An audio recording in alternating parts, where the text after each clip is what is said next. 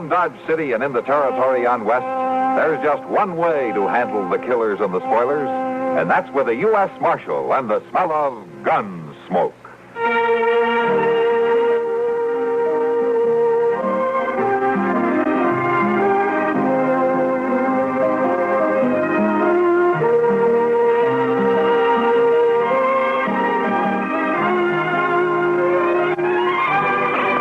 Gunsmoke, starring William Conrad, the story of the violence that moved west with young America, and the story of a man who moved with it. I'm that man, Dillon, United States Marshal. The first man they look for and the last they want to meet.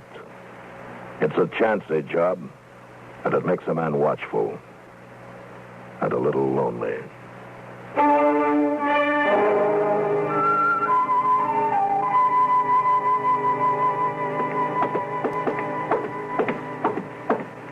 Right, there ain't he gets in them rooms. My jing, that bed up there don't get no softer. What's that, Chester? I was just telling you, Mr. Dobie, the bed up in number 4 don't have no more give to it than an old McClellan saddle. Well, now, I don't know. What were you doing up there anyway? I seen that drummer pack his duds out of here, so I knowed he wasn't in there no more, so I went on up. You got no right to go in my rooms. No right at all. Well, now, Mr. Dobie, I've been figuring I might take that room someday, and I was just kind of looking it over. Oh, for heaven's sake, Chester, you're talking a lot of foolishness. You can't afford to stay in the Dodge House. Well, now, it don't hurt none for a man to think about bettering himself, sir. What in the world is that? Oh, it's a fight right outside my hotel. Now, don't upset yourself, Mr. Dobie. You just sit there. I'll go on out and They'll stop. pay any damages. You tell them that. Yeah. All right, old man. Here now. Yeah, old man, I think you better sit down. Here, you young greenhorn. You just quit your jabbering. Here now, here. You leave Charlie be. Yeah, you better mind your own business, Chester. I said move along now. Leave him be. Hey, now, who's shoving here? Go on. Wait a minute. Okay, Chester, okay. Now just simmer down. Don't need to get so hard-nosed. Well, you ought to be ashamed, big fellers like you pushing an old man around. We didn't mean no harm. We was just trying to get him to stop ragging at us, to quit his talking. It don't make no difference to me what you was trying to do. Go on, get. Getting so you can't walk down the street without he stops you and talks your ear off. I said get. Oh, come on, kid. Let's get out of here. You hurt Charlie? No, I ain't hurt. It'd take more than them young buzzards to hurt me. Well, what was they pushing you around for? Oh, I was just trying to tell them something, that's all. Young folks ain't got the gumption to listen when to do 'em the most good. Well, now... Well, they'd have got shot down easy. Shot? Who's going to shoot 'em? Well, anybody they draw on, the way they is handling them guns. I didn't hear no shooting. Of course you didn't. There wasn't none. They was talking about a fast draw. They'd have been shot down, sure. Charlie, was you trying to tell them how to do it? Young ones, they just don't listen. You try to tell them, but they just don't listen. Well, now, you just sit there quiet like. They won't bother you no more. Rio Joe would have got both of them before they even slapped the leather the way they was doing it. Yeah, well, sure, Rio Joe would have outdrew anybody, but that goes back a ways, don't it? Young smarty Alex, they won't listen at all. Hey, they kind of winged you in the eye, didn't they? I guess maybe they did. There was a few elbows flying around. Well, you better put some beefsteak on it. Man needs his eyesight these days. Seeing's a good part of shooting. Yeah, sure. Well, all right, then. You just sit there, Charlie, now, and you let me know if you get bothered some more. Ain't nobody willing to listen no more, no matter how much you got to tell them. Yeah, well, I'll see you sometime. Now, you take care of yourself, Charlie. Ain't nobody willing to listen at all.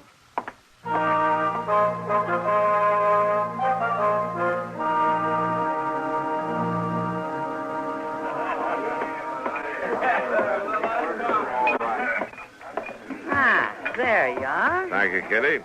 Oh, thank you, Kitty. Can't you sit down with us? Oh, maybe, for a few minutes. Ah, good. I got to check over the whiskey supply with Sam pretty soon. Well, now, I wouldn't want to interfere with that. It'd be a terrible tragedy for Dodge if the saloon ran dry. Yeah, most of these men would rather see the river go dry. Well, you're both sounding pretty high and mighty for a couple of fellas who aren't exactly teetotalers. Oh, just philosophizing, Kitty. Nothing personal. How come Matt's buying you 2 beers, Doc? Because I won 2 games of checkers. That's why. He's slowing up, Kitty. Oh, he's slowing up. Yeah, I've noticed. Oh? Doc, Yeah? you mind if I see you for a minute? Well, sure not, Chester. Sit down. Well, no, thank you. I was thinking we might go on over to your office. Chester, look at me. Chester? Hello, Miss Kitty. But you've got a black eye. Here, let me see that, Chester. Well, you sure have, and it's a beaut. Well, yes, sir, I guess it is. Doc, you got something put on it? Man ought to protect his eyesight. Well, it's a little late for that, Chester. You should have ducked. Yeah, where'd you pick that up, Chester? Well, I was just trying to help, that's all. It just don't pay a body to try and do a good deed anymore. Who were you trying to help? That old Charlie, what's his name, sits out in front of the Dodge house talking to anybody who listens. Charlie, don't tell me he gave you that eye. No, Doc, no, of course not. A couple of young smart alecks was picking on him, and I mixed in it and come out with this. Yeah, it doesn't look like you accomplished much. Now stop teasing him, you two. That was a nice thing you did, Chester. Thank you. I run him off all right, but the old coot's bound to get into more trouble. Oh, how's that? Why, he keeps telling folks what they ought to do, and you know, Miss Dillon, there ain't too many people who wants to listen to an old man like him tell them how to draw a gun. Draw a gun? He's always talking about the gunfighters of olden days, and folks get tired of listening to that. Yeah, well, you better not listen either, Chester. You only got one more eye. Now, don't pay any attention to him, Chester. I'll fix that eye up for you. Yes, a little raw meat, Kitty. That's about the best thing. Yeah, and a few less jokes. I never did know what was so funny about a black eye. Come on, Chester.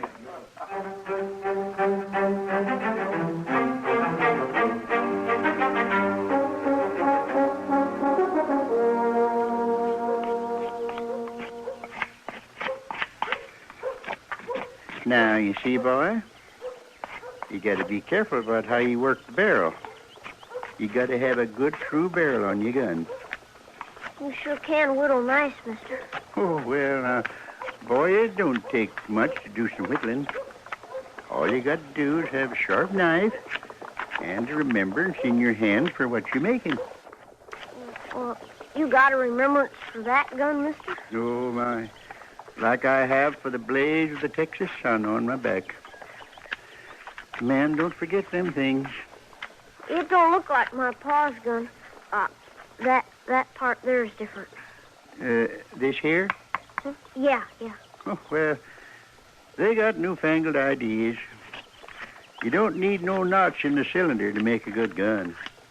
Well, pa shoots better, I reckon. And ain't nobody needs nothing better than his gun. Why, Rio Joe could hit anything he could see. You know Rio Joe? Yes, I know him. You seen him doing his shooting? Oh, stood right with him. By jingo, mister. Well, you recollect things you could tell me? Well, sure, boy. I recollect real good.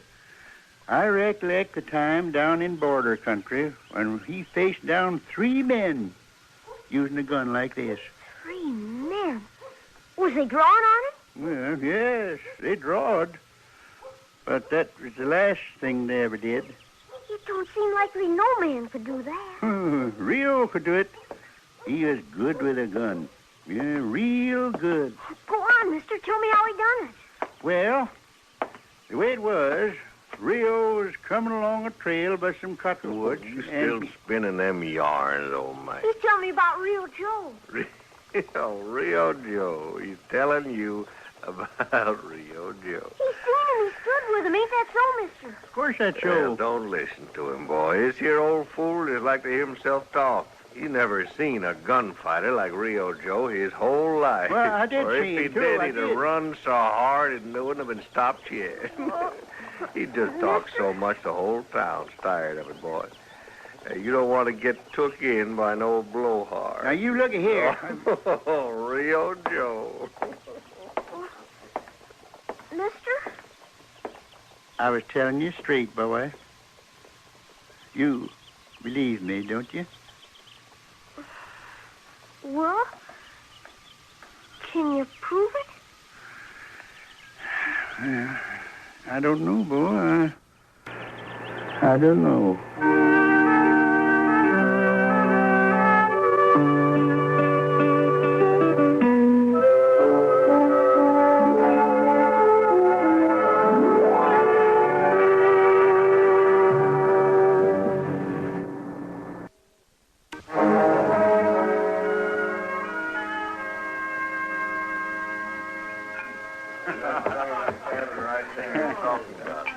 Hey, slide that bottle down this way, will you?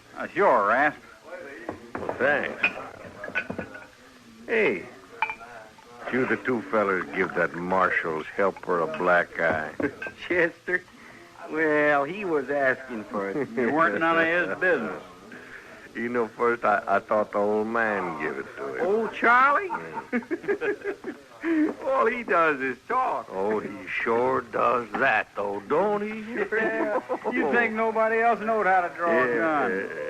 Him and Rio Joe. Why, he don't even wear a gun. No, he don't. I ain't never seen him draw. He just talks about it.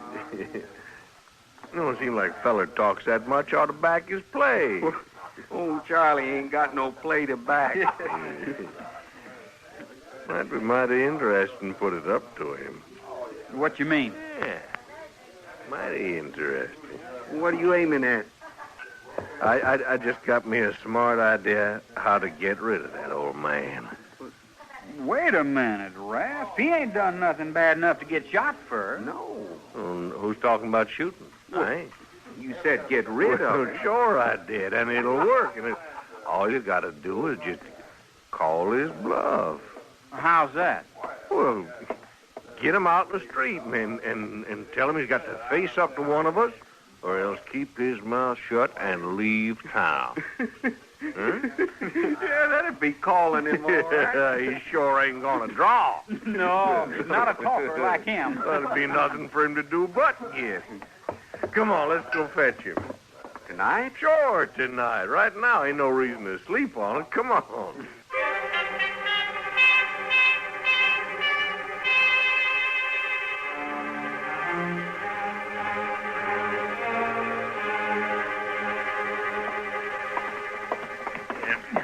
That's it.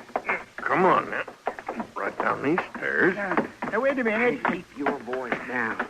We got something to show you outside. But it's the middle of the night. Well, it ain't gonna make much difference, old man. Yeah. I drag him right out in the middle of the street. You're not man enough to three up together to get away with this. What you're talking? You ain't got enough guts to wad a shotgun with you. I thought we was going to shut him up, Rasp. He sure is making a lot of noise for an old man standing around in his drawers, ain't he? Bunch of yellow bellies dragging a man from his bed. You just give me a chance to get We're at you. giving you a chance, old man. Down in Texas, we'd have strung you up. Oh, you've been talking mighty big for a man that don't wear no gun. And you're lucky I don't. Well, now, we'll just see about that. We're going to give you one. Huh? We're going to see just how much you learn from Rio Joe. Now, wait a minute. You can't do that. Now, here, let go of it. Let go of it. Let me throw here. Let me throw. Let him go. Oh, Marshal, we was just having some fun with it. Let him go. He sure needed the lesson. He doesn't need any lessons from you. Go on now. Get away from here. Well, there ain't no call to get rough about it, Marshal. Somebody had to shut the old man up. You listen to me. I find you pestering him again, I'll be rough in a way you're going to really understand. Now, you go on and get out of here.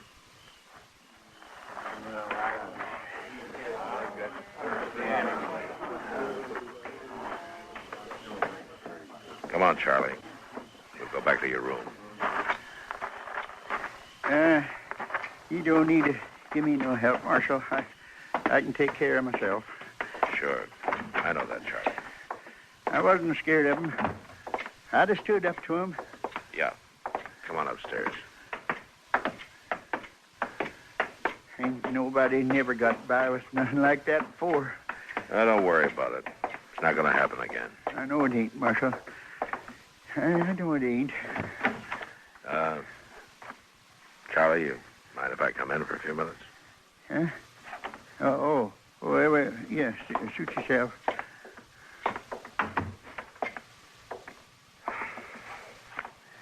You figuring on staying in Dodge, Charlie? Well, I did kind of have it in my mind. Man likes a place to settle. Yeah. You don't need to change your mind because of those roughs, Charlie. I'll handle them. No need of that, Marshal. Would you step over this way? I'd like to get in that trunk. Oh, yeah, sure.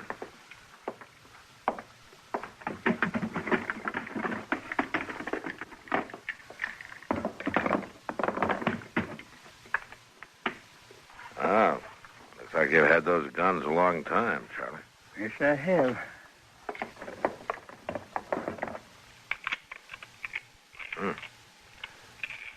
Good shape. They're old friends, Marshal. I take good care of them. They kind of comfort me to have them with me. Yeah. I wouldn't get any idea about starting to wear them again, Charlie. They're old guns. Oh. And I'm an old man. Is that what you're saying? You're old enough to leave your gunfights behind you. Won't you remember that?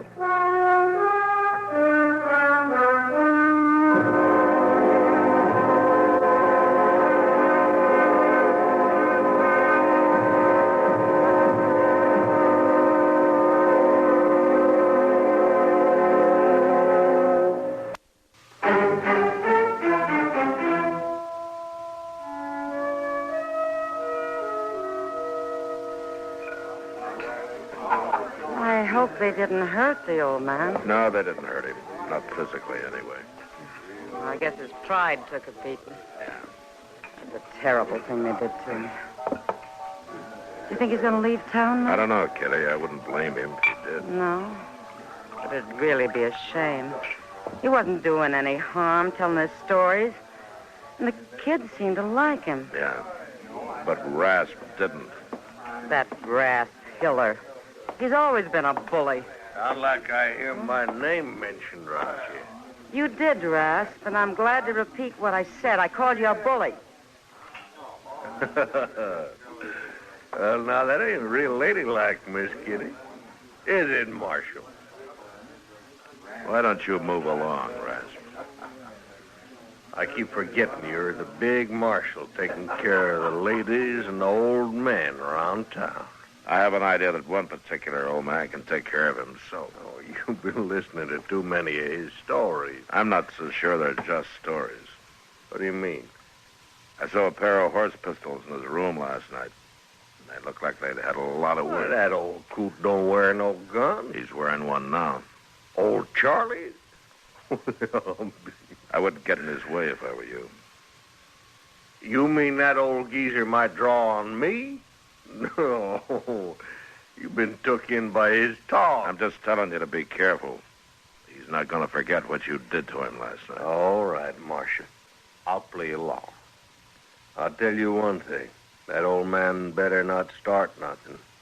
I wear my guns all the time. So do I, Rasp. Well, you ain't scaring me none, Marshal. I'll be around.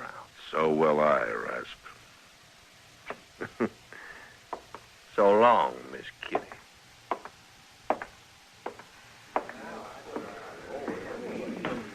Really think there's going to be trouble, Matt? I don't know, Kitty. Old Charlie was pretty upset. Well, you got to stop it.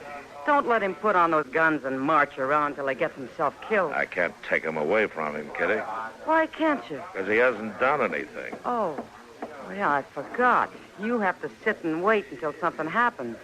Till somebody gets killed before you can do anything. Oh, Kitty. Why don't you just go stop this thing now, before someone gets hurt? All right, I'll see what I can do.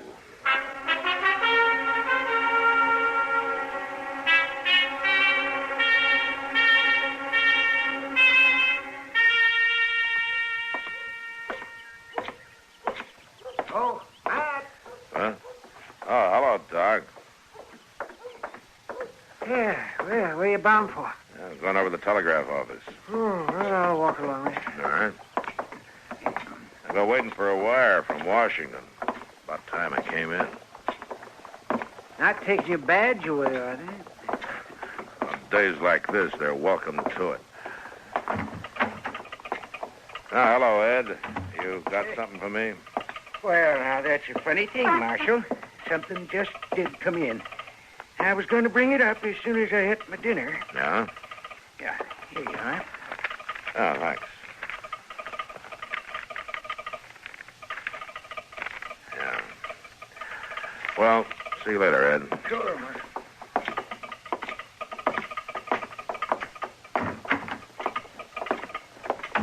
You don't look too happy about what's in that wire, man. This wire isn't really good news, Doc. It's something I've been expecting. Cut your salary, did they? No, I wish it was that simple. What's our hurry?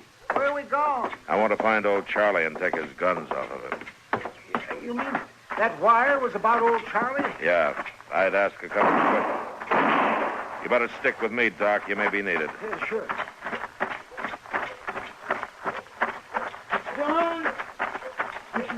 Yeah, Chester, I'm on my way.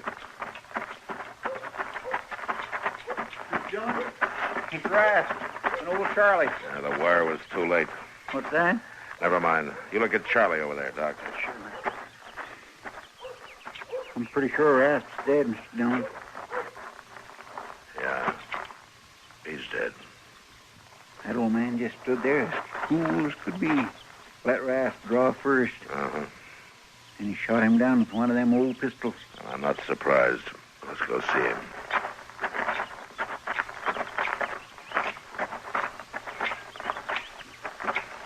How is he, Doc? He's not good, man. He's not good at all. Marshal, Yeah, Charlie. I ain't gonna make it. Don't worry about it. Oh, I don't care about that. It's past time for me to settle. But, Marshal. Yeah, I'm right here, Charlie. I want you to know I wasn't making up them stories. I know you weren't. I wasn't making no brags or no bluffs.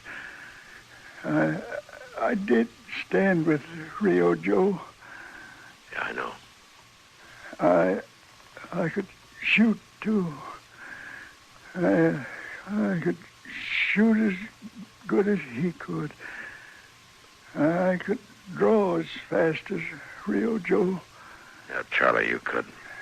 You believe me, Marshal? Yeah, I believe you. I figure maybe you kind of know the whole thing. Yeah, I do. I guessed it, Rio. Sure. Tell the others for me. Tell them I weren't no fake.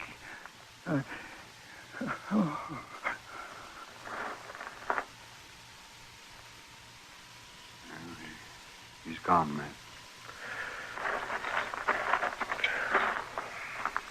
Yeah. Mr. Dillon, just a minute ago, what was that you called him? Rio, Chester. Old Charlie was Rio? Hmm. Oh, that's just terrible. Dying like that. Nobody knowing who you are. I don't know, Chester. I have a hunch Rio'd like it just this way. I'd have had to arrest him otherwise. Rio's been a wanted man for 20 years.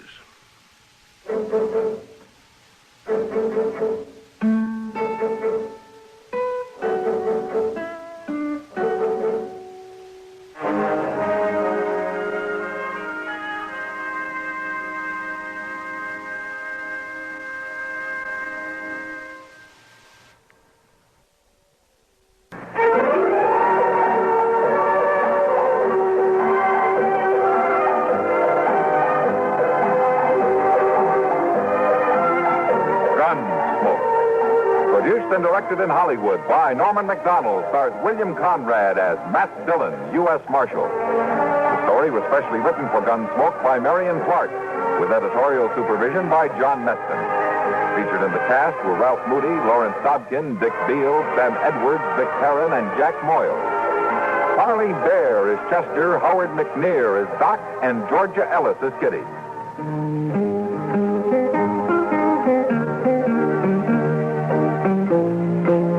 This is George Walsh inviting you to join us again next week when CBS Radio presents another story of the Western frontier. When Matt Dillon, Chester Proudfoot, Doc, and Kitty, together with all the other hard-living citizens of Dodge, will be with you once more. It's America growing west in the 1870s. It's Gunsmoke.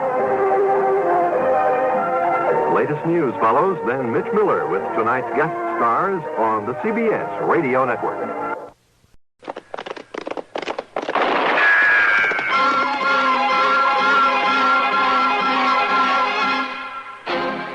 Around Dodge City and in the territory on west, there's just one way to handle the killers and the spoilers, and that's with a U.S. Marshal and the smell of Gunsmoke.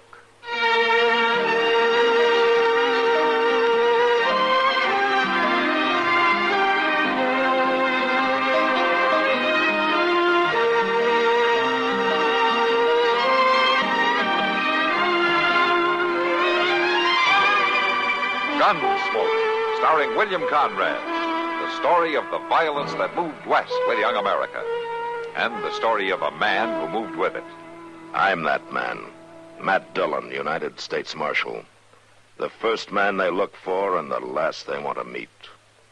It's a chancy job, and it makes a man watchful and a little lonely.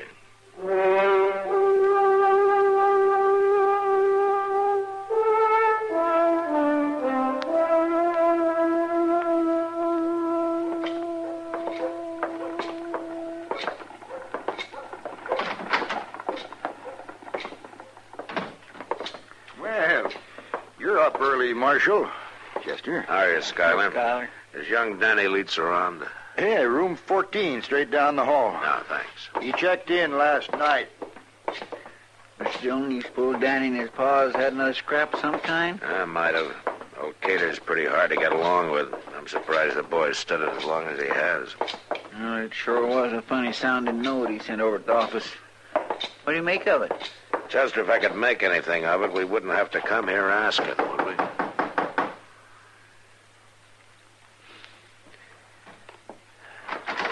I didn't think you'd Marshal Dillon. Morning, Danny. Mind if we come in? Well, I was just about to go out. Well, it won't take a minute. I just wanted to find out what you meant by this note, Danny. You better go on out to the farm and ask my pa. Oh, I'm going to, but I just thought maybe you could give me some idea first. You better talk to him, Marshal. How is he, anyway? Last time I saw him, he was having some trouble. He never changes, you know that. Except to get meaner. Oh. You two have trouble, did you? We had trouble, yeah. That's why you stayed here in town last night, huh? I walked out, Marshal, and I ain't going back. I've took all off him, I'm going to. Now, look, I got some things to do now, so Did the trouble have anything to do with this note? Not exactly. He wanted you to come out to the farm. I told him I'd pass the word to you. Look, Marshal, he can tell you all this. I haven't got time You now. got time to answer a couple of questions, Danny. Now, what does he want to see me about? It's trespassers again. They're camping down by the pond to be close to water. Oh? They ain't heard nothing. We don't even use that lower section. But that don't make no difference to him. Now, your pa's always been like that. Trouble is, he thinks the whole world's his, and everybody in it, including me. But I ain't a kid no more. That he can cuss at and take a whip. Are you expecting somebody? Well, not exactly. I We'd better find out who it is, hadn't we? But, no, wait, Marshal. Ah, good morning, young lady. Naomi. I am come to see you, Danny, like I say I am. This is Marshal Dillon and Chester Proudfoot. This is Naomi. How do you do? I do. Hey, friends of Danny, it's friends of me. Look, Naomi, they're just going. You wait here. I'll walk out with them. You coming, Marshal? Yeah, okay, Danny. Pleasure meeting you, ma'am. Yes, sir. Goodbye. Look, Marshal, it ain't like you're thinking. I wasn't thinking anything, Danny. Naomi there, she's a gypsy, isn't she? Well, what of it? And those trespassers camping out at your pa's farm? All right, they're gypsies, and she's one of them. What about it? Now, you're asking for trouble, Danny. You sound just like my pa. Gypsies take care of their own. They make their own laws. And they're pretty strict laws. Why don't you let me worry about it, huh? Well, that's what you'll do, Danny, if you're smart. You'll worry about it a lot.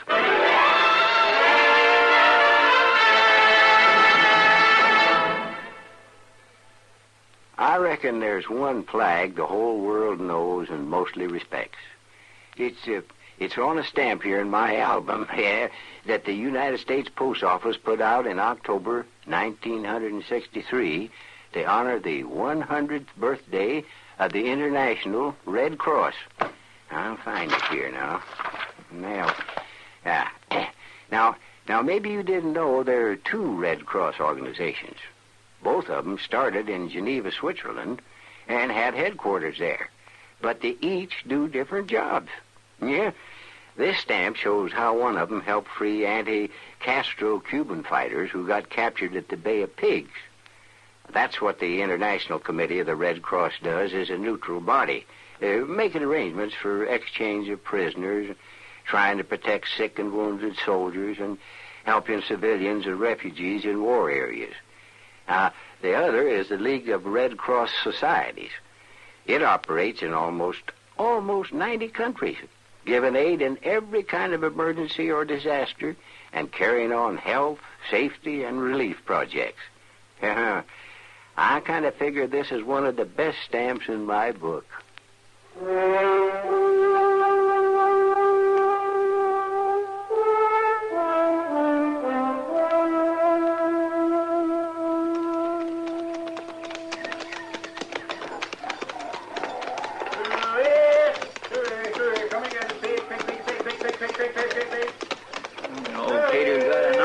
Here, Mr. Dillon?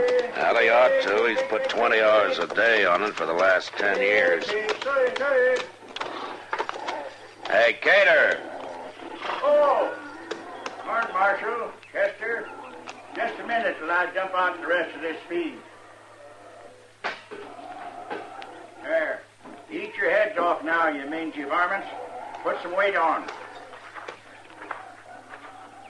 Any fool that tries to raise hogs on the prairie just ain't got good sense, Marshal. Now, they look all right to me. Yeah, they won't make a cent. Costs more to feed them than they're worth. Kind of took your time coming out, didn't you?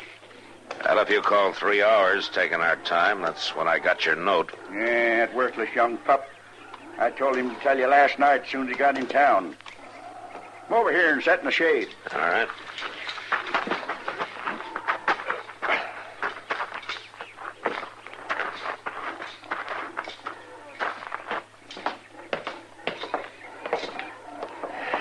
Cater, you and Danny have an argument? I talked, and he listened. He ain't got the gumption to argue. He tells me he's not coming back home. And he'll come back. He'd starve to death if he had to feed himself. Somebody'll yell boo at him in the dark, and he'll come hightailing back fast. I'm afraid I don't agree with you, Cater. Danny always looked to me like a pretty decent kid. He ain't worth the powder to blow him up. And the last straw was when he was too lily-livered to run them trespassers off.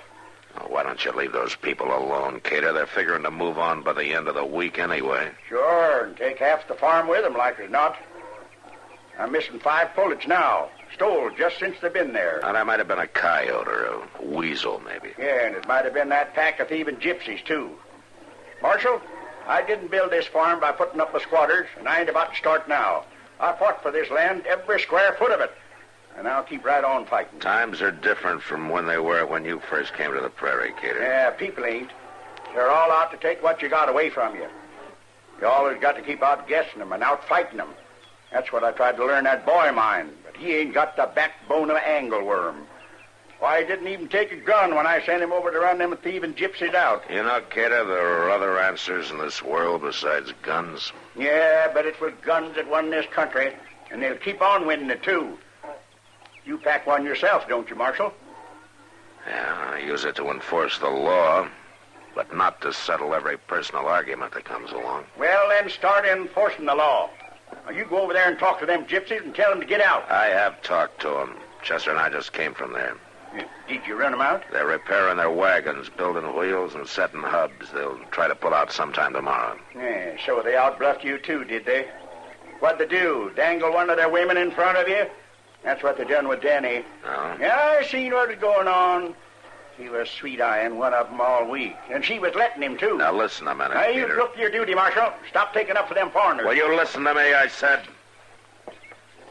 Now, those people are touchy enough at best. If you go insulting them, you're going to have some real trouble on your hands. Gypsies are bad luck, and I want them out of there. They'll be out by tomorrow evening. And in the meantime, you leave that rifle of yours in the house and stay away from that pond. You understand?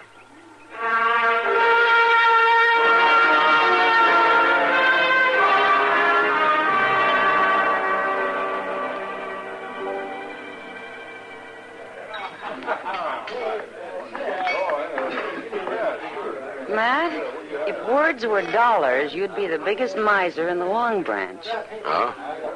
Well, what do you mean, Kitty? Well, you sure haven't been talking. Oh, I'm sorry. And what's worse, you haven't been listening to me. Oh, I thought there was more to it. Okay, what were you saying? Oh, I don't remember. But it's a principle. Girl can't stand being ignored. Ignored? Well, in that dress you're wearing, you'd be pretty hard to ignore. Oh, well, it's not that skimpy. Well, it's the latest thing. Oh, it's fine, Kitty. It's fine. Oh, I don't know, Kitty. I guess I'm just kind of down this evening. Oh, trouble? Not yet, but I just got a feeling there's going to be. What do you mean? I don't know. It's just a hunch. Well, why don't you go get your fortune told? There's a band of gypsies in town. Oh? How did you know? Some of them were in here. Not drinking or anything, just looking around. Oh, is that so? Did you know young Danny Leeds has got himself a gypsy girl? As pretty as a picture. I saw him in the restaurant. Tell me, Kitty, is she still in town? Well, she was a couple of hours ago. Why, Matt? Something wrong? Oh, no, I guess not. I suppose he ought to have a chance to find at least one thing for himself in this world. Old Cater's never let him call a breath his own. I like Danny. He's a good boy. But that Cater... Well, sod busting's a rough life, Kitty. Makes a man either mean or wise, or else it kills him. So far, it's just made Cater mean. Oh, he was born that way, Matt. All he's got in the world is his son. You'd think he'd treat him decent. Mr. Dillon, you better come on over to the depot. Oh, what is it, Chester? Danny Leach's been hurting real bad. He's unconscious. Huh? All right, I'll meet you there. You go get Doc.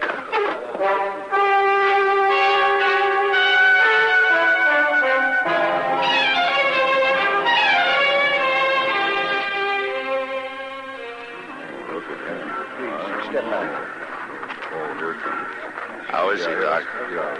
Oh, he'll be all right, Matt. Just been beat up a little.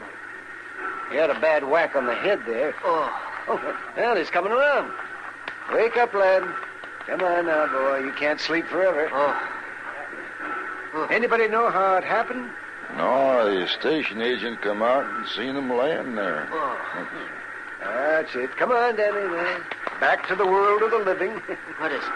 Huh? What happened? Well, that's what I was about to ask you, Danny. What did happen? Oh, I don't know. I'm just waiting here till train time.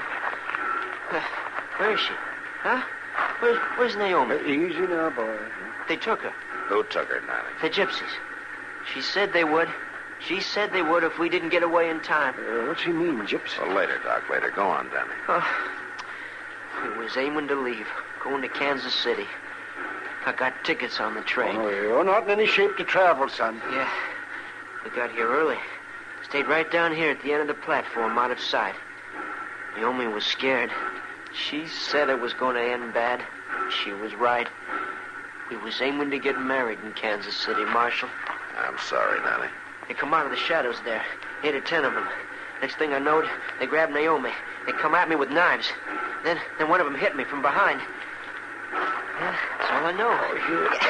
Let me go, Doc. Oh, you're in no condition to be standing up, Danny. I never have stood up, Doc. Here, boy. Let go.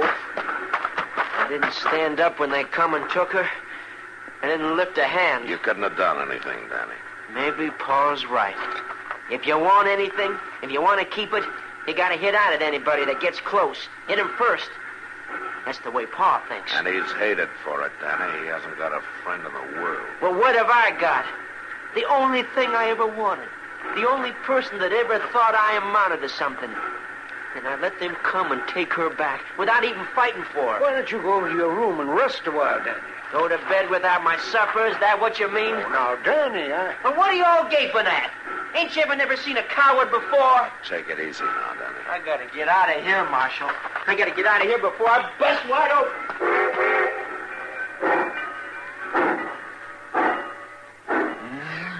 Cussing train's pulling out right on time for once. Yeah.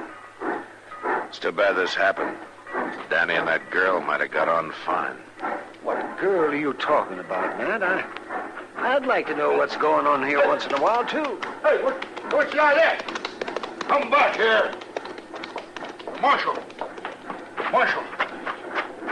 you see that? See what, mister? That young fella, the one that was hurt, he grabbed my gun out of my holster and lit out on that horse like the old Nick was after him. Let's get our horses, Chester.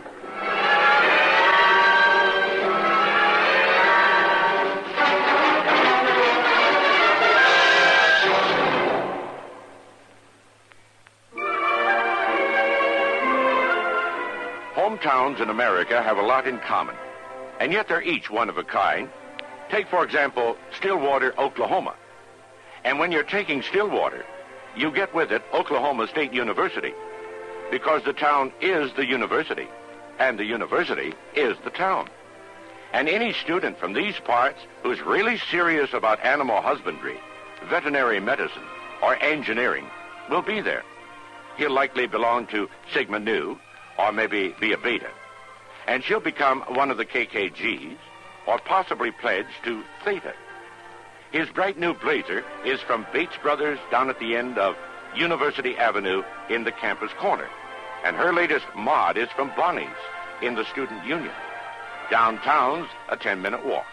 And you can't miss the new First National Bank, because it's right across Maine from the old. About 10 miles out, you can water ski on Lake Carl Blackwell, or go somewhat farther to O'Keene for the annual rattlesnake hunt. But if your hometown is Stillwater, you already know this. We only wanted to remind you it's still there.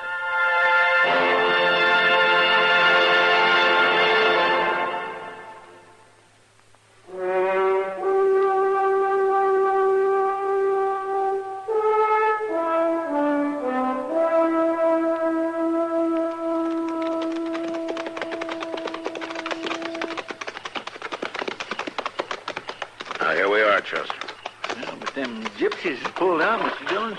They broke camp and pulled out. Yeah. But I guess that business at the depot got them spooked. But I'd have bet anything that this is where Danny was heading. Maybe we passed him somewhere between here and Dodge. Somebody's over there, Mr. Dillon. In the shadows under them trees there. Yeah.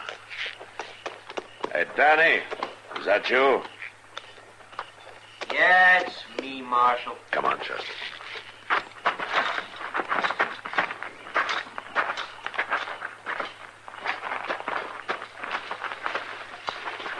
Clear, it's blacker than the inside of a cow around here. A fella could fall right smack into that pond. Yeah. You come out to wet nurse me back to town, Marshal? Well, you're saying that, Danny. I'm not. I guess you can see for yourself. They pulled out. Gone. Yeah, they sure have. I'm going after him, Marshal. I'll find them if it takes me 10 years. Now, don't be a fool, Danny. Oh, that's what I've been all right, but I ain't now. She didn't want to go, Marshal.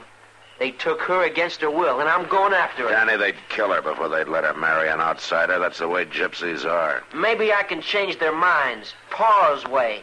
Talking over the sights of a gun. Yeah, but his way's not yours, Danny, and you're better off it's not. It's got him everything he wanted. Has it? There ain't no use arguing about it, Marshal. And you got no right to stop me. I wasn't figuring to stop you, Danny. Not that way. Well, then I'll be riding out, Marshal. I'll try to cover the trail. The longer they go, the harder it's going to be to find. Get out! I seen the flash, Mr. Dillon. Yeah. He's over there in that brush. Chester, when I fire, you'll roll away fast, huh? Yes, sir. All right.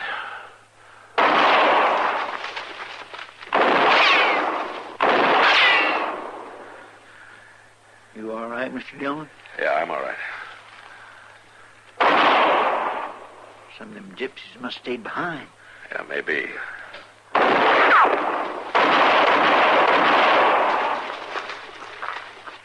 Is Danny over there with you, Mr. Dillon?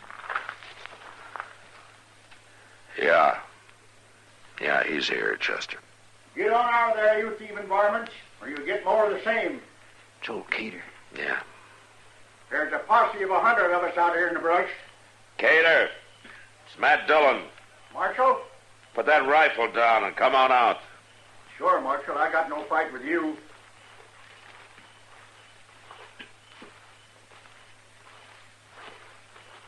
What happened to them gypsies? They pulled out. Maybe you ought to check on it before you started shooting. Well, I heard horses and talk, and I naturally figured it was them. Now, don't plague me about it, Marshal. I paid for it good and proper. What do you mean? You're a pretty good shot in the dark. You put a bullet right through my arm. Now, you're a better shot, Cater. You put one right through your son's head. Yeah, you paid for it, all right.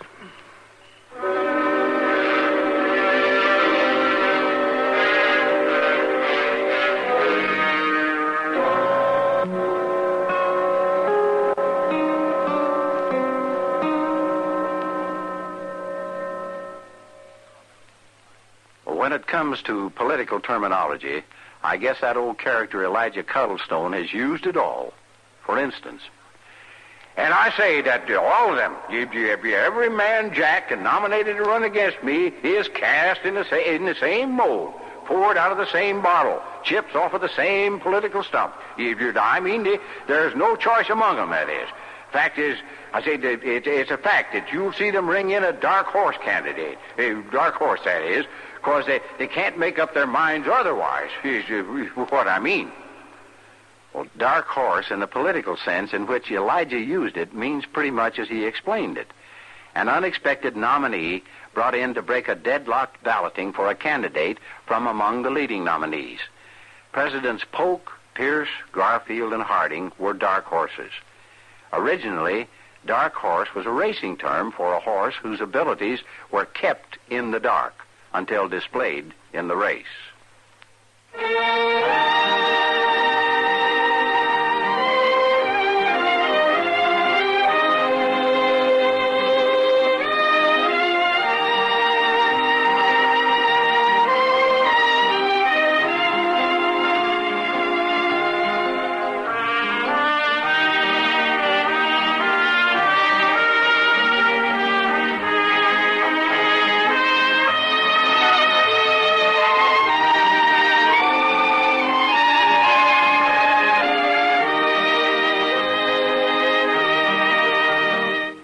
Gunsmoke. Produced and directed by Norman McDonald.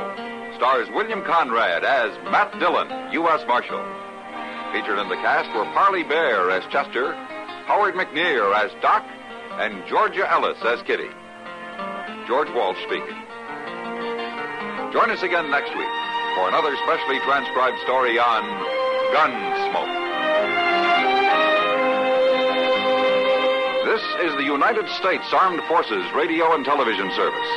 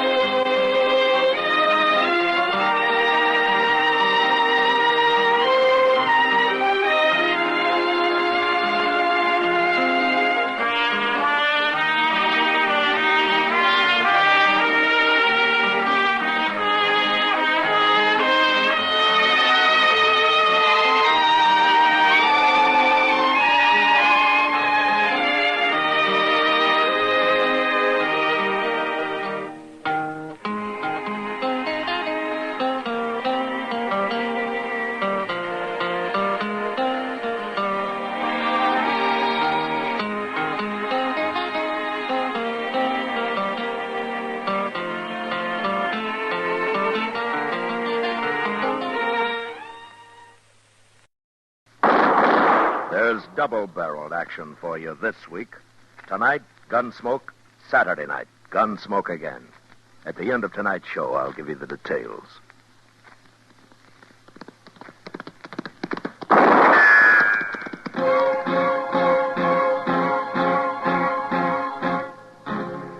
Gunsmoke, brought to you by Chesterfield, America's most popular two-way cigarette. What a pair. Chesterfield King Size at the new low price. Chesterfield Regular. Around Dodge City and in the territory on West, there's just one way to handle the killers and the spoilers, and that's with a U.S. Marshal and the smell of Gunsmoke.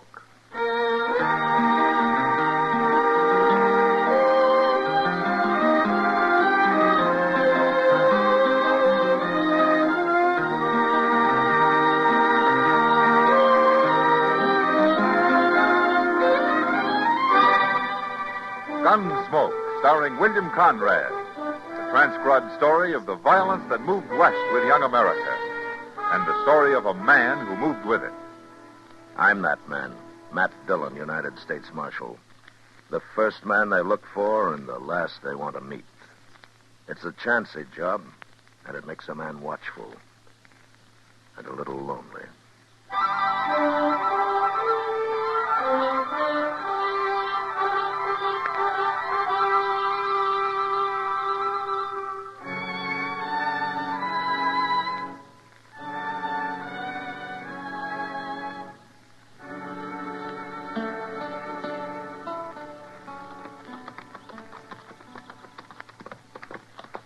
I swear, Mr. Dillon, it seems like we've been riding with that cottonwood grove the last 2 hours. Well, that's because you started thinking about it before you even saw it, Chester.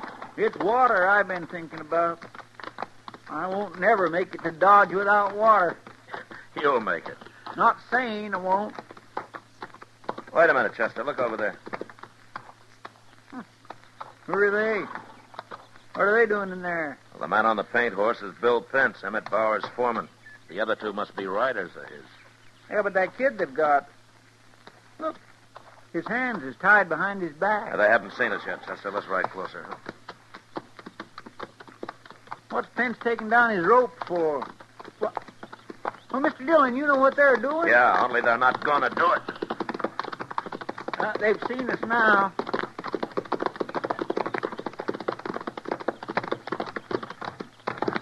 Hello, Pence. What are you doing out here, Marshal? I'm on my way into Dodge. Does Bowers know what's going on out here?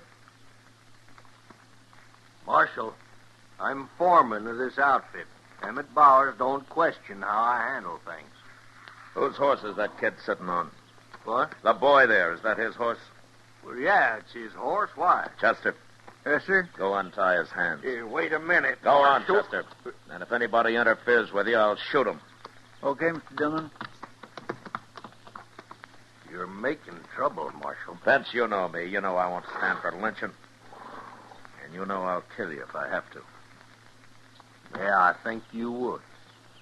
But this still ain't none of your business, Marshal. I caught that boy I don't care to what run you off. caught him trying to do. I'm taking him into Dodge, and if you want to ride in and make your charges against him legally, you'll be there. And you can thank your luck I came by here before you got your own neck in a noose. Because I'd have caught you for this, Pence, and I'd have followed you to California for it. Now, you get out of here. All three of you.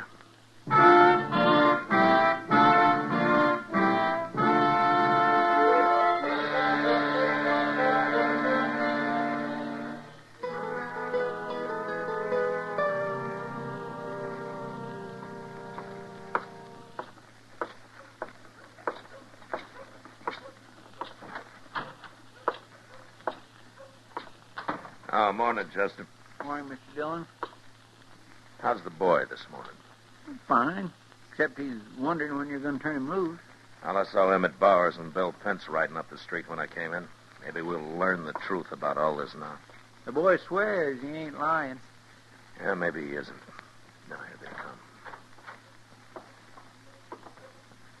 come. Marshal Dillon. Chester. Morning, Mr. Bowers. Hello, Bowers. Pence. I told Mr. Bowers the whole story, Marshal. Did you? You did, Marshal. what you called a lynching wasn't going to be no lynching at all. No? No. It was just a hanging. Pence and them 2 riders of mine caught that fella trying to run off a bunch of my cattle. That's cattle thieving, Marshal, and where I come from, that's a hanging offense. The law, Bowers. The law decides who hangs and who doesn't. The law is too slow. Now, cow thieves has got to be hung when you catch I them. told you yesterday, Pence, you lynch anybody out there and I'll come after you. I don't care what you call it. No, I'm not going to argue about this, gentlemen. We'll worry about that later. Right now, I want to know what you're going to do with that thief. Well, I haven't decided yet, Bowers. But I'll tell you what he told me. I ain't interested in what he told you. Listen anyway. He said he didn't steal any cows, and what's more, he wasn't going to. Well, that's a lie, Marshal. Me and the men watched him cut 15 head out. And then did he leave him and start to ride away, or didn't he? Oh, well, sure, he started to ride away. He either seen this or he was coming back and drive him off at night, one or the other. He says he changed his mind. He realized he couldn't do it even though he started to. You believe a thieving kid rather than a man like Bill Pence, Marshal? I don't know who I believe yet, Bowers. Let's get out of here, Pence. Yes, sir. Marshal Dillon, I'll be mighty interested in what you decide to do about this. So will every other cattleman I know of.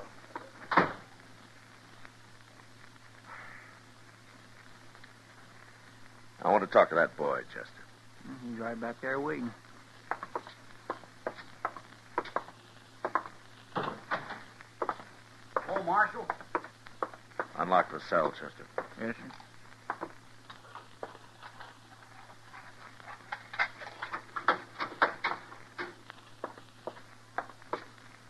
You said your name's Steve Elser.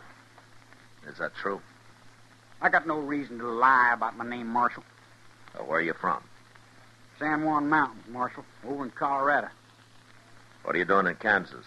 I'm 18. I figured it was time to leave home. Why?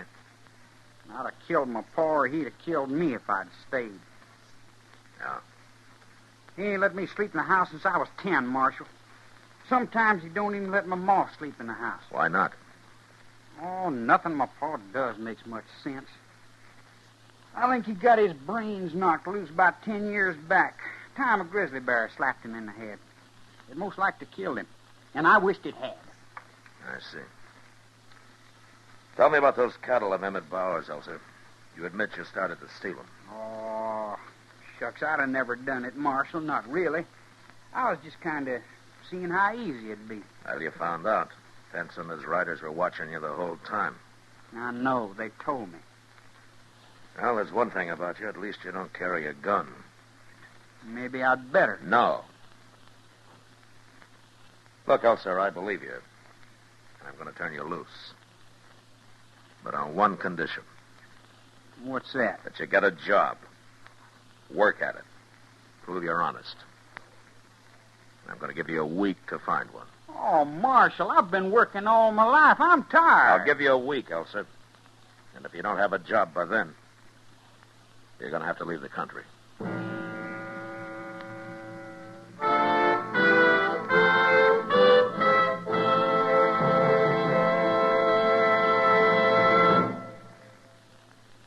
Who do you like in the World Series? New York Giants? Cleveland Indians? Well, I guess that question is on everybody's mind right about now. Of course, the series starts Wednesday at New York's famous Polo Grounds. Then the action moves to Cleveland's great municipal stadium. You fans who have been to these great ballparks know they have one thing in common. The giant Chesterfield scoreboard signs, which instantly flash the official scorer's decision. It's a hit. Yes, sir, as the big signs say, Chesterfield's a hit with baseball fans everywhere, with millions of smokers around the country. It's America's most popular two-way cigarette. Whether you enjoy the World Series at the ballpark, on TV or radio, there's one thing for sure. You'll enjoy it much more with Chesterfield. In the whole wide world, no cigarette satisfies like a Chesterfield. Buy Chesterfield King Size or Chesterfield Regular, both at the same price in most places.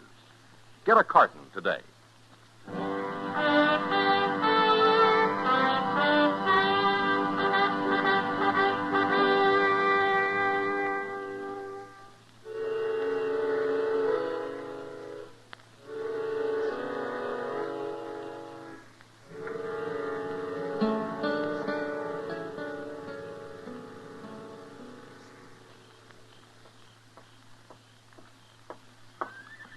Evening, Matt. Oh, sit down, Doc. Oh, thank you, Matt. My. The street looks pretty quiet tonight. Oh, it's early yet, Doc. Oh, see, Chester was telling me about that boy, Elser. Yeah. I hope I was right turning him loose this morning. Well, Matt, it sounds to me like he's one of those fellows that's just about to go bad. A push one way or the other can make the whole difference. Well, I guess it's worth a chance, Doc. Most all of us have had a little help somewhere along the way. Otherwise, there'd be nothing but thieves and crooks walking around.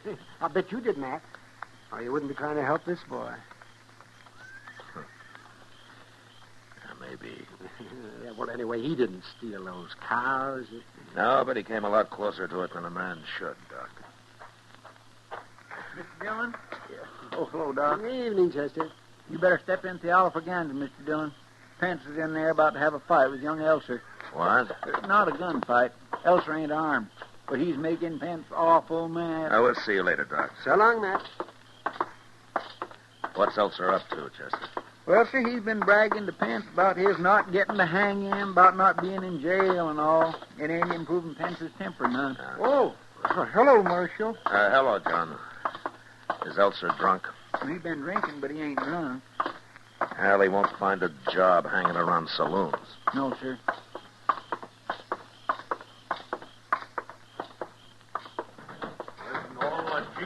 Over there at the bar, Mr. Dillon. Now, you just shut up and get yourself out of here, little thief. I ain't a thief. I ain't a murderer either, Pence. Oh, I told you for the last time, Elser. All right, that's enough, Ben. Don't kick him. Well, then throw him in jail where he belongs, Marshal. I just ain't going to listen to his talk. You don't have to. I'll handle him. You'll handle him. He sure done fine so far. Hit me. I'll kill you for this, Pence. Shut up, Elser. Now get up on your feet. I didn't hurt you, but I sure will next time. And there won't be no marshal around to nurse you, Elser. I didn't come to Dodge to get kicked around. Not no more. Not never. You ain't even got half of what's coming to you, kid. Leave him alone, Pence. Now, you, Elser, I told you to go find a job, you remember? A job? It's a gun I'm going to find me. He wouldn't have hit me if I'd been carrying a gun. You start wearing a gun and I'll throw it in the Arkansas and you went after it. Come over here a minute.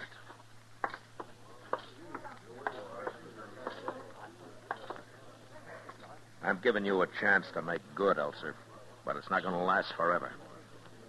Now you get out of here and start doing something about it.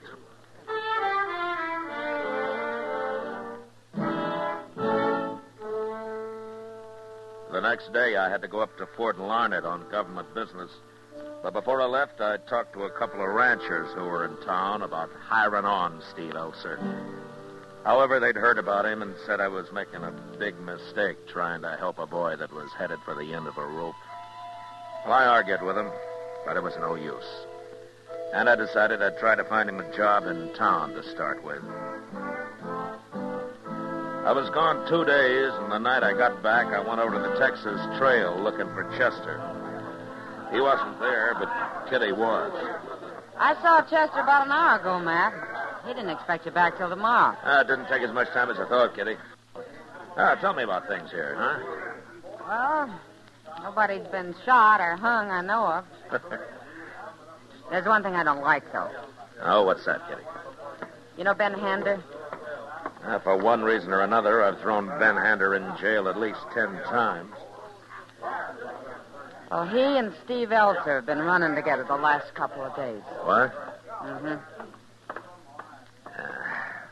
That's mighty poor company for Elser. I think you're wasting your time trying to help that kid, Matt. As much as I admire your reason. He isn't wearing a gun, is he? Not so far. I don't like this, Kitty. Could be that all Ben Hander needs to get into real trouble's a partner. Somebody just like Elser who'll kind of look up to him, egg him on. Yeah. Yeah, I was hoping the boy had done something about finding a job. Maybe you've been too easy on him, Matt. I've done what I thought was right, Kitty. I know. Bill Pence been around, or Bowers? No, but I heard Bowers has spread it all over the country how the law turned a cow thief loose. Oh, sure, I expected that. Well, you can't blame people for wondering about it. No, but I can sure blame Bowers for backing up Pence on a lynching. If he's going to talk about the law, why doesn't he start with that? Matt. What? Look around. Headed for the bar. Yeah. I'm going to have a talk with him, Kitty. I'll see you later. Sure.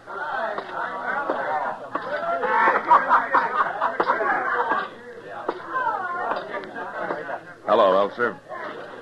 Oh, Marshal. I heard you was out of town. I got back tonight. You gonna buy us a drink, Marshal? Not likely, Hander. That ain't very friendly. You found a job yet, Elser? No. No, I ain't. You been looking? Oh, some. Where? Here and there.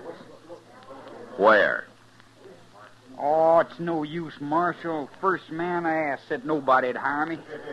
Anyway, there's no lawman's got to have a job. You got to have one. Lay off him, Marshal. He ain't done nothing. Of course ain't. Why is everybody always kicking me around? Oh, you think that's what I'm doing? Everybody is. Makes me ashamed. Nobody'll trust me. Elser, I'll help you find a job tomorrow. Around Dodge somewhere. But I told you nobody... People will trust you as soon as you prove to them that they can. No, they won't. Besides, I don't want no job. I just don't want one. There's no other way, Elser. You find a job by tomorrow night or get out. No, you can't do that. You give him a week before... I changed my mind, Hunter, since he's met you. What's that got to do with it? You're no good. And sooner or later, he'll be in trouble. So he's got to move faster now. You got no right to talk that way about me, Marshal. Why not? Well, why not? Oh, leave him be, Marshal. Leave me be, too. I'll make out all right. I always do. Oh, you made out fine in that cottonwood grove, Elser. So far, you're not doing much better here.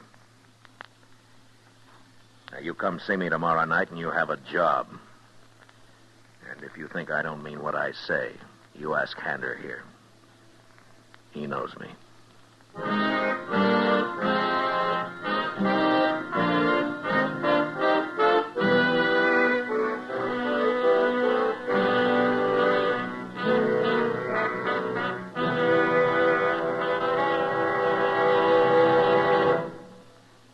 Today, one-way cigarettes, one size, that is, are almost obsolete because they just don't give smokers what they want. Either way, you'll like Chesterfield best. It's America's most popular two-way cigarette because only Chesterfield gives you the right combination of the world's best tobaccos. Tobaccos that are highest in quality, low in nicotine, best for you. You and I smoke for relaxation, for comfort, for satisfaction. And in the whole wide world, no cigarette satisfies like a Chesterfield. You smoke with the greatest possible pleasure when your cigarette is Chesterfield. Yes, these 6 words, highest in quality, low in nicotine, mean Chesterfield is best for you. Get a carton of Chesterfield. Chesterfield Regular, Chesterfield King Size, both at the same price in most places. This is the best, Chesterfield. And the time to change, today.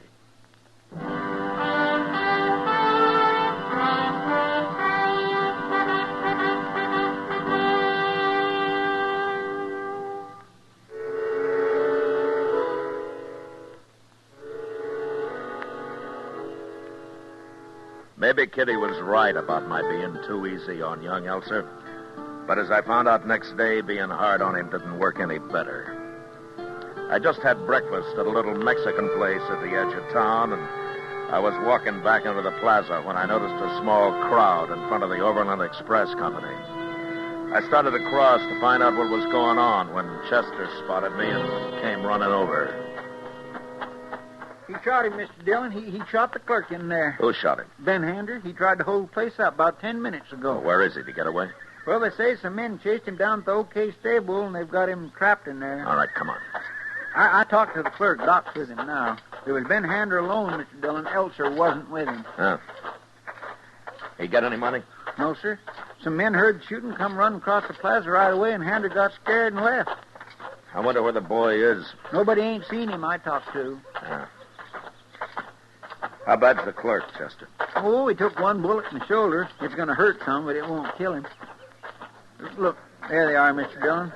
4 or 5 of them, looks like, spread out around the stable area. I guess they must be waiting for you. Good. Hey, that one right there, ain't that Bill Pence? Yeah, it is. Pence? Hey, Bill Pence. Yeah. Well, we got him, Marshal. He's in that stable there. No way for him to leave without getting shot. Okay. I want you and the other men to stay where you are, Pence. I'll go in after him. Well, he's armed, Marshal. Sure. We could set fire to the place. But with horses in there? Oh, I forgot about them. Chester. Yes, sir? Wait here till I yell for you, huh? Well, Mr. Dillon, if it's okay, I'd like to come up to the door with you. All right, sure. If he gets past us, Pence, shoot him. We sure will, Marshal.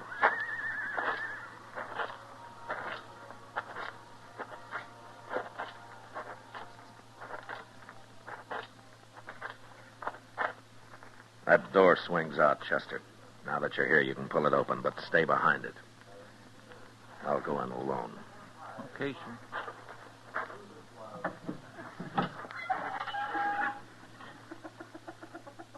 Hander? Hander! It's Marshal Dillon.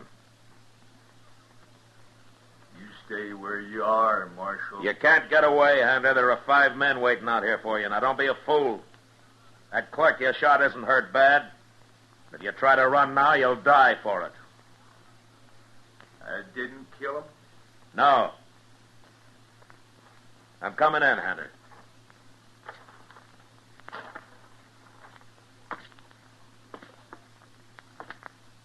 It won't do you any good to shoot me, Hander, so you might as well give up. Now, you take your choice. You go to prison for a few years or die this morning. Don't shoot, Marshal. I'm quitting. All right, then walk up here with your hands in the air. I'm coming.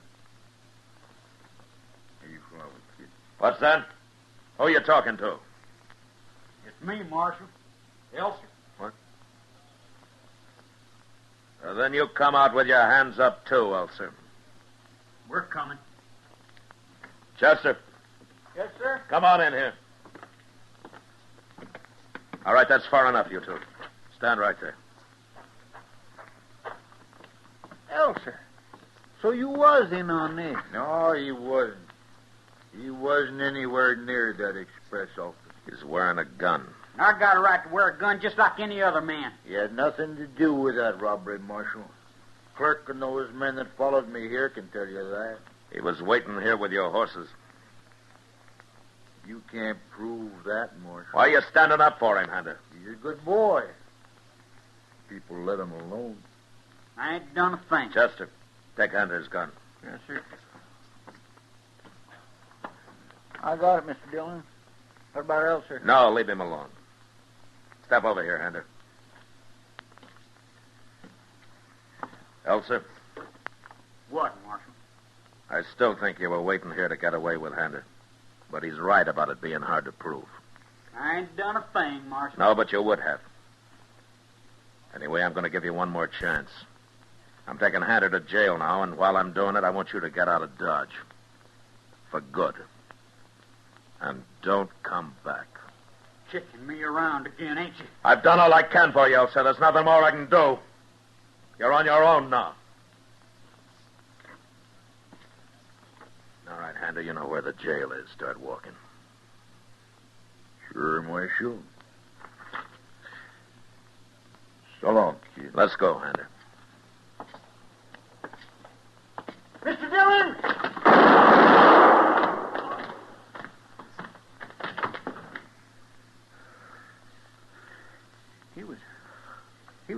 on you, Mr. Dillon.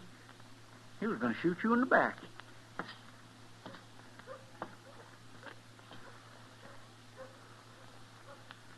He dead? He died before he hit the ground, Hander. I could see it from where I was standing. Thanks for warning me, Chester.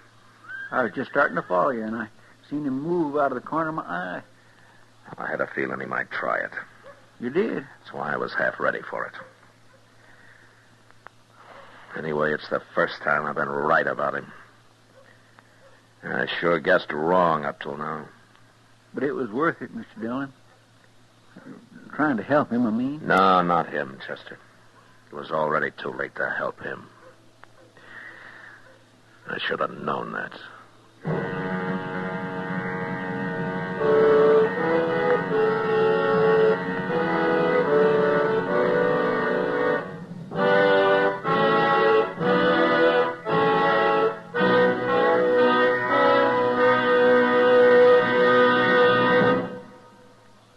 And now our star, William Conrad. Thank you, George Fenneman. Ladies and gentlemen, I have two important pieces of news for you. First, as of this Saturday night, October 2nd, Gunsmoke goes back to its original time, where you discovered it and liked it. That's 8 p.m. in most cities, this Saturday and every Saturday. Second, every Monday, Wednesday, and Friday at 9 p.m. Eastern Standard Time, Perry Como will bring you an exciting new program with all of radio and TV's top tunes. That starts next Monday night, October the 4th at 9 p.m. So remember, Gunsmoke every Saturday night, Como every Monday, Wednesday, and Friday. They're both on CBS Radio. Thank you.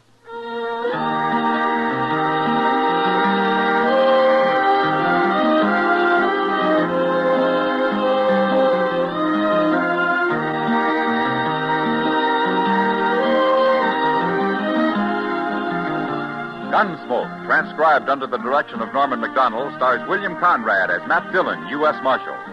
Tonight's story was specially written for Gunsmoke by John Meston, with music composed and conducted by Rex Corey. Featured in the cast were Sam Edwards, Lawrence Dobkin, Joe Cranston, and John Daner. Parley Bear is Chester, Howard McNear is Doc, and Georgia Ellis is Kitty. Join us again this coming Saturday as Matt Dillon, U.S. Marshal, fights to bring law and order out of the wild violence of the West in Gunsmoke.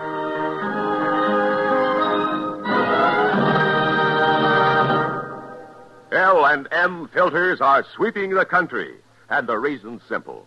No filter compares with L&M's exclusive Miracle Tip for quality or for effectiveness. And notice how easy it draws. You get much more flavor, much less nicotine. Yes, only L&M gives you effective filtration, and no other cigarette has it.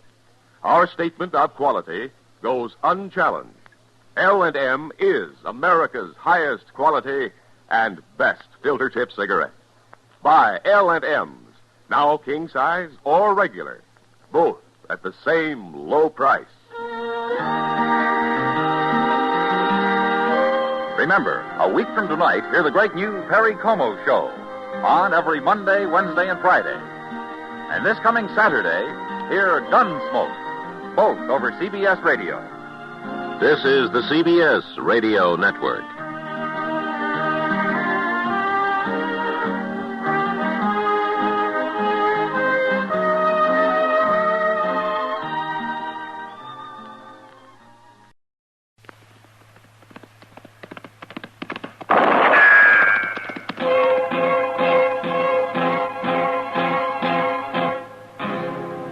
Gunsmoke, brought to you by L&M Filters.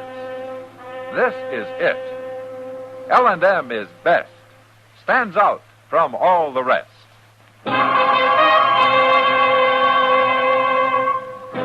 Around Dodge City and in the territory on West, there's just one way to handle the killers and the spoilers, and that's with a U.S. Marshal and the smell of Gunsmoke.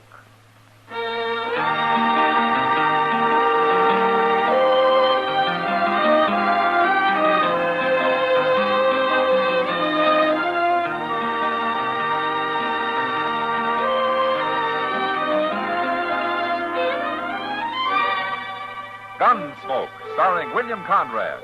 The transcribed story of the violence that moved west with young America. And the story of a man who moved with it. I'm that man.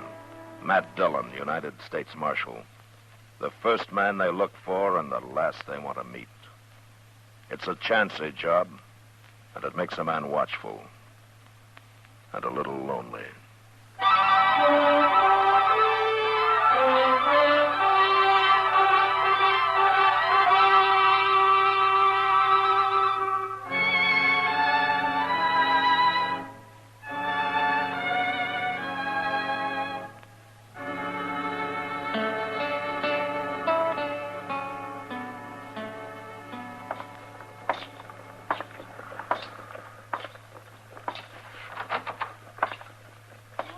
Morning, Mr. Dillon. Chester?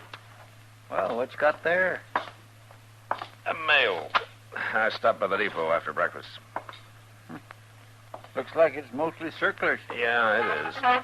Them Pinkerton people sure keep themselves busy sending circulars around, don't they? Well, if there weren't so many thieves and murderers, the Pinkertons wouldn't keep busy. No, that's a fact. Can I look through this batch? Let's get rid of those two prisoners first, huh? They're mighty surly this morning, Mr. Dillon. No? I'll bring them in. Yes, sir.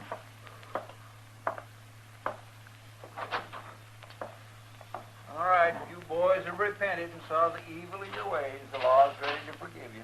Don't be smart. Still got some fight left, huh? You'll find out. Well, go on in the office and fight the marshal. I didn't throw you in jail.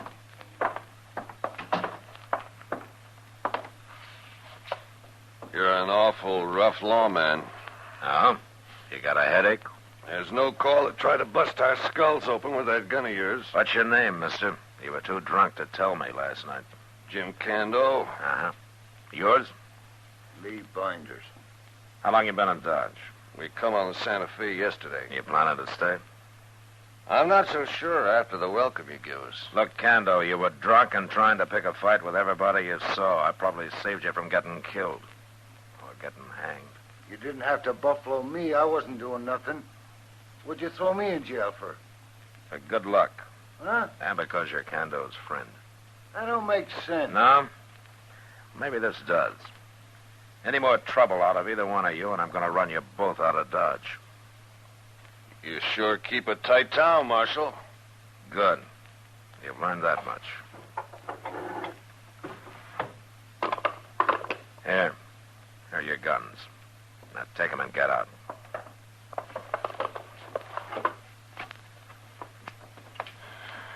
You're pretty sure of yourself, Marshal.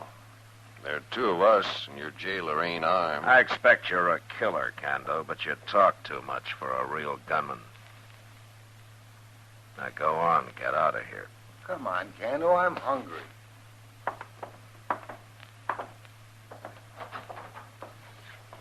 You're going to get killed someday, Marshal. I'll be real glad about it. Mean, ain't he? He isn't an ordinary drunk, Chester. There's something worse than that about him. Oh, he's kind of shifty, all right. He don't look a man in the eye. He was staring at them circulars on your desk more than he was looking at you. Well, there'll be a circular on him before he's through. One thing, Cando's the boss of that pair. That doggone Binders don't seem very bright to me. You know, if it took brains to start trouble, Dodge would be as peaceful a town as Boston. I never been to Boston. No? Now, where did you go? That's too long a ride for me. A lazy man like you will never see the world, Chester. Well, you're forgetting I'm also poor. Well, I keep telling you to save your money. You know, I just don't seem to hang on to it long enough to save any, Mr. Dillon. Don't worry about it, Chester. I'll see that you get a decent burying when the time comes. Here, you can look through these wanted circulars now. I got a letter to write. Thank you.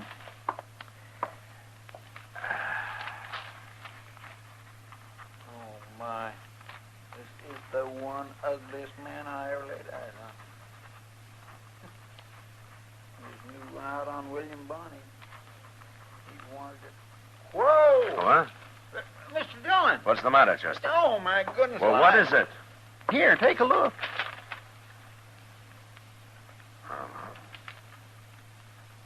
Jim Cando. It's him for sure, ain't it? Yeah, and he didn't even bother to change his name. I didn't read what he's wanted for. Name, James Cando. Alias, none. Nativity, United States. Occupation, highwayman and murderer. Charged with stage robbery and murder near Denver. Took driver, prisoner, and cut his throat. Act committed with help of unknown accomplice. Sent information to William A. Pinkerton, Chicago. No wonder he was staring at them circlers. I must have known there'd be one on him. Yeah. And I had him right here in jail. Well, if he's smart, he's probably on his way out of town already. Well, let's go find out, Chester.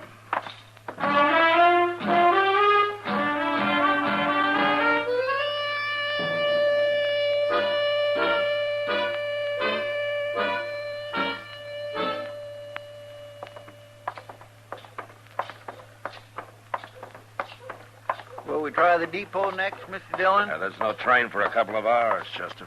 Well, they were still in jail when the stage left, so they must have walked. We haven't looked everywhere. No, sir. But they sure skipped breakfast, unless they're eating in their room somewhere. Wait a minute. What? They're coming out of the stable over there.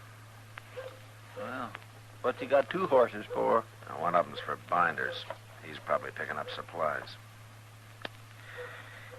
You stay here. Yes, sir.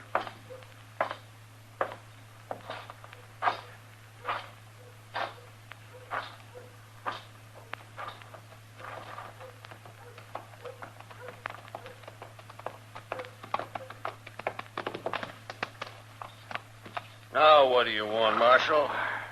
You won't get very far on that horse, Cando. He's spabbing. Don't matter none. I'm renting him cheap. Oh, you didn't buy him? Why should I buy him?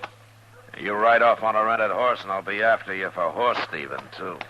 I don't steal horses, Marshal. But what do you mean, too? Murder. You gone crazy? Was Binders your partner? Somebody's been putting ideas in your head, Marshal. Yeah, William Pinkerton. Maybe I better get off this horse.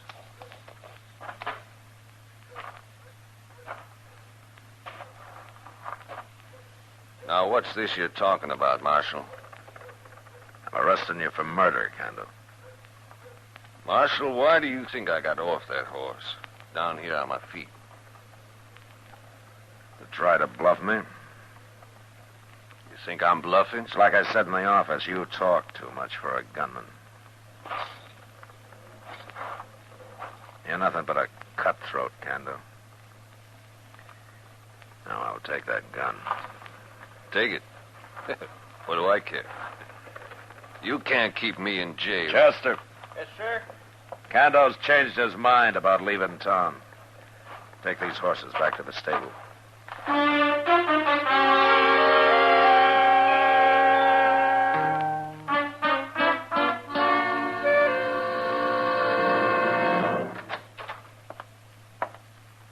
Did you get him locked up, Mr. Dillon? Yeah, he's not very happy about it. I just run into Lee Binders. She's coming to see Cando in a minute. I wish I could lock him up, too. Sure is a good thing I looked through them wanted circulars, ain't it? Huh? Yeah, you get the credit, Chester. Yes, sir. Well, I try to keep my eyes open. I don't let very much slip past me. At least I try not. Marshal. Yeah. I gotta talk to him, Marshal. Okay, Binders. I'll go with you. Yes, sir. I sure don't miss much in them circles. I watch the close. You got a visitor, Cando. How'd you know I was here, Binders? Chester told me. Did he tell you why? They got a circular on you. That circular's lying. I ain't been near Denver. How'd you know it said Denver, Cando? You didn't see it. Well, wherever it was supposed to be. What happened? Did Binders hold the driver while you cut his throat, or was it the other way around? It didn't say nothing about me. It said Cando had a partner. They can't prove it was me. No, I guess they can't. Binders? Yeah? I want out of here. Well, sure, Cando. But what can I do? I ain't gonna stay here. You understand what I mean? Sure, I understand. Then do something about it. Well, give me time, Candle. You've had enough time, Binders. Oh, sure, Marshal, sure. I'll be back, Candle. You better be. So long. Well, thanks, Marshal. So long.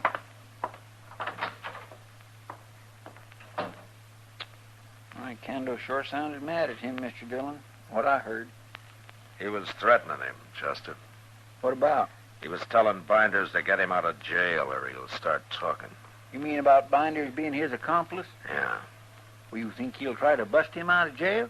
Well, he's got to. Or he'll end up in jail himself. Yeah. And all because of me. Huh.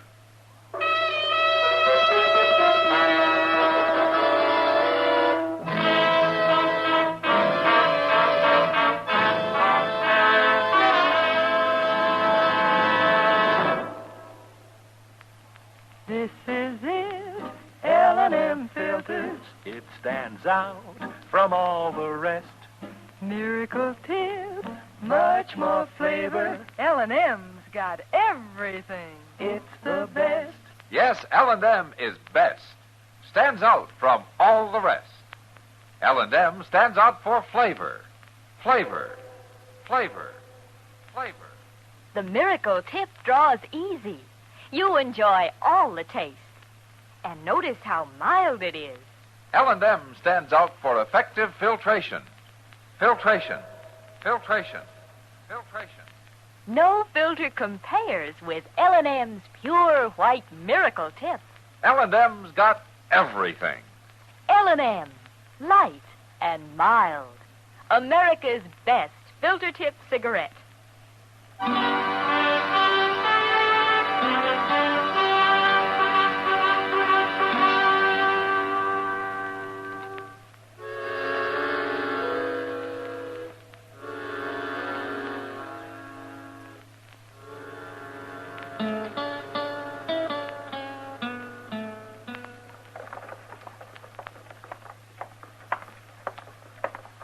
I've been waiting long, Matt? No, that's okay, Doc. Well, a man came in with a bad tooth.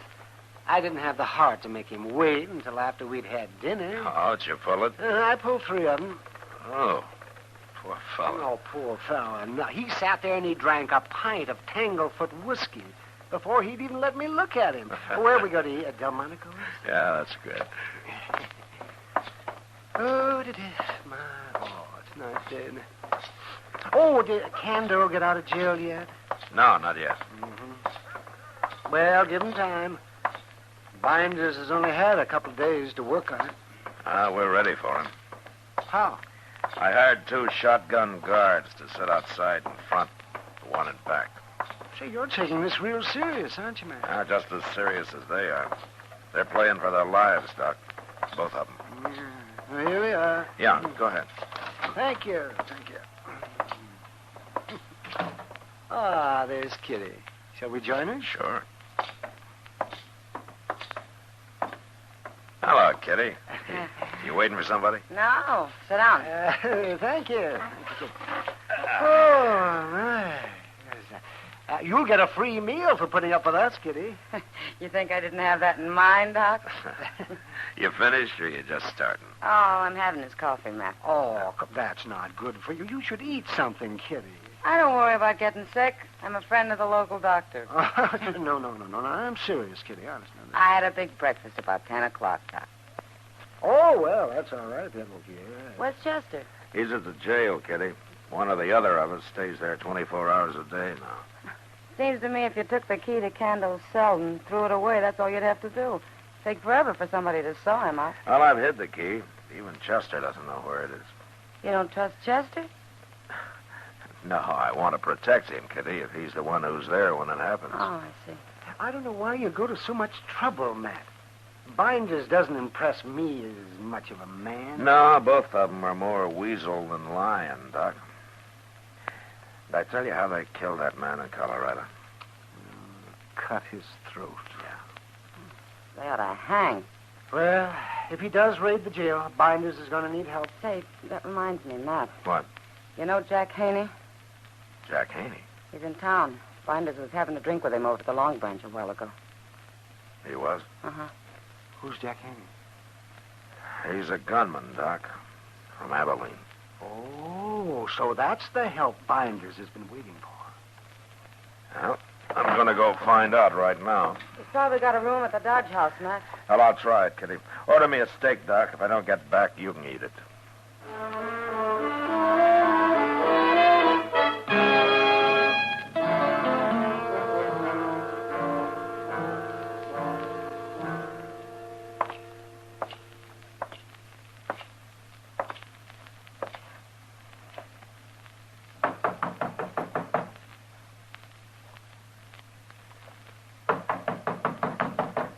Who is it?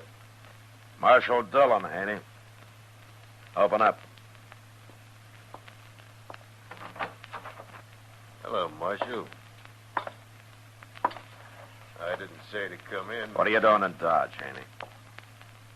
Something wrong, Marshal? There might be. I've never caused any trouble here. No, not yet. What are you here for now? Nothing, Marshal. Man needs a change of scenery now and then. I'll be going back to Abilene in a few days. Uh-huh. Lee Binders hire you? Who's Lee Binders? Don't lie to me, Haney. You know him. Okay, I know him. I had a drink with him. I know a lot of people. I said, did he hire you? What would he hire me for? I ought to run you out of town right now. But you won't. What? I know you, Marshal. You don't like being high-handed. Man's got to do something before you'll jump him. And I ain't done a thing. You're smart, Haney. But you just remember something. What's that? Jim Cando's going to stay in jail. And if you try to get him out, you're going to get torn apart with buckshot. And that's a pretty bad way to die.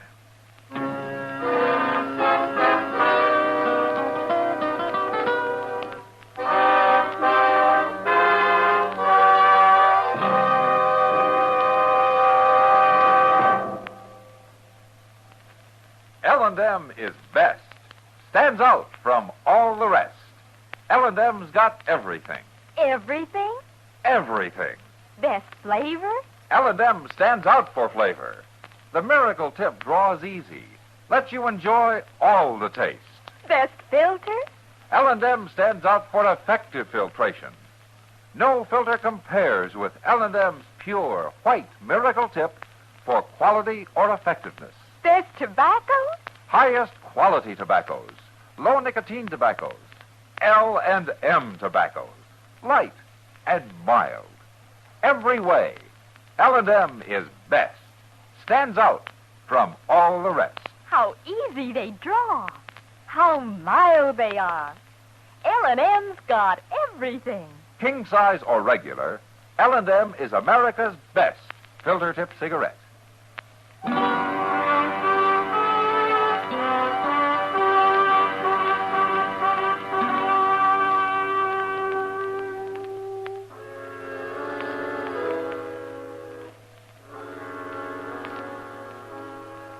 Talking to Jack Haney was a waste of time. But at least I learned for sure that he was working for Lee Binders. After that, there was nothing to do but wait. I heard from Pinkerton, and he said that it'd be a couple of weeks before he could send a man down after Cando. It turned out that there was a reward posted for him, $1,000. Well, that was fine. Unless you were a peace officer. The reward didn't include lawmen. A couple of days passed, and then one night I went down to the jail to spell Chester. I said hello to the two guards in front, and then I went inside. But the office was empty.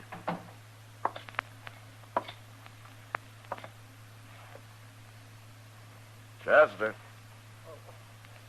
Mr. Dillon?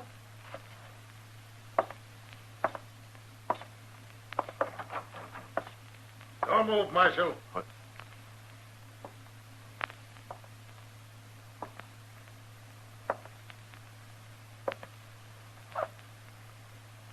Yeah? Haven't a chance. I'll take your gun.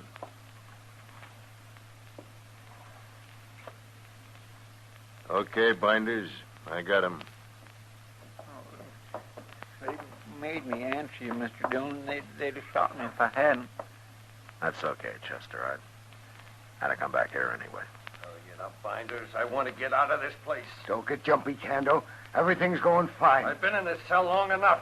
Calm down, I tell you. I'll calm down once I'm out of here. I'm doing everything I can. Now shut up. You said that once too often, Binders. For a man locked up in a cage, you talk mighty big. Get me out of here! You two quit arguing and we'll get this done.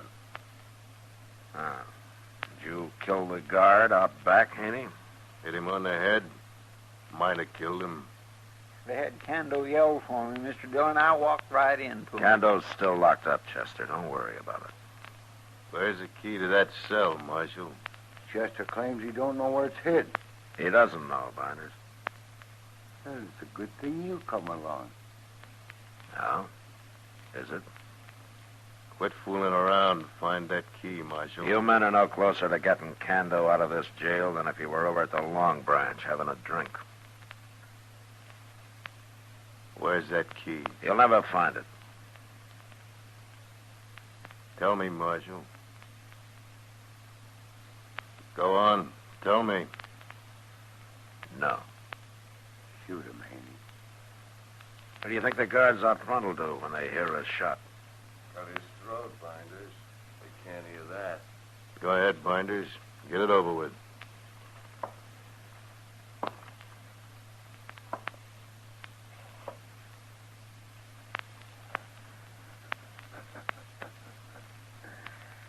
You're gonna find that key, Marshal?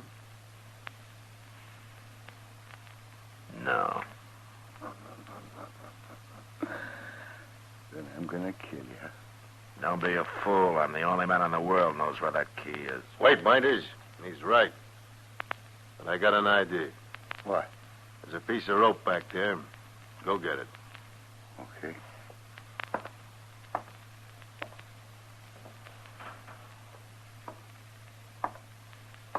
What are you gonna do with it, Haney? Chester, get over by them bars on Kando's cell. Go on. Now turn around. Face this way. Give me the rope, Binders. Here. Here you are, Kando. What'll I do with this? Hang him. Well, I... Hang him? Put the rope around his neck and over that crossbar. Go ahead.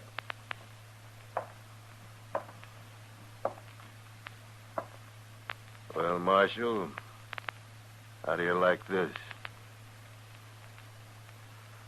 Staring at him ain't gonna save his life. Want to find that key?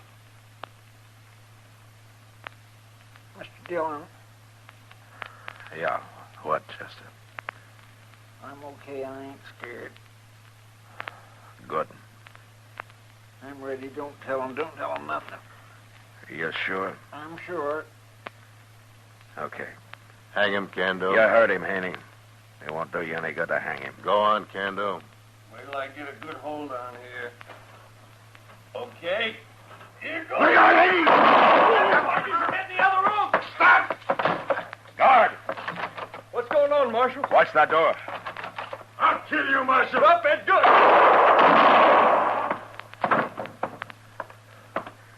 My scattergun tore him half in two. Give me your 6-gun. Yeah. Here. Yeah. I'm going in there after Binders. You men run around back and hurry. Come on, Jim.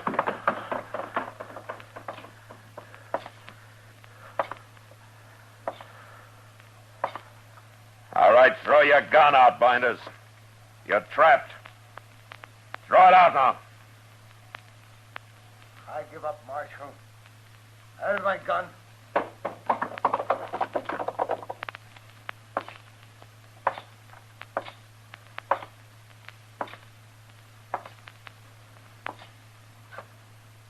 I give up.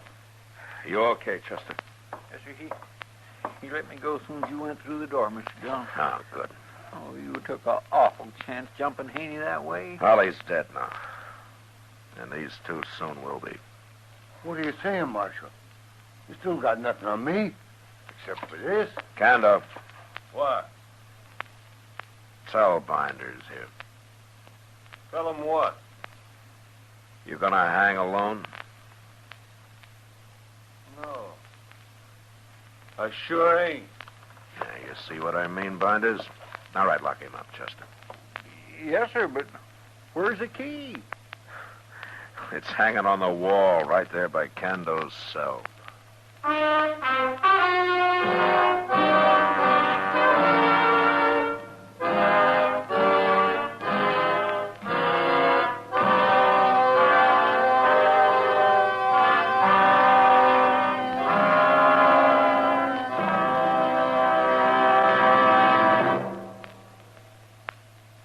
And now our star, William Conrad. Thank you, George. If you're a filter tip smoker, you should be smoking L&M's. When you try L&M's, the first thing you'll notice is how mild they are, how easy they draw. With L&M's pure white miracle tip, you enjoy all the taste. Try L&M's today. You'll like them.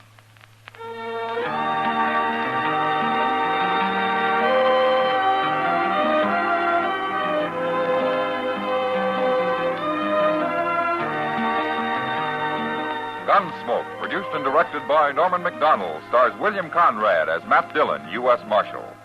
Our story was specially written for Gunsmoke by John Meston, with music composed and conducted by Rex Corey. Sound patterns by Tom Hanley and Ray Kemper. Featured in the cast were Paul Dubov, Clayton Post, James Nusser, and Joe Cranston. Parley Bear is Chester, Howard McNear is Doc, and Georgia Ellis is Kitty.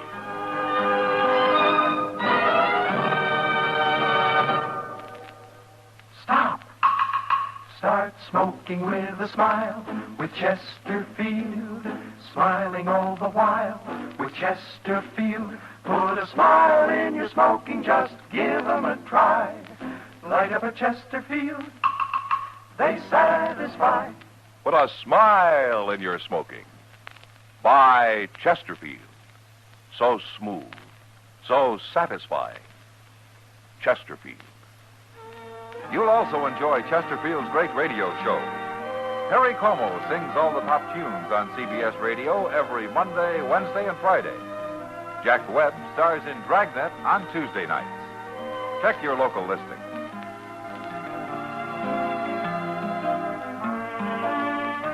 Remember, listen again next week for another transcribed story of the Western frontier when Marshal Matt Dillon, Chester Proudfoot, Doc, and Kitty, together with all the other hard-living citizens of Dodge, will be with you once more. It's America growing west in the 1870s. It's drama. It's Gunsmoke. Brought to you by L&M Filters. This is the CBS Radio Network.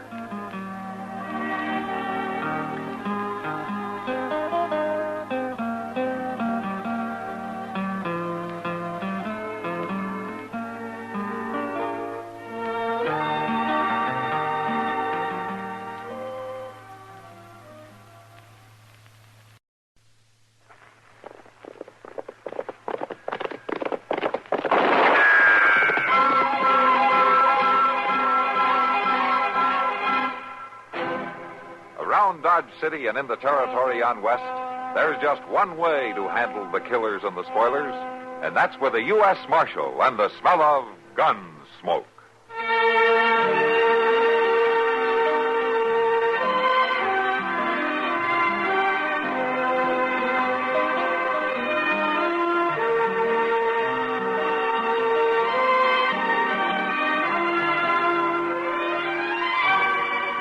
Gunsmoke, starring William Conrad, the story of the violence that moved west with young America, and the story of a man who moved with it. I'm that man, Matt Dillon, the United States Marshal. The first man they look for and the last they want to meet. It's a chancy job, and it makes a man watchful and a little lonely.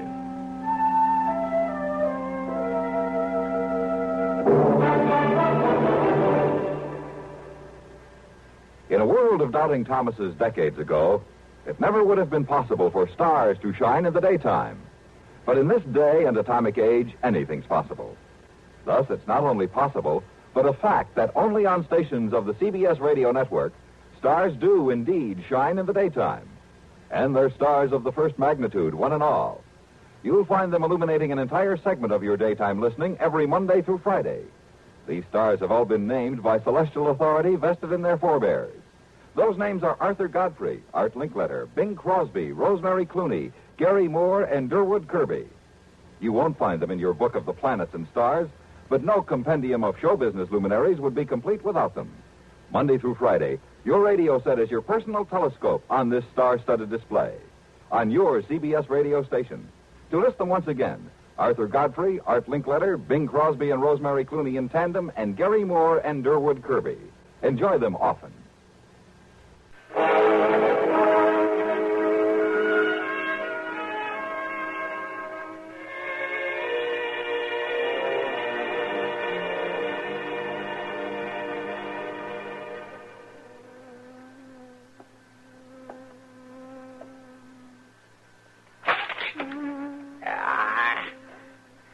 Stay still so somebody couldn't get at you. Doggone bee buzzing around his head all day, get out of the body's brain. Oh, God, no luck. You know, a sting doesn't do him any good either, Chuck. Oh, Mr. Dillon.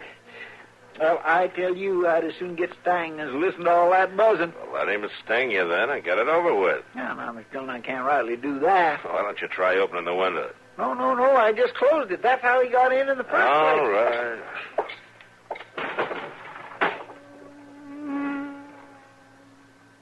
Oh, my goodness. Flew right out that window. He was trying to get out all the time, Chester. Well, now, you can't be too sure of that, Mr. Dillon. Why, I've known bees to just absolutely ignore, well, Miss Church. Hello, Chester. Matt. Hello, Samantha. Come on and sit down. Here's chair, man. Thank you. Matt, I need your help. Sure, Samantha. What can I do? Well, it's George. George? Is he in some kind of trouble? That's what I don't know. He ain't come home since day before yesterday. Home from where? Home from right here in Dodge. He rode in from the ranch Monday morning, and I ain't seen him since. That doesn't sound like George. Staying away 2 nights? No, Matt, it don't. I didn't worry too much about the first night. Man has a right to do some celebrating every now and then, but... Samantha, was he celebrating something special? Was mighty special to us, Matt. He just worked the place free and clear. We sold our first big stand of cattle, Matt, and the money took care of all that we was owing.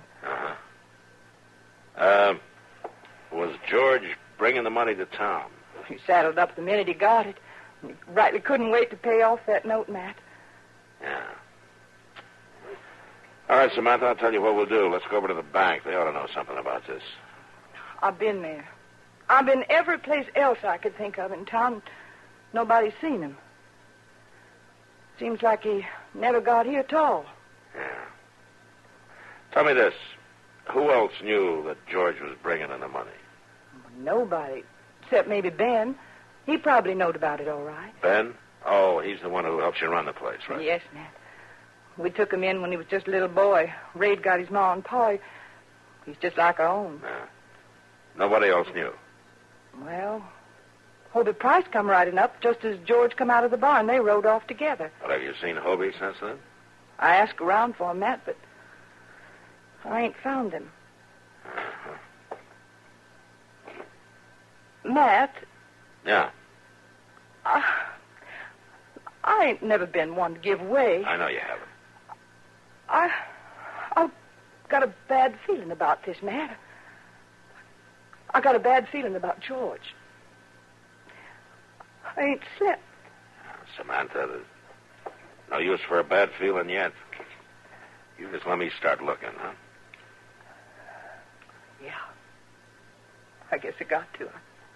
I ain't getting nowhere. You go on home now. You try to get some rest. It isn't going to do George any good for you to get worn down. I guess you're right. Sure, I'm right. Maybe you better go see Doc, huh? I got no need for doctoring, Matt. Just you find George. Yeah, I'll start looking, Samantha. Right now.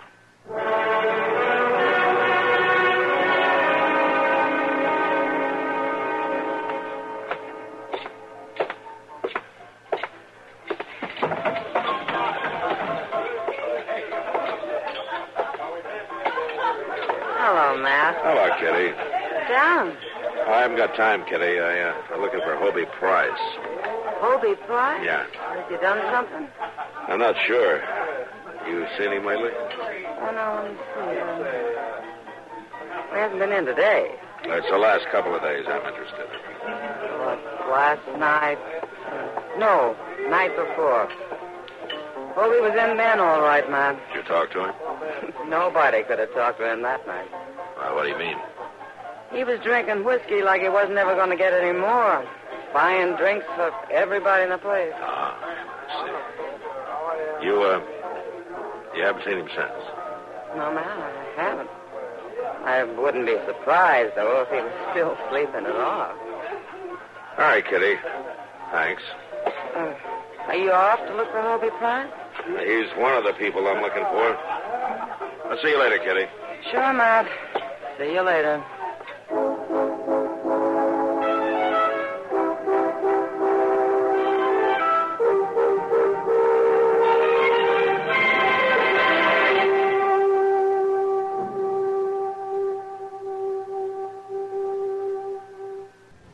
It's no surprise to anybody that the attractive and inexpensive new radios have proved popular. It's no surprise, that is, to anyone who listens to CBS radio. With so much in the way of music, comedy, drama, variety, and news coming your way every day on CBS radio, more than one radio around the house is more than a convenience. It's almost a necessity for anyone who has a daily routine. The man of the house wants to come home to an attractive home and an attractive wife. But household chores in themselves are rarely inspirational. The smart homemaker is one who refuses to let her regular responsibilities get her down. She gets her work done every day, but she gets her entertainment in, too. She has a radio in the kitchen as well as the living room. Chances are she has a portable radio as well to follow her from one task to another around the house. She knows why the inexpensive new radios are so popular, and she knows the value of CBS radio, too.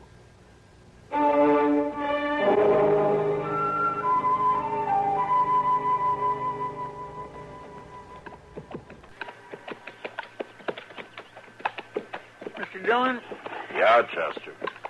I declare I don't see why we're doing all this riding when all we got to do is find Hobie Price. Maybe. Well, now, Miss Dillon, Miss Church seen him ride off with her husband, didn't she? Yeah. And Miss Kitty said she seen him throwing his money around that night, didn't she? Yeah? And he ain't nowhere to be found around Dodge, is he? No. Well, then, Miss Dillon, it just makes sense. We ought to be riding off after Hobie Price instead of wasting time out here at the church place. Chester, you know which direction Hobie Price rode off in, do you? Well... No, Miss Dillon, I don't. You think we should just sit and dodge and wait until he comes back, do you? Well, no, sir. All right, then. Something else might have happened to church. He might have had an accident riding in. I want to look the countryside over real good. Yes, sir. Now, there's a lot of land to cover on the church spread. When we get to the fork, you ride off north and I'll ride south. We'll meet at the ranch house. All right, Miss Dillon. Don't just stick to the trail, Chester. Take a good look around any trees and through the bushes. Yes, sir, Miss Dillon. I'll look real good. Even though there ain't hardly no likelihood of finding it. You make up your mind about that later. All right, Miss Dillon, but all the same... Here's the fork. All right, you go that way. You sure you won't need me with you? I think I'll be able to handle it, Chester. Why don't you go along now? All right, Miss Dillon. I guess you know what you're doing.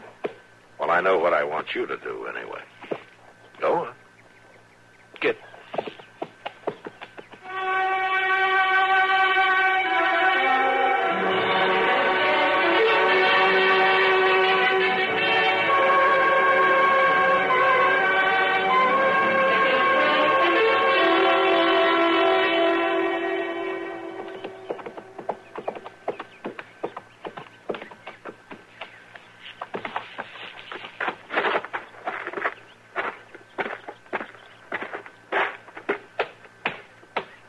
Dillon? Any luck, Chester? No, sir. I didn't find nothing. And I look real good, too. Yeah. All right, come on in. Chester didn't find anything either, Samantha. Oh. Well, thanks for looking anyway, Chester. Oh, yes, ma'am. And I'm sorry I didn't find nothing. Oh, I mean... This is Ben Stanley, Chester Proudfoot. I do. Oh, Chester. We've given the ranch and the road to town a good looking over, and we haven't found a thing. You got any ideas, Ben? No, Marshal, I don't. Mr. Church rode off just like he'd always done. Oh, he set off a bit earlier than usual. Well, yeah, he done that all right. He was mighty anxious to get that money to the banker. Yeah. Did you see him before he left? Well, yes, Marshal, sure he did. I helped him saddle up. He didn't say anything to you special about anybody he was going to see or anything? Only the banker. Seemed like that was the only thing on his mind. Getting the money there and that note paid off. Never sat well with George owing any money. He wanted things free and clear. Yeah. Samantha, did you and George have any kind of trouble lately? You know, like a argument or something? Oh, Matt, if you're thinking he might just have rode off from me, that ain't so. No arguments, huh? Well, I ain't saying George and I never had our differences, because we did, sure enough. We got along, Matt. We was comfortable together. He wouldn't have rode off, would he, Ben? No, ma'am. No, there wasn't ever nothing like that, Marshal. There's no cause for thinking it. All right. Matt, you think you'll find him? Lots of people turn up, Samantha. We'll keep trying.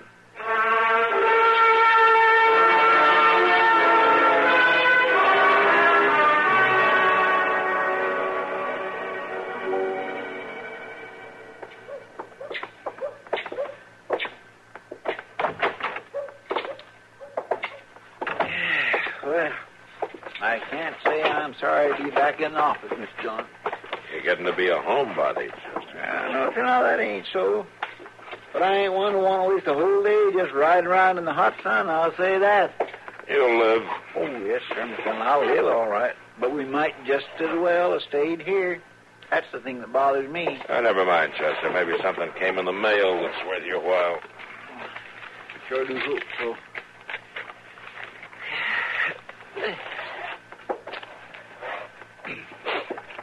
Chester, would you light someplace? You're starting me to fidgeting.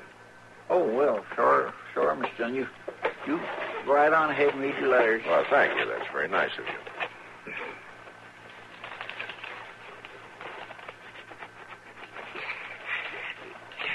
I'm going to itchy places. What? Oh, nothing, Miss John. Nothing at all.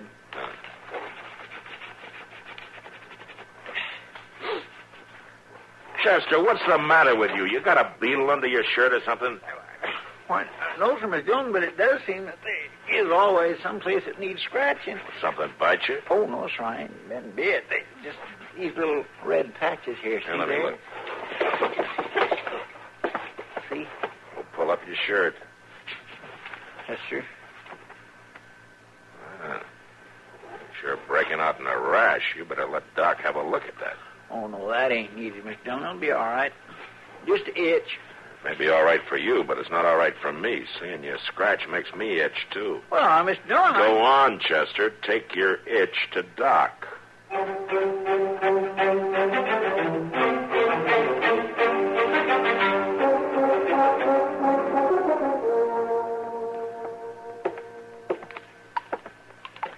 This stuff ought to make you feel better, Chester. Now, hold still.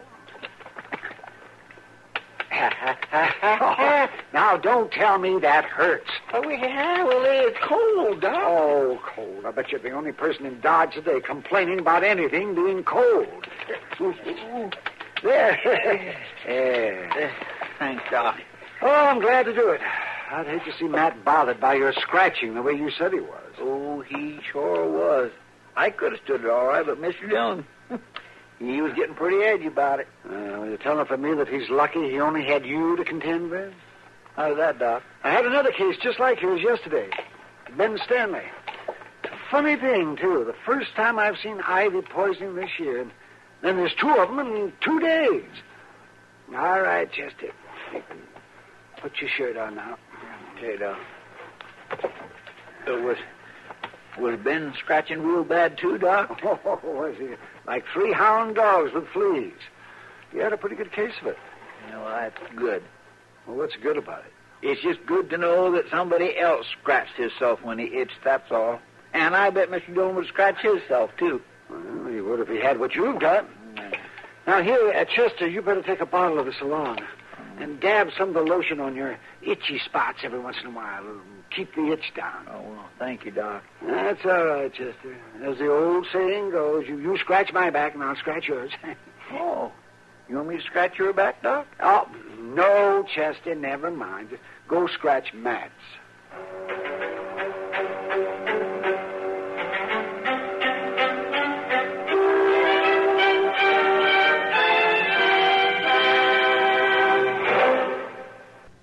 Hi, this is Dennis James with a longtime favorite.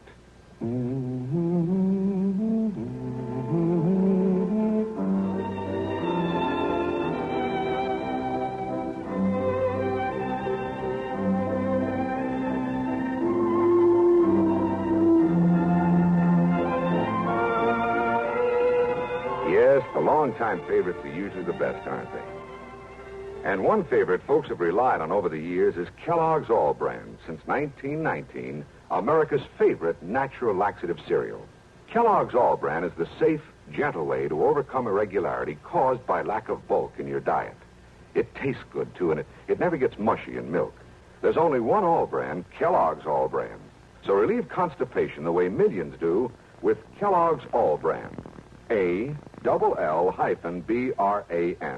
Yes, you're so right to stay regular with Kellogg's All Brand. Try it, okay? Okay.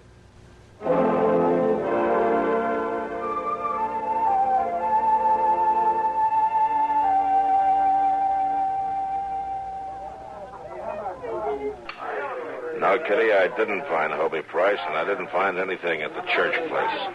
Well, you might as well have stayed right here. You're thinking of all the beer I'd have bought. We don't need your business today, Matt. An awful lot of people are drinking an awful lot of beer. Yeah, it's a good day for it. Oh, here comes Chester. Yeah. Miss Dillon, excuse me, Miss Kibble, I got some news for him. That's all right, Chester. What is it, Chester? Well, sir, I passed Moss Grimmick on the street, and he said a fellow rode in this morning said he'd seen Hobie Price. Where? Larned. Says he's staying at a hotel there, big as you please. Well, that fixes us a nice hot ride for tomorrow. Yes, sir. Oh, I hope you have more luck than you had today. Yeah, me too. You must have seen Doc, Chester. You're standing still. Oh, yes, sir, I did. He gave me some white stuff in a bottle. You're supposed to do your drinking in here, Chester. Oh, no, Miss Kitty, it wasn't a drink. It was to splash on myself to cure me of the itch. Oh. Thank goodness it's working. He was driving me crazy, scratching. Well, you better start worrying about yourself, Miss Dillon. Oh, what do you mean by that? Well, this itch may be something that's going to spread around. You might get it for yourself. Doc took care of Ben Stanley for it just yesterday. Oh, don't be silly, Chester. I never heard of an epidemic of poison ivy. Neither did I. Ben Stanley? Yes, sir. Doc gave him a bottle of the self-same lotion just yesterday. Chester, did you get off your horse when you were riding on the church place this morning? Well, yes, I did.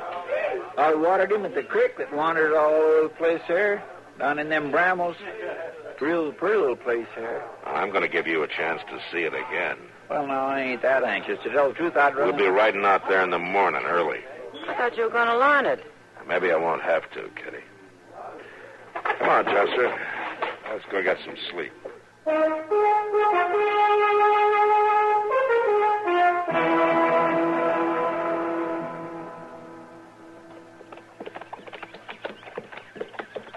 right, now, Chester, there's the creek. Yes, sir, I see it. You'll find the exact place where you got off your horse, huh? Well, yes, sir, but I don't see how it makes all that difference, so... Let me worry about that. Yes, sir. Let me see. We're all along in here someplace. Yes, sir, I remember that dead log. All right. We'll leave the horses here.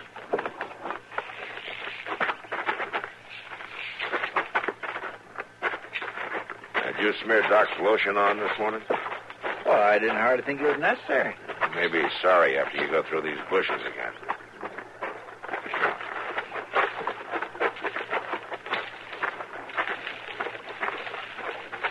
Mr. Dillon? Yeah? If George Church was here, I'd have seen him yesterday, wouldn't I? I don't know, Chester. We'll just keep looking for a while. All through these bushes. All right. Chester, Yes, sir? go get a shovel off one of the horses. Yes, sir.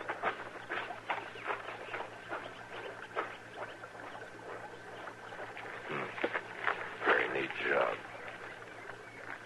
Almost too neat. Come on, hurry up, Chester. I'm coming as fast as I can, Mr. Dillon.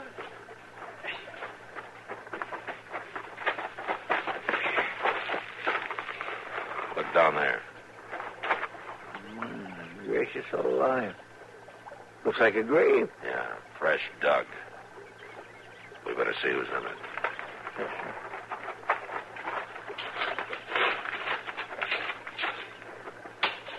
It ain't very deep. It was dug in a hurry.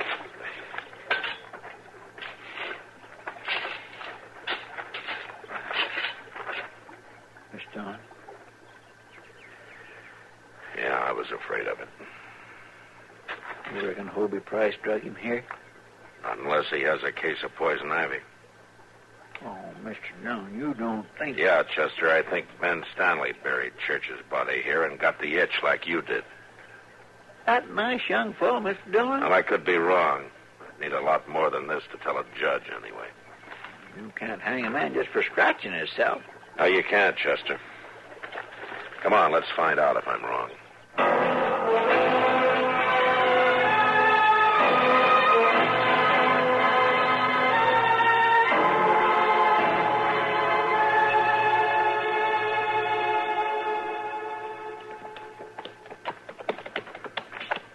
Marshal Dillon? Yeah, Ben. If I was you, I'd head south from here. I don't think you're going to find much up ahead. Well, there's a creek up there, isn't there, Chester? Oh, yes, sir. There's a creek there. Our horses will be needing a drink. We might as well ride that way. They can get a drink down this way, too, Marshal. Oh, not that it matters to me. I just want to help you look around. Yeah, thanks. I think we'll just go ahead for a little while. Marshal, down in that gully there. That'd be a good place to look. Yeah, we'll take a look at it after we give the horses a drink. Chester was down in those bushes yesterday. Got himself a bad case of poison ivy. Isn't that right, Chester? Oh, yes, sir. That's right. You ever get it, Ben? No. No, it doesn't bother me none. Nah. Doesn't bother me either. I guess we're lucky. Yeah, lucky. You know, that rash on your neck looks an awful lot like Chester's. No, that ain't it. Oh, that's good. Now, here we are. You can lead the horses from here.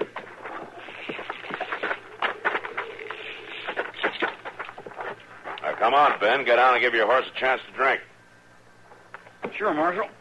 Sure. You can lead the horses down. Right about here ought to be a good place. No, I ain't going. Miss Dillon's making a run for it. Hold it, Stanley. See that? Dillon, I'll shoot. Come on.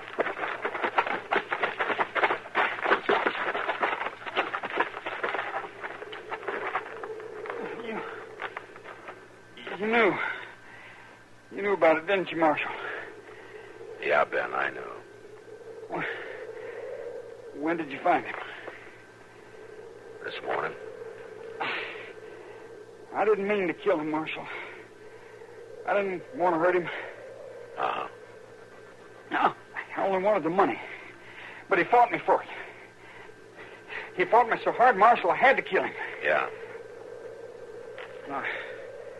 I thought I was all right. Ms. Church said you was after Hobie Price. I knowed he rode off to the Willits' place, but nobody else did. And you weren't about to tell, were you? I didn't mean no harm to Mr. Church Marshal. If he'd just give up the money easy, if he just wouldn't have fought. You know, Ben, some men do funny things like that. Like what, Marshal? Fights for the things that belong to them. And other men get poison ivy and end up getting hung. All right, come on, Chester. Let's help him on his horse.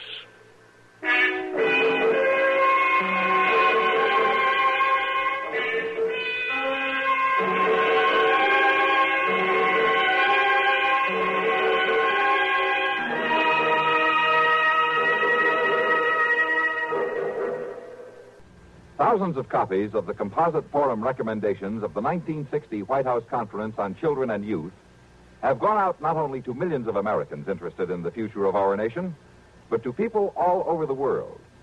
In his address at the opening session of the Golden Anniversary White House Conference on Children and Youth, President Eisenhower said, "You are working with the most precious resources of our nation, a whole generation of Americans who will someday make their country's policies and dispose its great power," end quote. This is why the 670 recommendations published by the White House Conference have such wide interest. Check these recommendations. Write, Superintendent of Documents, Government Printing Office, Washington 25, D.C. Ask for Recommendations, 1960 White House Conference on Children and Youth. The price is 35 cents. Check with your state committee or your national or local organizations to see what you can do to help put these recommendations into practice.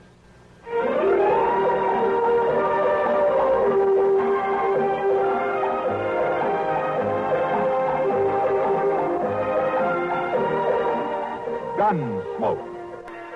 Produced and directed in Hollywood by Norman McDonald, stars William Conrad as Matt Dillon, U.S. Marshal. The story was specially written for Gunsmoke by Marion Clark, with editorial supervision by John Meston. Featured in the cast were Lynn Allen and Sam Edwards. Harley Bear is Chester, Howard McNear is Doc, and Georgia Ellis is Kitty. This is George Walsh inviting you to join us again next week when CBS Radio presents another story on Gunsmoke.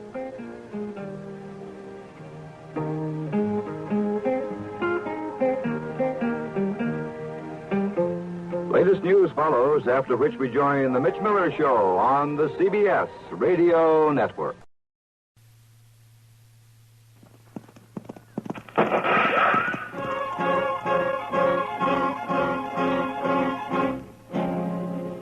Around Dodge City and in the territory on West, there's just one way to handle the killers and the spoilers, and that's with a U.S. Marshal and the smell of gun smoke.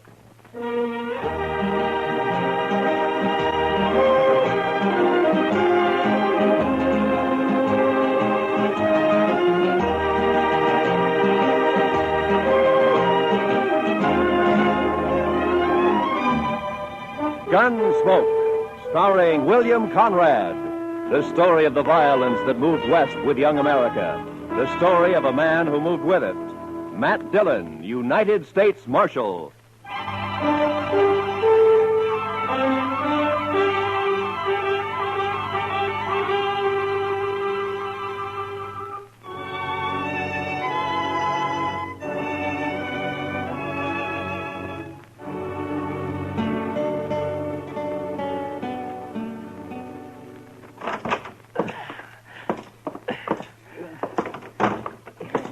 Is he heavy, Matt? Oh, somehow it was easier carrying him up to your office and back down, Doc. Where are you going to put me, Mr. Dillon? Yeah, well, on the couch here, I guess.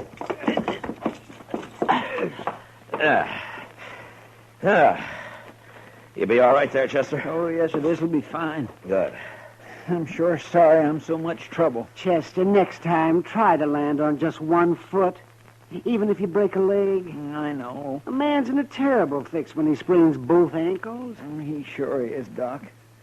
I don't know what I'm going to do. I know what you're going to do. You're going to stay right there on that couch, and you're going to sleep there, too. Maybe Doc and I'll bring you in something to eat every day or two. Oh, no. It's better than you deserve.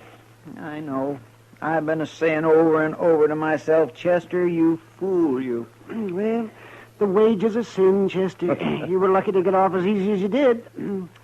The way I heard it. Come on, Chester. Tell us what really happened, eh? But I did tell you. I was looking out this second-story window, admiring the view, so to speak. And the next thing I knew, I fell. That's all right onto the street. He didn't say whose window, Chester. In Texas, Doctor, a gentleman don't mention such things. You ain't in Texas. Well, sometimes I wish I'd never left. Like now? Yes, like now. Many a reputation's been ruined by just such loose talk that you're making, Doc. Never mind Doc, Chester. He's jealous, that's all. Oh, jealous? Putting tracks in a man's yard? Not me. Not by a long shot. Why, no, sirree. Oh. Good morning, Marshal. Well, good morning, gentlemen. What can I do for you, gentlemen? Oh, there's Chester. Heard about you, Chester. I heard... Never mind what you heard, Torp. Chester just got thrown from a horse, that's all. Yeah. All right. What is it you want here, gentlemen? Yeah. All right, you tell him, Summers. Well, Marshal, it's about tomorrow night. Oh? So what about tomorrow night? Well, you know, it's the roundup. The sale season's over. There'll be 1,000 cowboys celebrating in Dodge. Well, they always do at the end of the season. What about it? Well, there's going to be more of them this year, and there'll be a lot of homesteaders in town, too. It's going to be worse than ever. Well, I expect that. There could be a lot of trouble, Marshal. Yeah, there could be, Summers. Just what is it you want? Well, we've talked it over, and we want you to get a lot of good, tough men together, maybe about 20 of them, and deputize them. That way there won't be any trouble. That's what you want, is it? Yes, we do. Look, Summers, my job's to keep the peace around here, and I'm going to do it, but I'll do it in my own way. Oh, I know, Marshal. Now, you but... turn 20 deputies loose in that crowd looking for trouble, and they're going to find it. As soon as the wild ones heard about it, they'd bunch up and shoot it out with every one of them. Why, it'd turn into the worst slaughter Dodge's ever seen. I think that's about the most fool idea I ever heard of. Yeah, no reason for you to talk like that, Marshal. I think it's a good idea. I sure don't want my place wrecked just 'cause you're mule-headed. You're a gambler, Torp. So you can take your chances along with everybody else. Now, if you don't want that, then close your place up tomorrow night. Lose all that Texas money? That's not likely. Now, we're not all gamblers, Marshal. They can wreck my dry goods store just as fast as a gambling house once they get started. And it's up to you. That's right. It is up to me. And we're going to leave it that way. Then you won't do anything. I'll do everything I can. I don't know, Marshal. Look, Summers, I know you've got your doubts about me. That's natural. Some people think I'm too lax with Front Street. Some think I'm too severe. But that's the way of it in any town. If a peace officer does his job well, he pleases nobody. Marshal, we didn't come here for a lecture. What did you come for, Torp? Maybe you had in mind to help me pick out those deputies. Is that it? Well, matter of fact, I could, Marshal. Yeah, sure. In a couple of hours, yours would be the only tables open for play. No, that's not what It's been done before, Torp. Is that true, Torp? We're not going to take his word for anything, are you? I don't know. But anyway, he won't listen to us, so it's his responsibility. Come on, men, let's get out of here. I hope you can handle it, Marshal. Goodbye, gentlemen.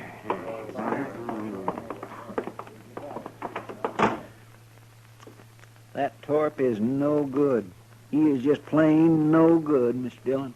Well, now, I know one man that got skinned at his place, and Torp gave him back $20 so he wouldn't be broke. Oh? Just how much did this man lose, Doc? Oh, well, $500-600, they said. Then he... Oh, yeah, I see what you mean, man.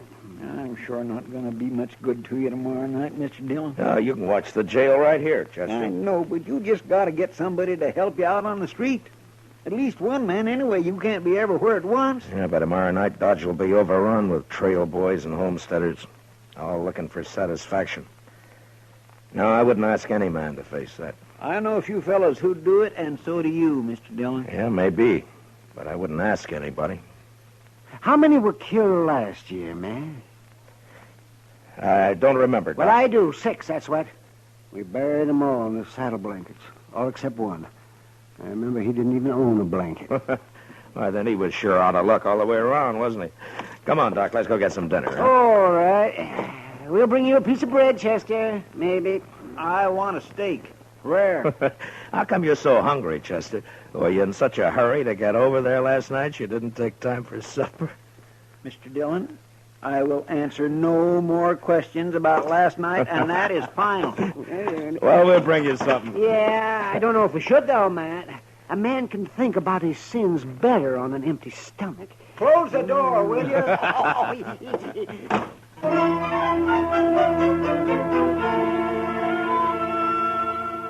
The next morning, I had Mr. Hightower print up some signs for me with a few rules that I made up for the roundup. They were fair and reasonable, and I hoped they'd be accepted without question. The principal restrictions were that there was to be no shooting and no reckless riding in the streets. That afternoon, I went from saloon to saloon and left a sign at each one. The Texas Trail was my last stop, and there I sat down with Kitty for a short beer. Town's beginning to fill up, Matt. Yeah, it'll be swamped to the dashboard by dark. You, expect trouble tonight? I always expect trouble, Kitty. Yeah, I know. Matt, I heard something. Yeah? I heard Torp and a few of his men cut cards last night. So? I don't know who it came out for, but Low Man is supposed to kill you. Oh. When? Tonight, I suppose. Why's Torp after you, Matt? Torp says he wants an open town, Kitty. What he's really after is somebody who'll close down every game but his. Who's this, Matt? What? Rough-looking traveler headed this way. But... What? Well, I'll be. Why, it's Zell Matlock. Zell! You old badger. How are you? Zell, it's been a long time. Hey, a long time. Here, man. come on over here. Sit down. Sure. I'd like for you to meet Kitty. Kitty, this is Zell Matlock. This is Kitty. Glad to know you, ma'am. Just rode into Dodge an hour ago. Yeah, it's your first time in it, Zell. Hey, would you like a beer? Huh? Don't mind. Good. I aimed to get drunk tonight, but before I got started, I thought I'd look up the peace officer and shoot him. I'd be sure to tangle with him before the night's out. I always figure it's safer to do it sober. So he half means that, kid. So I asked around and found out the man's name is Matt Dillon, United States Marshal.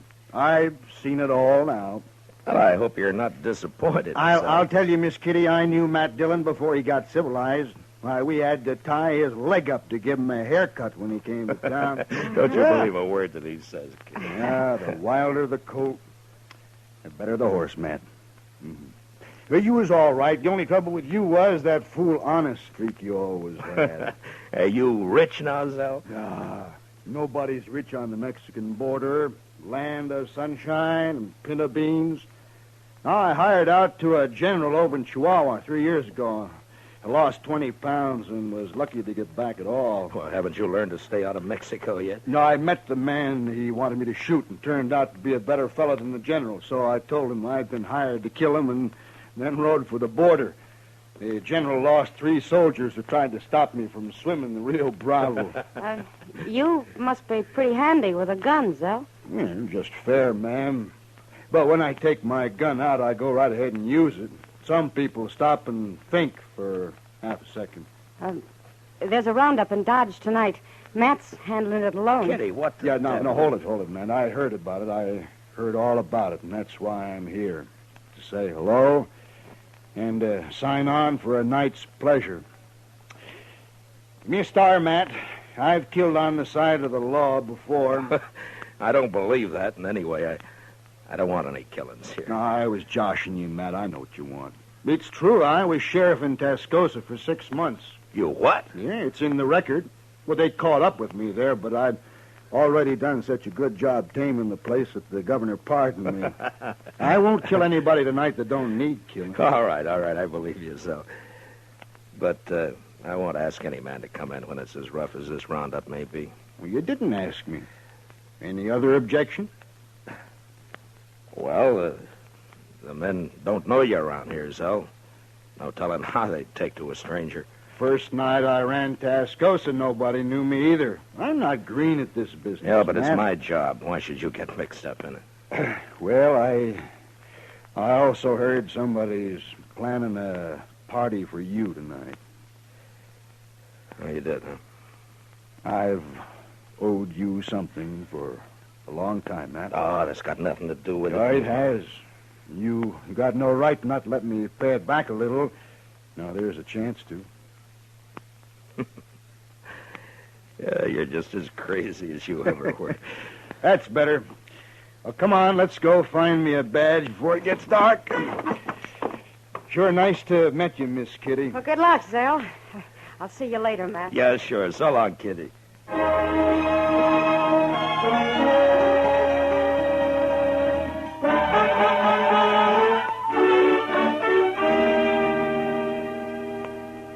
You sure been a long time coming to Dodge, Mr. Matlock. What do you mean, Chester?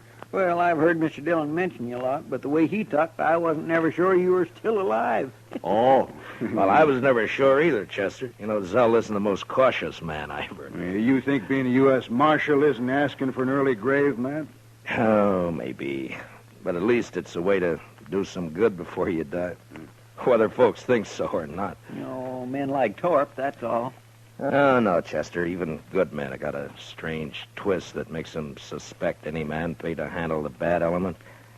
Hey, you just can't help thinking that some of its dirt is rubbed off on him. And I never thought about that before, Matt. Sure how it was in Tascosa. They wanted me there all right, but they wanted me to keep my distance, too. It makes a man kind of lonely. They just don't know what's good for him, that's all. Instead of a real lawman, they'd rather hire some killer with a lot of notches carved on his gun. Well, there are plenty of them around. You sure are. Bragging kind. I never did like a man who has to notch his gun to keep his courage up. Yeah. My goodness. Look yonder. The street's about full already and it isn't even dark yet. Yeah. Zell, give me a hand here, will you? We'll move Chester's couch away from the window there. All right. There, that should do it. You'll be safer here, Chester, in case somebody gets it in mind to shoot up the jail. Thank you, Mr. Dillon. I can watch both doors from here. Just hand me my gun belt, if you will. Oh, yeah. There you are. Well, come on, Zell. Chester, I'll get somebody at the Dodge House to fetch you up some supper, huh? Thank you, sir. And good luck, both of you. So long, I Chester. see you, Chester. Well, how will we work it, Matt? I tell you, Zell, you take this side of the street. I'm going up to the Dodge House, and then I'll be on the other side somewhere. All right. Oh, say, you mind if I go back later and get that Spencer carbine of yours? Make a mighty handy club if I don't have to use it any other way. Sure, Zell. Who they got there? That fella on their shoulders. Oh, that's Mr. Hightower. He runs the printing press here. Shall we stop it? Oh, no. They're just carrying him into the Longhorn to make him stand some drinks. Oh. They like Hightower. They won't hurt him.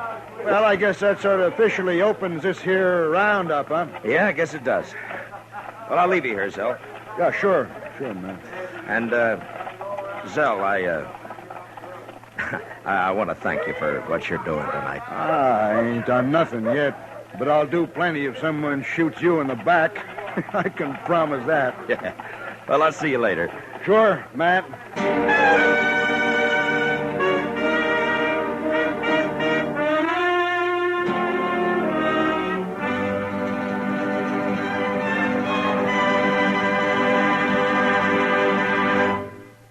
We will return for the second act of Gunsmoke in just a moment. But first, Sunday nights, you are cordially invited to Escape via CBS Radio. Yes, every weekend for drama that will take you right out of this world. Listen for Escape at the Star's address. Also, tomorrow evening, CBS Radio brings you Lionel Barrymore on your Sunday night playhouse. Now, for the second act of Gunsmoke.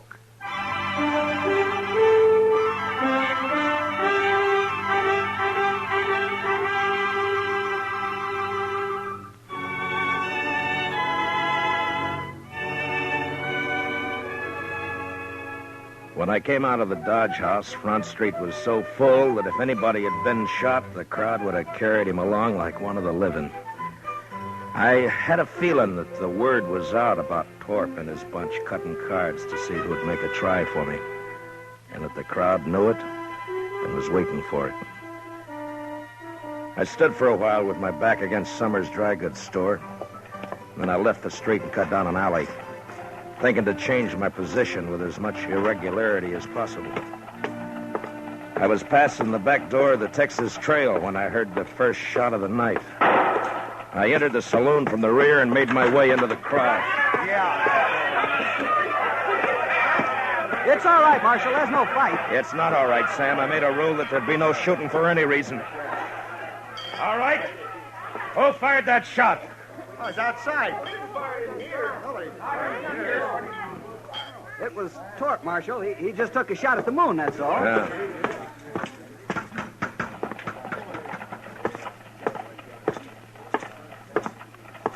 All right, Torp. Put the gun away and come over here. I'm bothering nobody, Marshal, excepting maybe you. Stand back, everybody. I said that's enough, Torp. No, it ain't, Dillon. This time I got the jump on you. You ain't pushing me no more. Torp's bullet just grazed my arm. Then I put one in his head and another in his chest. And at the same time, out of the corner of my eye, I saw a figure with a gun in each hand move out of the shadow of the alley and turn toward me on the boardwalk. And without really looking, I dropped him with one shot. And then I faced the crowd and waited for the next move. But for some reason, none came. Marshal? Yes, Summers. That man you just shot, Marshal. Torp got what he deserved. Yes, I know. It's the other one that So did he. Marshal, you'd better go take a look at that man. He's dying. Who is he? I don't know him, Marshal, but you do. What? He's wearing a star. No. No.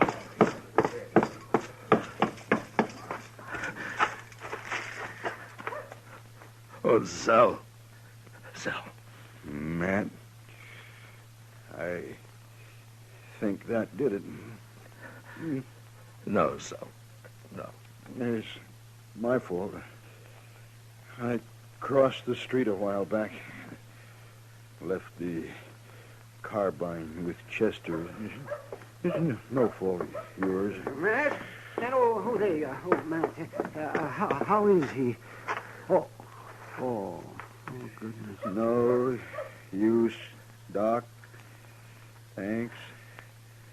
Zell, I Now, listen.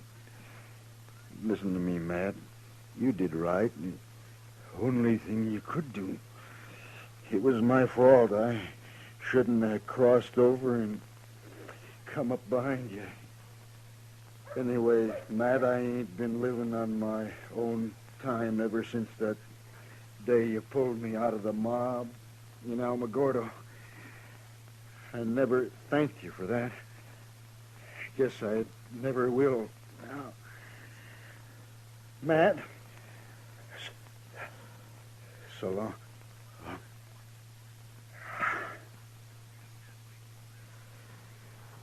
Well, I'll find someone to carry him over to your office, Matt. No. I'll carry him.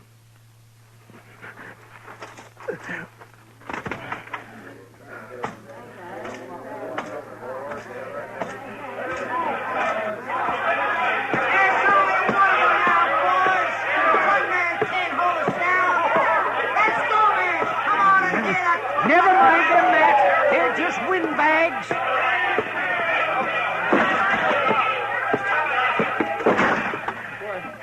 Mr. Dillon, what happened? I heard the shooting. Put a blanket on the floor there, Doc. Yeah, sure. Yeah, spread it out right here. He's dead, Chester. Well, who shot him, sir? I shot him, Chester. I didn't know it was him. I'm sorry, Mr. Dillon. It sounds like they're going to hoorah the town after all, Matt. Sure does. No. No, they're not. It's going to be kind of hard to stop now, isn't it, Matt? Maybe. You taking a shotgun, Mr. Dillon? Matt, why don't you just let them fight each other? What are you going to do? I'm going to close Front Street. You're going to close... Oh, no, The what? party's over in Dodge. Mr. Dillon, you can't do that. There'll be trouble if I don't. The mob's tasted blood now. They'll shoot you sure as I'm a-laying here. Will they? All right, I can't stop you, but I sure do wish I could go with you. Yeah, Matt, I'll go. Maybe if they see me, they won't be so quick. Thanks, but this isn't your job, either one of you, but thanks.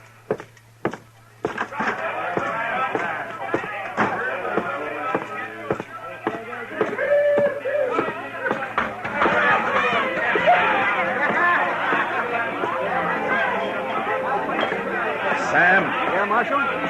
Close up and turn out your lights. What? You heard me! Now listen to me! Front Street's closed. Now get out of here and go home, all of you. My home is in Texas, mister. If you ever had one. I ain't going home tonight. Not tonight, I ain't. Don't interfere, fella. You got no chips in this deal. I could buy in, mister. Now I'll use this shotgun for what it was meant on the next man. Well? All right, Sam, close it up. Yes, sir.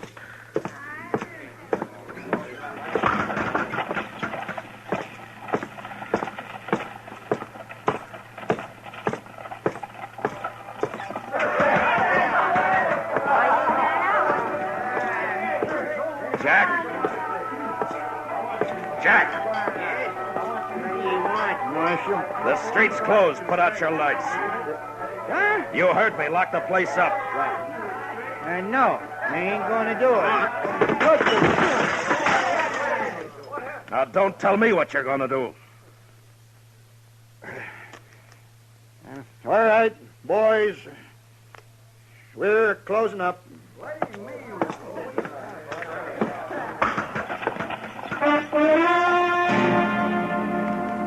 That took care of the Texas Trail and the Longhorn. And I moved on through the Oasis and the Olafraganza, then to the smaller bars that infested the outskirts of town. When I came back up Front Street, the crowd had thinned, its fever broken. I'd left Torp's place for the last, thinking to give his men a chance to get out of town before they faced me. There was a gambling hall on the same side of the street as the jail. And when I reached it and entered, there weren't more than a dozen men there. And most of them stepped quietly past me out into the street. What was left didn't seem to count for much. Looking for somebody, Marshal? You a friend of Torp's? Well, yes, I was. Why? Who else here worked for Torp? Everyone's gone, Marshal. They heard you were all riled up and they left. And you're alone. And still in bad company. I wouldn't ordinarily take that. Well, go ahead, mister. You're calling it. No. Not now. What's stopping you? Oh, if it's the shotgun. Now, does that make it easier for you? I haven't been looking for you, Marshal. You were in on the cut, weren't you? Torp's dead, Marshal. Isn't that enough? Torp? Mister, one of the best men I ever knew died tonight. And I killed him. I'm not a gunman, Marshal. You wouldn't be proud killing me. What does a man like you know about pride? Now, you get out of Dodge, and you get out fast. But I don't... You want to die in this place right now? No, I'm leaving. All right, hurry.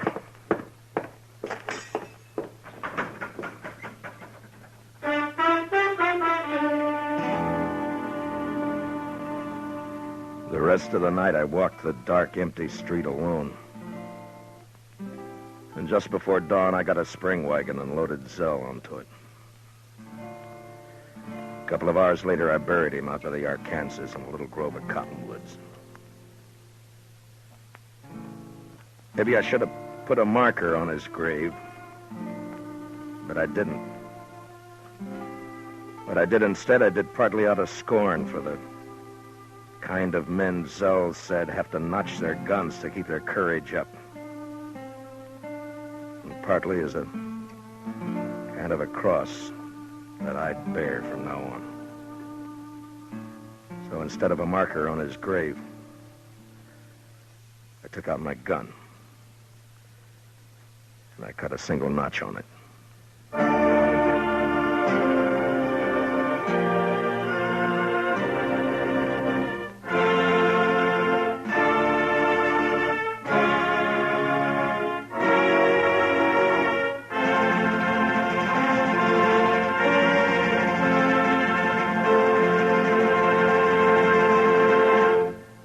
Gunsmoke, under the direction of Norman Macdonald, stars William Conrad as Matt Dillon, U.S. Marshal. Tonight's story was specially written for Gunsmoke by John Meston, with music composed and conducted by Rex Corey.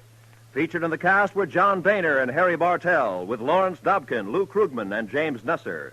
Parley Bear is Chester, Howard McNear is Doc, and Georgia Ellis is Kitty. Gunsmoke is heard by our troops overseas through the facilities of the Armed Forces Radio Service. Join us again next week as Matt Dillon, U.S. Marshal, fights to bring law and order out of the wild violence of the West in Gunsmoke. Listen to CBS Radio for Spring Byington as December Bride. And say, after you hear December Bride tomorrow night, listen for the important announcement about its new night and time on CBS Radio. This is Roy Rowan speaking. And remember, Amos and Andy are here every Sunday on the CBS Radio Network.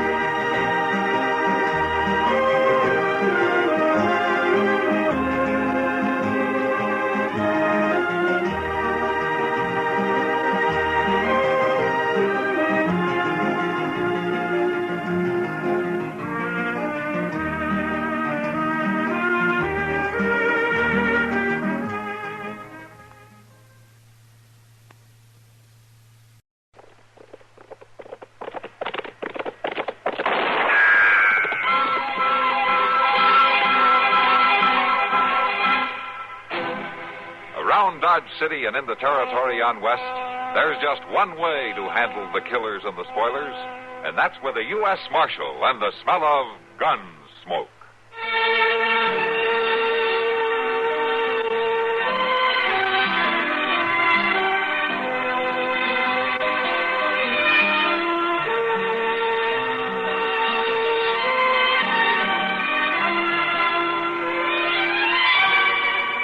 Gunsmoke, starring William Conrad, the story of the violence that moved west with young America, and the story of a man who moved with it. I'm that man, Matt Dillon, United States Marshal. The first man they look for and the last they want to meet. It's a chancy job, and it makes a man watchful and a little lonely.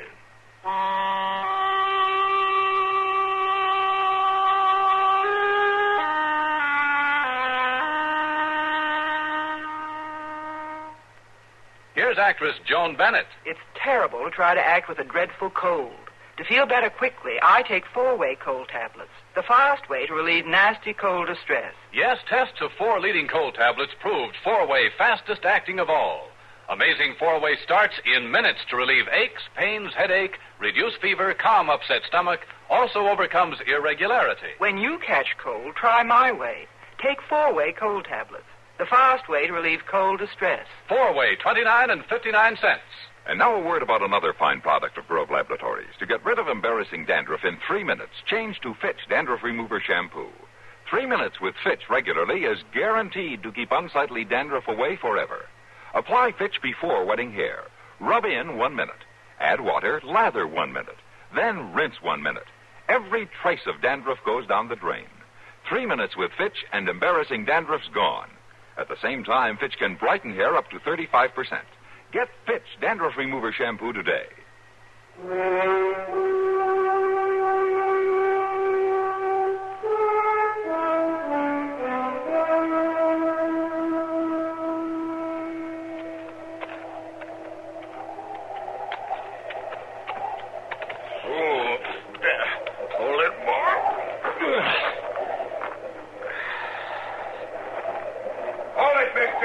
Webb, don't shoot. It's me, Nate Guthrie. Oh. Hello, Nate. I had a hard time finding you, Webb. Nothing but a dugout in the snow. Finally seen your smoke. Well, can I come in? I ain't stopping you. Yeah. Ooh. At least it's some warmer. That's about all I can say for it. What you doing way out here anyway, Guthrie? Come pay a call on my hired hand, that's all. Well, ain't you even going to ask me to set or offer me some coffee? Here's a pot. Help yourself. You lived alone like this too long, Webb. Got no manners. But then I never seen a wolfer that did. Just pigs, all of you. Want some? I've finished feeding. Feeding. It's like a pig.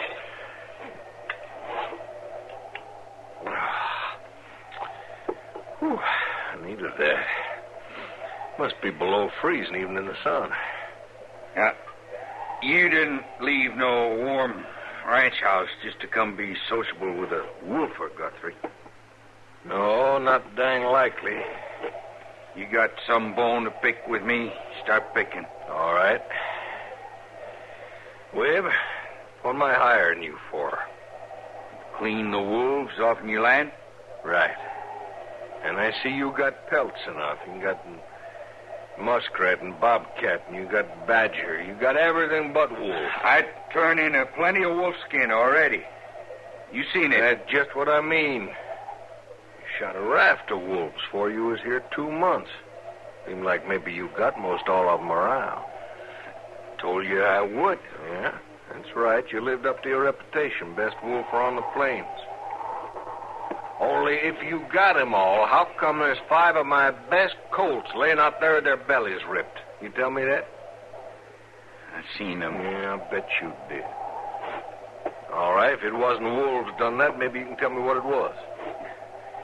It was a wolf, right enough. A wolf? More than likely a whole pack. No, just one. A big one. With a splayed foot. You trying to tell me one wolf done all that? He's big, Guthrie. Maybe the biggest I've seen in all my years. Well, if you seen him, why don't you get him? Well, he ain't easy. He's big.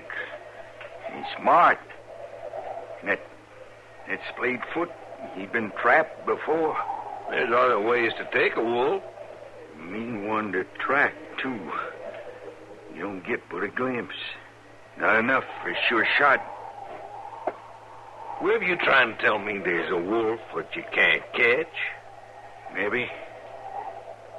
This one's white, Guthrie. White? What's that mean? Cheyenne say. Oh. Cheyenne say the white one's his big medicine spirit. Oh, dang Injun talk. Unless you're being raised by the Injuns 20 years, well, you're more Injun than white. Maybe. Maybe you're dreaming this wolf up. Maybe that's it. What do you mean? It's almighty suspicious. You clean out every wolf but this one. And he kills mighty near as much as all others did. Say it out, Guthrie. All right, just one wolf. But you got to stay and hunt him till he's caught. Him pocket my money and eat my grub. And for one lone wolf, it ain't a bad way to spend a cold winter, is it? You saying I let him live on purpose? I'm saying maybe there ain't no wolf. Maybe it ain't a wolf at all ripping up my colts. Man could do that, a man like you. Cold-eyed half-breed ain't got no feelings. You get out of my camp, Guthrie. Oh, no, it ain't me. It's you that's getting out, William. Off in my land, and right now. You can't run me off, Guthrie. This here's free land. Not for no killers, it ain't. I seen your kind before. It's easy for you to kill, and it don't matter, wolf or colt. Or man. I ain't killed me one for time, Guthrie, but it won't go very hard. So you better get along now. I'm warning you, Wib. You get off of my land. Not till I finish what I come for. I'll have you run off. How? I'll send to Dodge for the marshal, you'll see. And if you stay, you'll end up dead, Wib. Somebody will. That's for sure.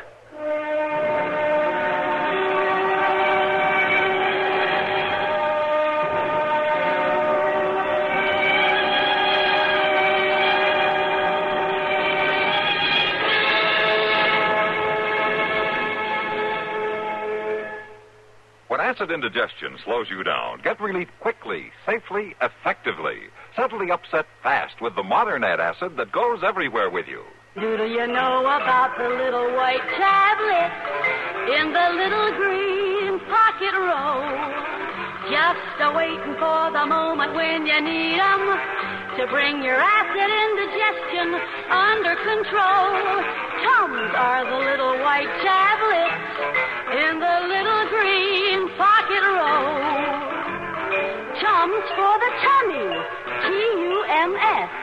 Bring relief quicker than you'd ever guess. Best for any kind of acid distress. Keep 'em handy in the pocket roll. Keep your tummy under Tums control. No acid rebound with modern Tums. Get Tums, 10 cents. 3-roll pack, a quarter. Or the new Tums 6-roll pack with 3 metal carrier, 49 cents.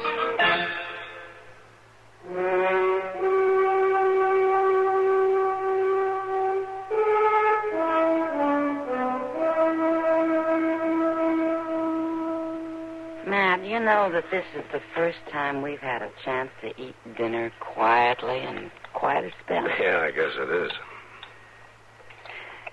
Do you ever think you'd like to be somewhere else? You know, just travel. Travel? Yeah. Places like Philadelphia, Washington, Baltimore. Why would I want to be there? Well, I should think you'd like to see something besides Fort Dodge and Fort Wallace, James Crossing and Fort Larned. Prairie and Army camps get pretty dull, don't they? What would I do in Washington? Call on President Grant? Well, why not? You're a famous man. Oh, sure. I couldn't wear the clothes, that's why. I bet you'd look handsome. All duded up like that? Well, Bill Cody does real fine. Look, Kitty, I know what you're after, but I'm not going anywhere.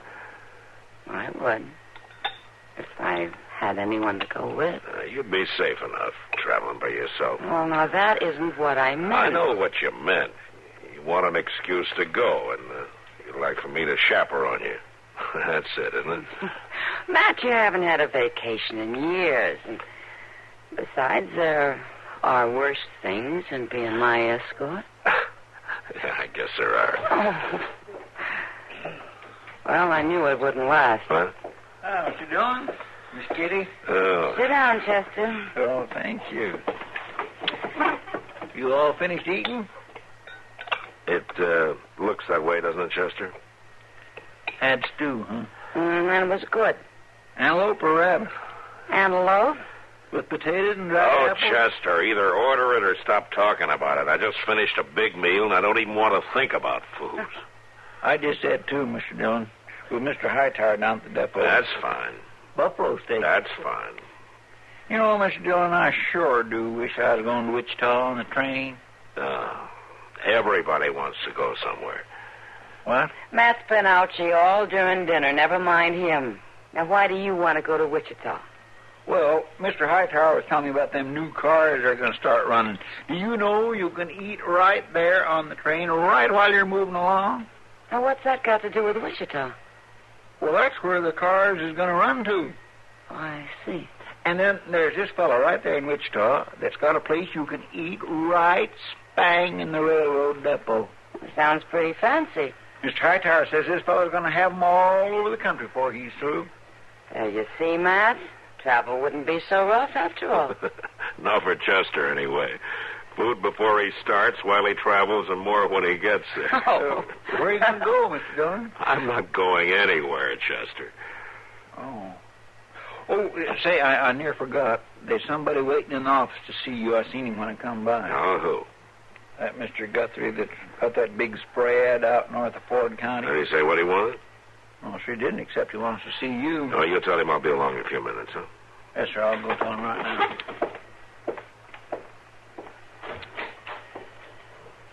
Well, we almost made it, Matt. What, Kitty? I thought for once we'd get clean through a meal without your being hauled away. Oh, we did pretty good. I might have weakened, you know. I might have agreed to take a train somewhere. Oh. Come on, I'll walk you back. No, thanks, Matt. I'll just sit here and finish my coffee. Okay, I'll see you later.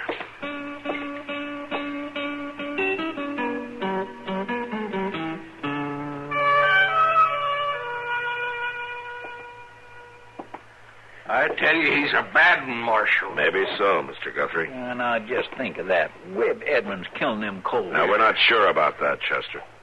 You have any proof it's Webb and not a wolf killing your stock? Well, I don't need no proof. Marshal, you go take one look at that half-breed there in his stinking dugout. You'll see what he is. Now, look, Guthrie, just because a man doesn't keep clean or live in a house, that doesn't make him a killer. But this man is, Marshal. You can see it right in his eyes. They're cold. They're wide open. It's like a snake's. You think you're just looking to measure you for your grave. I need proof, Mr. Guthrie. Unless you can prove that Webb has broken some law, there's nothing I can do. Well, you can run him off of my land. You're using that land, Guthrie, but it's not yours. It's open range. And Webb has every right to camp there if he wants to. I'm warning you, Marshal. You better run him off before there's trouble. And if you're thinking of getting up a party to run him off... It ain't that, Marshal. You can bet my neighbors would be glad to cooperate. They've been losing stock, too. Well, everybody has, Mr. Guthrie. It's been an awful bad year for wolves. You ought to thank Webb for cutting your losses. All right. All right. But it'll be on your head, Marshal. Don't say I didn't warn you. About what, Guthrie? That man hates me, Marshal. He's threatened me. He even said it was just as easy to kill a man as a wolf. Now, you think I'm going to wait for that half-breed to come shoot me in the back? That's murder you're talking about, Mr. Guthrie. I'm talking about self-protection, Marshal. Now, if you don't want trouble, you get him off my land. Reason or no reason, just get him off. My. Now, there's a riled-up man, Mr. Dillon. He might just do it. Yeah, he might. Say, is it really true about Webb being part Cheyenne? Well, I know he doesn't look at Chester, but it's true. He lived with him till he was about 20. Maybe he should have stayed with him. Well, any man wants to get back to his own people.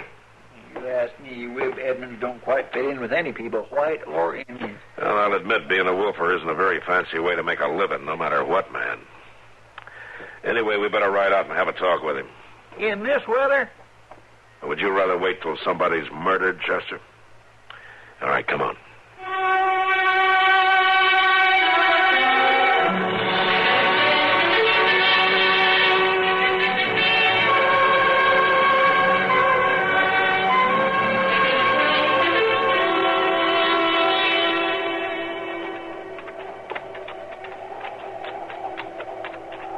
Do we have to ride up along here, Mr. Dillon? Down in the draw, we'd at least be out of the wind. It's harder on the horses down there, Chester. The snow's a lot deeper.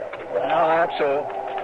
And I guess we can see further up here, too. Not that there's anything to see. I'll bet we've missed his dugout already. I don't think so. We've come off a long ways.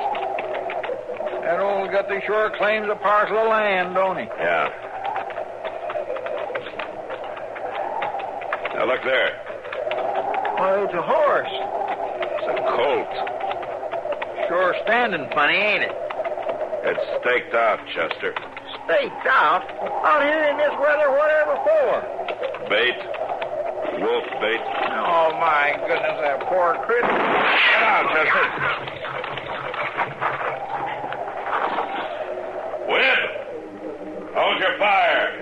Marshal Dillon. Now, you put down that rifle and show yourself. We're coming to talk to you. You hear me? I hear you. You stay away from that horse of mine, Marshal. Why? You spoiled my trap. You ain't already. I don't see no trap. Take one there all the same. All right. Come on, Chester.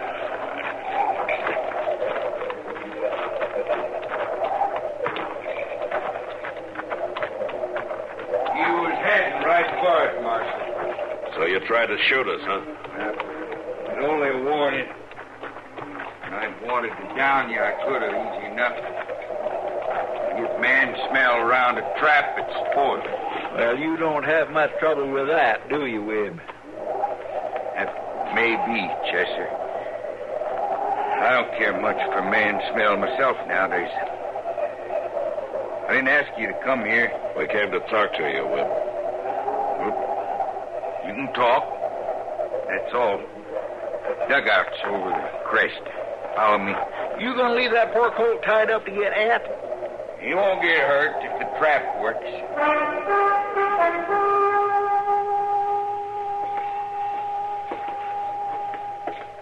You can sit on a log there and outfitted for socializing. Now, this will do fine. There's coffee. Meat in the pot if you want it. Well, say now. Muskrat meat. Muskrat meat.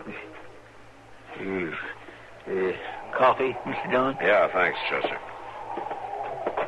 Well, speak your piece, Marshal. I can tell you right now, I ain't leaving. You're off Guthrie's payroll, Webb. You won't get anything more from him.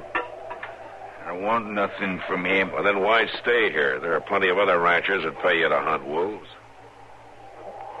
Well, you're doing the talking, Marshal. I'm only trying to find out why you want to stay in this place. That wouldn't be that you're planning to get Guthrie, would it? You think I killed his colts, Marshal? You got one of them out there right now for bait. It's different. It's the only thing that'll tempt this Bigfoot wolf. Is that the wolf you told Guthrie about? Yeah. Yeah, and I'm going to take him this time, Marshal. If you didn't spoil the trap, Webb, are you sure that's the only reason you want to stay? I got to finish what I started. I got to get that big wolf, Marshal. And Guthrie better hadn't tried to stop me neither. You mean you'd kill a man just because of a wolf? This one is different. He's white and big. I don't care how big or what color he is. He's not worth a human life. You don't understand. This one is special, Marshal. This is the most important wolf of my whole life. But why?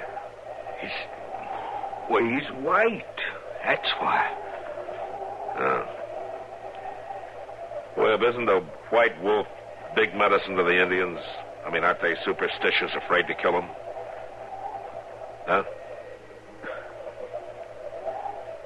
Look, Webb, maybe you've lived alone too long. Maybe you need a change. I'm all right, Marshal. I never thought things clearer. Any man needs to be around other men some. Maybe I got no use for men, Marshal. Sure, they got none for me. You don't give them much chance, Webb. Even before you became a wolf or when you were killing buffalo, you wanted alone, always. Sure I did. Maybe someday I'll tell you why, Marshal. But right now, all I got to say is I ain't leaving here. And if you stay, there'll be a killing. Now, we'll spend the night here, Webb. And in the morning, you're coming back to Dodge with us.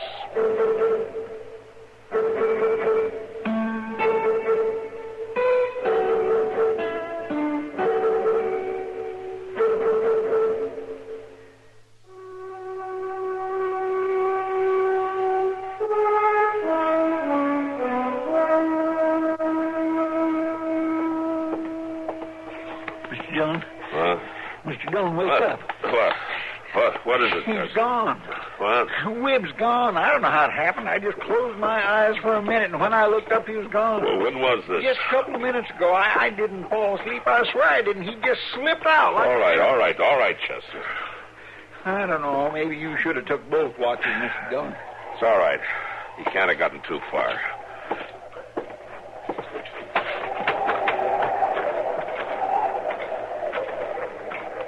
Well, there's our horses. At least he didn't take them. Wait a minute.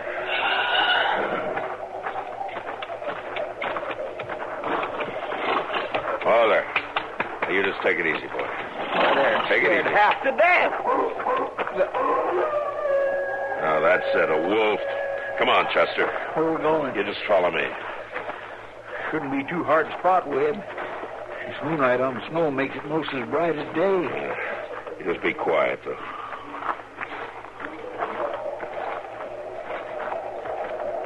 Wait a minute. What is it? Over there. Why, it's Webb. Going down to that trap of his. Yeah. You reckon maybe he's caught that wolf? I don't know. Come on.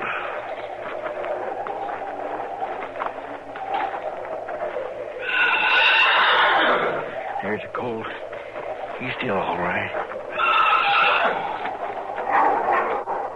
Yeah, listen to that. That's a wolf. Where is he? In that pit in front of the colt. The wolf's in it? Yeah, has to be the way the colt's acting. Yeah, listen to him. He's trying to jump out. So he might have near made it, too. Come on, let's move up closer. Look, there's Webb right at the edge of the pit there. He's got a rifle. Why doesn't he use it? Look at that animal jump. He's going to... Shoot him, Webb. Shoot him. Oh, he's just standing there. What's the matter with you? Shoot him. You got a rifle? Use it. We should have brought ours. He's out. The wolf's got him. Stay back, Chester. I'm going over there with a 6-gun.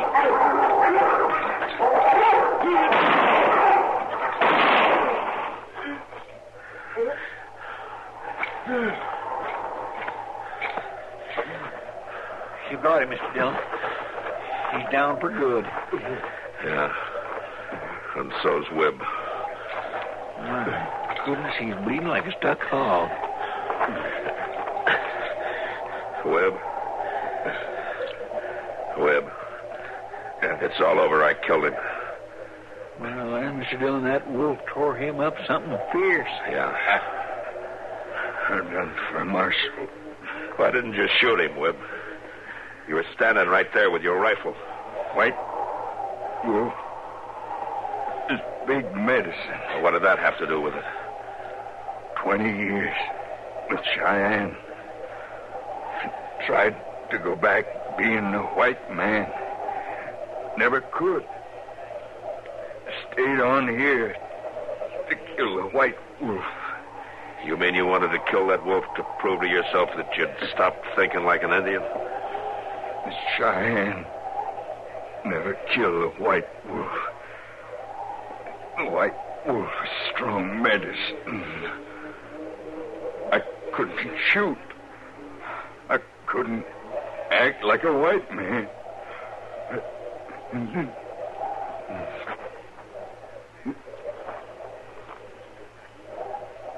Poor devil. Well, Chester, you remember how you said Webb didn't fit in with any people, white or Indian? Well, then, I didn't know what he was up against, Mr. Dillon. No. Well, he didn't fit in then. Not until tonight he didn't. What do you mean? Tonight he found his people. Webb was born with Cheyenne. And tonight he died like a Cheyenne.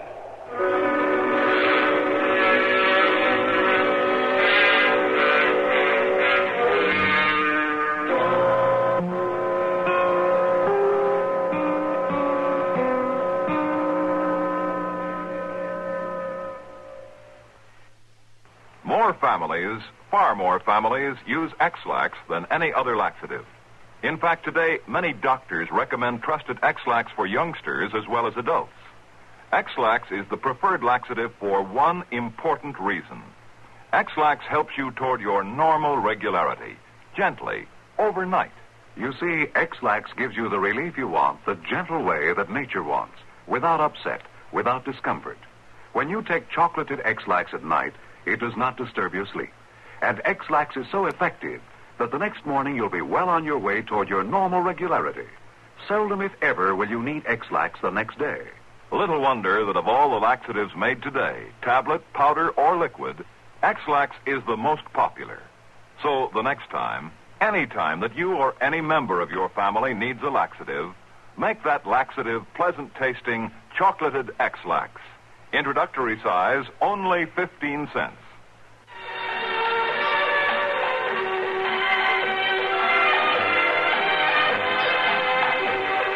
Gunsmoke. Produced and directed by Norman Macdonald, stars William Conrad as Matt Dillon, U.S. Marshal. Harley Bear as Chester, Howard McNear as Doc, and Georgia Ellis as Kitty. This is George Walsh inviting you to join us again next week for another story on Gunsmoke. This is Ed Murrow. This is Eric Severide in Washington. This is Robert Trout in New York. This is Blair Clark of CBS News in New York with The World Tonight. That's the news. This is Dallas Townsend in New York. Those are just a few of the voices that bring you the news each day on WBT Radio. You've learned to depend on those men for not only the important facts in a news story, but also a penetrating analysis of those facts. CBS correspondents are stationed throughout the globe to present first-hand reports of national and international developments as they happen. WBT reporters with tape recorders, mobile news studios, and other news facilities maintain a constant watch on the Carolina scene. It's an unbeatable combination, and it makes you, a WBT listener, the best informed radio listener in the world. Keep tab on the times at 1110 on your dial, WBT Charlotte.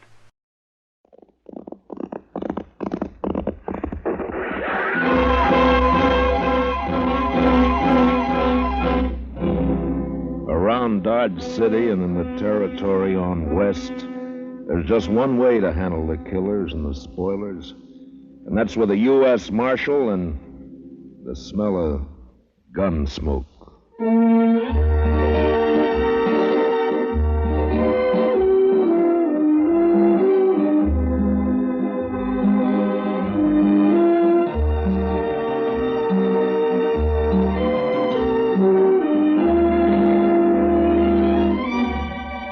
Gunsmoke, starring William Conrad.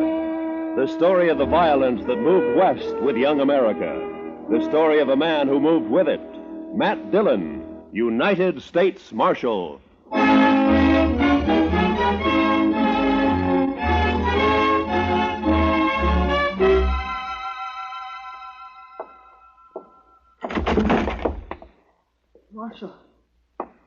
Marshal Dillon.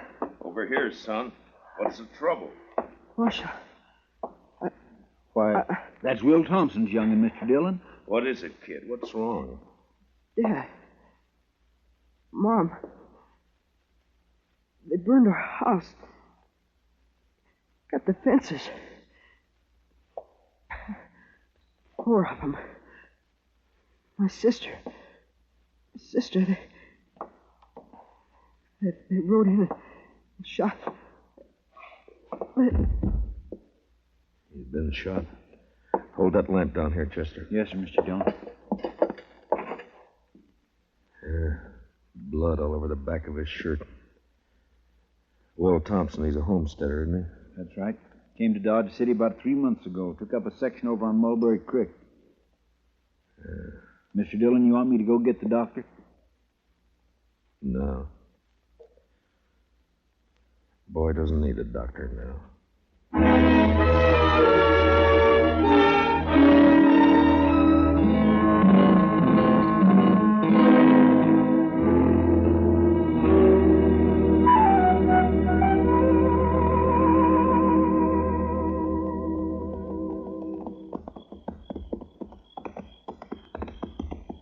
Burned the houses right, Mr. Dillon. It's still burning. Yeah, what's left of it is. Watch yourself now, Chester. Yes, sir. No sign of life, though. Whoever did it's probably long gone by now. No reason to hang around. Now, let's tie up here and look around on foot. Bring up your carbine, Chester. I got it, Mr. Dillon. Yeah, they even fired the corn crib. Now, why would anybody want it? What's there? What is it? It's a dog. Shot. A dog? When they even shoot the dogs, it's a... You see something? Yes, sir. It's Will Thompson. I think it's Will. What do you mean you think it's what? Scalped. You was Indians, Mr. Dillon. They couldn't have been Indians. Only tribe reported in 20 miles is the Kiowas, and they wouldn't do anything like this. They've been peaceful for years. Yeah, I don't know, but... Come on. Let's find out what happened to the rest of the family. Yeah. Besides Will and the boy who rode into town, there's Miss Thompson and a daughter. Girl about 17, pretty as a picture. There's something lying over there by that cottonwood. Yeah, I see.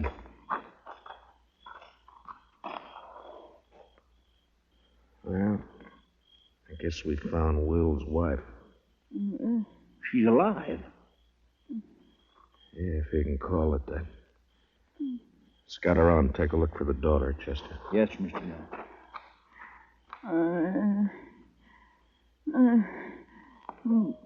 It's all right, Miss Thompson. It's all right. It's all right. Mary. My daughter. They took her and dragged her away. Dragged her away. Easy, man. Easy now. I tried to stop them. I held on to one of them. He kicked me loose. And his spur came off. It's here somewhere. It's on the ground somewhere. On the ground. Yeah, I see it. But my daughter. I took her away. My baby. There now. My baby. There now. It's all right. We'll find her, ma'am. We'll find her and then...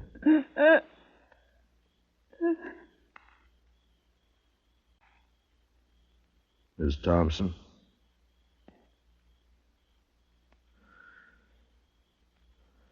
Well, you're better off, ma'am. Mr. Dillon? Yeah. Over here in the Willis. I found her. All right, Chester.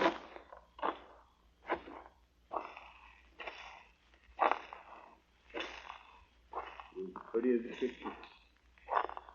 Seen her in Dodge. Walking down Front Street. Pretty as a picture. Yeah. All right, let's ride.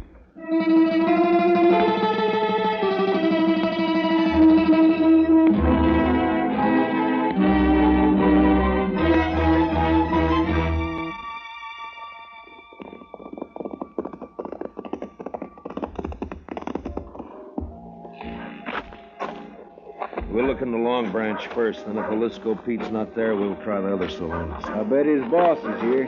He's here every night. Yeah, I know. Follow me in, Chester. Just keep him off my back. I'll take care of the rest of it. Yes, sir. Good luck, Mr. Dillon. Yeah, thanks.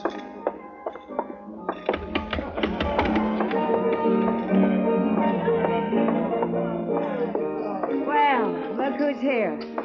Matt Dillon. Hiya, Kitty. What brings you in, sweetie?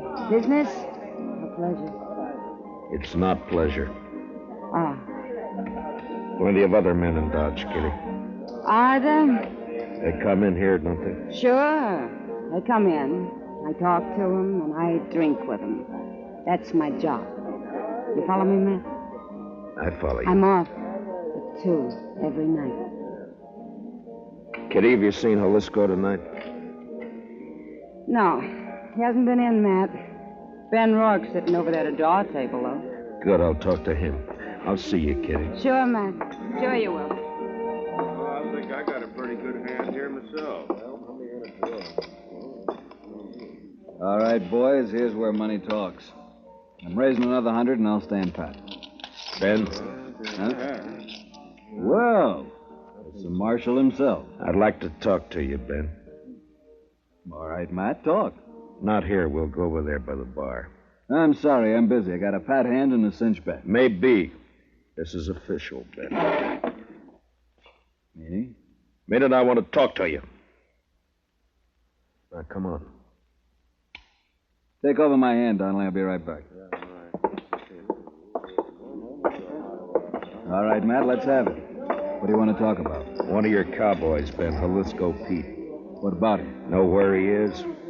Around somewhere, I guess. Why? I'd like to know if he lost his spur recently.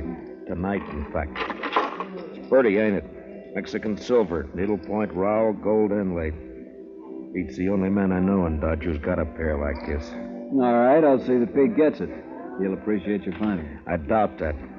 I found it lying beside a woman he'd just kicked to death. Will Thompson and his whole family were wiped out a few hours ago by 4 night riders. You know anything about it? How would I know about it? Your boys call you King, Rourke, don't they? Never heard of one of them pulling anything without being sure you'd back him up. Matt, are you claiming I was in on this? You're a cattle rancher, Ben, an open range man. You boys all hate the homesteaders coming in with their plows and fences. Been a lot of fences cut by night riders. Now it's murder. You haven't named me yet, Matt. A couple of months ago, here in the Long Branch, I heard you say you'd get the homesteaders out of Ford County if you had to burn them out. Well, did you? Sometimes a man gets known as a fast gunslinger and it goes to his head. I asked you a question, Ben. Then he gets himself a tin star and goes around bothering people.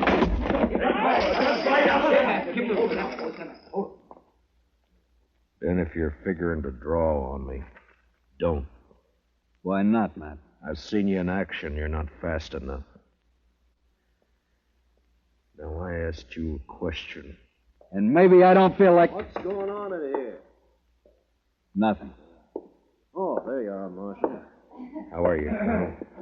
Marshal, what's this I hear about an Indian uprising? There's been none that I've heard about. Whole family massacre, the way I hear it, sir. Murdered and scalped. Scalped? 2 of them were. So it was Indians. What game are you playing, Matt? Indians don't cut fences, Ben. That's a cattleman's trick. Scalping, too? Could have been an afterthought. It wasn't an Indian who lost that spur. Well, we'll soon find out about it. I'm riding into the Kiowa country with Troop C tonight. I hope you won't do that, Colonel Blake. You know the Kiowas. They're peaceable enough when you let them alone, but if you push them, they'll fight. True enough, Marshal. We can't let them get away with it. The Indians weren't responsible, Colonel. I got evidence to the contrary. Give me 24 hours and I'll prove it. Well, I certainly don't relish stirring up a tribal war, but... Just 24 hours. Well, all right. Ben, if you know where Jalisco is, you better turn him in. It'll save trouble. When any of my boys need discipline, I take care of it. Not this time. Other people are involved. Homesteaders. Squatting on a measly 320 acres apiece. Ruining the whole country. They got rights, Ben. Who says so? I do.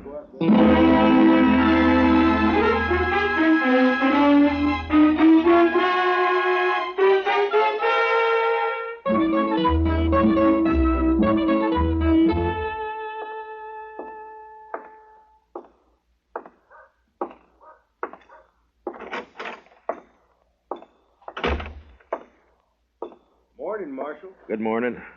Any luck, Chester? No, sir. I just stopped by the jail here to see if you'd found it. I wish I had.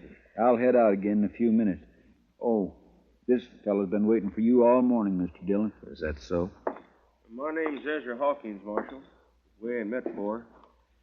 I got a homestead up the river. Don't leave me much time to get to town. I see. Well, what can I do for you, Mr. Hawkins? Well, it's about what happened to the Thompson family last night. The other homesteaders sort of appointed me to speak for the whole bunch.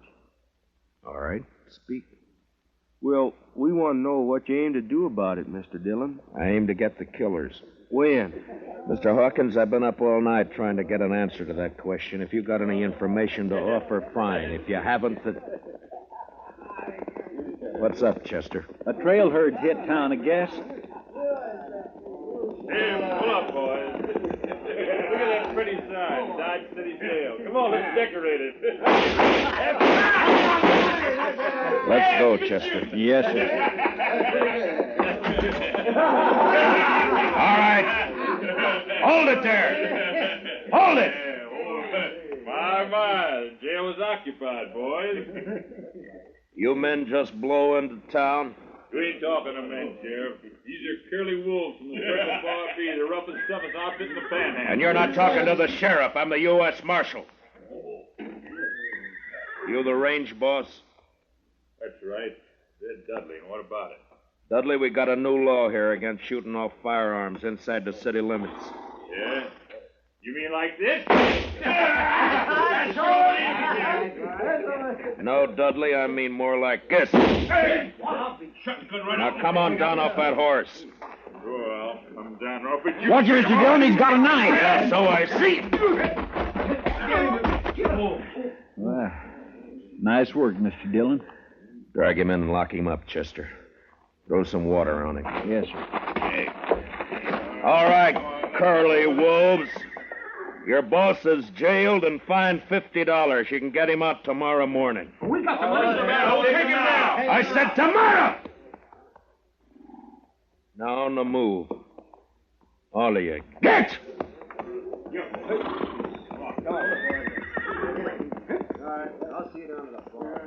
You handle things right fine, Marshal, once you get started. Thanks, Hawkins. Only trouble is some of us homesteaders are getting kind of impatient. The cattle ranch has been treating us pretty bad for too long. The boys are all meeting at my place today. I reckon I can hold them back till tonight. You know what I mean, Marshal. Yeah. I saw it happen in Abilene. Dirty and bloody. I'd hate to see it happen here. Sure, I know what you mean. Range war. Well,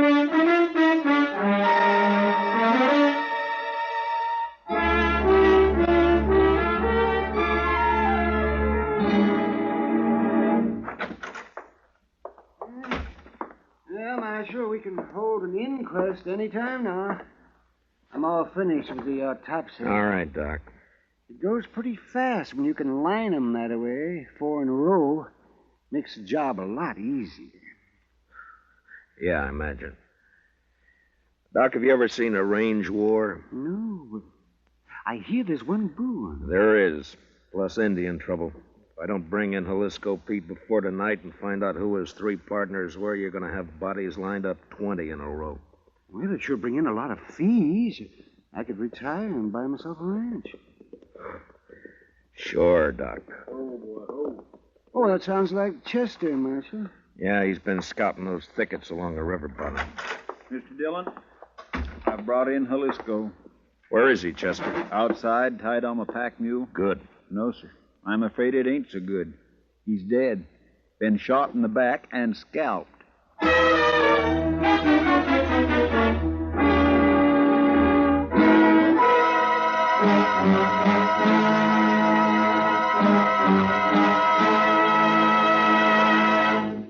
We will return for the second act of Gunsmoke in just a moment, but first, CBS Radio, in cooperation with Time magazine, makes available to you, free of charge, a valuable convention handbook packed with facts and sidelights about American national political conventions.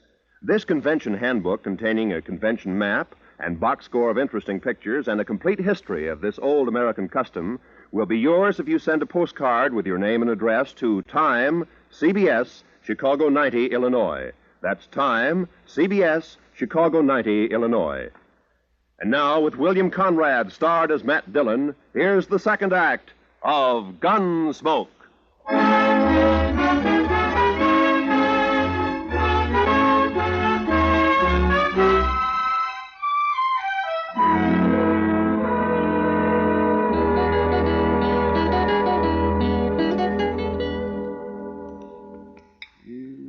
Just a second now, Marshal. Let's see. Here it comes now. There's the bullet, if it'll do you any good. It won't, Doc. The slugs I dig out of the bodies all look alike. Someday, though, they may figure a way to tell them apart. Maybe even tell which gun fired which bullet. Oh, no, not a chance of it, Marshal. Well, I guess that's all I can do for the late lamented. Oh, I see he's only wearing one spur. Yeah, I know. I got the mate to it here. That's what I wanted to talk to him about. It's too bad, Marshal. His talking days are over. Yeah, somebody made sure of that, all right. Then tried to cover the trail by scalping him. Well, I can tell you one thing. It wasn't done by Indians. That's my guess, too. I've seen how Indians do it. Down in the territory, up in the Dakotas. Slick and clean. Nothing like this. Why, I could do a better job with my eyes closed. Yeah, I bet you could. Well, I guess I'd better get ready for the rush. Looks like a showdown, Marshal. And I don't see any way that you can stop it. Neither do I.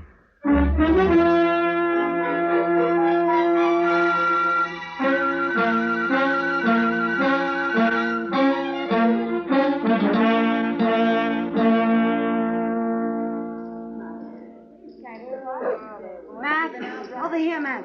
Oh, hiya, Kitty. Business again, Matt? Well, I was looking for Ben Rourke. He isn't here.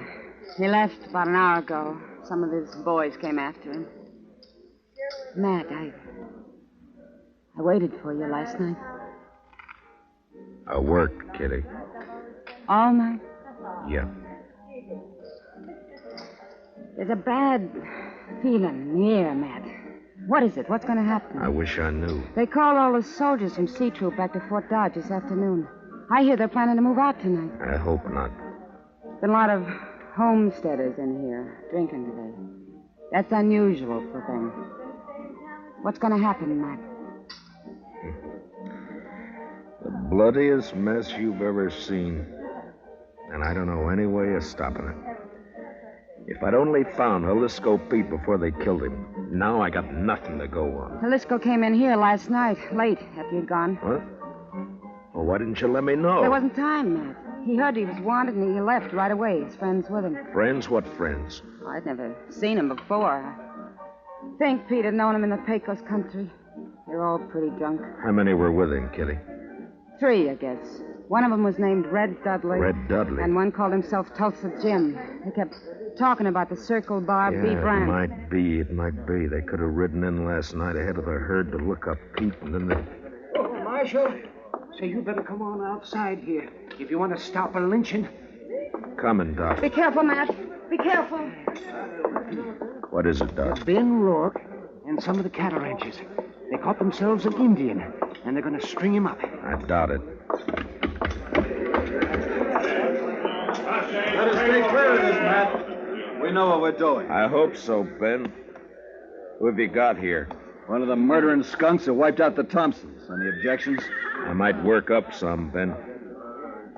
What's your name, fella? He won't talk to you. Hasn't opened his mouth. Look, fella, as an Indian, you're a ward of the government. I'm a U.S. Marshal. I represent the government. I'm here to protect you. Now, what's your name? Keith Doxwa. Work hard. Good man. No kill. What makes them think you did? Say kill people. No kill. He pleads not guilty, Ben. Sure he does. And maybe he can explain why we caught him 2 miles from my ranch house. Is that reservation? What was he doing there? Go on, ask him. Mr. Rourke? Maybe I can tell you what he was doing. What? Ezra Hawkins. One side, if you don't mind. Let me through here, please. Let him stand. Thank you. We got tired of waiting, Marshal. We come on into town. Maybe that was a mistake, Hawkins. Maybe. You have to play it the way you see it. Look, mister, let's have it. What's this all about? I'm a homesteader, Mr. Rourke. Well, I accept your apology. Weren't no apology. I just wanted you to know who those 100 men across the street were.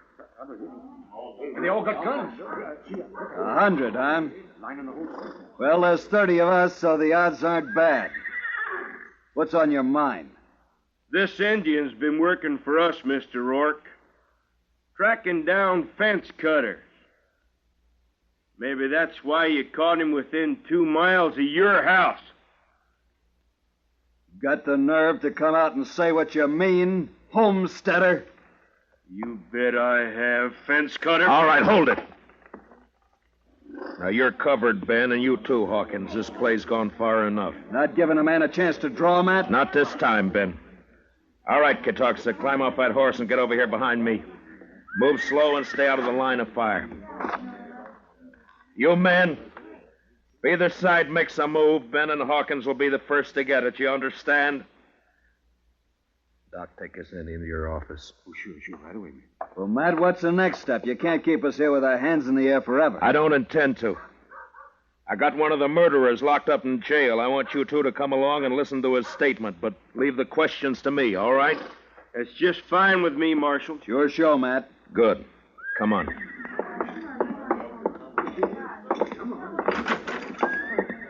Chester? Chester? Looks kind of deserted, Matt. He may have gone back to the cells to see. Chester? Ben, Hawkins. What's the matter, Matt? Here, I'll get that gag off of him. You cut the ropes, Ben. Right. All right, Chester, here we go. Easy now. There. What happened, Chester? Oh, they slipped in and got the drop on me, Mr. Dillon. Took Red Dudley with him. There was two of them, not more than 20 minutes ago. Who were they? Did you know them? Nope. Circle Bar B-boys, I think. They slugged me and thought I was out, but I heard them talking. They were all in with Pete on the Thompson killing. Yeah, I know. And they killed Pete, too. They was afraid you'd make him talk. The question now is, where are they? I know where. The Arkansas rooms. The Arkansas, huh? They planned to hole up there till it got dark. Maybe they've gone by now, though. Maybe not. Want some help, Matt? No, thanks, Ben. It's my job, mine and Chester's. Come on, Chester, let's go.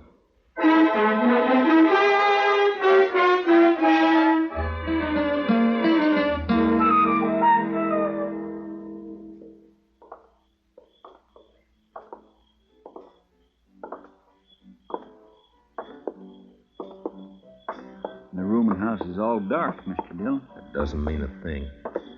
Watch the windows. That's you, Dillon? Drop behind that water trough here. Use your carbine. It's more accurate. Yes, sir. All right, Dudley. Come on out. You're under arrest. Come and get it! Fire at the flashes, Chester. That came from the side window, Mr. Dillon. And 10 to 1, there's somebody behind the other corner. So... Yeah, there was. Rake the front of the building, Chester. Yes, sir. I got one. He's hanging out the window. Yeah, it's two down and... Dillon! Hold your fire! I give up! All right, come on out. Be careful, Mr. Dillon. It may be a trick. It's up to him. Come on out, Dudley. Well, hurry it up! I'm coming. I got a bullet in my leg. I can't hurry very fast. You got me all wrong. Watch it, he's drawing. Wrong, Chester. He started to. See if you can find the doc and get him to help you pack these things over to the jail. Yes, sir. Right away, Mr. Dillon. Matt? Are you all right, Matt? Yeah. Yeah, I'm all right, Ben. Had a clean sweep, huh? Looks that way. Well, bullets are cheaper than rope. I guess so. Ben, you and your boys aren't murderers like Red Dudley, but this business of fence cutting can lead to a range war, too. Like it or not, homesteading's here to stay. There's more of them coming in on every train. I know all that. Those cattlemen built this country, Matt. A few more years, now they'll have us fenced out of it. Times change, Ben. There's range still left out west, New Mexico, Arizona. Yes, I know. Some of us have been thinking about it. Matt, they'll fence you out, too, you know. Yeah, I guess they will. Well, when that time comes, I'll move on. If I'm still around. Farms and families. Next thing they'll do is set up courts and bring the law in here. Law's here now, Ben. In Dodge City, I'm the law.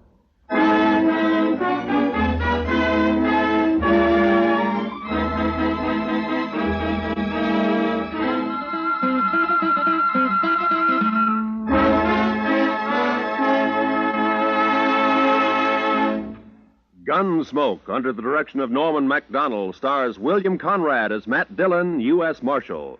Tonight's story was especially written for Gunsmoke by Les Crutchfield, with music composed and conducted by Rex Corey. Featured in tonight's cast were Harry Bartell, Lou Krugman, and Georgia Ellis, with Jack Crucian, Barney Phillips, Vivi Janis, and Johnny McGovern. Parley Bear is Chester, and Howard McNear is Doc. Join us again next week as Matt Dillon, U.S. Marshal, fights to bring law and order out of the wild violence of the West in Gunsmoke.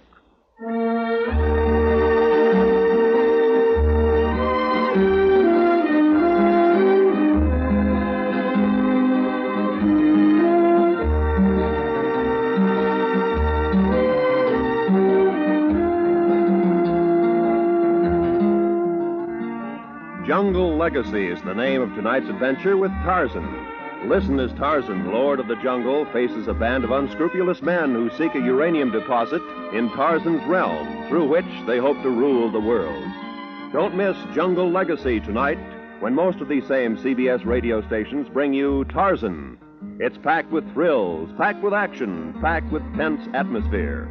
This is Roy Rowan speaking. Remember...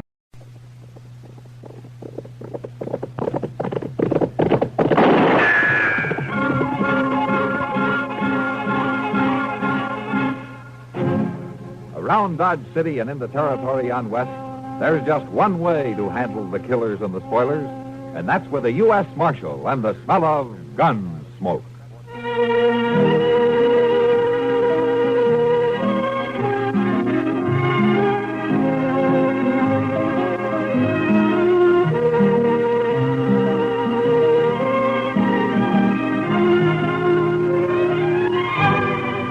Gunsmoke, starring William Conrad, the story of the violence that moved west with young America, and the story of a man who moved with it. I'm that man, Matt Dillon, United States Marshal.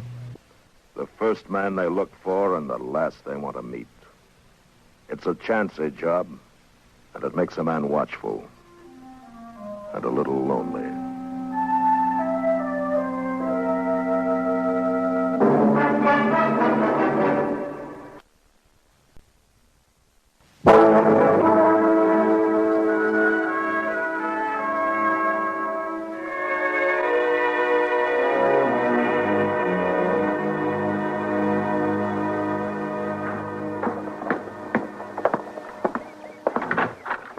The horses is all saddled up and out front, Mr. Dillon. All right, Chester. I should be back late Wednesday or early Thursday. Well, don't you worry about nothing. Things should be pretty quiet with the prisoner gone. Might even have time to do a little housekeeping around here for a change.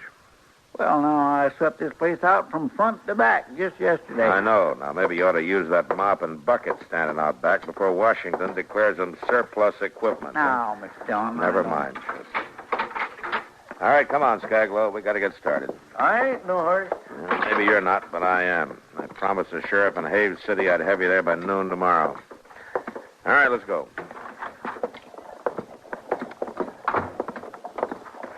Mount up. Ain't you going to take the cuffs off? Uh-huh. At noon tomorrow. Now get up in that saddle. And Chester... Yes, sir? Don't take things too easy, huh? Oh, yes, sir. No, sir, I won't. All right. Bye, Mr. Dillon. Oh, was that the marshal just rode off? Yes, it was. Oh, what time will he be back? What time? Well, if you'd asked me what day, it'd be a better question. This is serious, young man. How long will the marshal be out of town? Well, I expect him back of a Wednesday or Thursday. Oh, I'll probably be dead by then. Dead? Look, mister, I'm Mr. Dillon's assistant, and if you're in trouble... Are you good with a gun? Well, sure. Oh, I may not be as good as Mr. Dillon, but I do all right. I'd sure feel better telling all this to the marshal. Oh, what? You ain't told me nothing yet. I have to trust you. Can we talk inside? Oh, well, of course. You can come on in. Now, what's this about? Here's my card. Professor Albert Cramston, doctor of META... Metallurgical research. Oh. Well, Sounds pretty important, but it don't sound very dangerous. Well, believe me, son, it is dangerous. If the syndicate has put a price on your head. Syndicate? The Silver Syndicate in San Francisco. You know, all those millionaire fellows who own the mines. You owe them fellows. Well, why should they want you dead? I don't want to tell you too much because it'd be dangerous information for you to have, but well, I will tell you this. They've hired 8 killers to track me down, and the one who catches up with me gets $10,000 for the job. Well, is any of them 8 men in Dodge now? I don't know. I don't know who they are or what they look like. I just know they mean to get me. Well, there ain't anything I can do, Professor. Thank you, son. And I just want to say, keep your gun close by, because the welfare of your country and mine may be resting in your hands.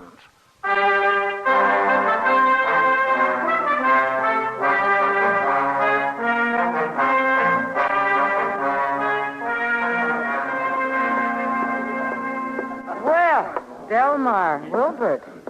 Somehow I never thought I'd see you two drinking at the same table. Sit down, Miss Kitty. Sure. Join us for a farewell drink. I'd love to, but only if you'll let the Long Branch stand this round. Oh. Sam, Yeah. 2 whiskeys, 1 beer. Right away, Miss Kitty. I understand Mr. Durgan bought out your shop, Wilbur. That's right, for $1,500. And you're leaving Dodge in the morning? You're right again, for San Francisco. And to be perfectly honest, about the only thing I'll miss is dropping in here to the Long Branch. Here's drinks, Miss Kitty. Thanks, Sam. Miss Kitty. See that little old fella by the bar there? In the stovepipe hat? The kind of fussy-looking little man? Yeah. What about him? He keeps borrowing dimes from the customers. Sam, you know we don't allow panhandling in here. Oh, but he pays them back. What? Yeah, 3 times now I've seen him. He borrows a dime, he leaves, comes back, buys a drink with a silver dollar, takes his change, and pays back the dime. Well, you worry about it, Sam. I'm going upstairs for a while. I got some bills to go over. Excuse me, boy. Sure, Miss Kitty, sure. And if I don't see you before you leave, Wilbert, good luck. Well, thank you, Miss Kitty. Did you hear what Sam said about that little fella? Yeah. Sure sounds crazy. Why would anybody do that? I think we're going to find out. Oh, excuse me, gentlemen. I wonder if either of you would be so kind as to lend me a 10-cent piece. Why, I think that could be arranged, don't you, Wilbert? Yeah, I think so. Here you are. Oh, thank you. I'll return it shortly. I wonder where that little geezer's going. I don't know. Well, Sam said he keeps coming back with a silver dollar. Maybe we ought to follow him. Maybe we ought to.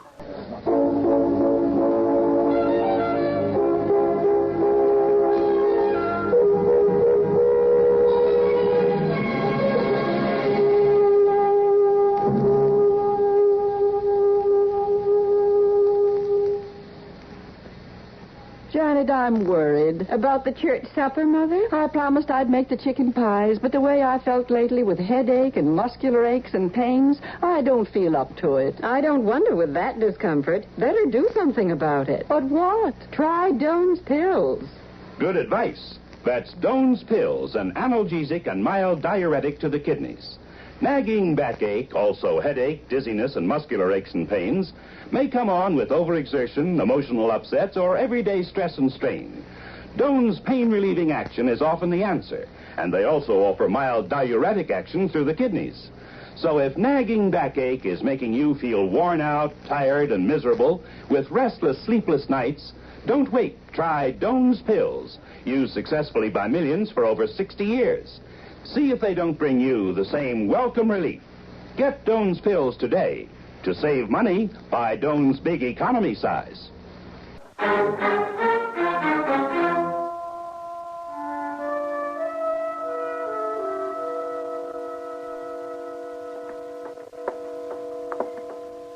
Is that him? Yeah. Now, let's don't follow too close. Wait. Where's he going? Well, he's going in my shop. Your shop? Ain't it locked? Well, what for? There's nothing in there. I hauled every last speck over to your place. My own stuff's already in my wagon. What do you suppose he's doing in there? Well, I'll go in and ask him. No, wait. Let's sneak up on him. We might find out something. I didn't board up the side window between the buildings. Maybe we can see him through there.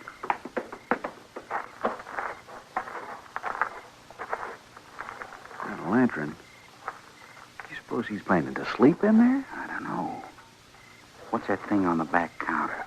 I didn't leave nothing like that. Taking the cover off. Looks like some kind of machine. There's something crooked here, and we're going to get us a reward. Let's get the front door grabbing when he comes out. Now, you get on that side, and I'll stay here and we'll wait for him to come out.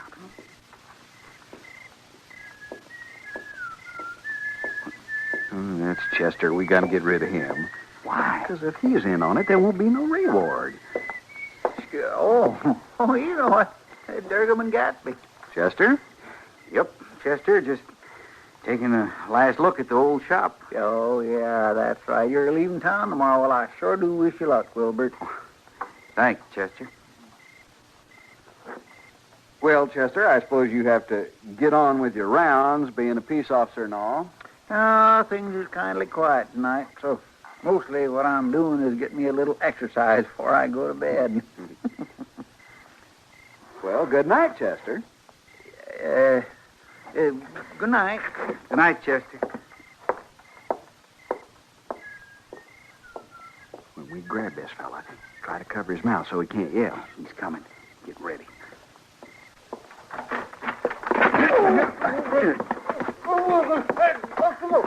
Hold him, Gatsby. Hold him. I got him. Get him back into the shop. All right. Grab this over.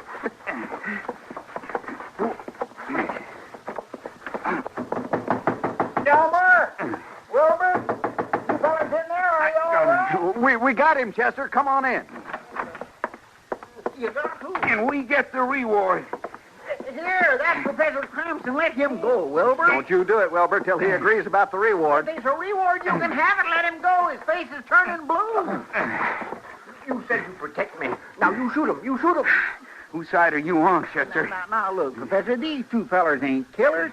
And they ain't from that syndicate thing. They're just Mr. Durgam and Mr. Gatsby. Oh, well, that's certainly a relief. Well, what about him? Who's he? Professor Albert Cranston, gentleman, late of San Francisco. Oh.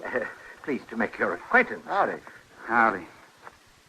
We were watching through the window there. Well, you sure looked suspicious to us. Oh, well, I can certainly understand that. And since you've stumbled onto part of my secret, I guess you're entitled to know the rest if you want to. Well, I sure do. Me too. I'm kind of curious about this myself. But first, I have to ask you, are all of you natural-born citizens of the USA? Well, of course. And Surely. none of you are in the employ of a foreign government? You mean like Europe or France or one of them towns? That's what I mean. What, now, that's silly. Well, I won't even have nothing to do with foreigners. Me neither. Well, I've got to ask those questions. And one more. If the good of our duly constituted government depended on your keeping a secret, would you die instead of revealing it? Sure. Yeah, of course. All right. Now, I want you to watch this carefully, gentlemen, so you'll be convinced in your own minds of the importance of this little device. I'll explain it to you step by step as I go along, and if you have any questions, don't hesitate. You just speak right up. Well, man, this is all so mysterious. Like, what does that thing do? You won't believe your eyes, Mr. Proudfoot. Would one of you contribute a dime to this demonstration? I got one. I got one. I got it down here somewhere. I'll take all three of them, and then you each have a permanent memento, a reminder that you were among the first to witness the results of my discovery. I'll use your dime first, Mr. Proudfoot. Chester. Oh, all right, Chester.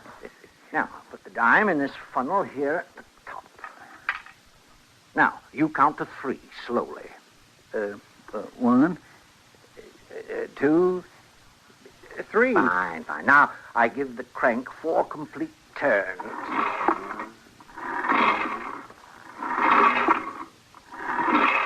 I turn this little spigot to admit 3 drops of mercury, that's quicksilver, and turn the crank one more time.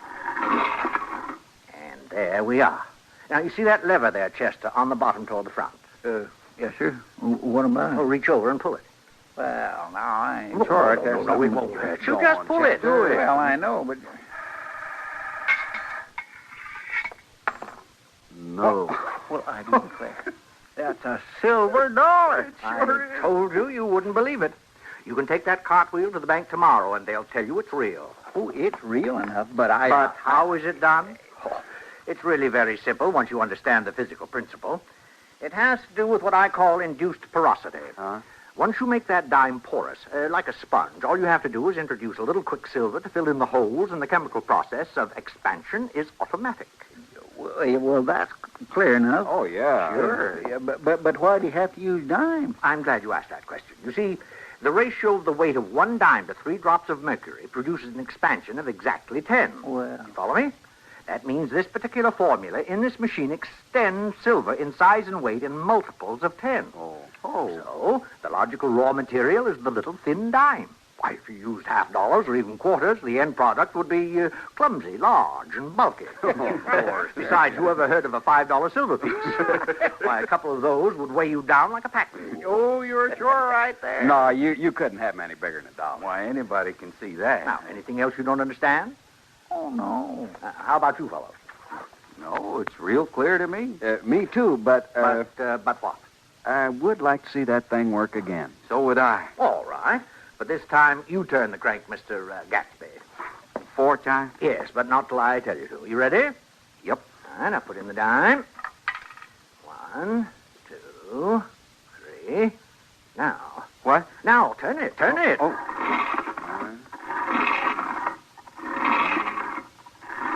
That's right. Now 3 drops of quicksilver.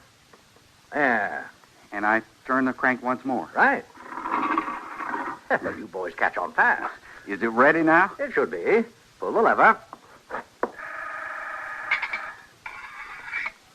I'll be doggone, I did it. Well, that sure is surprising. It sure is. Can I try it? Now, I haven't had a turn. Can I try the whole thing? Well, I'd like to accommodate you, but I think I'd better cover it up and put it away before some untrustworthy person finds out what we're doing in here. Well, why don't you come have a drink with us, Professor? Yeah, we'd be proud to have you at our table. Well, that's very kind of you, gentlemen, but I do have a few little things I must do. If I finish in time, I may join you at the Long Branch. Well, whatever you say. Anyway, a pleasure meeting you. Yes, it was. Good night, sir. Good night, gentlemen. Good night. Good night. And the pleasure was all mine.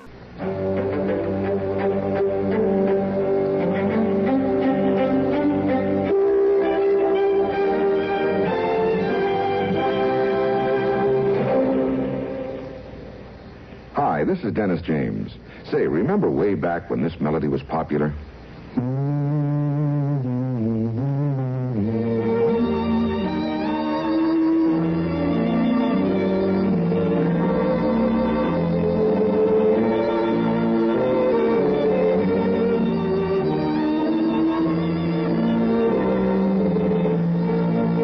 There's something very special about a long-time favorite, isn't there? Well, folks feel the same way about one of Kellogg's favorites, Kellogg's All Brand. Going on 41 years now, it's been America's most popular good food way to fight irregularity from lack of bulk. Because it's whole brand, Kellogg's All Brand gentles away irregularity safely and reliably. And because it's deep toasted for extra crispness, it never gets mushy in milk. There's only one All Brand, Kellogg's All Brand. That's ALL-BRAN. Kellogg's All Brand.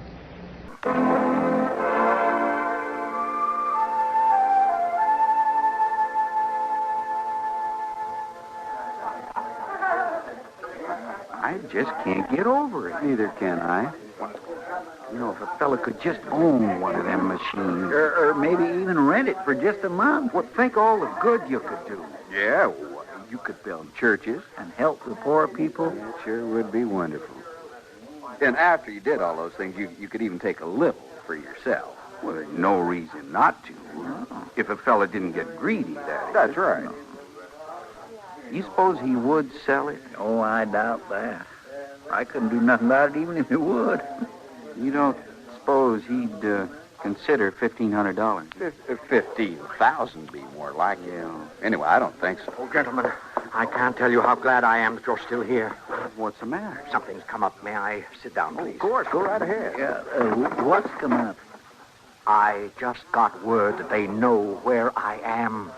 The Silver Syndicate? The Silver Syndicate. And their killers are closing in. How many are they? I don't know. Could be just one, could be all of them. Oh, I sure do wish Mr. Dillon was here. But he isn't. So I've had to come to a decision. I'm taking the train east early tomorrow, 8 o'clock. But I need your help, all of you. What do you want us to do? I want you gentlemen to destroy the Silver Extender. Destroy it? You mean bust? I mean blow it to bits. so there isn't the slightest chance of anyone piecing it together and figuring out how it was made. That'd be a terrible thing. It sure would. Just a minute, gentlemen. I understand your concern, but it's not quite as bad as it sounds. How's that? Well, if I get to Washington alive, I can build another.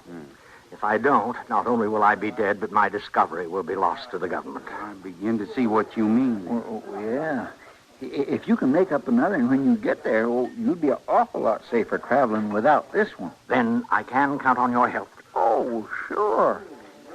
In what way? Well, I've told you I want to destroy the machine. But when you're dealing with Washington, you can't do things just like that. No, sir. Now, see if you can understand my problem. Now, let's say you're the government. You know I have this machine. I've told you I'm bringing it to you. Then I show up without it. You ask me where it is, and I say I blew it up. And you say to me, prove it. Prove you didn't sell it to somebody. But I can't prove it. So you convict me of treason, put me up against a wall facing a firing squad. That's the end of Professor Cranston. Oh, man, that'd be awful. Why, it sure would, but well, what can we do? You can be witnesses. Witnesses? If 3 honest citizens signed an affidavit that they saw the machine blown up, they'd have to believe me.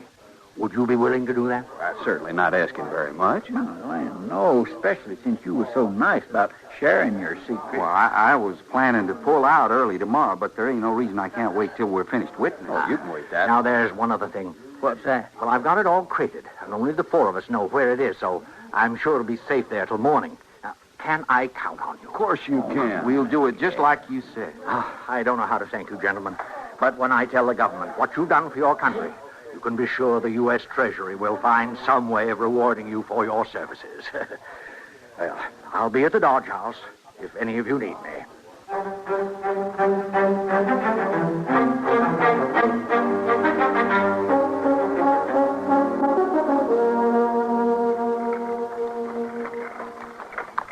This ought to be far enough from town. Just pull off the trail there and we'll unload it. All right, Chester.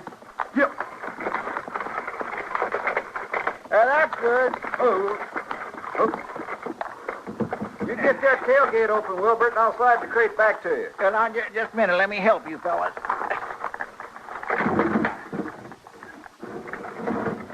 That's far enough. You and me can lift it down, Chester. I got the dynamite all bundled in under the seat here. Yeah. Now, look, we can just prop up one end of this rock and slide the bundles right underneath. Here. Oh, that should work just fine. Yeah. Fits real nice and snug, don't it? If you want to uncoil the roll of fuse, Wilbert, I'll turn wagon around and drive back down the trail. All right. I figured 20 feet of this would give us plenty of time to get out of the way. Oh, sure. String it out. We'll light it and keep right on moving. Think this is far enough for a wagon? Yeah, that's good. Well, it's all of it, Chester. You ready to move? Anytime. Here goes, then. Come on. I'm coming.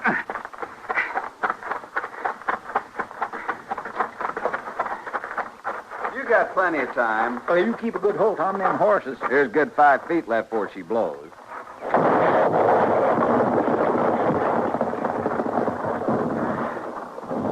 Smithereens. Yep, that did it. By jing, ain't nobody going to get the professor's machine now. Oh, he sure won't. Well, all I have to do is get back on to Dodge and sign that paper. Get on up on the wagon, Wilbert. We'll get going. Coming. Let's go. I'll ride alongside you fellas. We can stop by the office. Professor sure will be happy it all went so good. Yeah. I sure hated to do it, though. That machine... Here, somebody shooting at us. You see where that come from? Up there on that rise. I'm hit. You fool! Sure, you get Wilbert into Doc's. I'll right after him. You'll never catch him. Well, I can try. You get going. I'll meet you in town.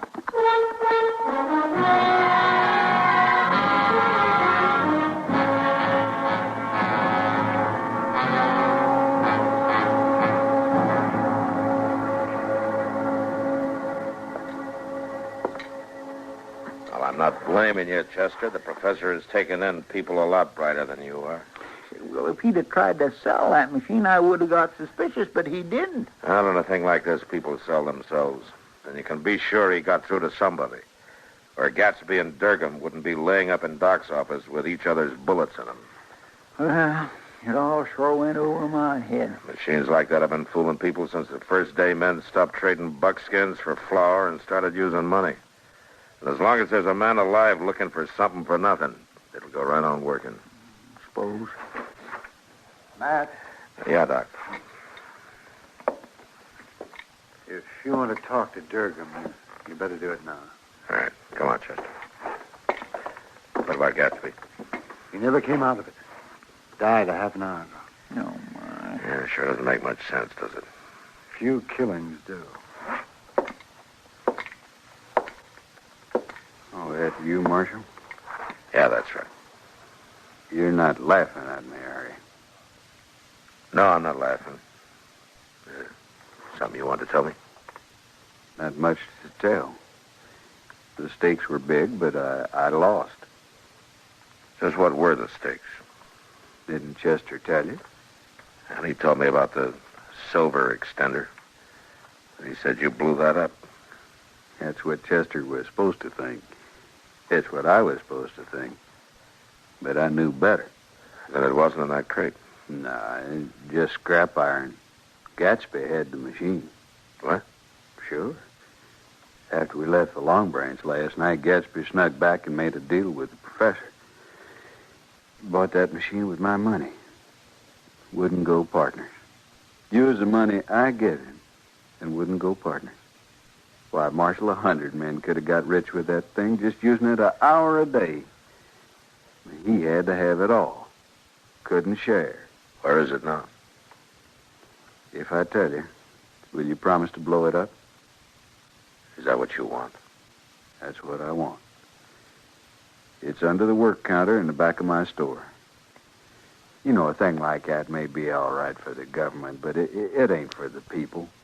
The professor should have known that. Well, I think maybe he did. What do you mean? Nothing. Anything else you want me to know? That's about all, except about the gunman on the hill that hit Gatsby. What about him? I didn't hire him. Gatsby did. To shoot me. He just picked a man with a bad aim. So Gatsby got it in the shoulder. I think that's kind of funny. Gatsby tell you this? He did. When? Soon as Chester rode off after the gunman. Pulled his own gun to do the job himself. Then you shot him self-defense. You might say that, yeah, but I'll be honest with you, though, Marshal. Yeah? I was planning to kill Gatsby anyway. You won't forget your promise. No, I'll blow up the machine. You want me to send Doc back in? No reason to. Yeah.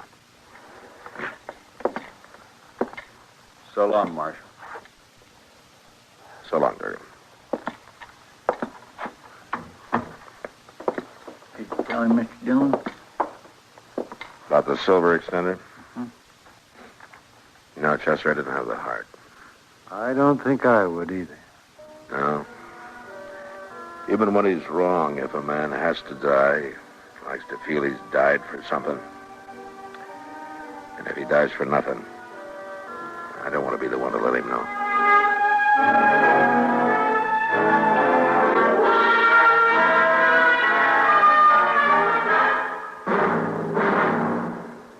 Get the really light refreshment. This is where I talk, Kay. Get the really light refreshment. That's Pepsi-Cola, of course. I just wanted to say be sociable, Charlie. Of course, Kay. Be sociable. Have a Pepsi on the road or at home. It always refreshes without filling. Charlie. Pick up extra cartons now. Pepsi is so delicious it goes fast. That's why you should keep plenty of Pepsi on hand. Oops. Maybe I'd better sing. Be sure to say keep Pepsi handy. Yes, Charlie. But the song says it sociably. Be sociable. Look smart. Keep up to date with Pepsi. Drink light, refreshing Pepsi. Stay young and fair. Get an air. Be sociable. Have a Pepsi. What Kay means is get plenty of Pepsi next time you shop. Well, yes.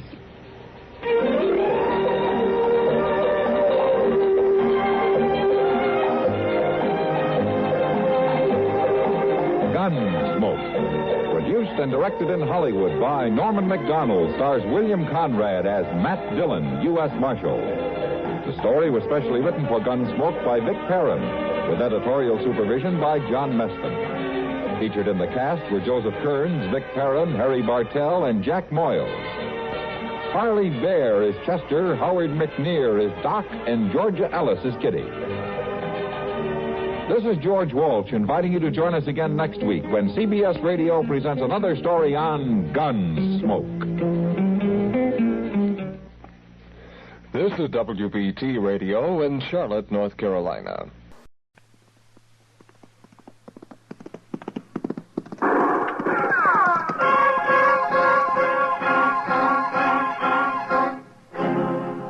Around Dodge City and in the territory on West, there's just one way to handle the killers and the spoilers, and that's with the U.S. Marshal and the smell of gun smoke.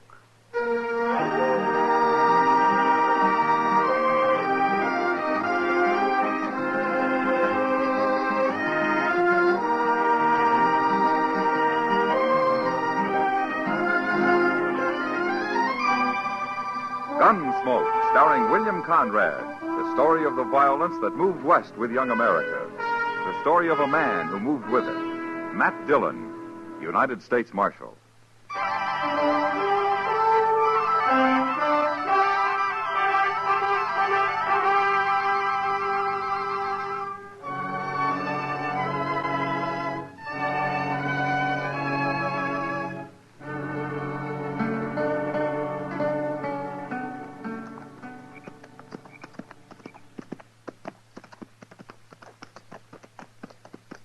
Hey, Gorse.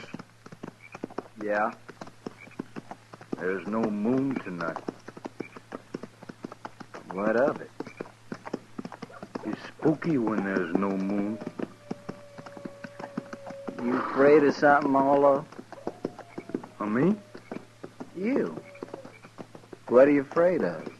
Of course, I ain't been much afraid of anything since the second battle of Bull Run. That so? Oh. I took my first bullet at Manassas Gap. I thought sure I'd die, but I didn't. That's nothing. When I got shot on the Chattahoochee River over in Georgia, I knew I wouldn't die. How'd you know? I just knew, that's all. Weren't you afraid? Afraid of what? Dying. I've never been afraid to die. Well, I'm not afraid. Not anymore. Not since Bull Run.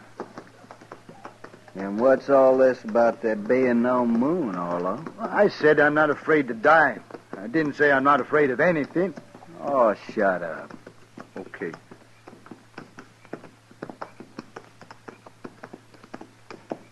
Hey, Gorse. Yeah? Wished we could stop and light a fire. What? I got some pork to cook. Now listen here, Orlo. You trying to tie the rope around your own neck? No. And eat your meat raw, you hear? Raw meat gives me the bellyache. You needn't worry about that, Orlo. Those people back in Dodge, they got a cure for bellyache. They have? They have. A lariat rope over the limb of a cottonwood tree. Oh, they ain't going to catch us. They will if you go building bonfires all over the prairie to cook your dang pork with. Well, I'll just build a little bitty Indian fire, Gorse. Oh, shut up.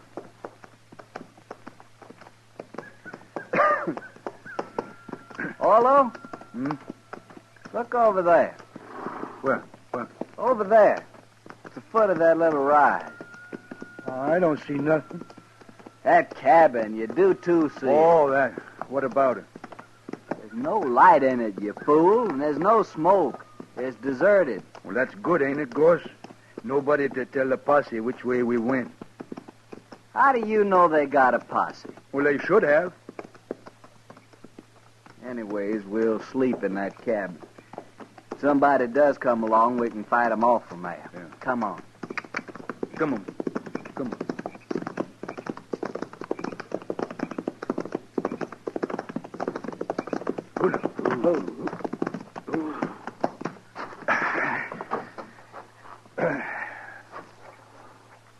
It's big, ain't it, Gorse? Big enough for us, anyway.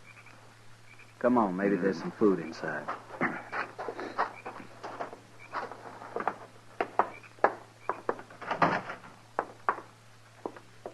Hey, wait. There's a horse in here. He must have got in and the door blew shut, poor thing. Well, get him out. Yeah. Easy, boy. Easy now, son. Easy, boy. I got him. Now, outside, fella, outside. Come on. Yeah. Hey, that's funny. What's funny? That horse, he's all wet with lather.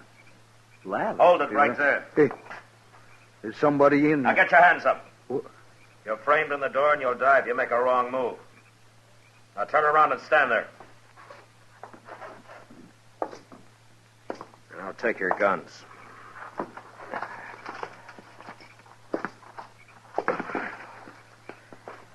Who are you, mister?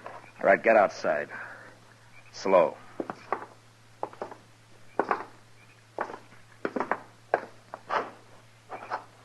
All right, that's far enough. Now you can turn around. All right, you, what's your name? Orlo. Orlo what? Just Orlo. And you?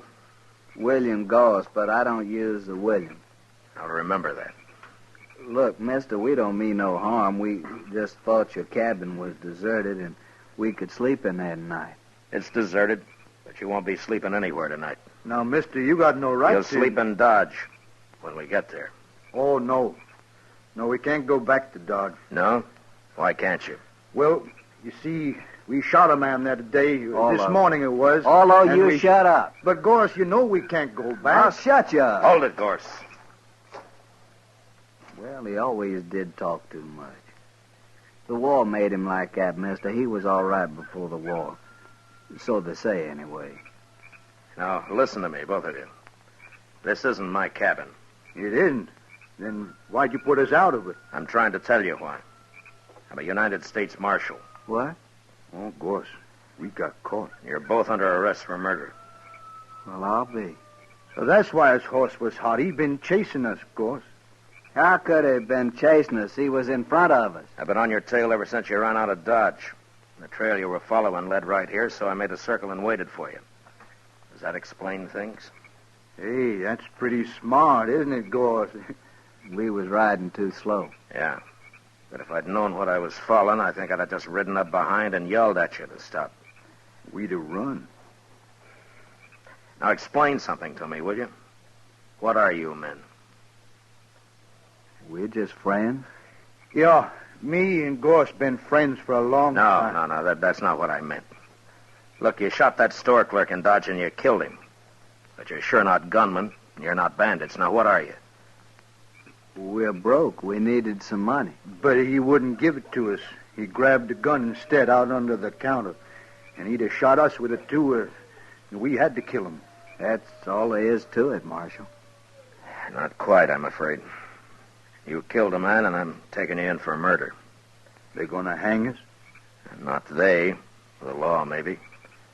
But you'll get a fair trial. Won't matter. We done it. We'll hang. Yeah, you're right, Gorse.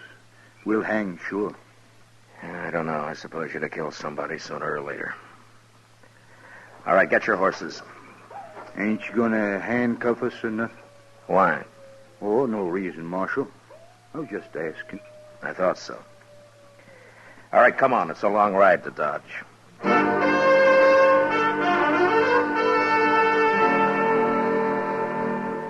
It took all night to ride back to Dodge, but I didn't have to watch my prisoners any more than if they'd been a couple of riders I'd thrown in with on the trail. Maybe it was all their years in the war, in the Army, that made them do whatever I, as a marshal, told them to do. The idea of not obeying me never occurred to them. Next morning, I had Chester lock them up, and then I went off to get some sleep. About noon, I got up, ate something, and dropped into the Texas Trail. Sit down, Matt. Yeah, sure, Kitty. I hear you brought in those murderers. Yeah, I did. Well, aren't you glad? Yeah, sure, Kitty. I'm glad. Well, they're the ones, aren't they? You got the right men. Yeah, they're the ones. They did it. Matt, sometimes I don't know... Kitty, they're just a couple of not very bright men who've had too much war. I guess they just got used to killing. I don't think it means anything at all to them. Well, then They're what? not mean, and they're not vicious. They're just kind of loco. Well, that's what makes them dangerous, I guess. Marshal Dillon? Yeah. I hear you brought in 2 men this morning, Gorse and Orlo. No? How do you know their names? Everybody does by now. Yeah, I suppose so. They didn't do it, Marshal. What? They're innocent. They didn't kill that clerk. Who are you, mister? My name is Blaine, George Blaine. All right, Blaine, what's this all about? Oh, what I said, Marshal. They're innocent. You see, I and Ned and Lou, well, over there at the bar, we saw them just leaving Kelly's stable when that shooting took place. Would you swear to that in court? Why, sure, Marshal. How come you arrested them anyway? Well, I'll tell you, Blaine. They shot a man. Nobody saw that killing. Look, I don't know who you are or what your interest in this is, but they admit killing that clerk. So why don't you just go back and join your friends at the bar and forget about it, huh? No, Marshal, we won't forget about it. You shouldn't have arrested those men. And what's more, we're going to see to it they don't stay arrested. Oh? You want to see to it right now, Mr. Blaine? No. No, there are other men around here interested in justice, Marshal. And I think we'll talk to them first. Don't do it, Blaine. Don't get anything like that started here in Dodge. See you later, Marshal. Who is he, Kitty? I don't know, Matt. He and his 2 friends came in on the Santa Fe from St. Louis a couple of days ago. That's all I know. I wonder what they got in mind. Oh, they've been drinking. It's just talk, Matt. Yeah, maybe.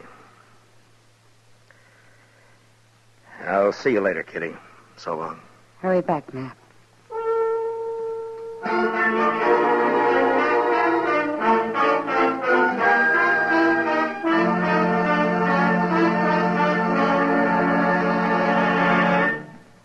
We will return for the second act of Gunsmoke in just a moment. But first, tomorrow night, CBS Radio's Escape dramatizes a romantic conflict titled El Guitarrero, which means the guitarist. It concerns a Mexican musician who resorts to traditional and some surprising methods to protect his marriage when an American poet tries to steal his wife. Remember, it's tomorrow night on Escape, presented on most of these same stations by CBS Radio. El Guitarrero. Now the second act of Gunsmoke.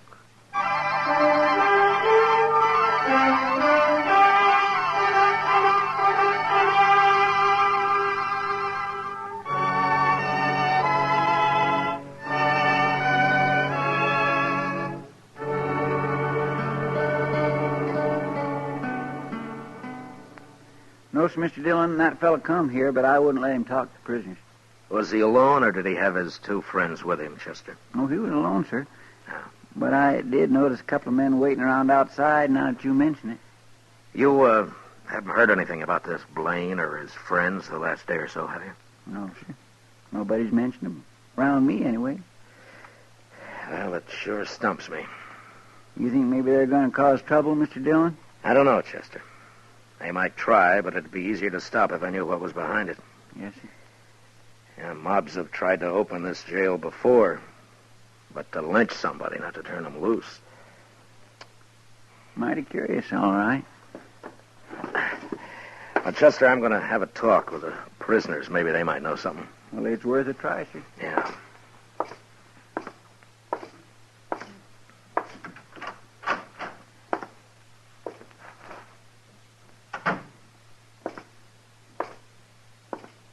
Hey, Gorse. It's the marshal. Hello, Marshal. Hello, Orlo. Gorse. How are you, Marshal? Well, is Chester treating you all right? Well, it wasn't much of the bait we had this morning, but the noon meal was fine. Marshal?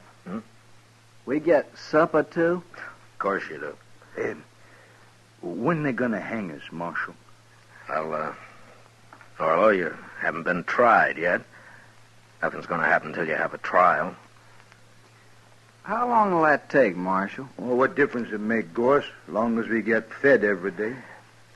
Listen, you men, I want to ask you something. Sure, Marshal. Have you ever heard of a man named Blaine? He's tall, has black hair. Blaine.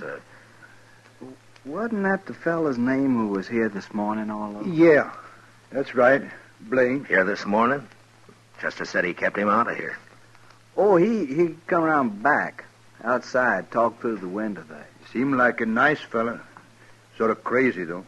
Now, why do you say that, Orlo? What do he want? Oh, he kept saying he had witnesses and all like that. Said we're innocent. We shouldn't be in here. Well, what'd you tell him? Well, we told him how you caught us and what we did and all. We told him there wasn't any witnesses we could see. Just us. And that clerk, but we killed him. Sure, but Blaine was saying him and his friends saw us down by some corral or something. I don't know. He was all mixed up. Tell me, have either one of you ever seen this Blaine before? Oh, no, Marshal. Never laid eyes on him. And that's the truth. That's right, Marshal. Me and Gorse, we never tell lies. Yeah, I know. Did Blaine tell you what he's going to do? What his plans are? Nary a word, Marshal. Except he did say for us to set up a holler that we didn't kill that fella. Oh, he's crazy, that Blaine. I couldn't get his drift at all. Well, I'll tell you what it is, Orlo. For some reason that I don't know, Blaine wants you two out of jail. He may come here with a mob and try and get you out. Well, he can't do that. We're under arrest here. Yeah, I know. But he might try. What'll we do about it, Marshal? Nothing, Gorse, nothing. I'll handle it. You sure, Marshal? Let me know if you need anything, huh? Oh, we're fine, Marshal. Thanks just the same. Sure. Okay. I'll see you later, then.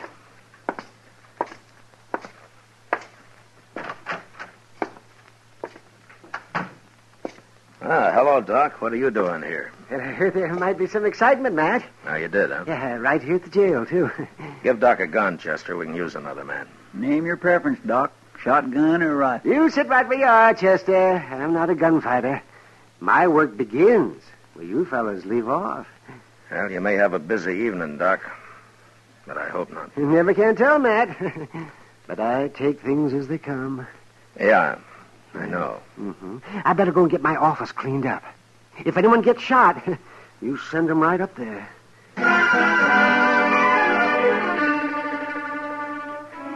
It doesn't improve a man's temper to spend the afternoon sitting around and waiting for a mob to form. A mob that's going to head his way when it gets its spirits high enough. Chester and I didn't talk much. We just sat and waited. Long about dusk, we saw a couple of dozen men gather in the middle of the plaza. And then Blaine appeared, and he began haranguing them. And the crowd grew. In a little while, it started moving down Front Street, down toward the jail, and us. Looks like everybody in Dodge is taking an interest, Mr. Dillon. We'll use shotguns, Chester. I never saw a mob yet that was eager to jump a shotgun. Yes, sir.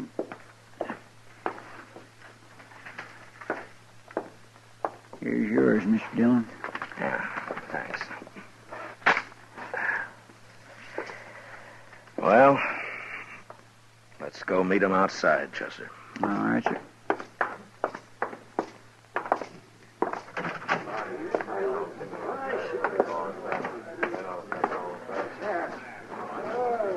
Here, this is good enough. Pretty big crowd coming, Mr. Dillon. Maybe most of them are just curious. I sure am, anyway. What do you mean, sir? Well, I haven't got this Blaine figured, that's all.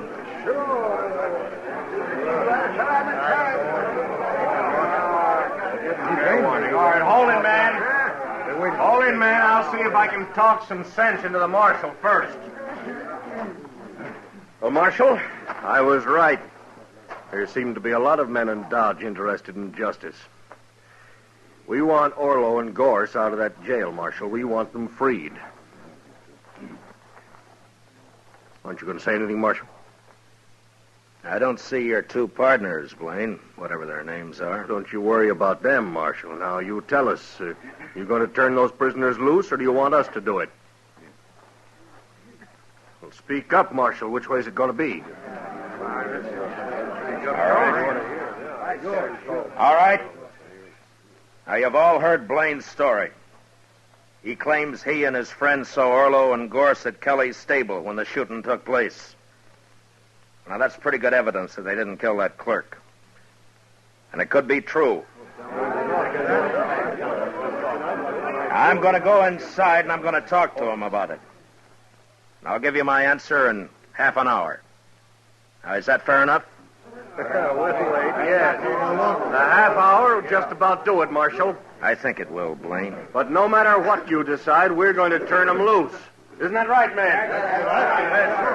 Chester, keep an eye on Blaine. Don't let him leave here if you have to shoot him to keep him around. Yes, sir, but I don't understand why Just do as I say, Chester. Yes, sir.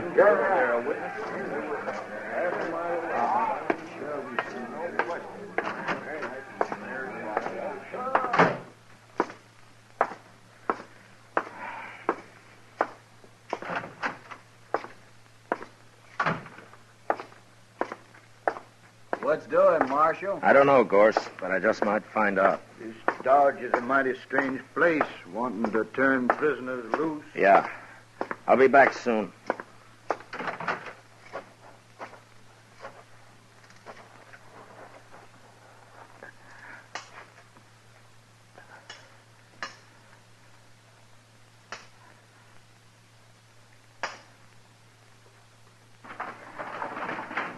Matt! What are you up to? You're going to break my window with those rocks. Get on here, Doc. I need you, and hurry. Huh? Oh, why, sure, Matt. Stand under the window here, and I'll climb down on top of you. It's only a few feet. Okay. Ah. All right, come on, hurry. Yeah, well, what's this all about, Matt? Where we're going? We're going to the express company first. Well, what for? It's closed. Maybe not. It's not quite 6. Everybody in Dodge is out there in the street. I was watching from my front window. Not quite everybody, Doc. Blaine's 2 friends aren't there. Yeah, right. Well, what do you I'm mean? working on a hunch, Doc. If I'm right, I want you as a witness. And we'll go back and show that mob what fools they are. Yeah, whatever you say, Matt. But I haven't got a gun. Don't worry, I'll do the shooting.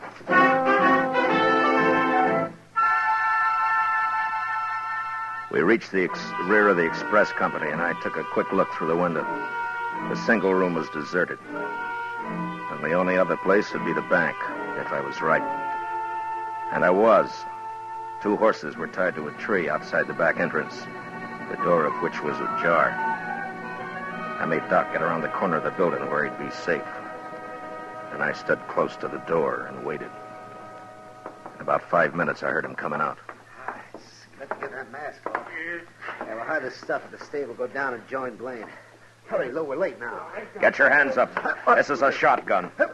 Don't use it. You got us. Don't shoot.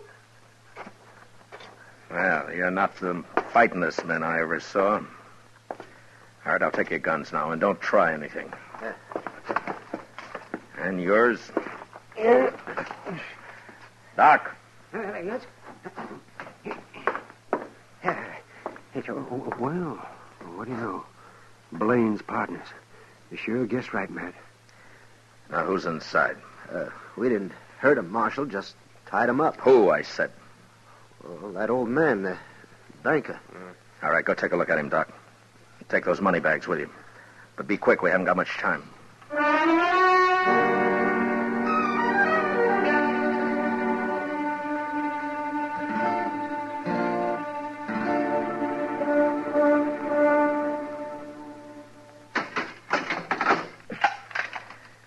I'll have company for you shortly, gentlemen, so you just sit quiet, huh? Blaine's going to be mighty surprised at this. Come on, Doc.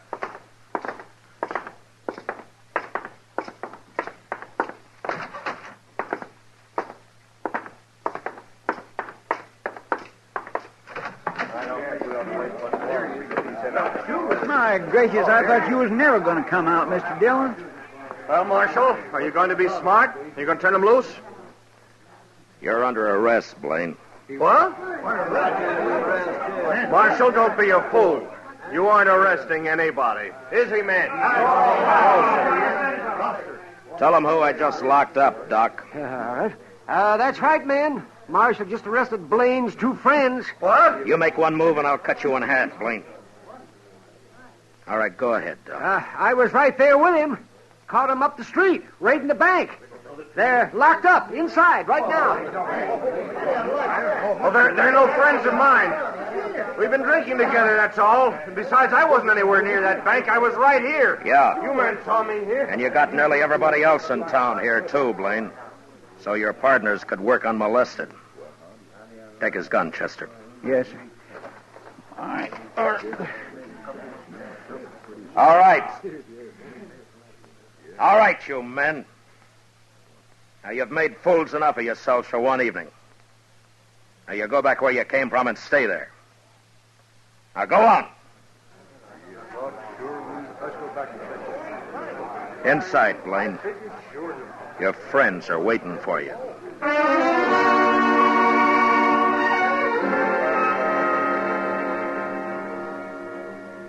I never did find out just who Blaine was. He kept his mouth shut all through the trial. It could be that he'd never been arrested before. But anyway, he and his partners got 5 years.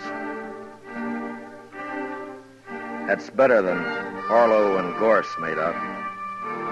They stood up and told their whole story as straight as if I'd told it myself. I guess telling the truth was about the only sense of right and wrong that the war had left them. They weren't bad men, but they were dangerous. And early one morning, a month later, up in Hayes City, on the order of the court, Orlo and Gorse were hung.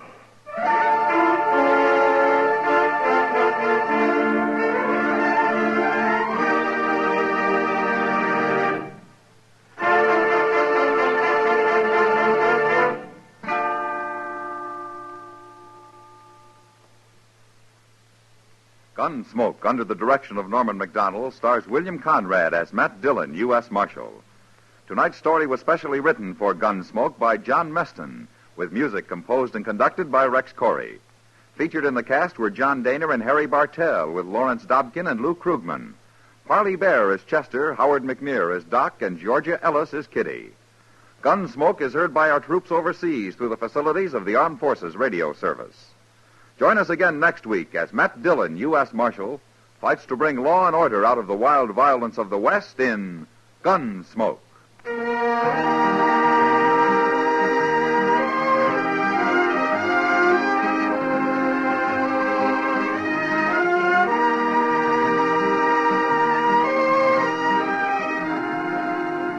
This Monday evening, Dan Daly and Deborah Paget are the stars in Deadline USA, a dramatic thriller adapted from the movie and presented by your Lux Radio Theater. It's an action-filled story of a newspaper man's struggle against hoodlum elements in his community, one that leads to dangerous reprisals on the part of the mobsters. Remember, this Monday night over most of these same stations, CBS Radio offers Deadline USA on your Lux Radio Theater. George Walsh speaking. America is cooking with 14 million kitchen radios and listens most to the CBS Radio Network.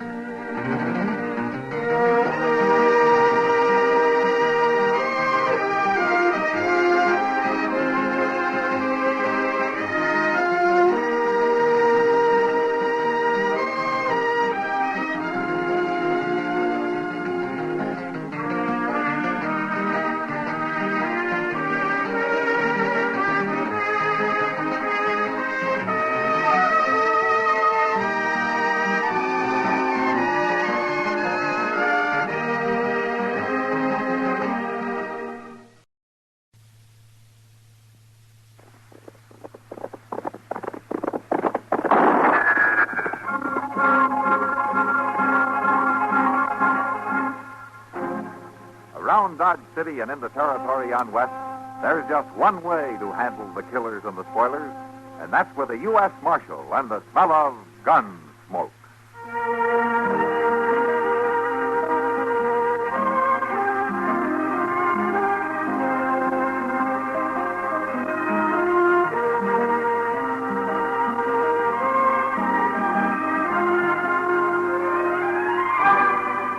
Gunsmoke, starring William Conrad. The story of the violence that moved west with young America. And the story of a man who moved with it. I'm that man. Matt Dillon, United States Marshal. The first man they look for and the last they want to meet. It's a chancy job, and it makes a man watchful. And a little lonely.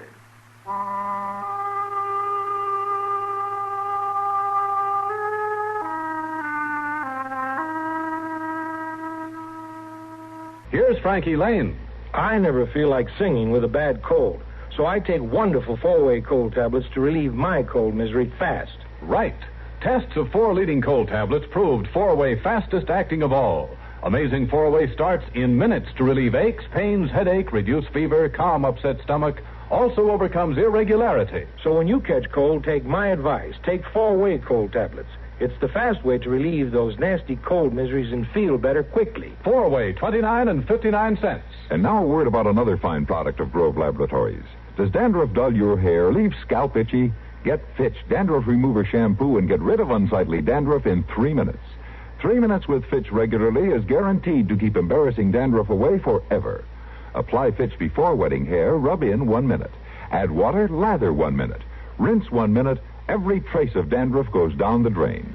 3 minutes with Fitch, unsightly dandruff's gone. Fitch can also leave your hair up to 35% brighter. Fitch Dandruff Remover Shampoo.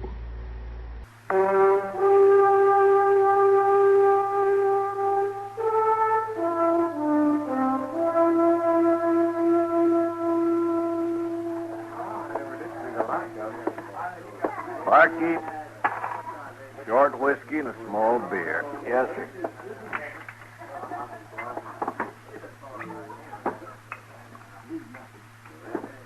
There you are.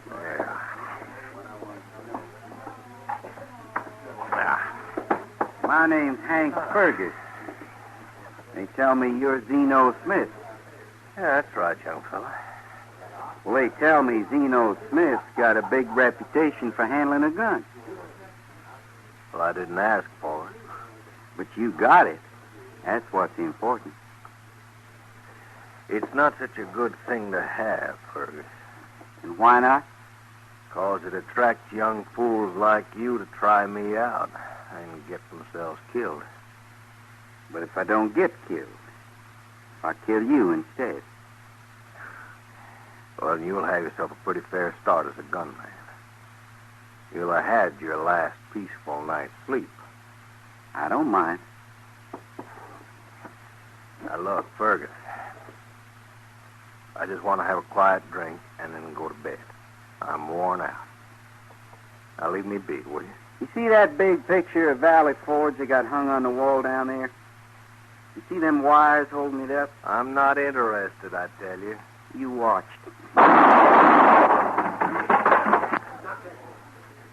Tolerable shooting, eh, Zeno? Yeah? Yeah, it's not bad. Not bad. Let's see you do better. Fergus, I told you, I'm worn out. I haven't slept for nights. I'm not interested in your games. I ain't playing games with you, Zeno. Now draw. No. All right. And I will. You didn't even try. He froze. He froze solid. Maybe this will thaw you out.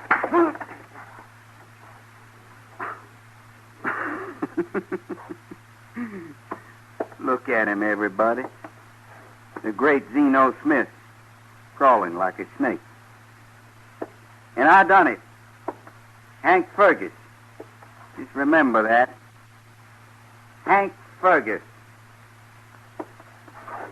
Anybody like to try me? I didn't think so. You're all cowards in Dodge City. I'm leaving. Good night, Zeno Smith.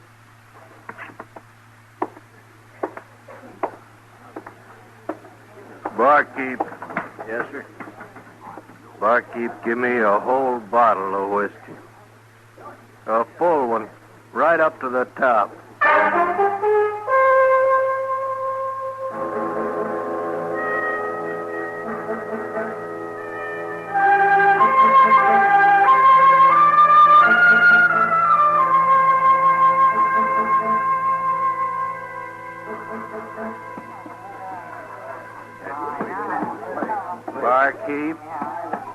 Barkeep, give me a whole bottle of whiskey. A full one, right up to the top. Zeno? See? Don't you think you've had enough for tonight? Oh, I got the money to pay for it, Miss Kitty. You see? I didn't mean got that, the money. Zeno. Let him drink, Kitty. He never causes any trouble. Oh, Matt? All right, Zeno. Go ahead. Mm-hmm. Barkeep, here's the money. Barkeep, now get the bottle out. You're a big help, Matt. You can't stop Zeno Smith from drinking, Kitty. He'll sober up in a day or so. Yeah, maybe for a whole week. Now, he's been doing it for years. Yeah, about 10, they tell me. Zeno's a nice fellow, Matt. What got him started drinking anyway? I don't know. It was long before my time. But I've heard he used to be something of a gunman. Zeno Smith? That's kind of hard to believe. A gunman loses his nerve, he loses everything, Kitty. Oh, is that what happened? Yeah, so they say. Some newcomer called him out and he froze. So he took to drink, huh?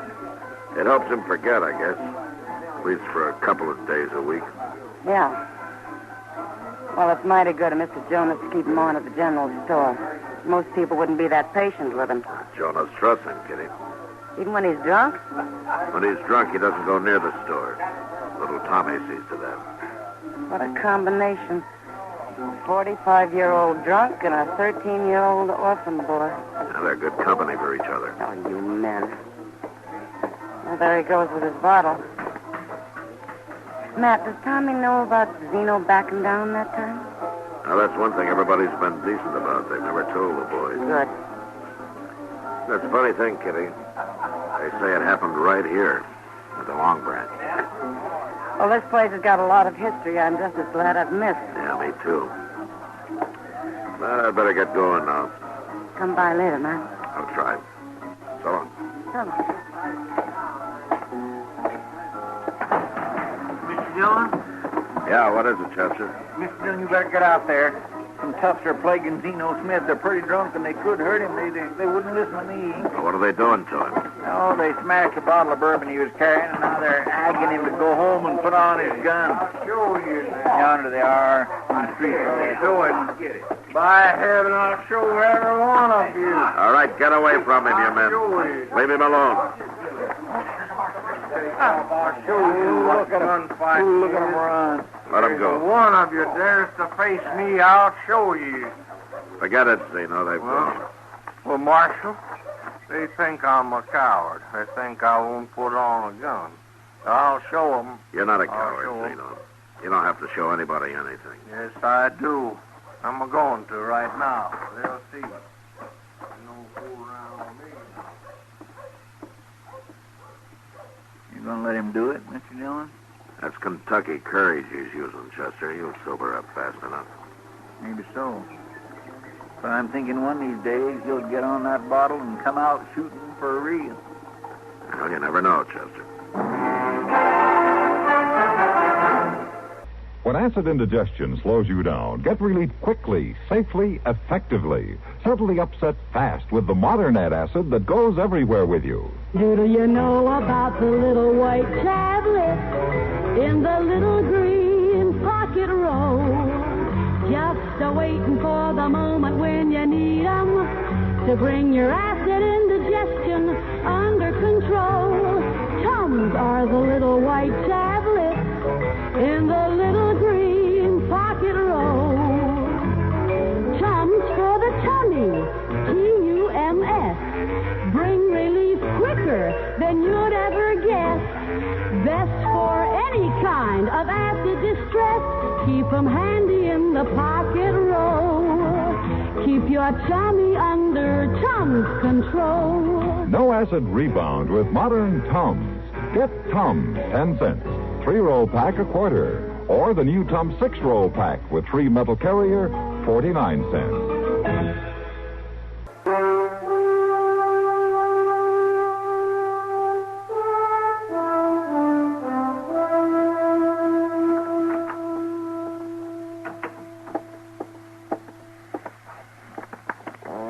Zeno. Come on. Wake up. Oh, Tommy. You've got to get to work, Zeno. Mr. Jonas is asking for you over at the general store. Oh, no. Oh, I can't work today, boy. Oh, my head's got an axe stuck in it. You was awful drunk when you come home last night, Zeno. You was even looking for your gun. Huh? I was? I hid it, Zeno. It's under the mattress. You was talking about some fellas, Zeno, how you was going to take your gun and face them. Oh, yeah. Yeah, I remember. Oh, I'm sick, Tommy. But you got to go to work. You spent all your money last night. Well, there's food in the house. I'll get some money next week. Next week? Well, my birthday's tomorrow, Zeno. You promised me a pair of boots.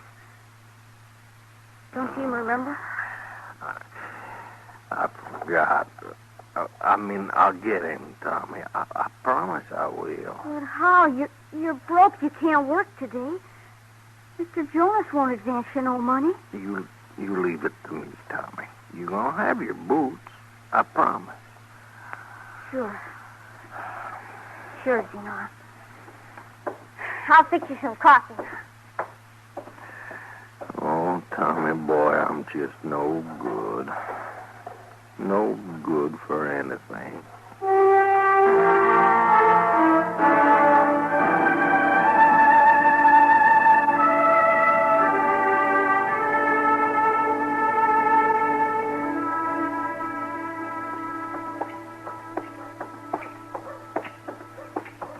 We gonna get that beer now, Mr. Dillon?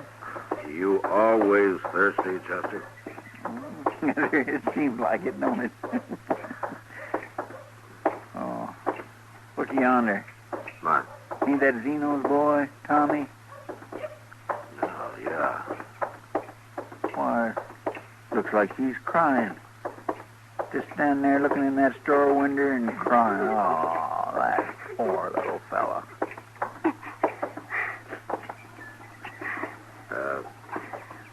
Tommy? What's wrong? Nothing, Marshal. Nothing. Ought to be something wrong. Well, what is it? Zeno promised me a pair of them boots in the window there. Tomorrow's my birthday. Oh. He's homesick. He can't even work. Well, Tommy, we don't always get what we want. But Zeno's generally pretty good to you, and he's probably feeling mighty sorry about this. Sure, maybe he'll get you some boots next year. Next year's too late. I'll be 14 tomorrow, and I'm going to get me a job at the stable so that I can learn to ride and make a living for myself. You're going to be 14 tomorrow, huh? Well, you're practically a man then, Tommy. Men have to learn to take hard knocks. You're right, Marshal. I've been seeing enough Davy. I'm okay now. Sure you are. Well, I got to get back to Zeno now. He may need me. So long, Marshal. Chester? Bye. He's an awful good boy, ain't he, Mr. John? He's going to make out all right, Chester. Well, what you say, let's get our beer in the Lady Gay, huh? Okay, sir. Said I'd pay you later, barkeep. Can't you trust me for one little whiskey? No. I got half a mind to put another hole in your nose. Stay back, Chester. Yes, sir. 10 years since I've been in this town. It stinks just as bad as it ever did. You got a complaint, mister? Oh. You're the marshal. So? I'm Hank Fergus, Marshal. You make that sound like I should know you.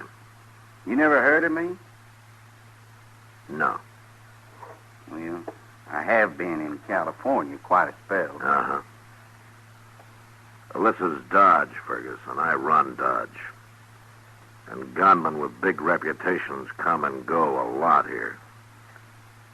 But mostly they go. Look, Marshal, I don't aim to cause no trouble. I'll tell you the honest truth. I'm heading for St. Louis, and I kind of went broke on the way. Thought I'd stop by Dodge and make me a little money gambling, that's all. Sure. I'm broke.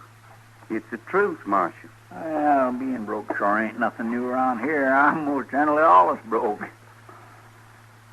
Marshal, I hope you're convinced of my peaceful aim. I'll let you know when I'm not, Fergus. I'll let you know real fast. You sure don't make it easy for a man, do you? I'm not paid to make it easy for men like you. Goodbye, Marshal. Well, Mr. Dillon, ain't you being kindly hard on him? You're forgetting something, Chester. What? He came here to make some money, and he's broke. Now, where's he going to get the stake to start gambling?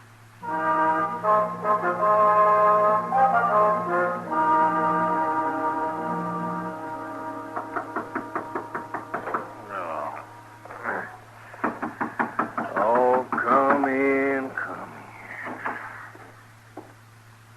in. Hey, is it Fergus? Hank Fergus? Hello, Zeno. What are you doing here? They told me at the general store where you live. I just come by to see how you're getting along. No, that's not true. You want to call me a liar, you better get off that bed and put on a gun, Zeno. Or don't you wear a gun no more. What do you want here, Fergus? I asked around town about you, Zeno. Found out a lot of things. Most everything, I guess. What for? What are you up to? One thing I found out is that you carry a key to the general store. I'm broke, Zeno. I ain't got any money. I need a little stake to start gambling with. And I don't want no trouble with that marshal. So I got to thinking maybe you could help me. Help you rob the store, sure. Well, I won't do it, Fergus. I'm a lot of things, but I ain't no thief. Tommy, don't you bother. Wait a minute. Now, boy. Come on in, son. Tommy, I said not to bother. I heard about Tommy, too, Zeno. What'd you hear? What are you talking about? Tommy, will you please go on? He's kind of upset, son. He thinks there's things a boy shouldn't know. What things? Things about him, for example. Right, Zeno? Fergus, don't now. I know everything about Zeno, mister. Well, now, let's see. Do you know that one time right here in Dodge about, Fergus? Oh, just how long ago was it? All right, Zeno? you win. Kind of thought I would. What's he win, Zeno? Never mind, Tommy. Well, I want to know what this is You all about. heard me now, Tommy. I want to know. You tell me that. Just shut up. You hit me, Zeno. Tommy, You hit me. I'm sorry. I didn't mean to. Tommy, wait a minute. Now, come back. Well, you're mighty rough, Zeno, on kids. Get out, Fergus. Get out, will you? Sure. But I'll be back tonight. You'll be here. I'll be here. Just you promise not to tell that boy about what happened. Of course not. I wouldn't want him to know what a coward you are. At least not if I get the cash box out of that general store without making no trouble. I'll be back tonight.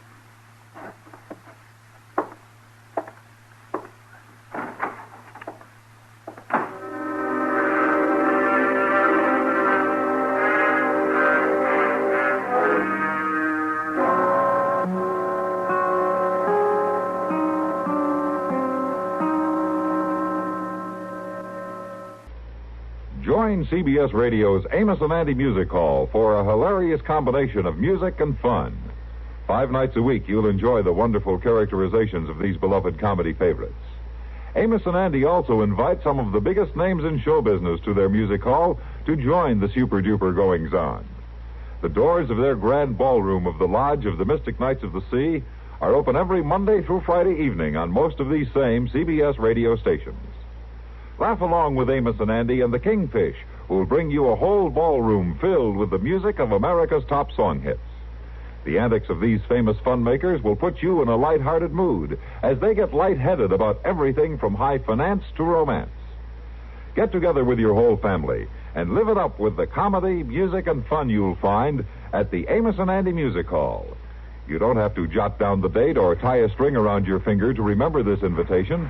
All you have to do is keep your dial set where it is on CBS Radio, which is the address of the Amos and Andy Music Hall 5 times a week.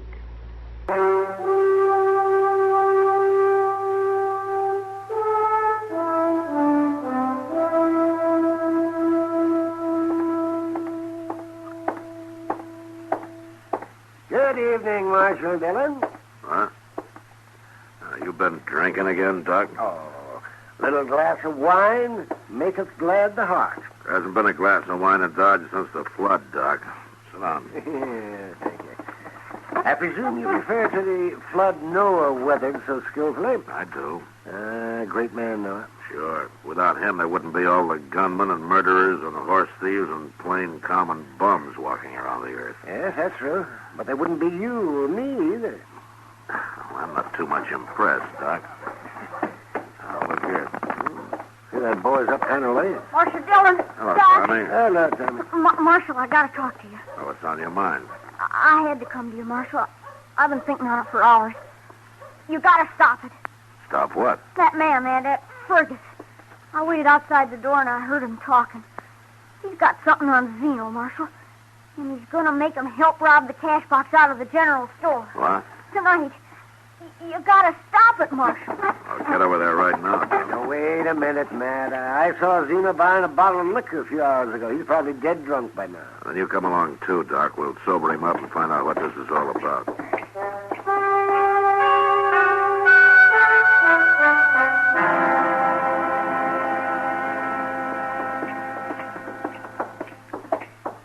If Zeno ain't at home, he's gotta be in here robbing the store, don't he, Marshal? We'll soon find out, Tommy. The store's dark. Don't see anybody in there. No. Now, the door's locked. Zeno's key fits the back door, Marshal, not this one. Let's go around back, then. Down the alley here.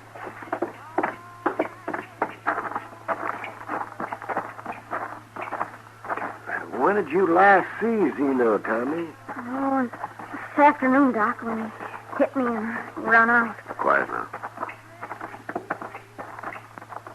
Wait a minute. What's that? It's Zeno. Here, stay back, Tommy. You do as I say. Okay, Marshal.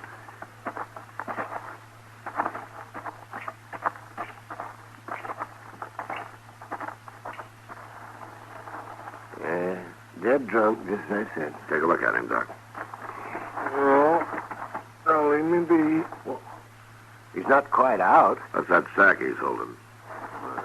Money from the cash box, probably. Here, let me have that thing. No, don't touch it. Marshal, come here quick. Huh?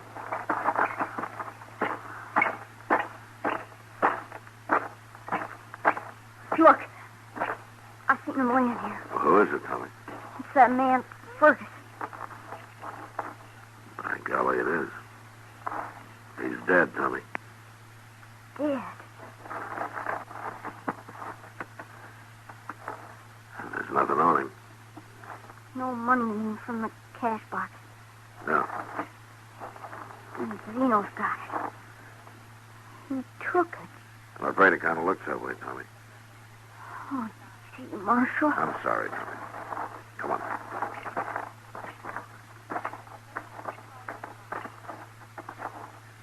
Matt, this man's been shot. What? Zeno shot. Right through the lungs. He's filling up bad. Oh, no. No. Zeno. Zeno. Here's a gun I found on him, Matt. Let's leave him alone, Doc. Sure, Mr. It's Tommy.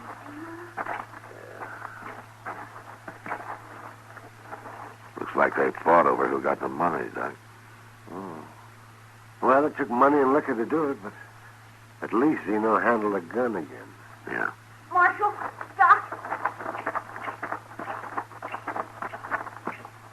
Look. My boots.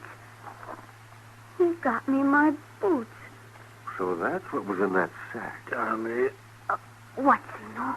them boots, I owe Mr. Jonas for 'em. He'd take my gun and give it to him. I made a deal with him. I'm dying, Tom. No, Zeno. You be a man, boy. I'm counting on you. Don't die, Zeno. Zeno? Marshal? He's dead, Tommy. Zeno. Dead. Here's his gun, Tommy. You give it to Mr. Jonas tomorrow. And start wearing those boots. You're a man now. And you can walk proud in them, Tommy. Mighty proud.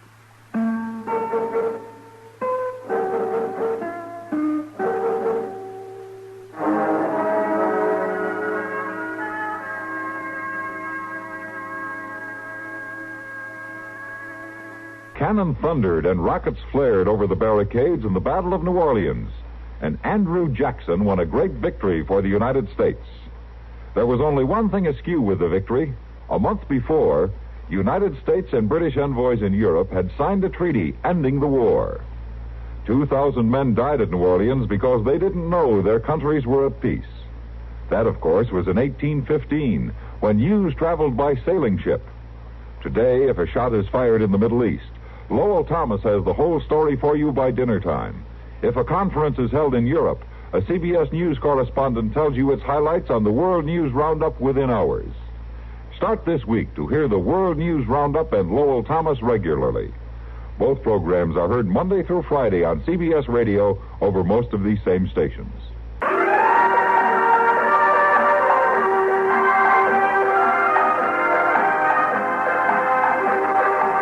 Gunsmoke.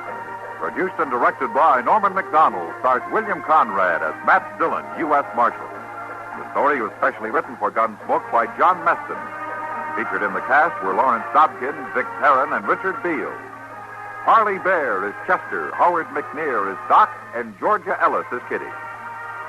This is George Walsh inviting you to join us again next week for another story on Gunsmoke.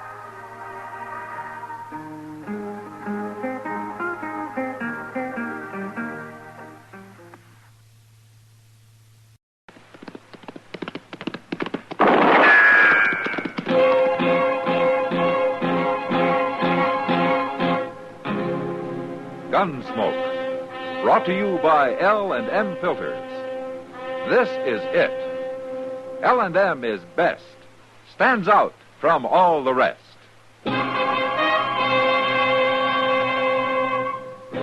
Around Dodge City and in the territory on West, there's just one way to handle the killers and the spoilers, and that's with a U.S. Marshal and the smell of Gunsmoke.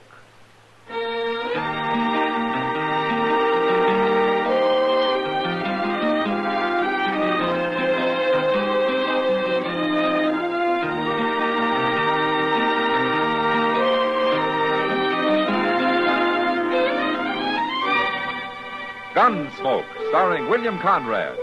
The transcribed story of the violence that moved west with young America. And the story of a man who moved with it. I'm that man. Matt Dillon, United States Marshal. The first man they look for and the last they want to meet. It's a chancy job, and it makes a man watchful. And a little lonely.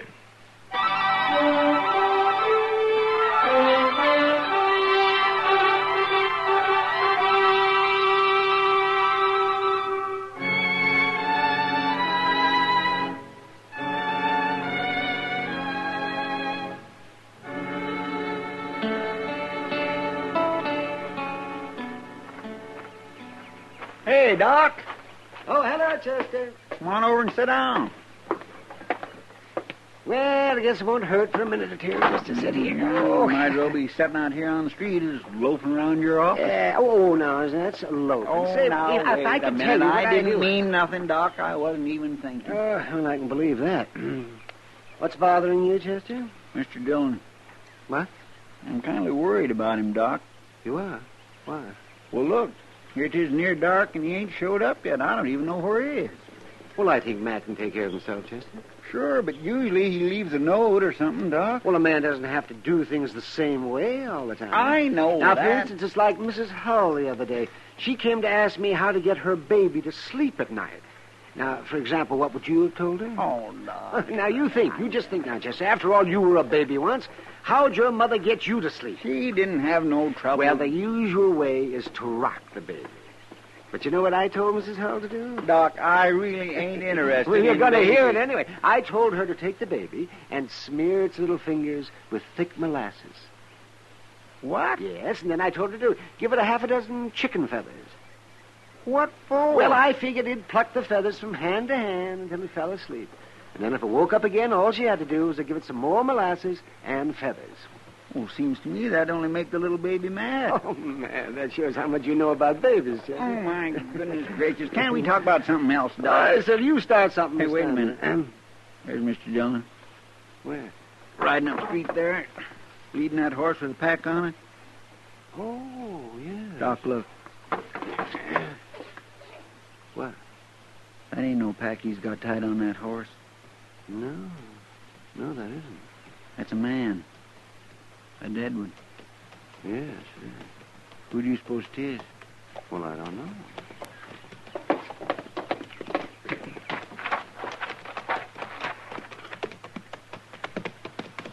Hi, Mr. Dillon. Hello, Chester. Doc. Hello, man. Who you got there?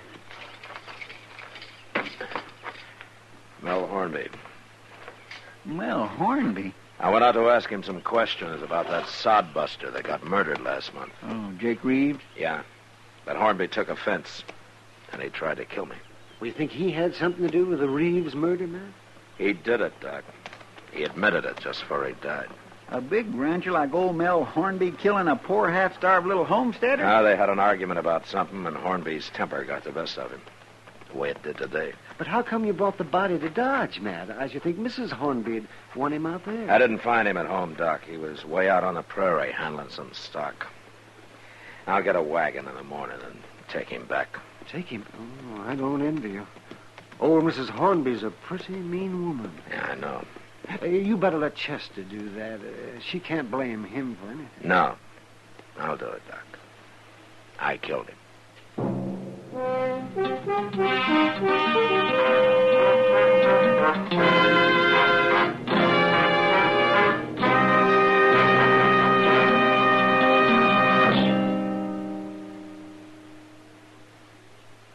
This is it, L&M Filters. It stands out from all the rest.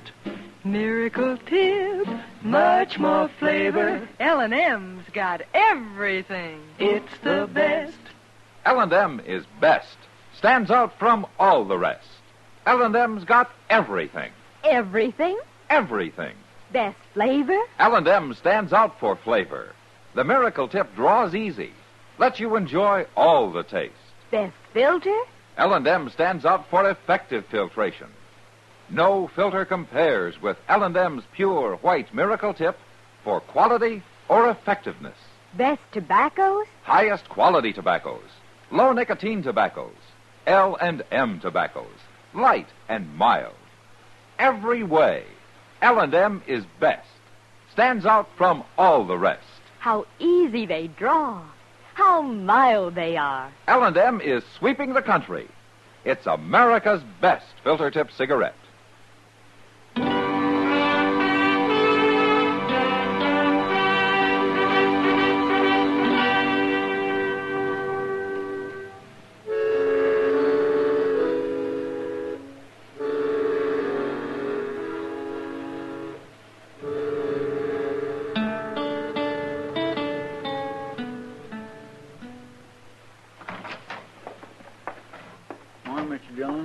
Morning, Chester.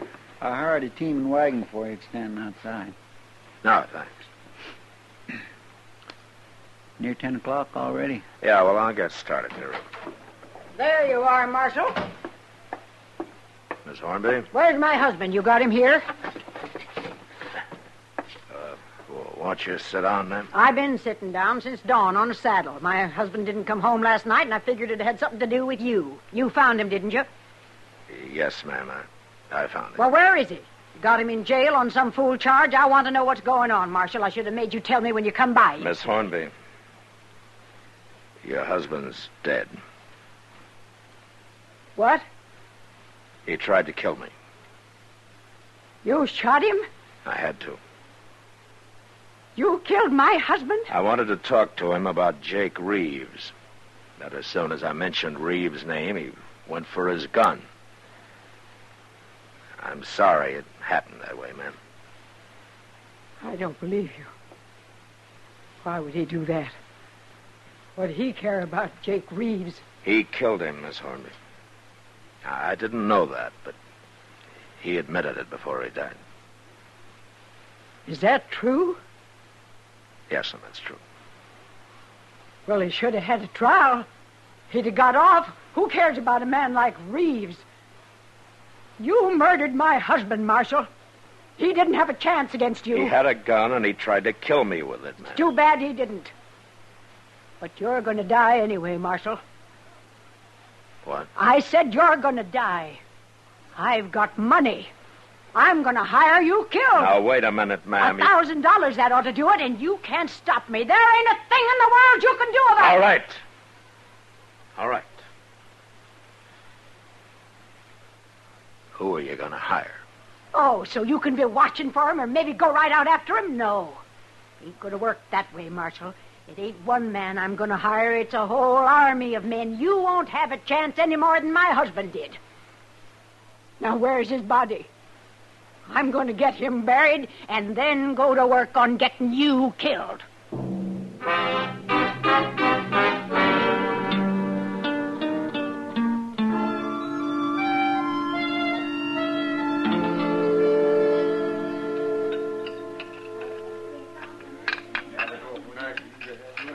More coffee, Matt?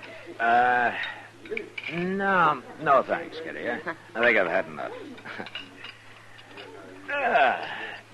Hey, that was a good dinner, wasn't it? Matt, you're awful calm for a man who's been threatened the way you have. Miss Hornby? Don't you think she meant what she said yesterday? Well, I don't know where she's going to hire an army for $1,000. But I suppose it is some kind of a compliment. She thinks that I'm that hard to kill. Well, you're not taking this very serious, Matt. Now, there's nothing I can do, Kitty, until I find out what she's up to. Well, maybe she's just crazy. She sure sounds like it. Yeah, maybe. Where'd she bury him, Matt? She take him back to the ranch? No. Now she buried him up on Boot Hill. Boot Hill? She said if that's the way he got killed, that's the place he was going to get buried. Sounds like she was mad at him. I think it was shame, Kitty. She wasn't very proud of her husband getting shot down like an ordinary lawbreaker. That's a pretty easy word for a murderer. I don't think his killing Jake Reeves meant a thing to her, Kitty. Why, he might as well have shot a horse for all she cared. All she cares about herself. Mr. Dillon. Hello, Miss Kitty. Hello, Chester. Sit down and have some coffee. All set, but there ain't no time for no coffee. Oh, what's that poster you got, Chester? That's what I come to find you about, Mr. Dillon. I tore this poster off the board down at the depot, but there's more of them. Fellow there told me she's putting them up all over Dodge. What? Here, you read it.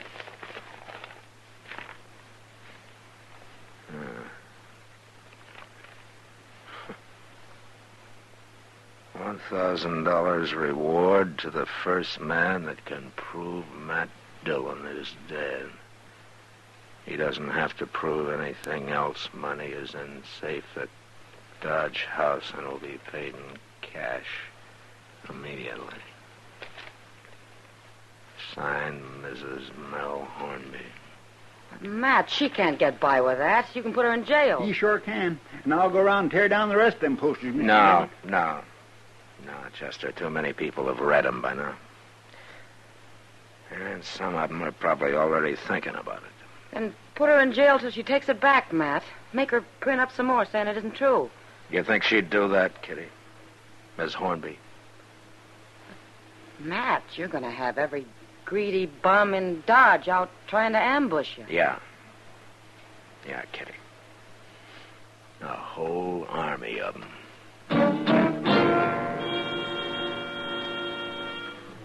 I spent the next couple of days looking over one shoulder everywhere I went, sitting with my back to the wall, keeping away from windows. And come evenings, I tried to get set somewhere before it got dark so I wouldn't have to walk past alleyways or through patches of light on the street. Strings a man tight living that way. Too tight. I found that out one afternoon when Chester and I were sitting on the porch in front of the office. I locked the door out back, Mr. Dillon. At least ain't nobody going to come up on you that way. Oh, good, Chester. Wouldn't you be better off sitting inside? Out here, I can see what's going on. You couldn't see a man with a rifle if he was hid out in one of them buildings across the street. No. And I can't dig a hole and hide in it either. Oh, sure. Look yonder at that fool kid. He's going to run somebody down riding that way. He's trying to ride like an Indian. Look how low he's bent. Hey, he's got a gun in his hand. Hey, Doc Chester!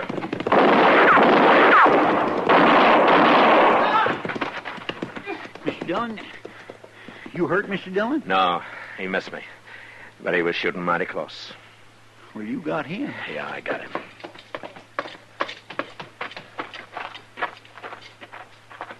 That kid must be crazy.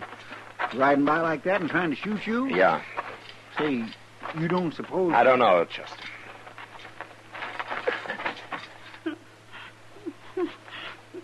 He's still alive.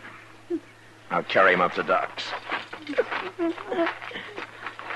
You take care of his horse, huh? Yes, sir. My, he's awful young, ain't he? Yeah. He's awful young.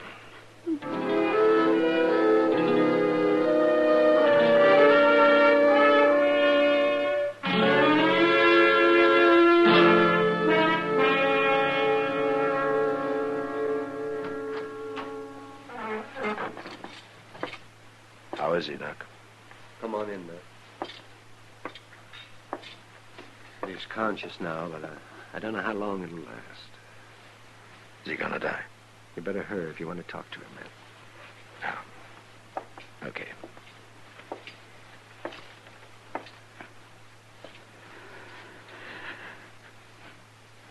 How you feeling, son?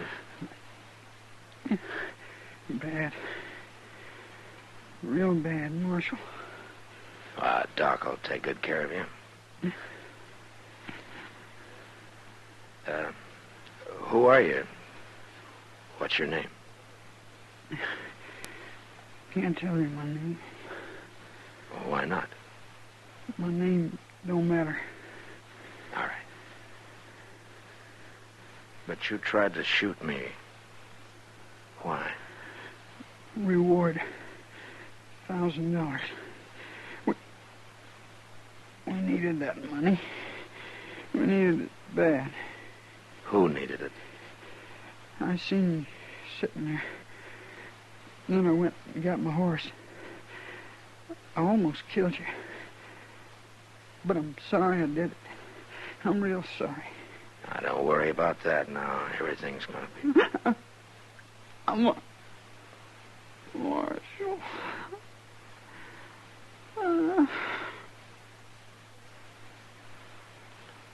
Son?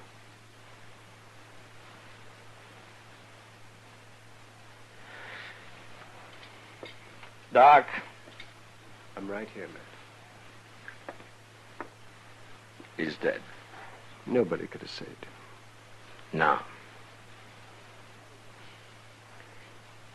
How old would you say he was, Doc? Oh, 15, maybe.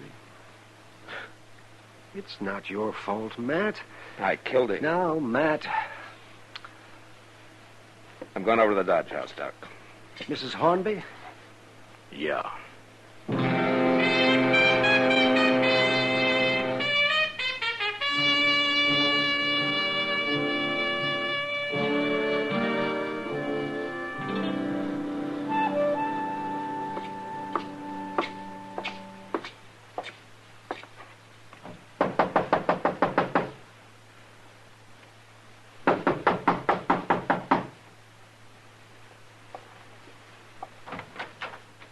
Oh, it's you.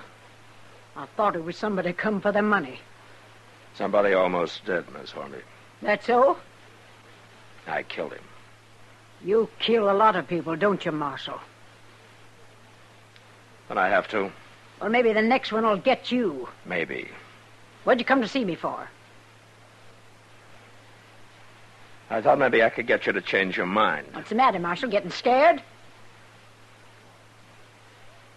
Well, I don't enjoy knowing somebody might shoot me any minute. Ah. But I don't like the idea that I might have to shoot somebody any minute either. Well, shouldn't bother a man like you. I told you your husband tried to kill me. Don't you understand that? I don't care about understanding it. You know who you hired this afternoon? It don't matter. Except I wish he'd been a better gunman. He wasn't a man, Mrs. Hornby. He was a boy. 15. He was poor. He needed the money for somebody else. I don't even know his name. I thought you killed him. How do you know he did it for the money? He didn't die right off. Oh. Well, how does it make you feel, Miss Hornby? The next one won't be a boy, Marshal. Or the one after that. Miss Hornby. What? You're a terrible, selfish old woman.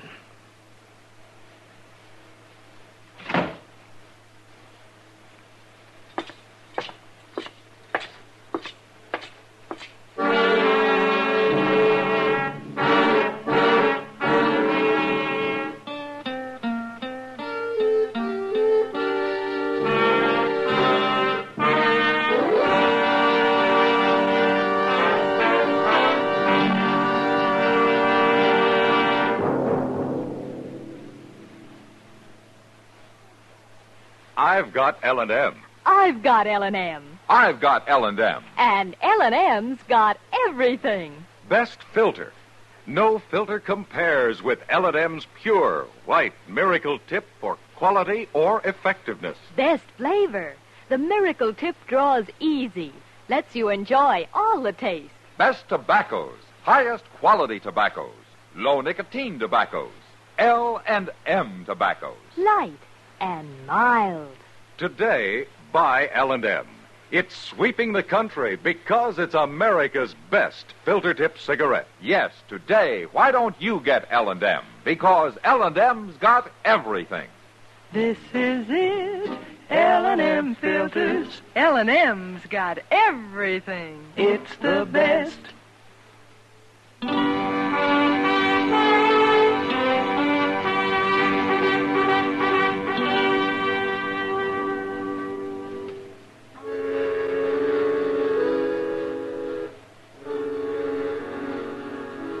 That night, a drunk staggered up to me on the street. He had a gun in his hand, but I buffaloed him before he could use it, and I threw him in jail. Later, about midnight, it was different. A mule skinner tried to shoot me from behind a water barrel. His first shot missed, and a second later, he discovered his mistake. The barrel was empty, and he died there. And nobody else seemed willing to take a chance. At least that night.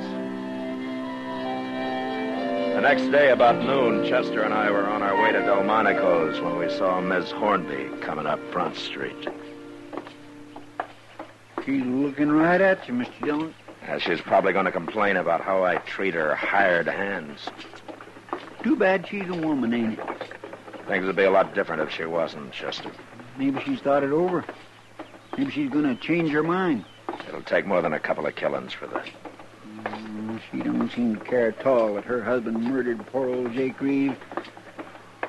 My, if she ain't the one meanest-looking woman, she's waiting for it. Hello, Miss Hornby. I want to talk to you, Marshal. All right, ma'am. I hear you killed another man last night. The first of your men I killed was a boy, Miss Hornby. Still harping on that? Doesn't bother you at all, does it? He was a fool to try it. That money meant a lot to him. Find out who he was? No. Well, it don't matter. No, not to you. Marshal, I'll make you a deal. A deal? That's what I said. I'll withdraw the reward if you get out of Dodge. Leave the country and don't ever come back. Why? It's my business. Why? It's beginning to bother you, all the blood that's being spilled Never out. mind that. You're going to do it? You know, Miss Hornby, you haven't thought straight since your husband got shot. Got shot by you. By me. What's your answer, Marshal? Miss Hornby, I hate killing. I hate it as much as you hated losing your husband. But I'm not leaving. You sure, Marshal? I'm sure. Mister? Who's that? Go see what she wants, Chester. Yes, sir. I'm coming, lady.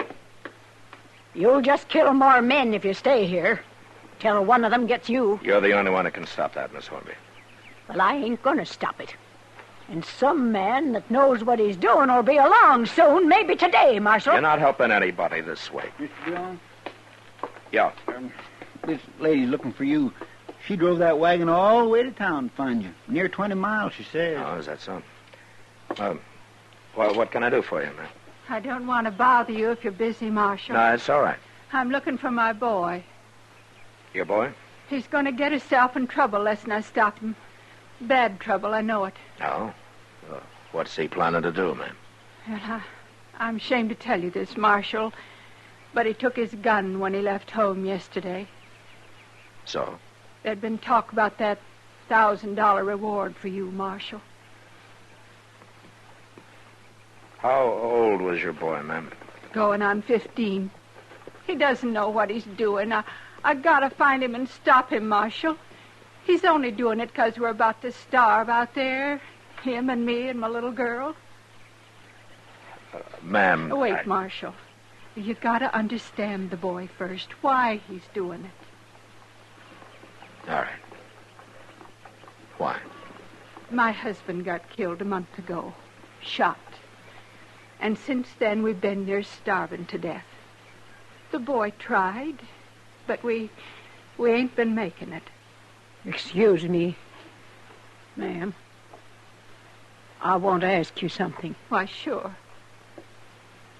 What's your name? Mrs. Reeves. My husband was Jake Reeves. Did you know him? No. No, I didn't. But my husband, he knew him. Didn't he, Marshal? He did? That's what he told me. Well, what's your name? Never mind my name right now, Mrs. Reeves. I don't understand. Marshal. Yes, ma'am. You were right about me being a terrible, selfish old woman. But would you do something for me? I think so. There'll be an envelope at the Dodge House. It'll be in your name. You know what to do with it. Yes, ma'am, I think I know. I'm going home now. Goodbye, Mrs. Reeves. Goodbye.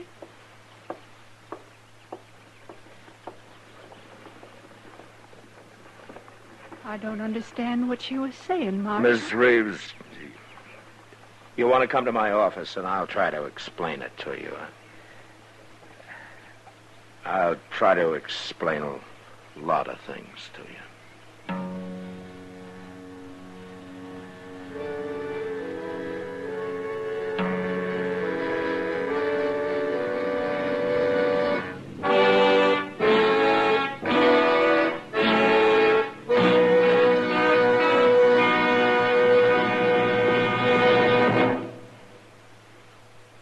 And now our star, William Conrad. Thank you, George.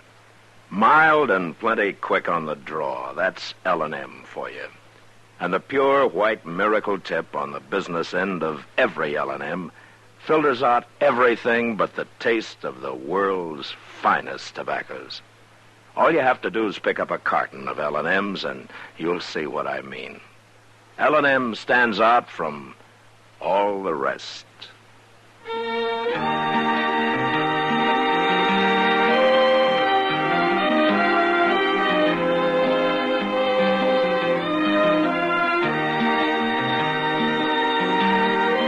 Gunsmoke, produced and directed by Norman Macdonald, stars William Conrad as Matt Dillon, U.S. Marshal. Our story was specially written for Gunsmoke by John Meston, with music composed and conducted by Rex Corey. Sound patterns by Tom Hanley and Bill James. Featured in the cast were Jeanette Nolan, Sam Edwards, and Helen Clee. Parley Bear is Chester, Howard McNear is Doc, and Georgia Ellis is Kitty.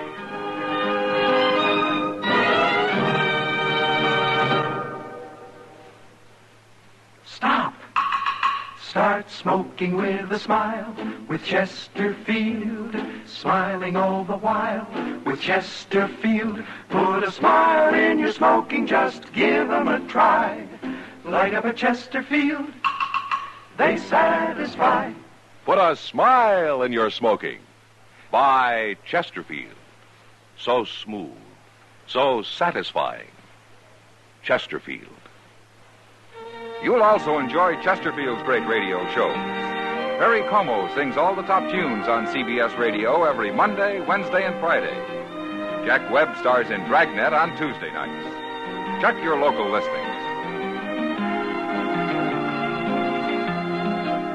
Listen to Gunsmoke again next week.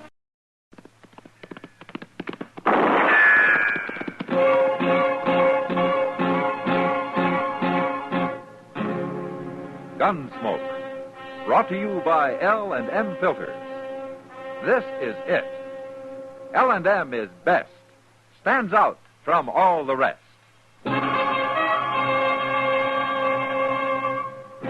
Around Dodge City and in the territory on West, there's just one way to handle the killers and the spoilers, and that's with a U.S. Marshal and the smell of Gunsmoke.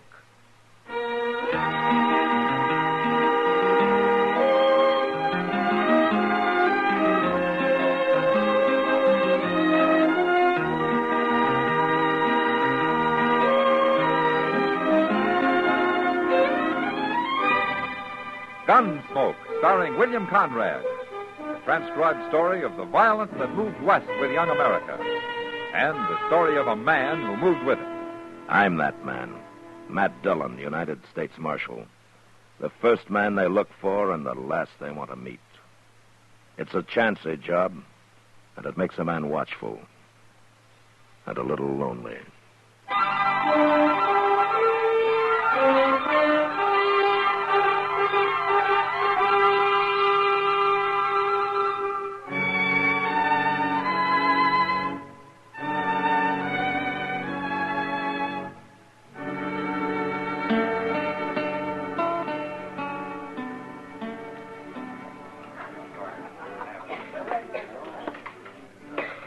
Barkeep, What'll it be, young fellow?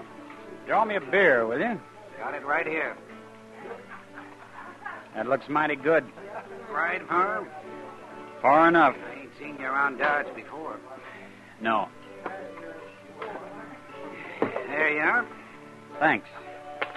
Take it out of that, will you? Take two out of that, barkeep. Hmm? I'm having a beer, too. Any objections? Give him a beer, barkeep. And that's right smart of you, fella. I ain't looking for trouble. Of course you ain't. Not with Jake Kroll, you ain't. Not with anybody, mister. I said my name was Kroll, didn't I? I heard it. Well, maybe you ain't so smart as I thought. Barkeep, I'll have a shot of whiskey with that beer. What about it, young fellow? You buying him whiskey, too? Anybody drinks with me drinks what I drink. Bring me the beer, barkeep. Okay.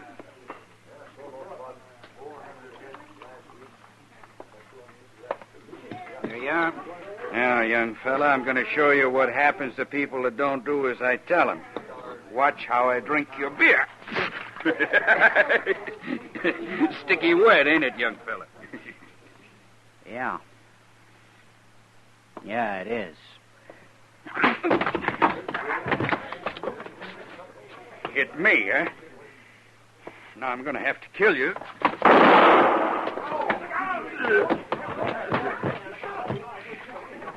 Killed him.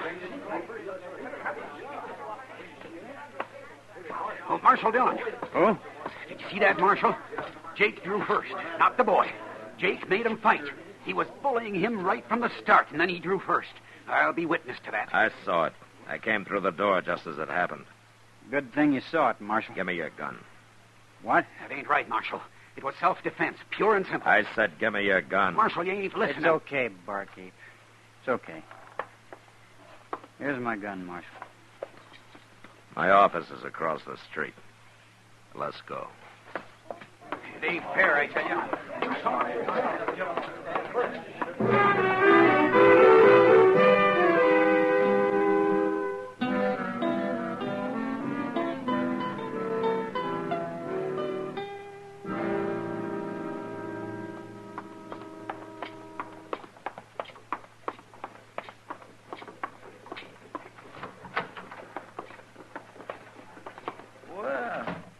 Who's this you got, Mr. Dillon? I don't know, Chester. I heard the shot. Did he fire it? Yeah. Sit on there, fella. Anybody get hurt? Jake Crowell. They killed him. He did? It was self-defense, Chester. Well, then why'd you arrest him? I'd kind of like to know myself. What's your name? Andy. Andy Travis. Where you from? On west of here. I'm just drifting. How old are you, Andy? 20. Where'd you learn to use a gun? What do you mean? Jake had his halfway out of the holster before you even started. He did? Well, say now, you must be pretty fast, He's real fast, Chester. That's why I brought him over here. What? I'm not arresting you, Andy. I wanted to see what you're like. What I'm like? Why? It happened to me once, Andy. And it's happening to you. Anybody that can use a gun the way you can has to make a choice. You can go on using it, or you can quit before you got blood all over you. I don't like killing people, Marshal. I've done it before. I had to, same as today. But I don't like it. How'd you get so good? Practice. All my life I've practiced. I don't know why. It was fun at first, but it ain't fun now. It just leads to trouble. That's all I ever got out of it. Trouble. Then why are you still wearing it? I don't know. I wouldn't feel right without it, I guess. Yeah. How long you been in Dodge, Andy? Just got here today. And you've already killed a man, huh? And the barkeep is going to tell everybody in town just how fast you are. And the first thing you know, you're going to have a reputation. It won't be very long before somebody tries to cut you down for it. You're going to have to go on killing the rest of your life. However long that is. It's too late already, Marshal. No, it isn't. You're not a killer, Andy. I know a killer when I see one. No. No, I'm sure not. But you're going to have to kill. One man after another. I know. Well, I'm not going to watch it. You take your gun off and you leave it off or you get out of Dodge. You go do your killing someplace else. Marshal, you think I could find a job here? Chester. Yes, sir. Moss Grimmick's looking for a man over at the stable. Yes, sir. On your feet, Andy. I'll show you where it is.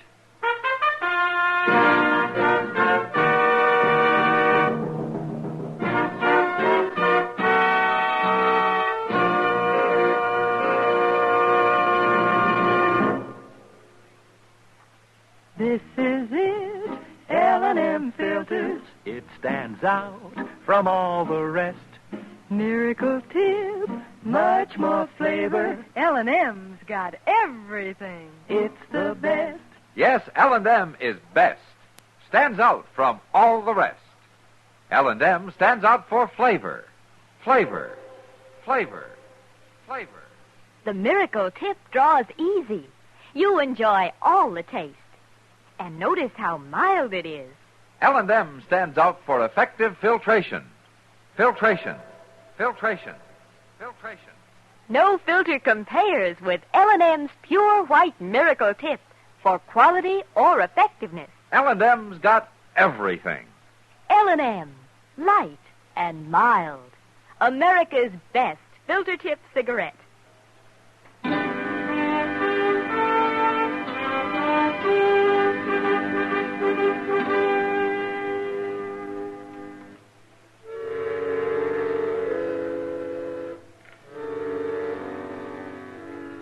Andy didn't say anything. He just got up and followed Chester out of the office, leaving his gun with me. I unloaded it, threw it in a drawer. And I hoped it'd stay there forever. After a few weeks had passed and it was still there, I began to think that maybe it would. Andy worked out fine at the stable. Everybody liked him. And Moss Grimmick soon trusted him enough to let him run things by himself, while Moss started to get in more fishing than he had in years. Sometimes Chester went with Moss, and having Chester out of the office gave me a chance to catch up on some paperwork.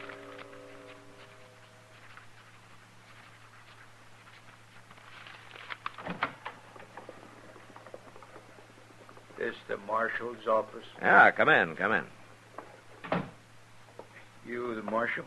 What can I do for you? Remember me. What? Remember me next time you see me. I mean it. Take a good look, Marshal. Who are you, mister? Joe Kite. All right, Kite, say your piece. I did, Marshal. I want you to know me. I want you to know my name. Why? Because I don't want you to shoot me or buffalo me or treat me in any kind of hurry at all next time you see me. Why? Because I might have to shoot a man.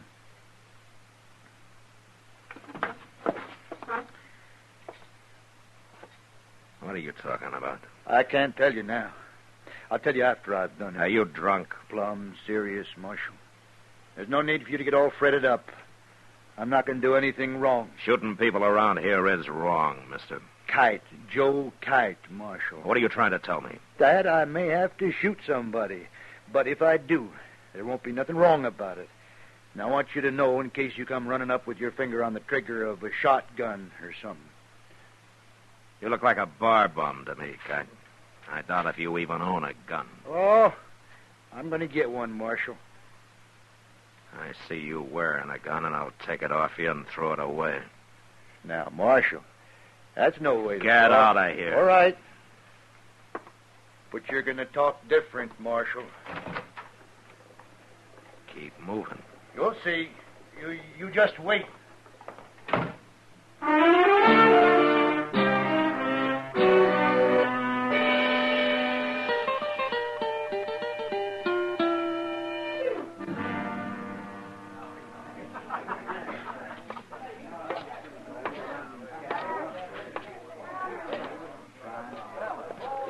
Chester. What do you... Ah. Hello, Mr. Dillon. What are you looking so guilty about? Well, I'm not. Nothing. Man spends all day out fishing. He deserves a little beer afterwards, doesn't he? Yes, sir. Where's Moss Grimmick? Well, he went back to the stable so Andy could get away for a while. Andy's sitting over there with Miss Kitty. Oh. Did you catch any fish?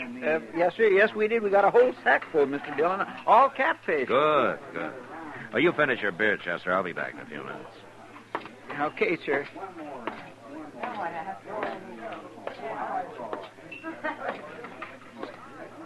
Hello, Matt. Hello, Kitty.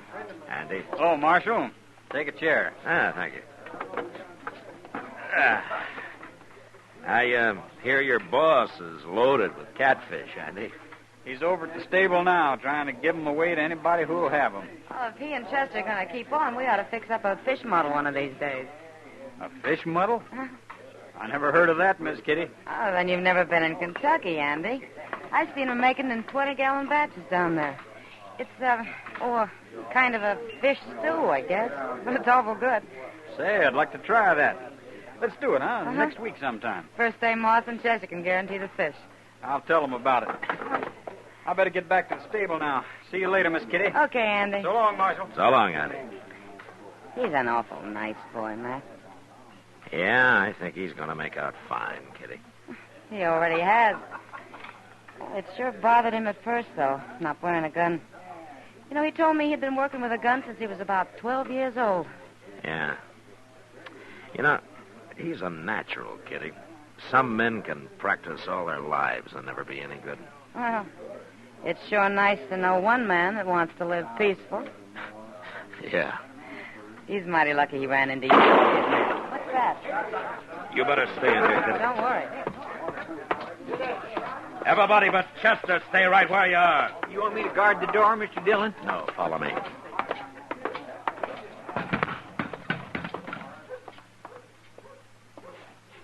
What's Andy? That fella shot him. I never saw that man before, Mr. Dillon. His name's Joe Kite. Joe Kite? Yeah.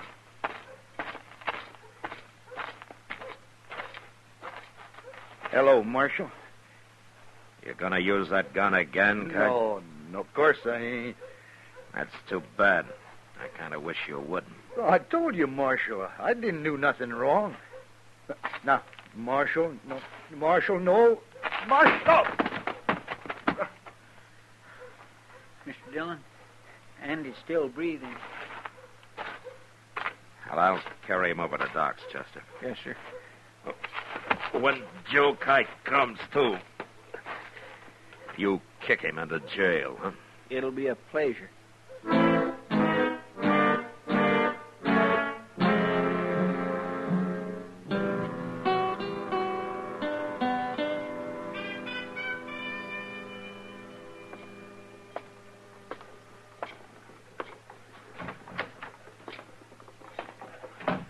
How's Andy feeling, Mr. Dillon? Doc doesn't think he has much chance, Chester. Won't even let me talk to him. Clean murder. That's what it was. Did Kite say anything? He started to, but I told him to shut his head or I'd buffalo him. Well, I'll talk to him now.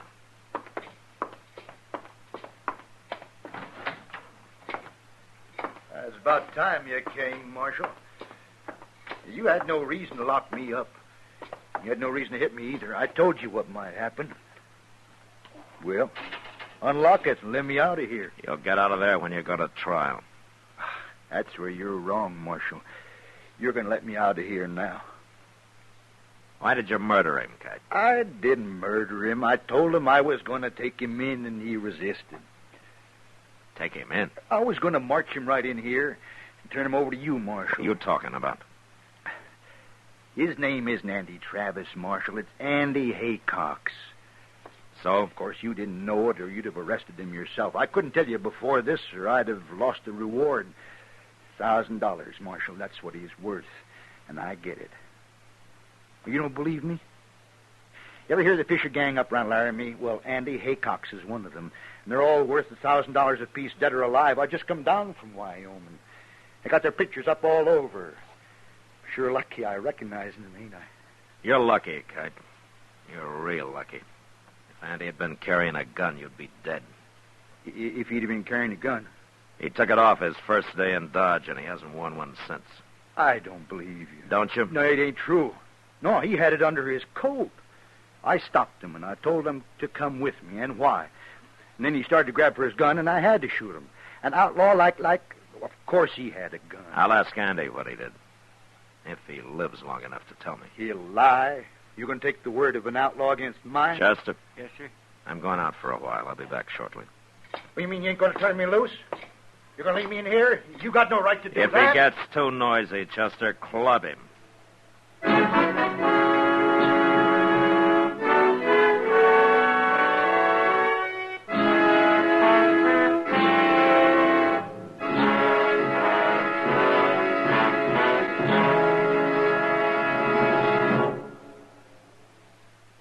L&M is best. Stands out from all the rest. L&M's got everything. Everything? everything. Best flavor? L&M stands out for flavor. The miracle tip draws easy, lets you enjoy all the taste. Best filter? L&M stands out for effective filtration. No filter compares with L&M's pure, white miracle tip for quality or effectiveness. Best tobacco? Highest quality tobaccos, low nicotine tobaccos, L&M tobaccos, light and mild. Every way, L&M is best, stands out from all the rest. How easy they draw. How mild they are. L&M's got everything. King size or regular, L&M is America's best filter tip cigarette.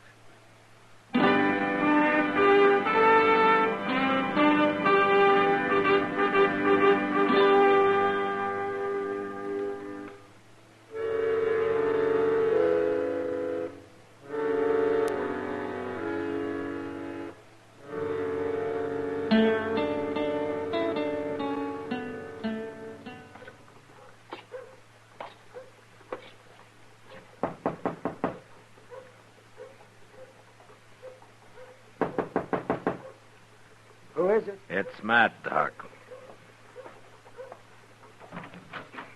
Come in, Matt. Come in. How is he this morning, Doc? Oh, about the same, Matt. A little talking hurt him. And if you don't get him excited, talk too long, I guess it won't matter. It won't matter. Well, he thinks he's in fair shape, Matt, but one hemorrhage and he's gone. It can happen anytime. Now. You go see him. He's in the back room, man. Okay, Doc.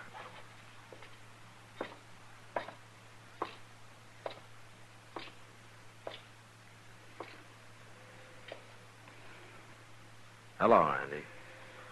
Marshal, Well, I hear you feel pretty good. I still got a bullet in me. Oh, well, Doc will take it out as soon as he can. It wouldn't be there if I hadn't forgot I wasn't carrying a gun. I just naturally went for it, and it wasn't there, so he shot me. Yeah. I guess he's told you about me, Marshal. He said that you're wanted up in Laramie. Dead or alive. That's what them posters said. You were part of a gang, Andy. Long enough for him to put up a reward for me. But I quit, Marshal. I quit. What do you mean? Fisher and them fellas. I told them I was through. They tried to stop me, but I said I'd shoot my way out if I had to. So they let me go. You quit the gang? That's what I'm telling you. Well, why did you quit? They killed a fellow one night after they robbed him. I don't like killing people like that, Marshal. I had to quit. You should have told me, Andy. Maybe I could have done something. It's going to make you look bad now, ain't it, Marshal? Being friends and helping me and all. No, it won't, Andy.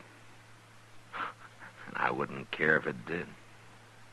First time in my life anybody ever done anything for me. I'm sorry it didn't work out, Marshal. Everything's going to be just fine, Andy. Don't you worry about it. No. No, it ain't, Marshal.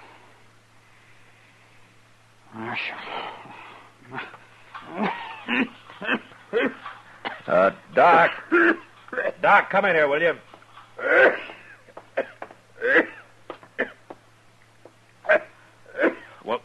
Well, do something for him, Doc.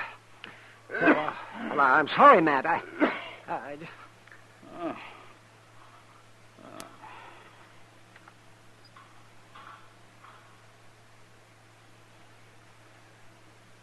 He's dead, Matt. Matt?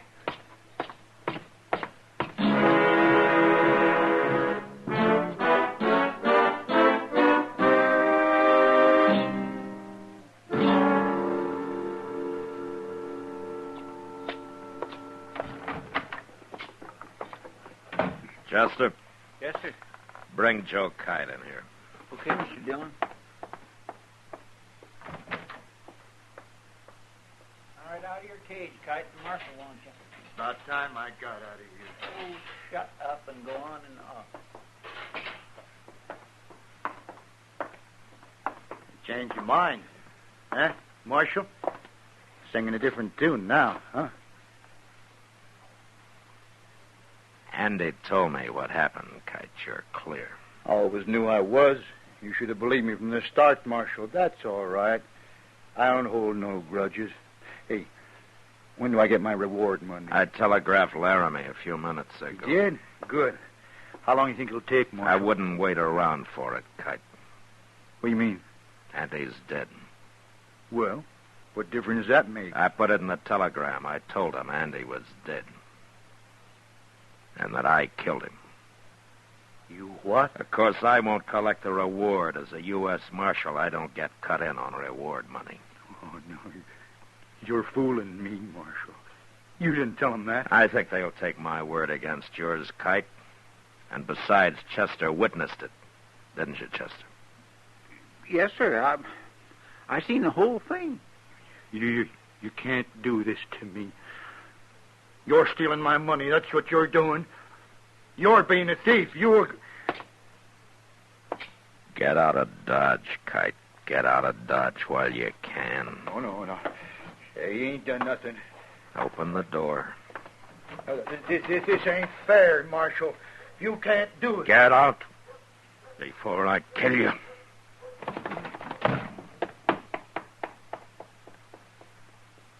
Mr. Dillon, I'm sure sorry to hear about Andy.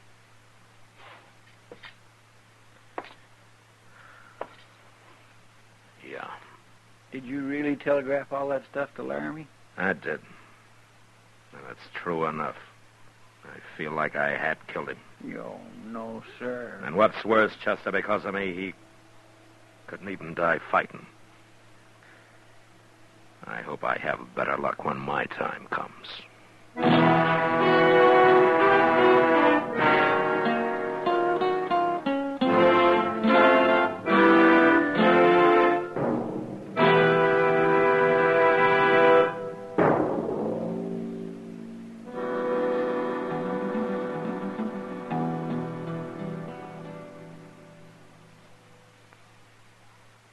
And now our star, William Conrad.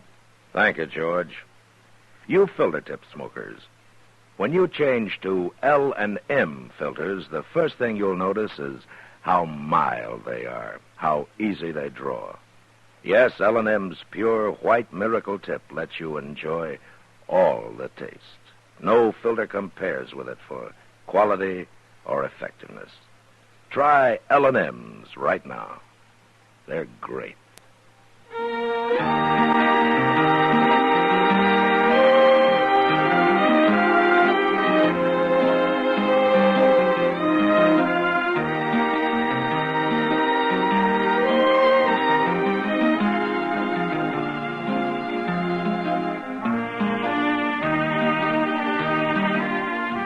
Gunsmoke, produced and directed by Norman Macdonald, stars William Conrad as Matt Dillon, U.S. Marshal. Our story was specially written for Gunsmoke by John Meston, with music composed and conducted by Rex Corey. Sound patterns by Tom Handley and Ray Kemper. Featured in the cast were Sam Edwards, Joe Duvall, John Daner, and Vic Perrin. Harley Bear is Chester, Howard McNear is Doc, and Georgia Ellis is Kitty.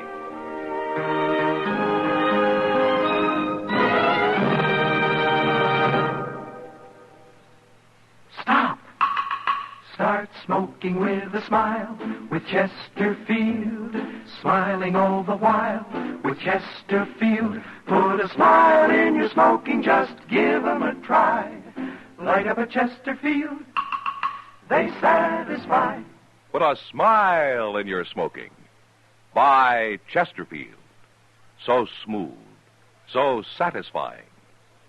Chesterfield. You'll also enjoy Chesterfield's great radio show. Terry Como sings all the top tunes on CBS Radio every Monday, Wednesday, and Friday. Jack Webb stars in Dragnet on Tuesday nights. Check your local listing. Remember, listen again next week for another transcribed story of the Western frontier when Marshal Matt Dillon, Chester Proudfoot, Doc, and Kitty, together with all the other hard-living citizens of Dodge, will be with you once more. It's America growing west in the 1870s. It's drama. It's Gunsmoke. Brought to you by L&M Filters.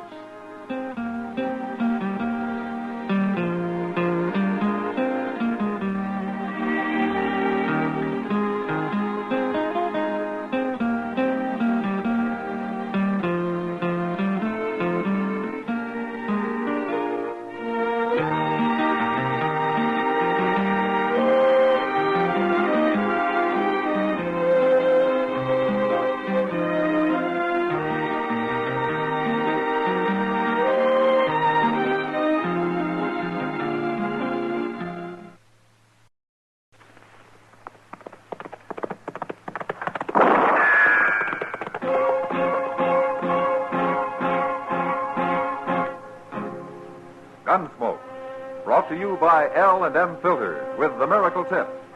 King size, regular, both at the same low price. Around Dodge City and in the territory on West, there's just one way to handle the killers and the spoilers, and that's with a U.S. Marshal and the smell of Gunsmoke.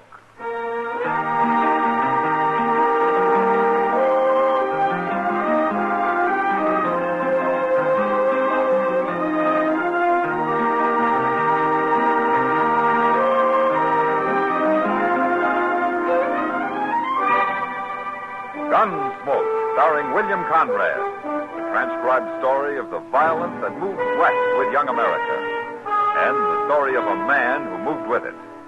I'm that man, Matt Dillon, United States Marshal. The first man they look for and the last they want to meet.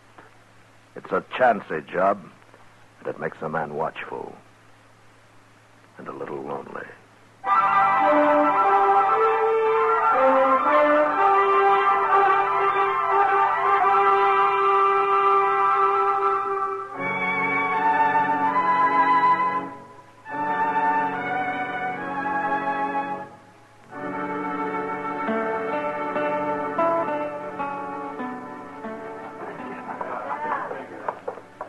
Out this way, Dave.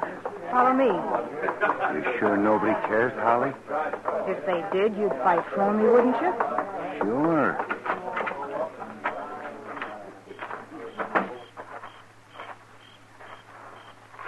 Around here in the alley. Nobody will see us. Sure.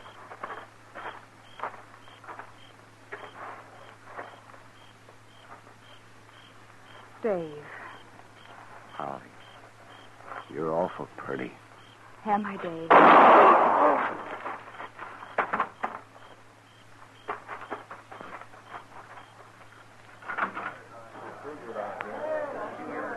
All right, stay back, everybody.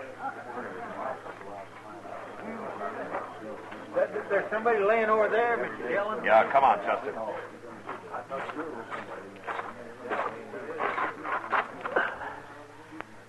That's Dave Thorpe, Chester.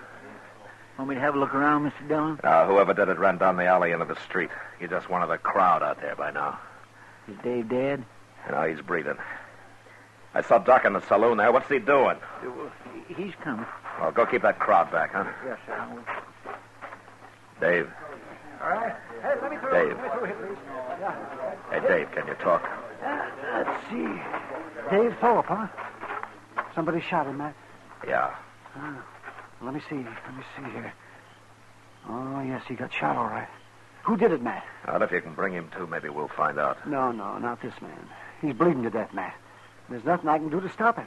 Can you tell how it happened, Doc? I mean, where the bullet went in? Oh, you don't need a doctor for that, Matt. His gun's still in his holster. Well, maybe somebody outdrew him. Oh, yeah, I didn't think about that. Let me see here now. It couldn't have been much of a fight, Matt. He was shot in the back.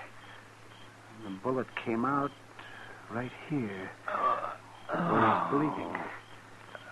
Can you get him to talk, Doc? Oh, he's too far gone, Matt.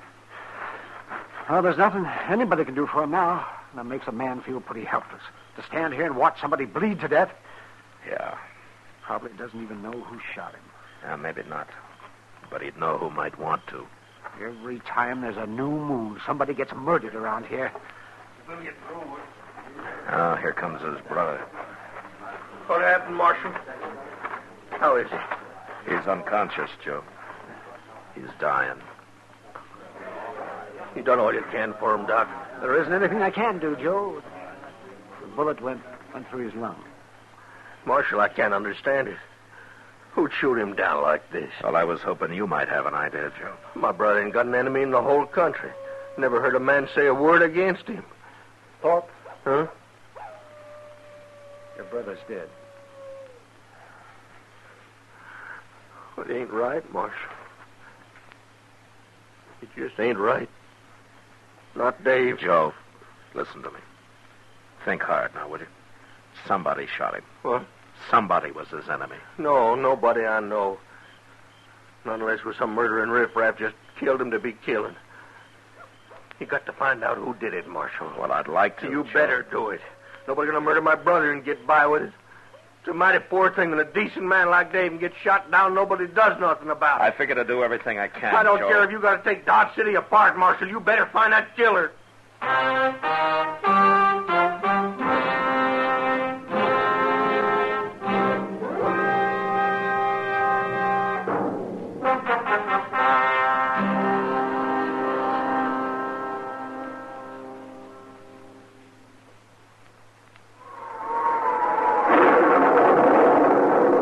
They've taken the country by storm.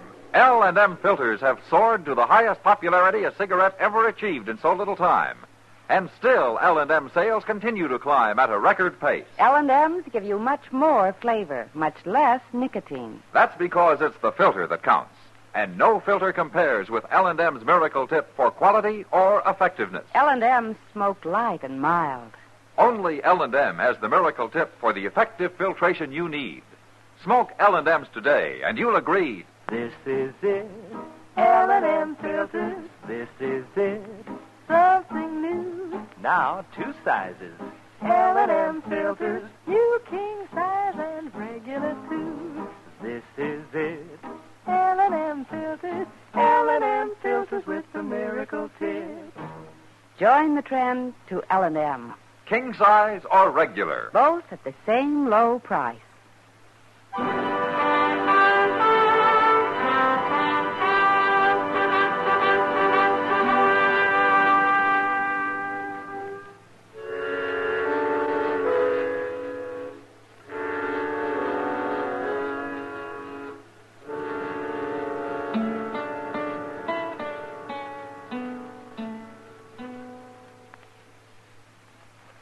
All them empty cells out back, Mr. Jones, I sure do wish we could fill one of them. Well, it's not likely, Chester.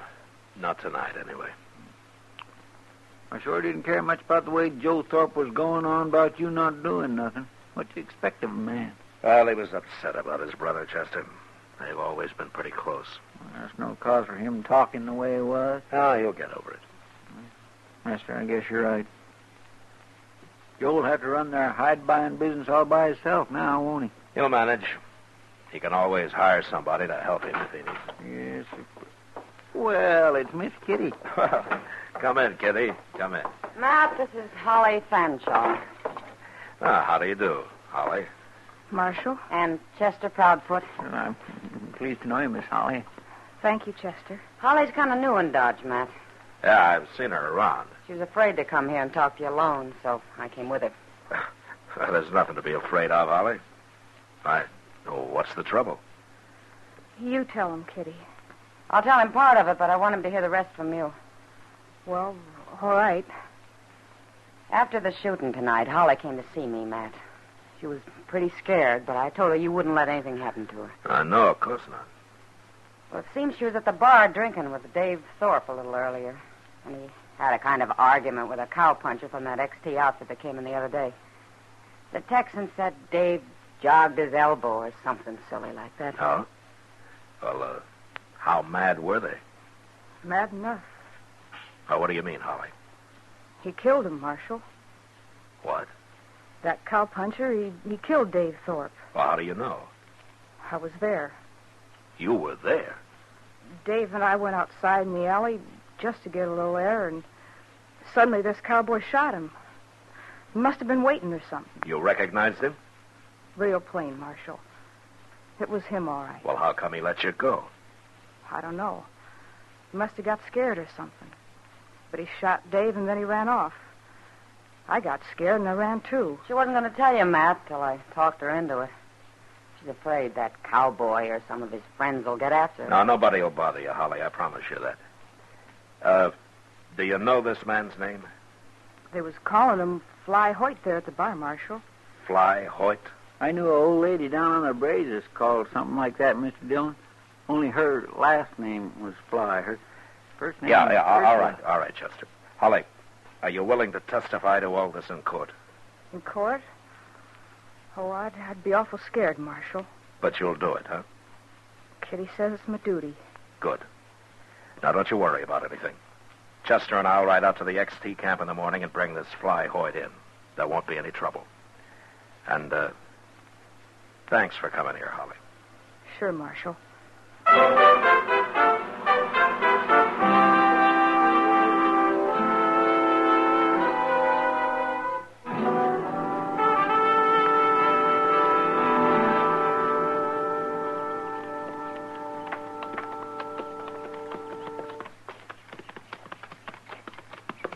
That's XT camp up ahead, Mr. Dillon. You been out here, Chester? That's where I rode by it a couple of days ago. They gave me a cup of coffee at the wagon. It looks like they're expecting us. By golly, it sure does. I don't like the way all them men's lined up. Maybe I was wrong last night about there not being any trouble. That's the trail boss, that big fellow there. His name's Jim Cavanaugh. You don't know Fly Hoyt, do you? No, sir, I don't. I didn't meet him. Hey, they don't look very friendly, Mr. Dillon. No, they sure don't.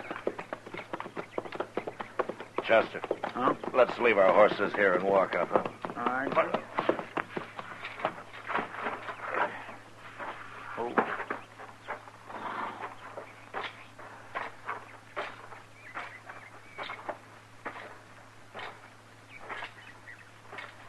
Morning, Marshal. You Jim Cavanaugh? Your friend there also tell you I'm boss of this outfit? Yeah. I got 20 men here, Marshal, not counting me. So you better climb into your saddles and ride right on back to Dodge. You know what I came for? That gal Holly got to talking last night late. A couple of my boys was there when she did.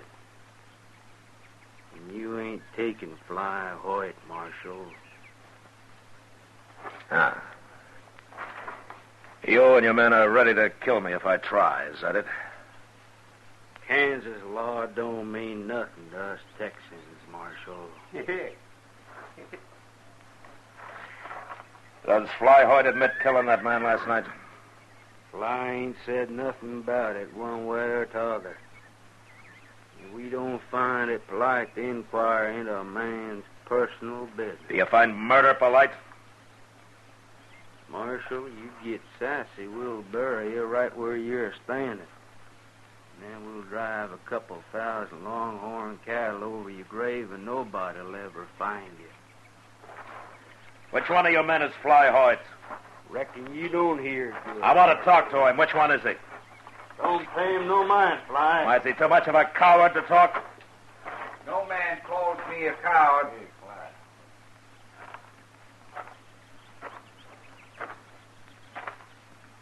I'm Fly Hoyt, Marshal. You darn fool, Hoyt. I ain't afraid. What was it you want to talk about, Marshal? Well, if it's not inquiring too closely into your personal business, I'd like to know if you admit killing Dave Thorpe last night. I didn't kill him. A girl called Holly Fanshaw says you did. She says she saw you. She's lying. She says you had an argument with Thorpe at the bar earlier. That's true. I remember the girl. Oh, where were you when the shooting took place, then? No place that'd do me any good. Now, Fly, that ain't so. Thanks, Jim. But I have to do this my own way. The boys here'd lie for me, Marshal. They'd swear to anything I wanted them to. But the truth is, I was alone when I heard that shot. I'd left the saloon and I was up the street there all alone. You admit that? I got no alibi. But you say you didn't kill Dave Thorpe. I never killed a man in my life. I don't believe in it.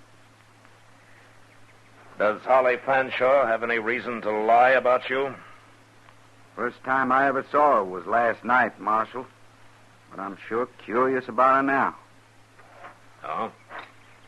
I'm rough in my ways sometimes, Marshal. But I ain't no killer. And I ain't no liar. How are you going to prove it? Well, Marshal, I'd ride into Dodge with you. What for? I'd like to have me a talk with this Holly Fanshawe. Then maybe I can prove it. She was worried you and some of your friends might come after her. I'd sooner blind a horse than lay a hand on a woman, Marshal. And that's the truth. Okay, Fly, let's get going.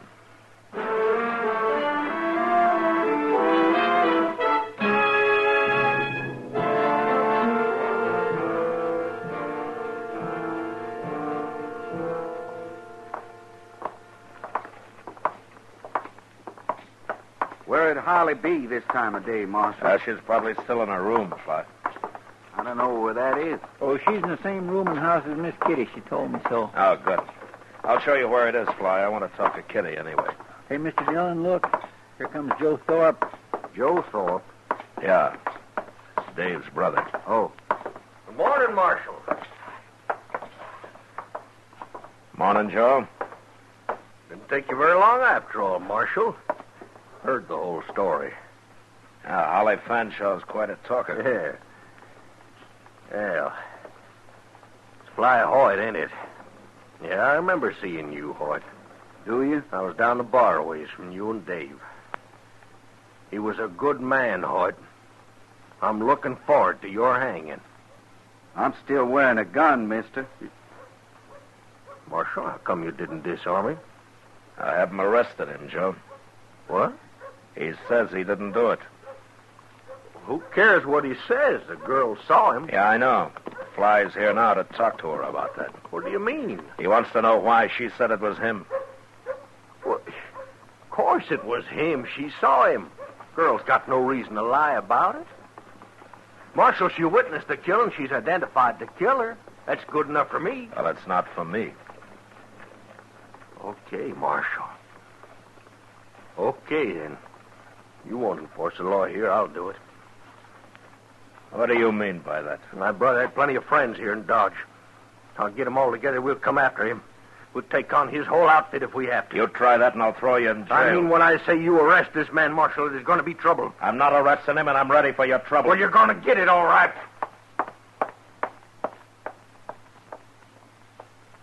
That's a mighty hot-headed man, Marshal. Yeah. And he means it about making trouble, too.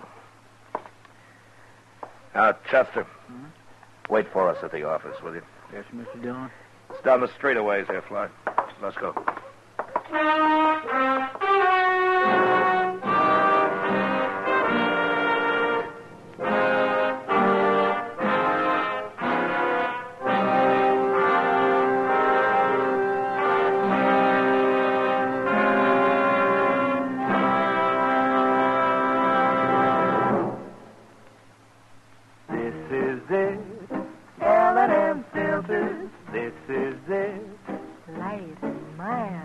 Much more flavor, L&M filters, much less nicotine, light and mild. No cigarette ever won such overwhelming success in so short a time as L&M. Never before have smokers spoken so enthusiastically. Janet Blair said, I think L&Ms are the greatest thing ever to happen to a filter-tip smoker. David Wayne wrote, L&Ms have the best filter of them all. Miracle Tip is right. There's nothing like it. Socialite sportswoman Mrs. Laddie Sanford said, marvelous filter, exceptional cigarette. Wish I'd tried L&M sooner. Always remember, it's the filter that counts. And no filter compares with L&M's Miracle Tip for quality or effectiveness. Our statement of quality goes unchallenged. L&M is America's highest quality and best filter cigarette. Join the trend to L&M. L&M, king size or regular. And both at the same low price.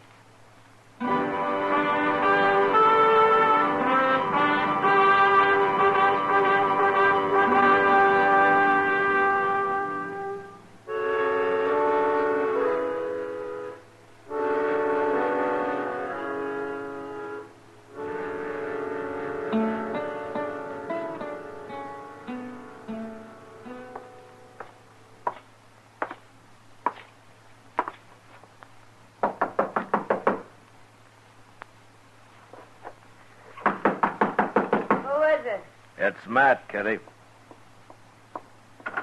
Well, this is a surprise. Come on in, Matt. Oh, thank you. I'm sorry to come in on you this way, Kitty, but, I kind of wanted to talk to you. Sure, Matt. What about? Fly Hoyt just went down the hall to Holly's room. He did? No, it's okay. The landlady told him which one it was. Well, I'm not worried about the landlady. No, Fly's all right, Kitty. He says he didn't do it, and I can't tell you why, but I believe him. But Holly saw him, Kitty, Matt. Tell me about Holly, will you? Do you know her very well? No, not very. She keeps pretty much to herself. Does she have any friends, any particular friends, any men? Nobody she ever mentioned, Matt. What was she doing with Dave Thorpe, I wonder? You do? No, you know what Matt. Yeah. You stay here, Kitty. No, I'm coming with you. That's her room, Matt. Here. Hey, you stay in the hall. All right, I'll take that gun, Fly. Is she dead, Matt? Don't look at her, Kitty. Oh, Matt. What's the matter with you, Fly? Nobody shot you. I got hit, Marshal. As soon as I opened the door, somebody hit me. Knocked me out for a minute. Lying won't help you this time, mister. I ain't lying. I come to and I seen her laying there. And then you come in. Who hit you? Holly? No, Marshal. Somebody was hiding behind the door. I heard him move, but I never even seen him. There's no closet in this room. Where's he hiding now? On the wall? Oh, the window's open. Maybe somebody was here. Well, he's gone now. My gun, Marshal. Did he use that? That's been fired. Smart. He killed her with it and then put it back in my holster. Who did? I don't believe a word you're saying. You're Miss Kitty, ain't you? I seen you last night. We're not talking about me. I wouldn't shoot a woman, Miss Kitty.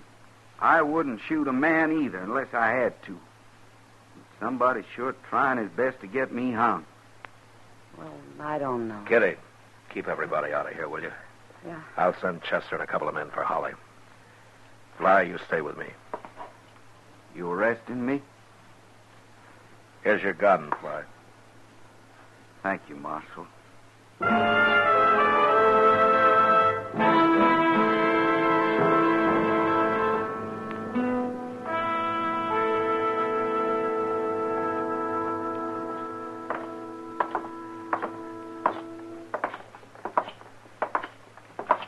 This is my office here, Fly. Let's see if Chester's still around. I'll help him if you want, Marshal. Now you can get somebody else.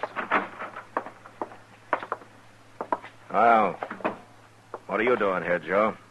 Waiting for you. I want to talk to you, Marshal. Okay. Chester, Holly Fanshaw's been killed over in her room. Killed? How'd she get killed? She was shot. Go get Doc, will you? And somebody to help you. Yes, sir. Wait a minute. What happened, Marshal? Somebody slugged Fly when he went into her room. Then he used his gun to shoot her. Who says he did? Fly. You listen to him like he was your father. What was it you wanted to see me about, Thorpe? Well, I was going to tell you I changed my mind about all I was saying out there in the street a while ago. But now, no, sir. You know, maybe I ought to lock you up right now. You can't lock me up. I didn't have nothing to do with it. Nothing to do with what? Well, I mean, I ain't done nothing. You can't lock a man up for talking. Ah, that's not what you meant. Would you arrest Fly, Marshal? He's killed 2 people now. Chester, Yes, sir. how long has Joe been here? Why, he come in just before you did, Mr. What are you Dillon. talking about? What difference it make? I had a talk with Kitty, Joe. She told me about you and Holly. What? Holly didn't keep secrets very well. She told Kitty how you made her lie about who killed Dave and how you set it up for her to get him into the alley. Me? Fly didn't Why? get hit fast enough in Holly's room a while ago, Joe. He saw who did it. No. Tell him who it was, Fly. Now go on, tell him. What? Why, it was him, Joe Thorpe. Oh, what are you You might as well admit it. What were you doing, stealing money out of you and your brother's hide business? You ain't gonna put me in jail. I don't care if I did kill him. No, you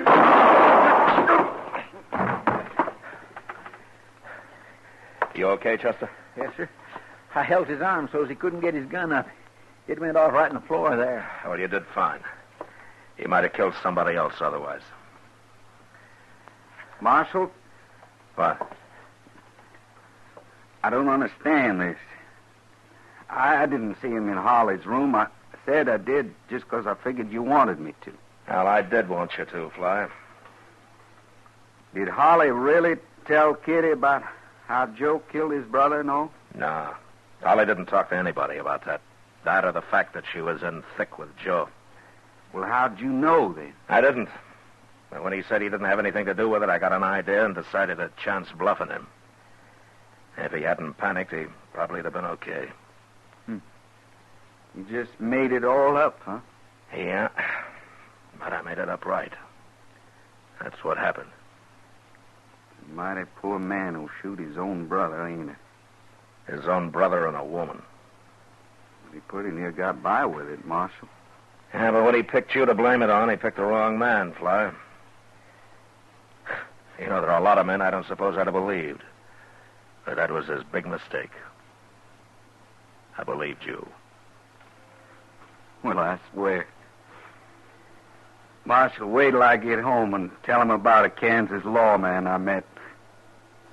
Nobody'll ever believe me again.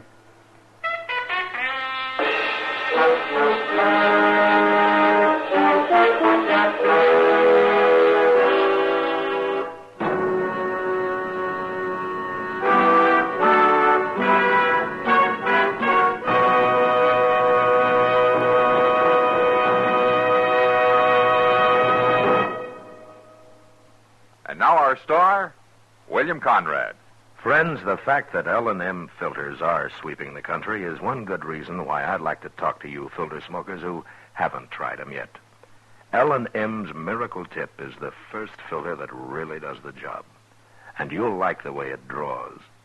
Beside that, L&M's give you a really good-tasting smoke. They're just what the doctor ordered. L&M's, king size and regular, both at the same low price. Try L&M's today.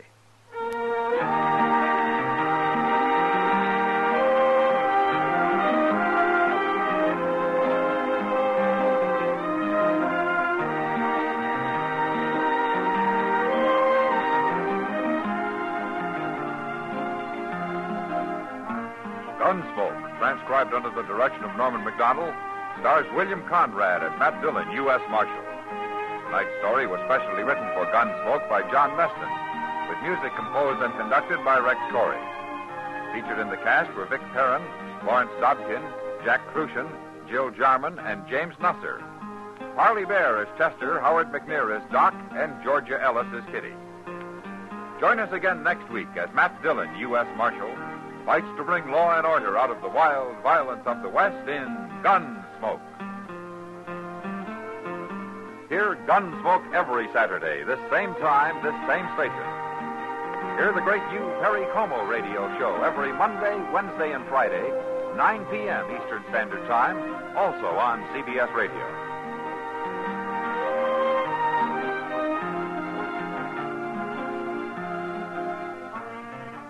This is the CBS Radio Network.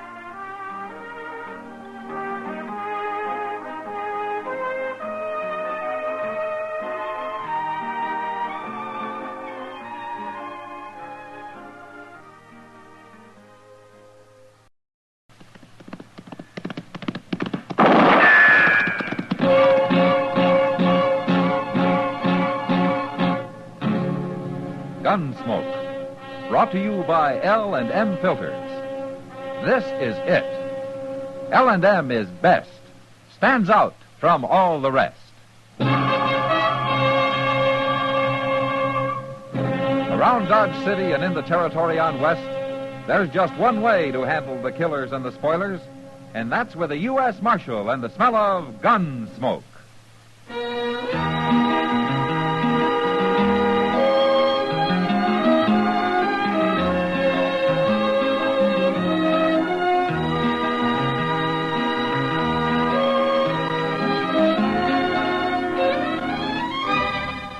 Gunsmoke, starring William Conrad.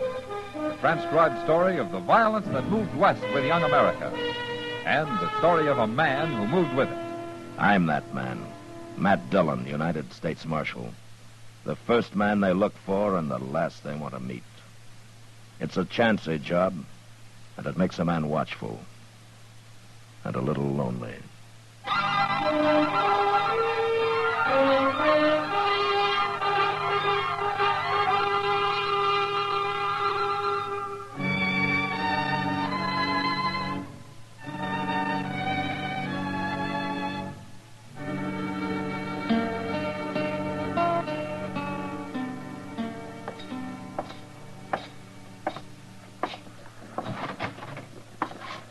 Marshal Dillon, come in, Marshal, come in. Hello, Teeters. You got time to give me a haircut? You're the only customer I've had in an hour, Marshal. Oh. You hang your coat and your gun belt right over there. I'll get things ready for you. Okay. Say, I haven't seen you around town lately, Marshal. Well, I've been over in Abilene for a week. I just got back late last night. Oh, must have come in on the midnight Santa Fe, huh? Yeah, that's right. I wish I could get out of Dodge once in a while. Well, not the way I have to do it, you wouldn't. Maybe you're right, Marshal. Maybe you're right. Hey, this is a new chair you got, isn't it? Yes, sir. The finest barber's chair west of St. Louis. That's pretty fancy. Here, try it. Ah. Comfortable? Well, I'll tell you after I find out if you've raised your prices to pay for it. Here, let me get this cloth over you. Here you are. Haircut's still a quarter, Marshal. What about shaves? The price of a shave's gone up a dime, Marshal. A dime? Now, Marshal, you wouldn't stand in the way of progress for the sake of a dime, would you? Yeah, but whose progress? Anyway, you don't need a shave, not today. That's a good thing. Say, Marshal, you know Mabel over at the Long Branch? Yeah? Well, last Wednesday night... Oh, take a chair, stranger. I'll be with you in a few minutes. Last Wednesday night... A few minutes. Yeah, that's right. You're next, right in line. Barber. What? I ain't next. Why, of course you are. Nobody's ahead of you. I said I ain't next. You mean you won't wait? That's right. Oh, I sure won't you wait. will. I work fast. It won't be longer than 10 minutes at the most. Now, you just sit down. I I'll want be... to shave. I want to right now. You can cut his hair later. What? You heard me.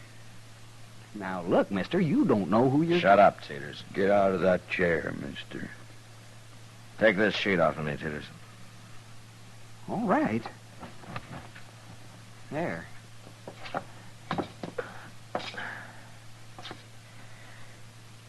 Okay, mister, I'm out. And move. I want to sit down. You don't understand. I don't understand what. I didn't get out of that chair so as you could have it. You're going to be troublesome, ain't you? I am. And there isn't much you can do about it. Isn't there? You don't see very well, mister. What? I'm not wearing a gun. It's hanging on the wall over there. You going to shoot an unarmed man in front of a witness? Go get your gun. Put it on. No. Do it. You licked, mister. How you going to make me do it? Shoot me? Put your gun on. I don't like killings, but if you don't turn around and walk out that door, I'm going to half-kill you with my fists. Now get moving. All right. You got me this time, but next time you'll be wearing a gun. It'll be some different then.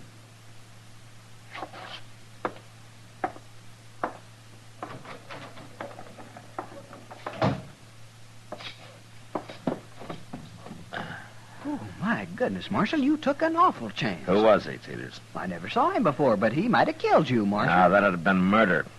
You can get hung for murder. Now, quit shaking. Let's get this haircut over with. He won't be back.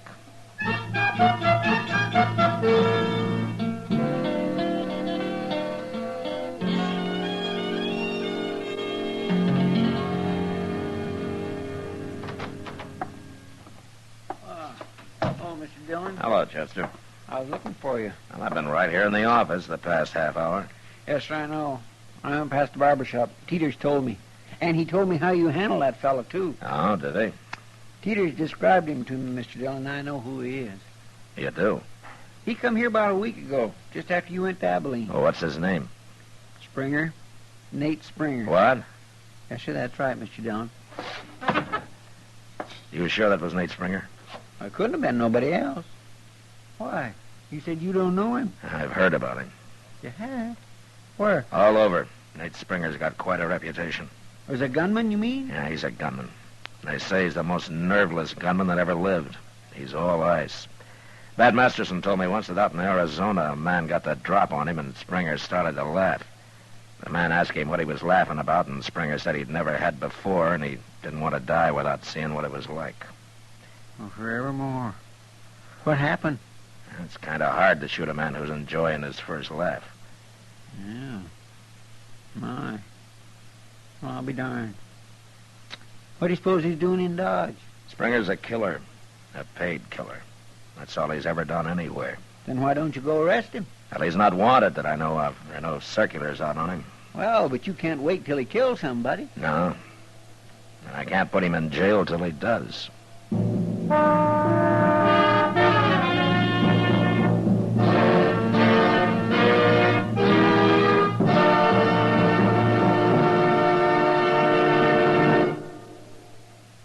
This is it, L&M Filters. It stands out from all the rest.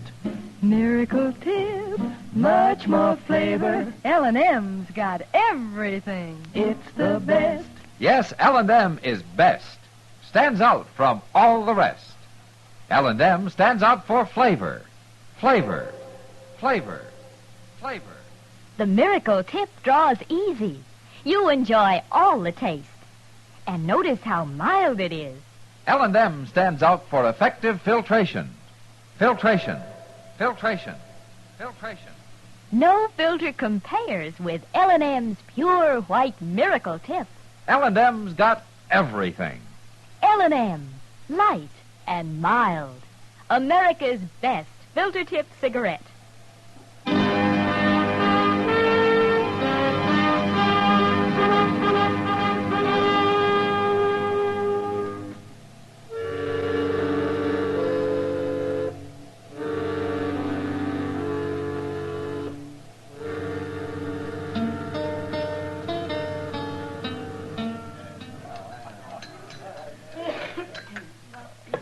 Oh, my. You got time for another cup of coffee, Matt? Well, I'll take time, Doc. That's good. Here you are, then. Thank you. Well, things pretty wild up in Abilene? Well, it's still a camp with a hair on, Doc. Worse than Dodge? No, I wouldn't say that. And I'll stay here. Oh, why? You're usually complaining about Dodge. I'm thinking about business, Matt. Business. What's there to do in a peaceful town? Oh, aside from delivering a baby now and then and setting a broken leg. You know, sometimes you sound pretty bloodthirsty, Doc. I don't do the shooting, Matt. It's men like that Nate Springer you were telling me about. He's sitting over there in the corner, Doc. He is? Well, where? There. Alone with his back to the wall. Oh. Oh, yes. Oh, yes. Oh, my, he looks like a killer, all right. He is. Yeah. You see how he keeps turning around? I mean, it's like he thinks everybody in this room's his enemy. Man like that doesn't have friends. Well, he's getting up, man. He's coming this way. Yeah. He hasn't finished his dinner. You better turn around, Doc. Okay. But you keep your eye on him. I don't like that man. Hey, you. Me? What was you staring at me for? I wasn't staring at you. No man stares at me without a reason. I don't like it. I want to know why you was doing it. Oh, now look here, mister. You're getting yourself all upset over nothing. Well, you ruin your dinner working yourself up this Tell way. me why you was staring at me. I'll put a hole in you. I'll do it. Well, you're awful jumpy for a big gunman. Tell me, I said. Hold it, Springer.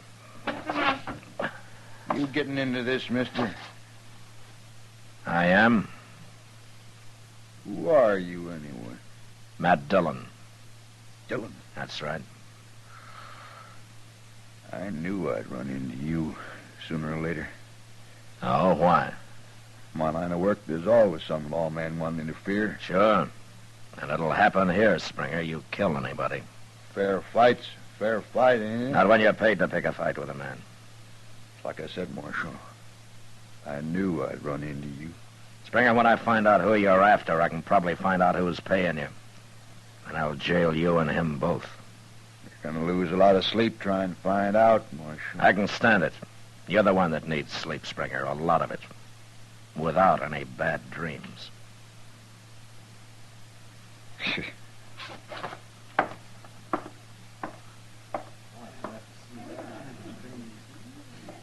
Oh, well. Looks like the man of ice is starting to melt, man. Yeah. You know, something's happening to him, Doc. And whatever it isn't good.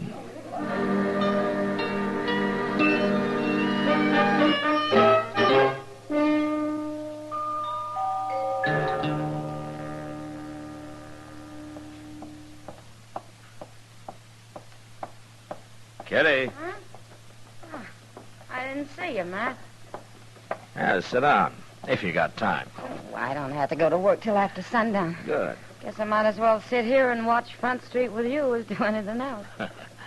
Little air is good for you. Ah, and a lot of it'd be even better. Well, you ought to buy a horse, Kitty. Take a ride up the river every day or so. I'm too broke, Matt. Well, I'll lend you one. I got a little bay that's pretty gentle. Imagine having more than one horse. That's about all the government gives me, Kitty. A couple of cheap horses. I seen you riding your own. Well, I gotta keep him in shape in case I decide to quit. The day you quit, that horse will be as old as a man. I hope you're right, Kitty. Hey, look, Matt. What? Walking down the middle of the street. Yeah, Springer. Now, who'd expect a man like Springer to have a little yellow dog? I don't know the dog's his, Kitty. Maybe he's just following him. He's right at his heel. I don't think Springer knows it. Oh, he's trying to sniff at him. Matt, he shot him. Poor little dog, he didn't do anything. I'll be back, Kitty.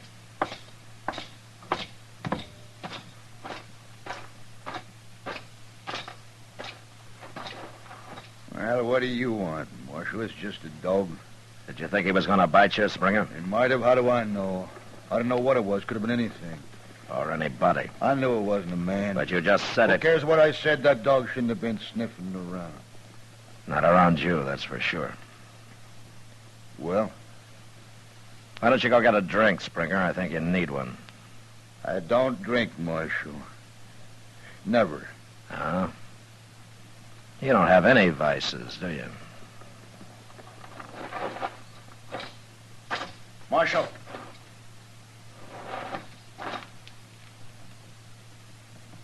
Nothing. Go ahead.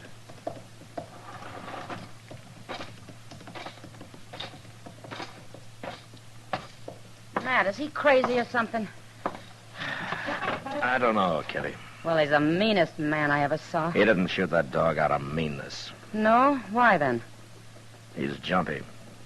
Well, if he's that jumpy, nobody need worry about him. He's more dangerous now than the way everybody tells me he used to be.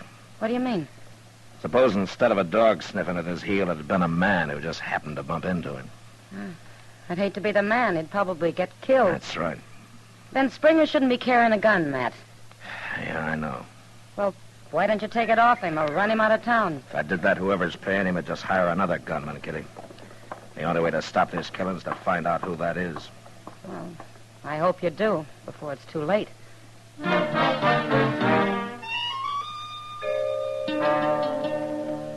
That night, I had Chester follow Springer around, keep an eye on him.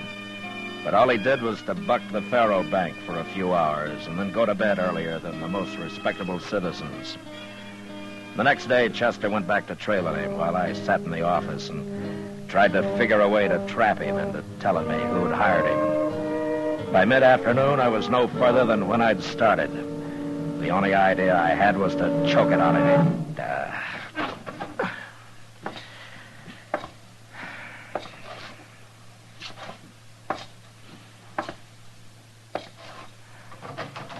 Hey, Mr. Dillon? Yeah, what is it, Chester? That doggone Nate Springer, he almost shot a girl over there. What? A girl over at the Alfraganza. What do you mean he almost shot her? Well, sir, he stayed in his room all morning till just before noon. Never mind that. What about the girl? That's what I'm getting to. And then just after noon, he went over to the Alfraganza and started gambling. He was sitting at a table in the corner with his back against one of them wooden windows. Uh-huh. Well, one of the girls that works there, well, I guess she needed some air, so she slipped in behind Springer's chair and started pushing on that shutter. It's a wonder she got that far. He was raking in a pot. But when he heard her, I never seen a man move so fast, Mr. Dillon. Why, that poor girl near fainted the way he jumped around at her. She's lucky she didn't get shot. He had his 6-gun stuck right in her face. He was within a hair of letting go of that hammer. And then when he saw who it was, oh, he started cussing her something fierce. Well, he's getting worse. He's going to kill somebody, sure, acting that way. Yeah. And it won't even be the one he come here to kill. Oh, fancy him about to shoot a woman. Well, I guess I can't wait any longer, Chester. What you going to do? I'm going to try to shame him first. If that doesn't make him talking, I'm going to have to run him out of town.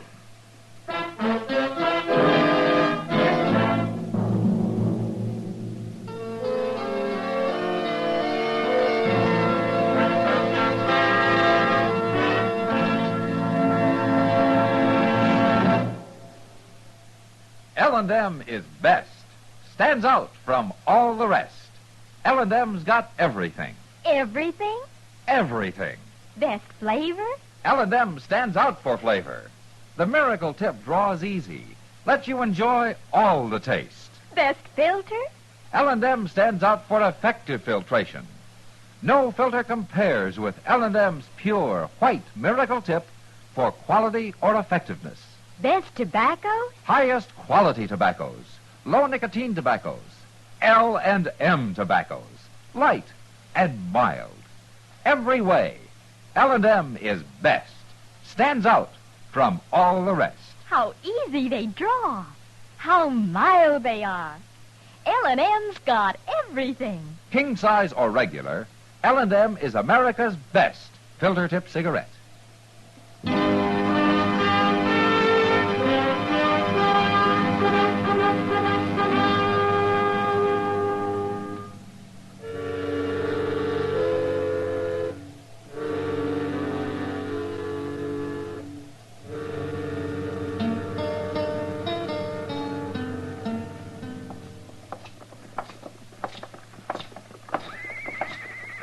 Mr. Dillon, I can't help thinking all your friends who told you about Nate Springer was mighty poor judges. He's about the uncoolest gunman I ever saw. I agree about that, Chester. Who told you about him last? I don't remember. Been 2 or 3 years. Well, maybe it was just a lot of rumor. You know how talk gets started sometimes. Wyatt Earp was the first man who told me about him. Oh? Look, when we get inside here, you go to the bar and stay there, huh? Yes, sir.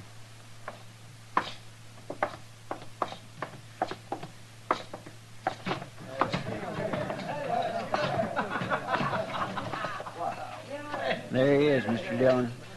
I see him. All right, sir.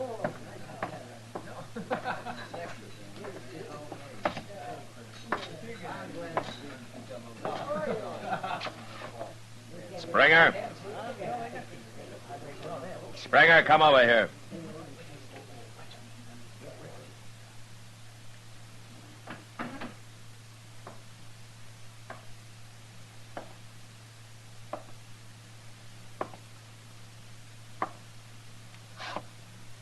You're interrupting my game, Marshal. Your game's over, Springer, for good. What does that mean? Get out of Dodge. What? If you've been paid in advance, you better give him his money back. You're not going to earn it. You're saying I ain't? It's an hour to sundown. You'll be out of town before dark. It's a long time since a man's talked to me like that, Marshal. How long's it been since a dog scared you into shooting him? Or since you drew on a woman, huh? You lost your nerve, Springer. You aren't going to kill anybody. Shut up. Yeah, I'll shut up. If you tell me who hired you. No. Then who are you supposed to kill? I won't tell you. Okay, I didn't think you would. But you be out before dark, Springer. And don't ever come back. Ever.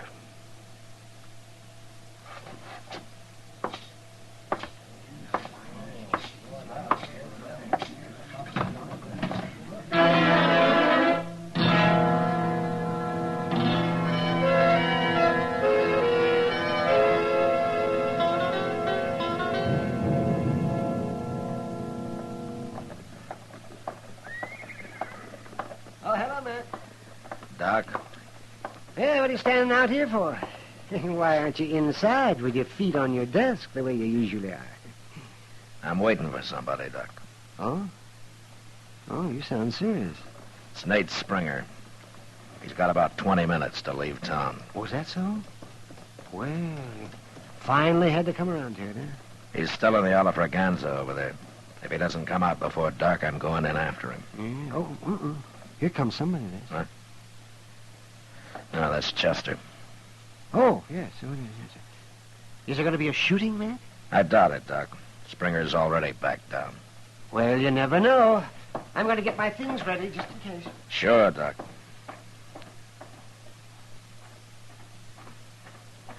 Hey, Mr. Dillon, I thought I'd better come tell you. What, Chester? Springer's been bellied up at that bar for the last half hour. He has? He's been taking on one glass after another. Doc was right. You never know. What? He's getting ready to use his gun, Chester. And I'm going over and stop him. Hey, look. You just come out. Yeah. He's headed this way. You stay here.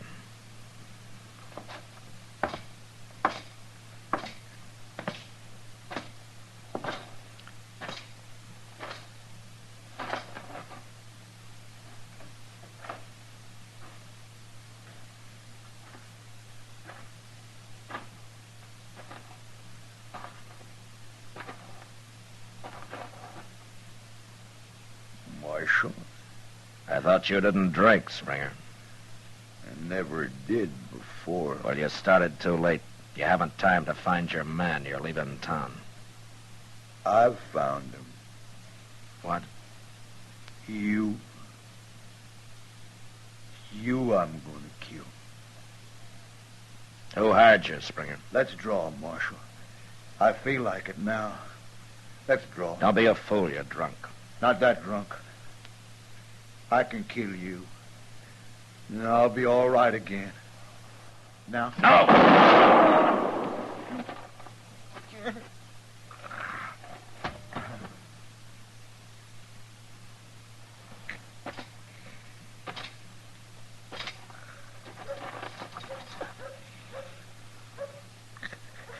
You shouldn't have tried it, Springer.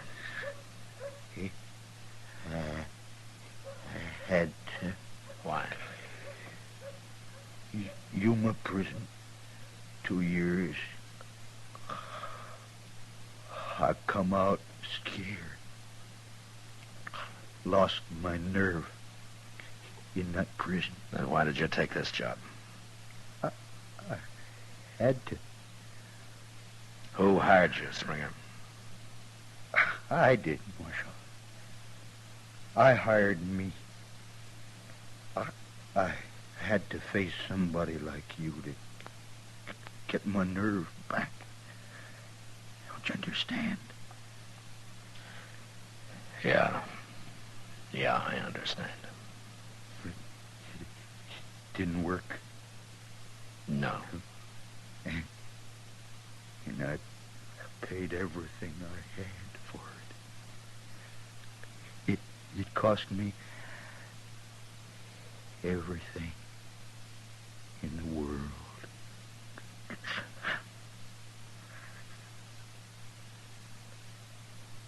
Springer.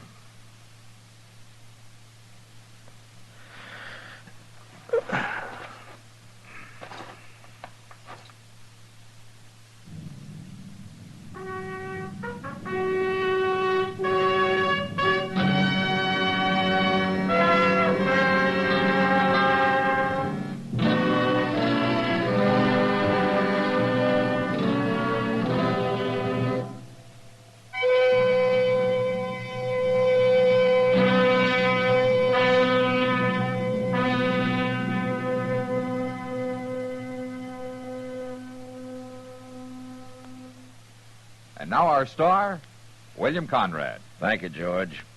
If you're a filter tip smoker, you should be smoking L&M's. When you try L&M's, the first thing you'll notice is how mild they are, how easy they draw. With L&M's pure white miracle tip, you enjoy all the taste. Try L&M's today. You'll like them.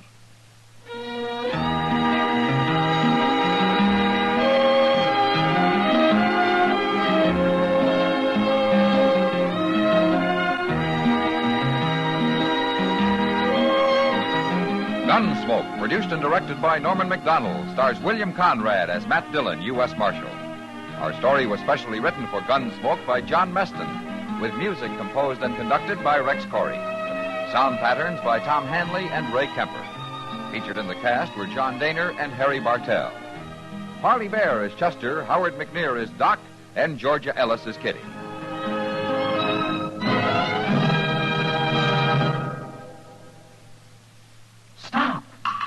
Start smoking with a smile, with Chesterfield, smiling all the while, with Chesterfield. Put a smile in your smoking, just give 'em a try.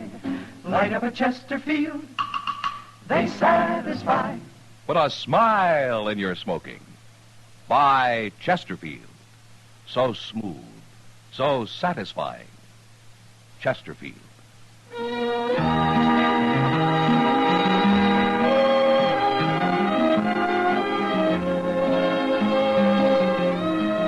You'll also enjoy Chesterfield's great radio shows. Perry Como sings all the top tunes on CBS Radio every Monday, Wednesday, and Friday. Jack Webb stars in Dragnet on Tuesday nights. Check your local listings.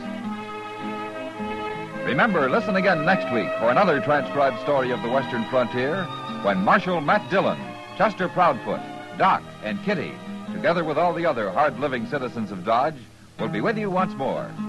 It's America growing west in the 1870s. It's drama. It's Gunsmoke. Brought to you by L&M Filters.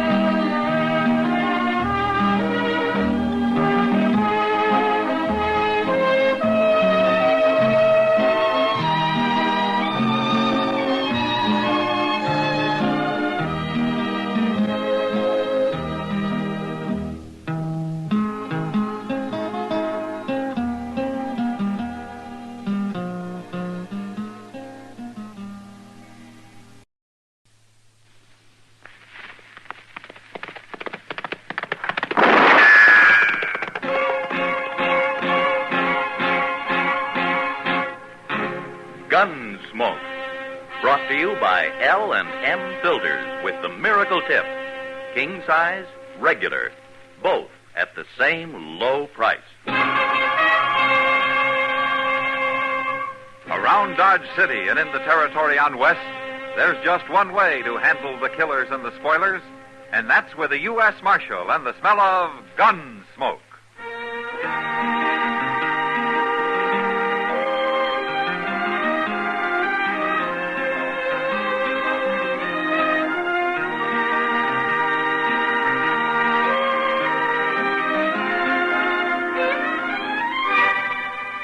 Gunsmoke, starring William Conrad, the transcribed story of the violence that moved west with young America, and the story of a man who moved with it. I'm that man, Matt Dillon, United States Marshal. The first man they look for and the last they want to meet. It's a chancy job, and it makes a man watchful and a little lonely.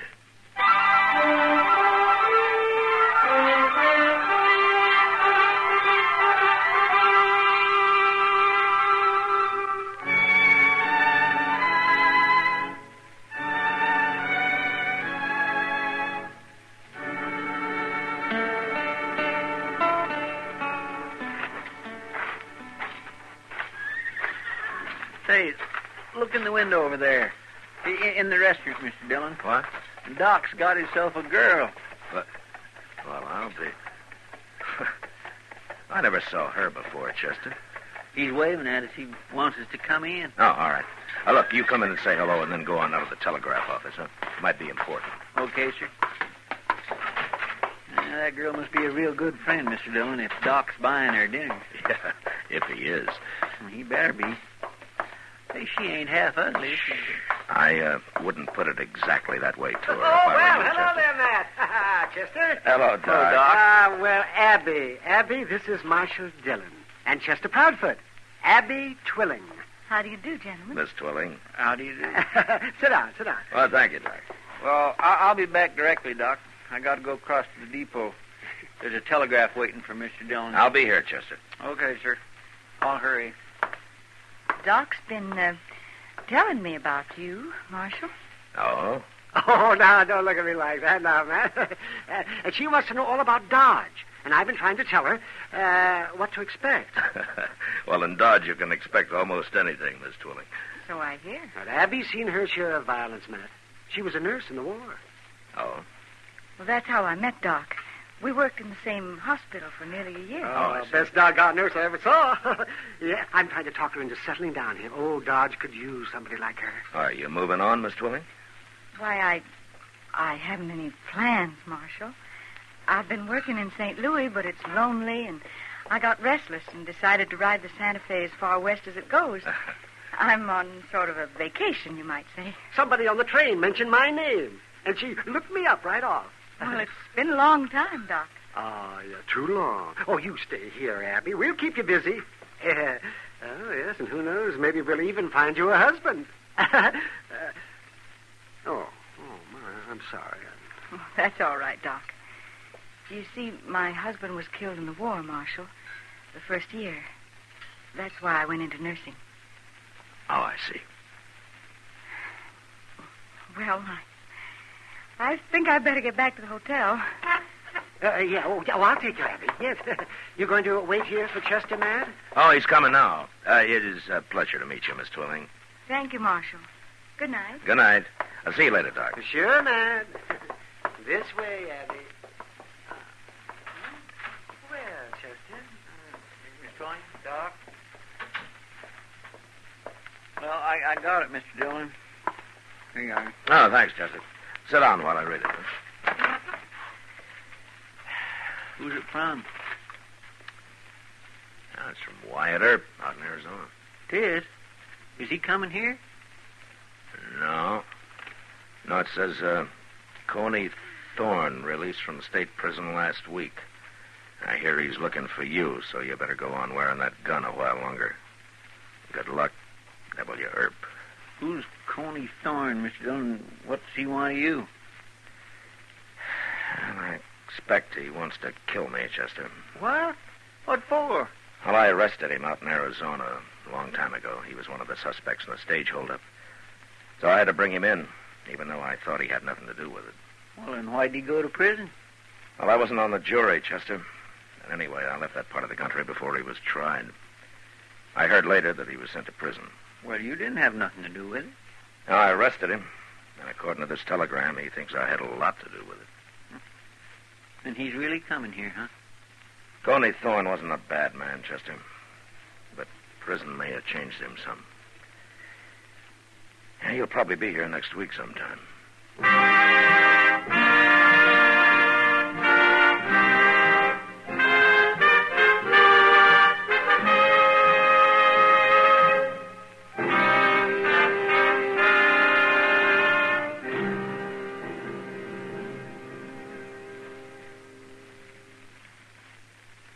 L&M filters are sweeping the country. L&M, the filter tip cigarette everyone's talking about. Everyone's changing to. Here's what John Robert Powers told us.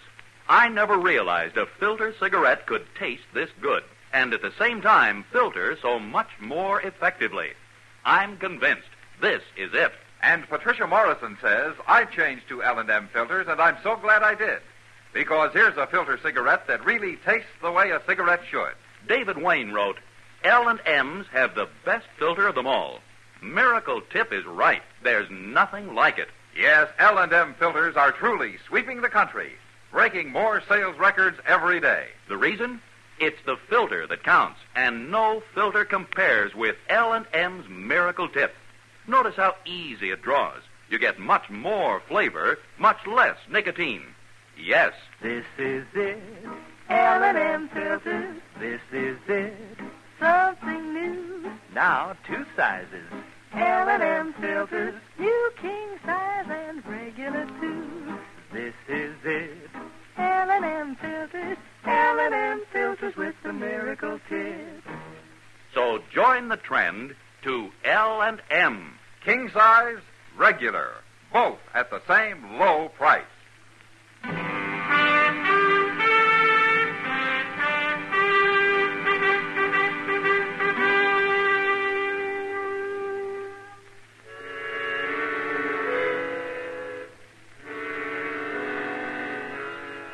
There were a lot of things I didn't like about being a lawman, and having to face a man who was out purely for revenge was one of them.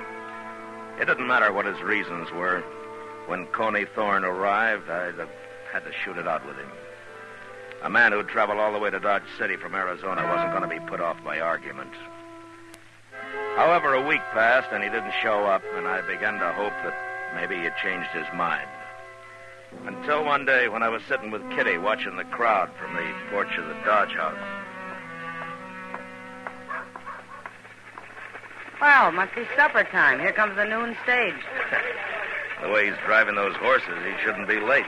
He's never been on time yet unless there was an Indian scare going on. Not many passengers. 3. No, another one getting out. Yeah. All strangers. No, not all of them, Kitty. Not to me. What? That last man who got out. I've been waiting for him. Coney Thorne? I might as well get this over with right now. Look, Kitty, you better go inside, huh? Yeah, I sure will. Good luck, Matt. Yeah.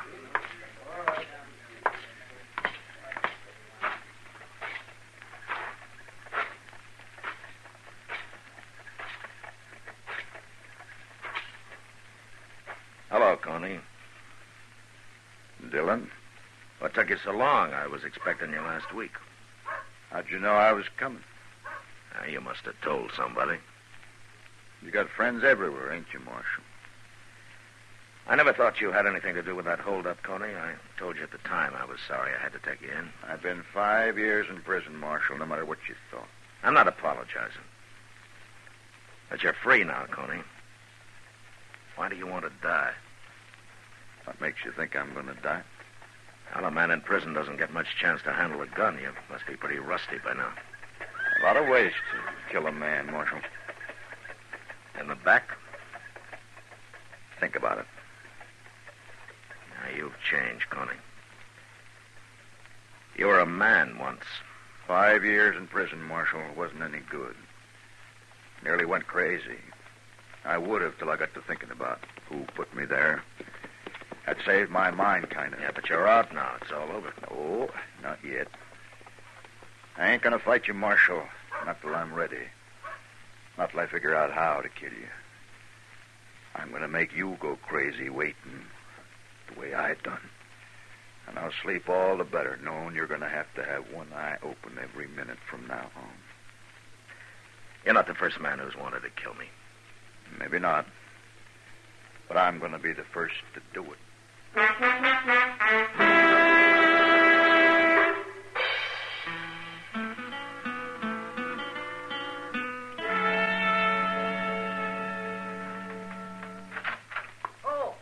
Good morning, Matt. Ah, hello, Doc.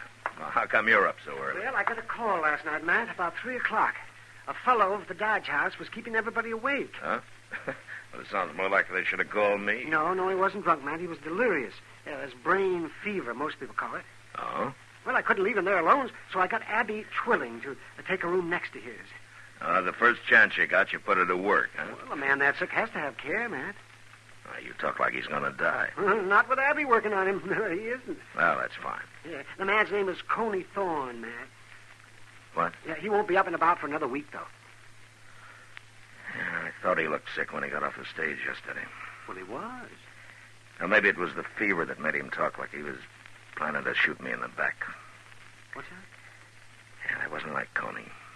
He was never that kind of a man. Good morning, Mr. Dillon. Doc. Oh, good morning, Chester. Oh, where'd you get that mail at this hour? It ain't mail, Doc. It's a telegraph here, Mr. Dillon. Yeah, sometimes I wish they'd never invented the telegraph. But maybe it's Washington, Matt, offering you a raise. If they'd send me last month's check by mail, I'd be satisfied. Wow.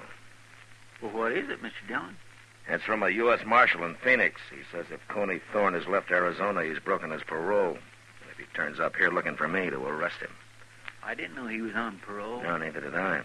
But they're willing to pay the expense of sending him back under escort. You going all the way to Arizona with him, Mr. Dillon? No, of course not. I'll hire somebody. Well, you can't put that man in jail, Matt.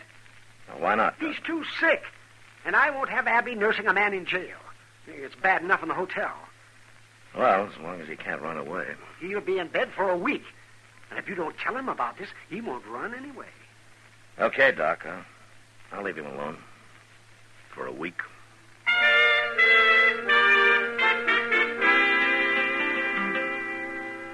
I kept track of Coney's progress through Doc. And the rest of Dodge did, too. Everybody in town knew he'd come there to shoot me, and it seemed like they were all waiting for him to get well and try it. And there were a number of men who would have been right happy if he'd done it. I waited for over a week, and he was still in bed. So finally, I went over to the hotel to have a talk with him.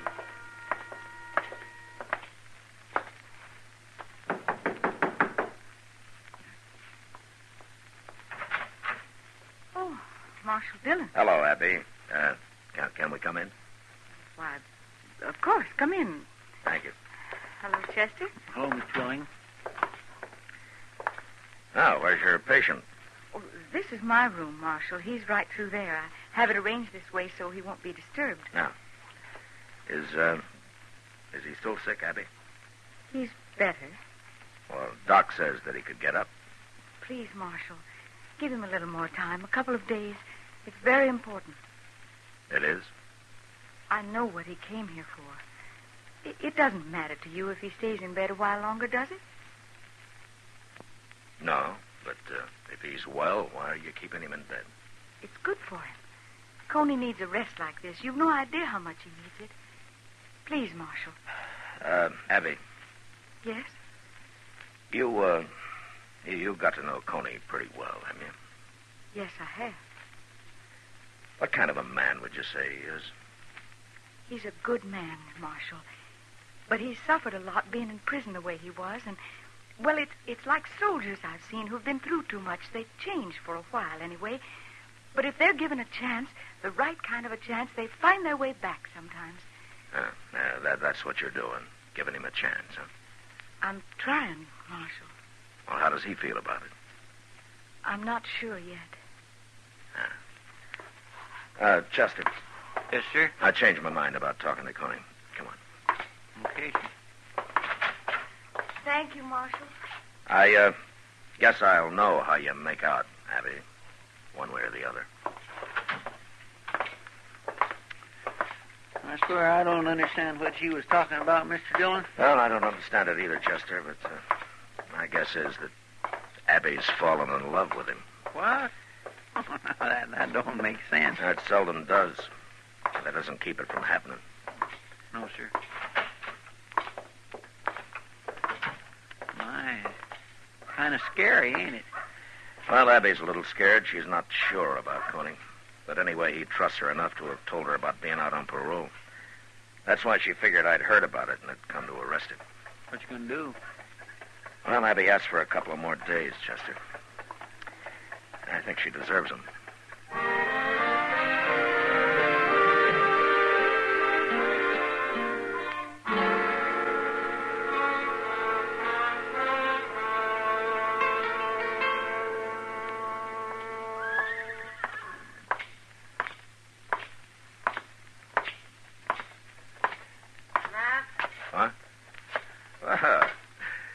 Evening, Kitty. I just come in to say hello. Oh, the air's better out here, Matt. I never saw that saloon so crowded as it is tonight. Oh, a couple of new herds arrived today. Yeah, I know. I've danced with every cowboy that came with him. I had to get out of there while I could still walk. Well, as long as they're dancing, they're not fighting. Oh? You ever dance with one of them, Matt? Is it that bad? Oh. Dillon? Oh, Miss Kitty. Evening, Chester. Mr. Dillon, right across the street there. I just seen Coney Thorne. What? Well, where was he headed? He was knocking on the front door of the stage office, and nobody didn't answer, so he went around back. I'll see you later, Kitty. Sure. Looks like Coney's trying to run off, Mr. Dillon. There's no stage till tomorrow morning, Chester. Besides, he doesn't know I'm going to arrest him. Well, at least he didn't come gunning for you as soon as he got out of bed. Well, maybe he wants to be sure of a seat on the stage first. He said he went around to the back of the office. Yes, sir, right up the alley here. Yeah. Look, you better stay back a little, huh? Being in bed so long might have made Coney a little nervous. Well, yes, sir.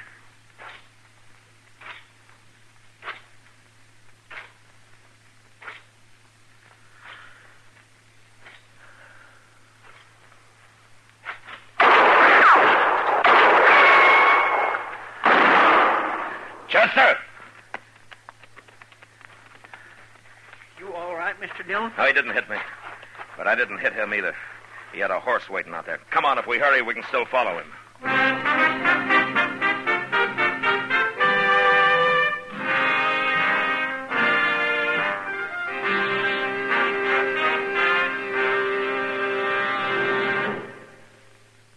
This is it, L&M filters. This is it, something new. Now 2 sizes. L&M filters, new king size and regular too. This is it, L&M filters. L&M filters with the miracle tip. L&M filters are sweeping the country, breaking more sales records every day. The reason? It's the filter that counts. And no filter compares with L&M's Miracle Tip for quality or effectiveness.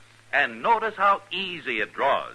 You get much more flavor, much less nicotine. Effective filtration. Our statement of quality goes unchallenged. L&M is America's highest quality and best filter tip cigarette. Buy L&M King Size. Buy L&M Regular. Buy L&M's by the carton. King Size, regular, both at the same low price. L&M, light and mild.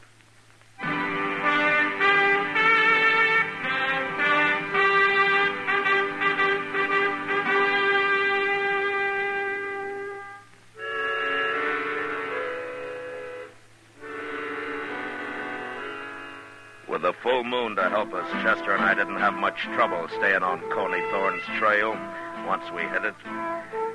We pulled up now and then and listened, and we could hear his horse running hard, not too far ahead of us. But he didn't run long. Coney had made a poor choice in the mount that he'd stolen, and had sold on him within an hour. We found the horse standing riderless with his head down, his legs weak and quivering. That poor horse is plumb bedrock, Mr. Dillon. He ought to be shot. Now, never mind the horse, Chester. Let's find Coney. He can't be very far.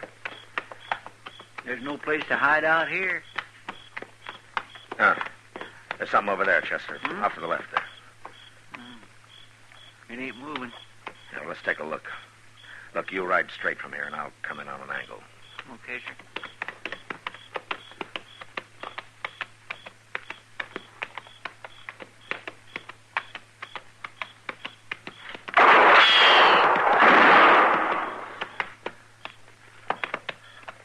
All right, ride in, Chester, but be careful.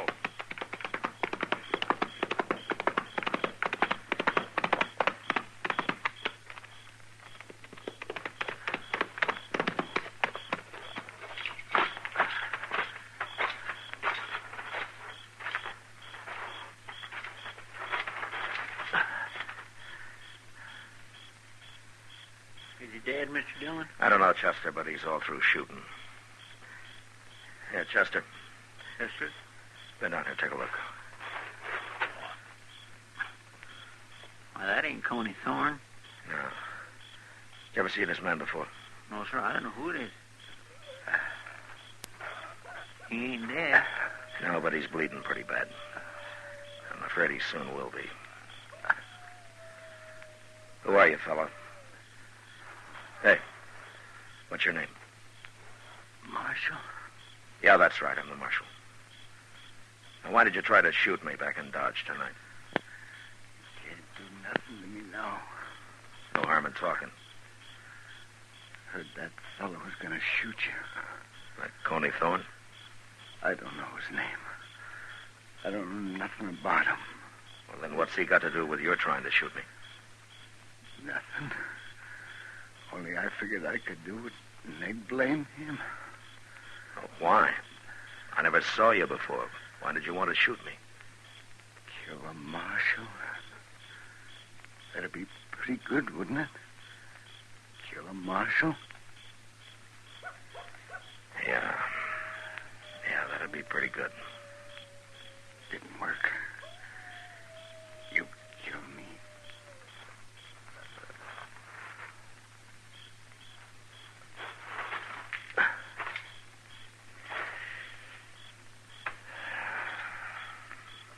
He's dead, ain't he?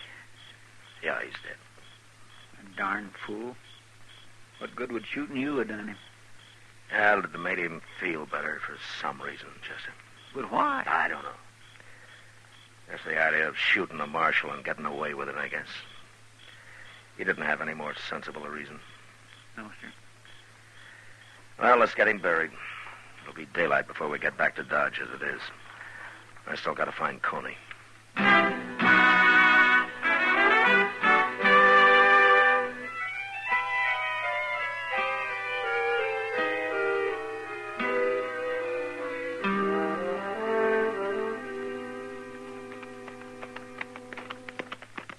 There's the stage. Mr. Dillon is just about to leave. We got back just in time. Why would Coney be taking the stage? He hasn't finished his business here yet. No, but he was trying to get in the office when I seen him last night. By heaven, there he is. Yes, sir, and Abby, too. Now, what are they up to? Now, let's ask him.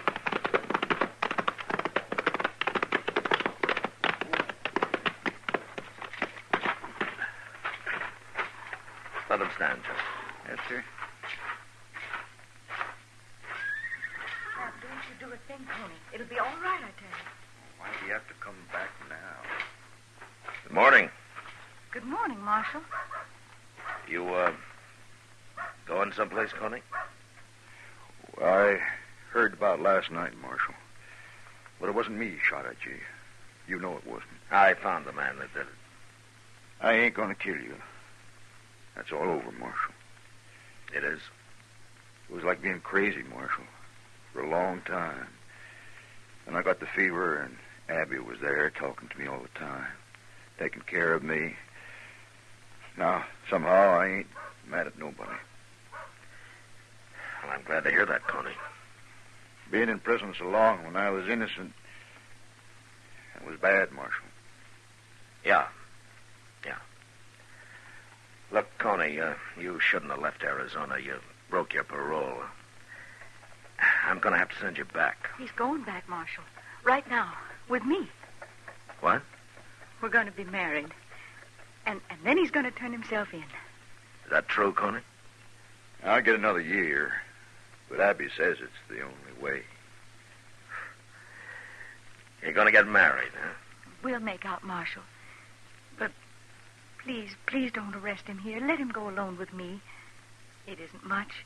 You can give him that. Chester. Yes, sir? Go over to the telegraph office and write something out and send it to the marshal in Phoenix, huh? Well, what'll I say? Tell him thanks for the warning. And tell him if Coney Thorne did leave Arizona and came here to shoot me, I'd arrest him quick. But knowing Coney, I think he's learned his lesson. He's got more sense. Yes, sir. Now get going. All of you.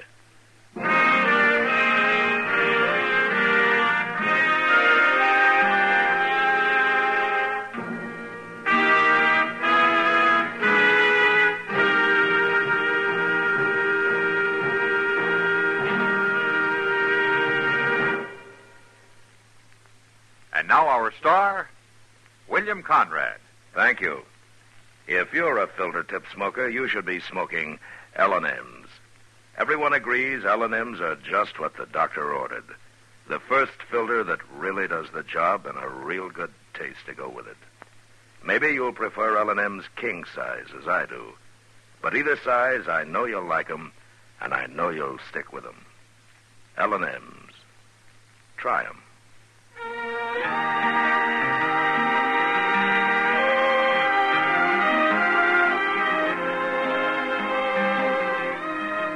Gunsmoke, transcribed under the direction of Norman McDonald, stars William Conrad as Matt Dillon, U.S. Marshal.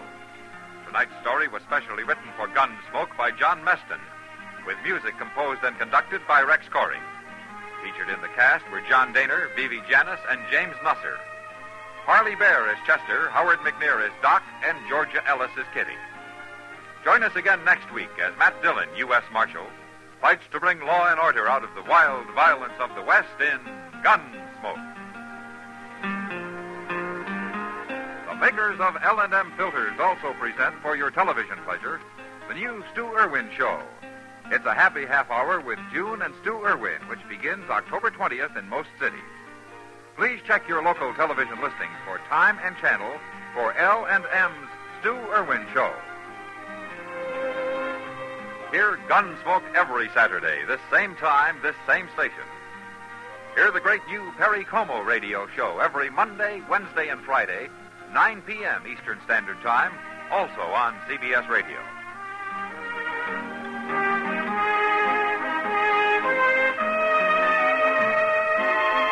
This is the CBS Radio Network.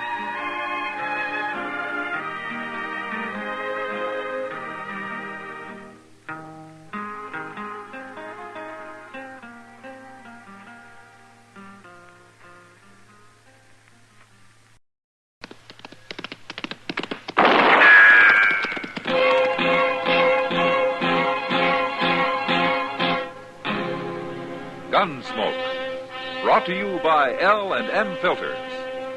This is it. L&M is best, stands out from all the rest.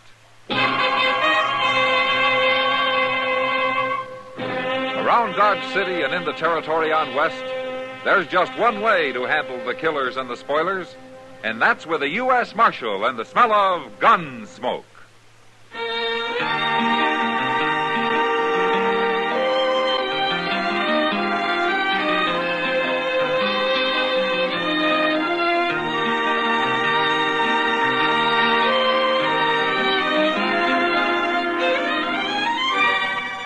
Gunsmoke, starring William Conrad.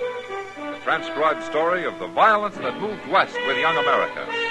And the story of a man who moved with it. I'm that man. Matt Dillon, United States Marshal. The first man they look for and the last they want to meet. It's a chancy job, and it makes a man watchful. And a little lonely.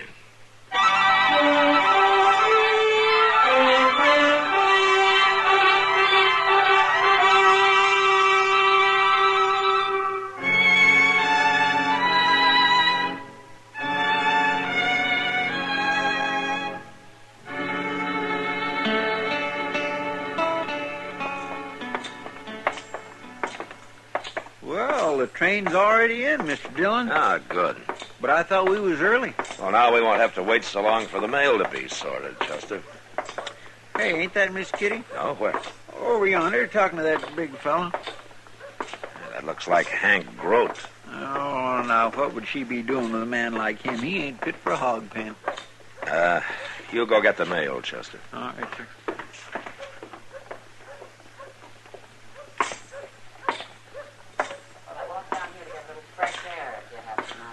I'll walk back with you. You will not.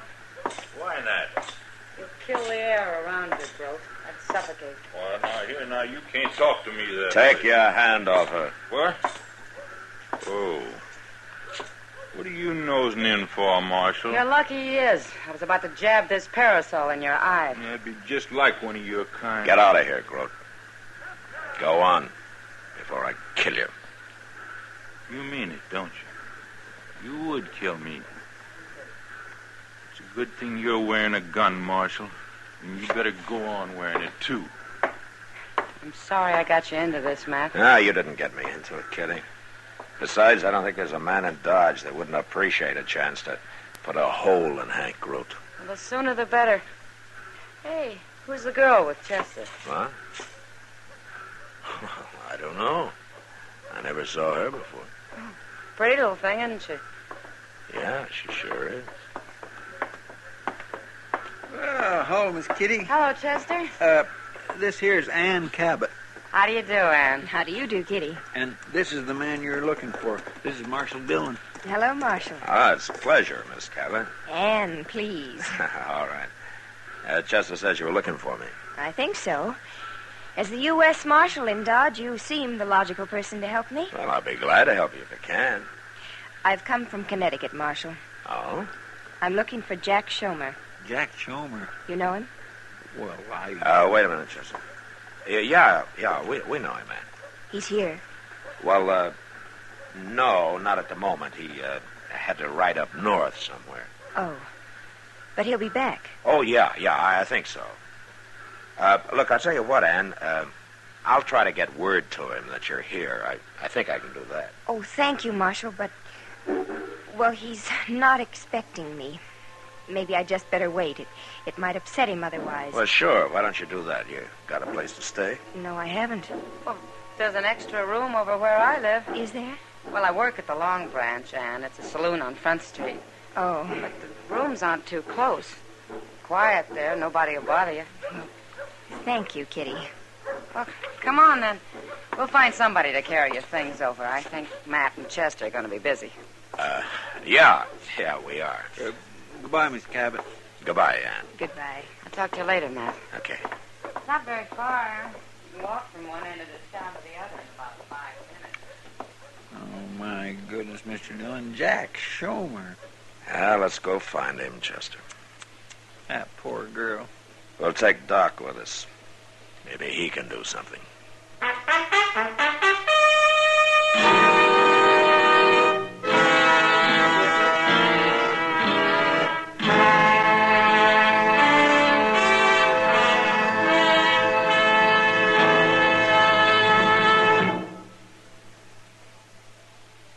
This is it, L&M Filters. It stands out from all the rest. Miracle tip, much more flavor. L&M's got everything. It's the best. L&M is best. Stands out from all the rest. L&M's got everything. Everything? Everything.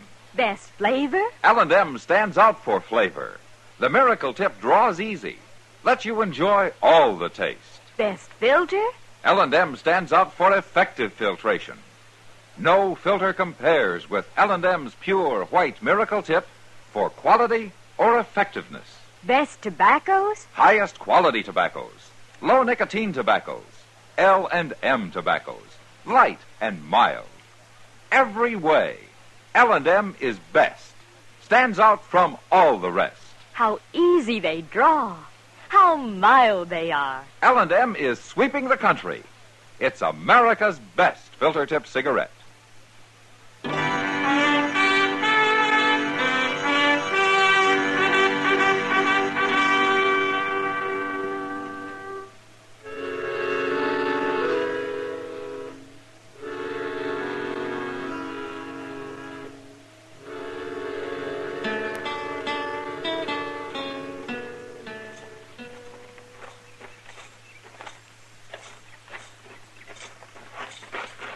That is the meanest looking shack I ever saw, Matt. I don't know how even a man like Jack Schomer can live in that. Well, he doesn't care much how he lives, Doc. Well, at least he's got water handy. What with the whole Arkansas River running right past his door. What would Schomer use water for, Chester? Oh, to wash, maybe. Wash him? Now the door's open. Schomer. Hey, Schomer. It's Marshal Dillon. What are you doing here, Marshal? Yeah. All right, let's go inside. Doc, Chester, I better get up. Now, you don't have to get up. Just sit back on the bed. Maybe. How are you feeling, Shomer? I got the shakes, Doc. Bad. Oh, well, we'll fix that. Well, what are you doing here? I don't understand. Don't worry about it, Shomer. We'll explain it to you when your head's clear. Well, what do we do first, Doc? Take this jug of corn outside and smash it. Oh. Here you are, Chester. You can do No, what are you doing? No, never mind. It ain't very full. You can't do that. That's my liquor. I'm going to get a pot of coffee going, Matt. While I'm doing that, you and Chester take him down to the river. Down to the river? They're going to throw you in and let you soak a while, Shomer. No, I'll drown. Don't worry, Shomer. We'll put a rope on you. All right, come on. Let's get it done.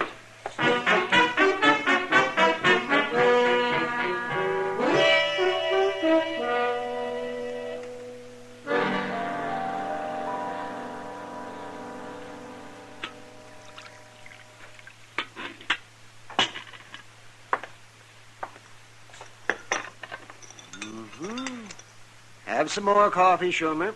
Oh, I've been drinking coffee all day long, Doc. I must have had a barrel of it. It's whiskey that comes in barrels, Shomer. Drink your coffee.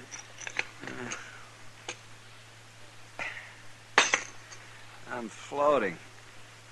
Shomer, you're pretty sober now. So what are you going to do? I can't face her, Marshal. I'd give anything to see her, but I can't do it. I'm no good for her the way I am now. What happened to you, Shomer? What went wrong? The land. The land went wrong, or I went wrong on it. I don't know. Anyway, it beat me, Doc. I was going to start a homestead and then send for Ann, but I couldn't make it. I had to give up. I even quit writing to her about a year ago. You're not the first man this country broke. It's more than that, Marshal. Most men who quit find something else to do, but with me, it's like I lost everything. I couldn't face people anymore. Then that night I got into a fight at the Long Branch. You heard about that. Yeah, I heard. I ran away. Couldn't stand up to it. I guess I'm a coward. Everybody says I am. Every man's been a coward at one time or another, Shomer. But it doesn't have to last. It's lasted with me. How could I face Ann knowing I'm a failure and a coward to boot? Well, you can prove you're not a coward just by going to see her. Try it. Women have a way of understanding these things. Well, I don't know, Doc. All right, Shomer. We'll tell her you're in the horse trading business. That's why you're out of town. But you'll have to tell her the truth. If you see her. I'm only half a man. Well, it's up to you. You think on it. But don't take too long.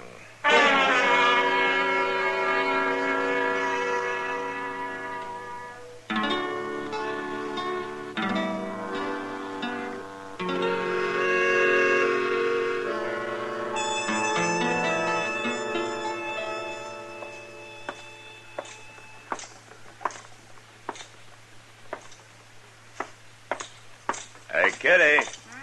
Hey, Kitty. Hello, Matt. Ann and I have been looking the town over, such as it is. Oh, well, what do you think of Dodge, Ann? Well, at least it's not as wild as I expected. I keep telling her the real troublemakers don't even get up till sundown. Don't let her scare you. Now, don't worry about Ann. She doesn't scare easy. Marshal, you haven't heard anything about Jack, when he'll be back? Well, Jack Shomer's a busy man, Ann. He's up north somewhere, like I said. He trades horses, you know. No, I didn't. He'll probably be back in a day or so. I can wait. I'm used to waiting. It won't be long, Ann. No. Oh, Kitty, look.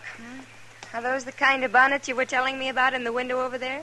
Those are the ones, if Mr. Jonas doesn't have them marked up too high. Well, there's some price tags on them. Excuse me.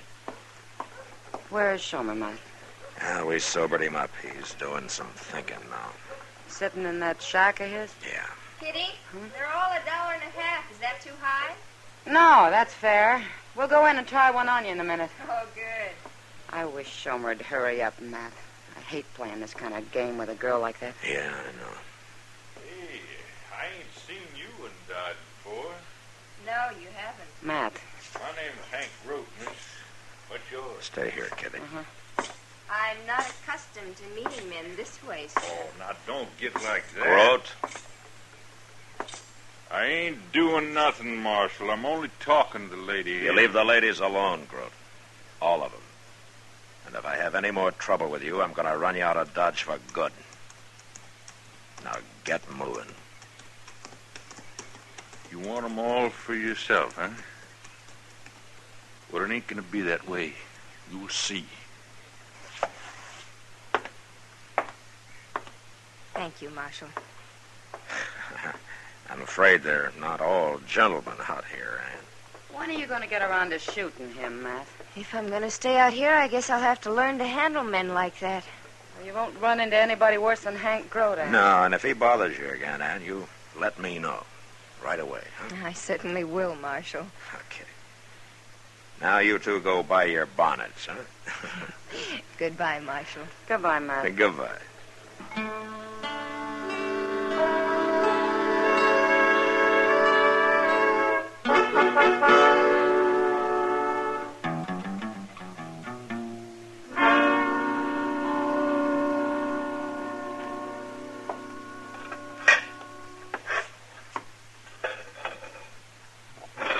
Cracked lids, wobbly doggone legs, rusty chimbly otherwise. It's working something wonderful. You know something, Mr. Dillon? Oh, what, Chester? Next year, we're just going to have to find another stove. This one's about wore out. We can't afford a new one, Chester. Well, what about one of them hay burners? They're cheap. It takes 2 men and a boy to keep a hay-burning stove going, you know. Well, I know, but it... Well, Miss Kitty. Hello, Chester. Matt. What's the matter, Kitty? I can't find Anne. What? We had dinner at Delmonico's tonight, and then I had to go to work. Anne was going back to her room to do some sewing and things, but she isn't there. I don't know where she is. Well, how do you know? Have you been there? I broke a heel off my shoe, and I went over to get a different pair. I stopped by her room, and she's not there. That isn't like her, Matt. Well, you go back to work, Kitty. We'll look for her. Come on, Chester. You better find her. Yeah, we'll find her. Let me know, Matt, will you? Sure, of course I will, Kitty. Where are we going to look, Mr. Dillon? We'll go to the house first, Chester. That's where she was headed. Kitty's awful upset, ain't she? Yeah. Kitty takes a liking to somebody. She's kind of a tiger about him. Yes, sir, that sure is true. Well, I hope nothing's happened to Anne. Maybe she only went for a walk or something. Yeah, maybe. But a woman shouldn't go for a walk at night alone, should she? No. She might get lost or something. Yeah. Ought to stay indoors at night, unless she's with somebody. That's right, Chester. It's too dangerous in a place like Dodge. You don't never know what might happen, do you? No. Well, Hold up a minute, Chester. I don't see nothing.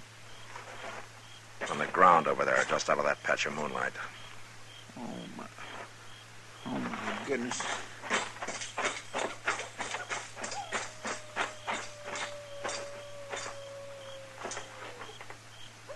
It's Ann Cabot.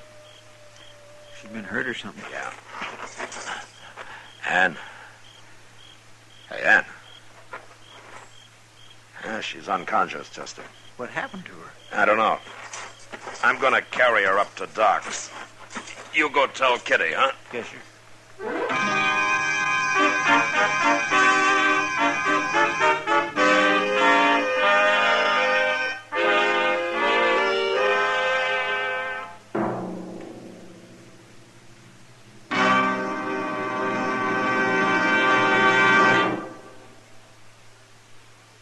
I've got L&M.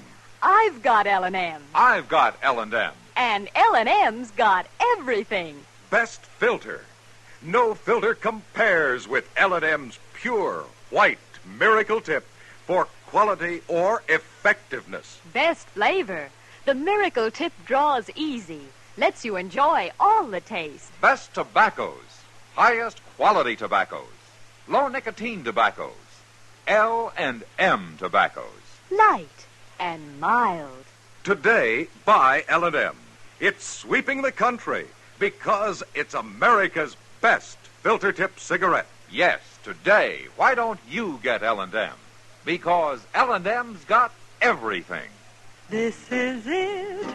L&M filters. L&M's got everything. It's the best.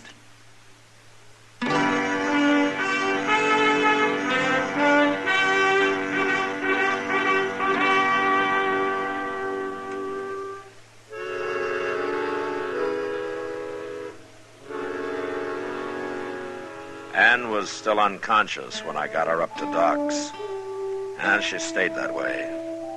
He examined her, but he couldn't find anything wrong. There wasn't a scratch on her. Her hair was mussed up some, but we figured that happened when she fell. Kitty and Doc spent the night watching her and waiting. But at noon the next day, Ann was still unconscious.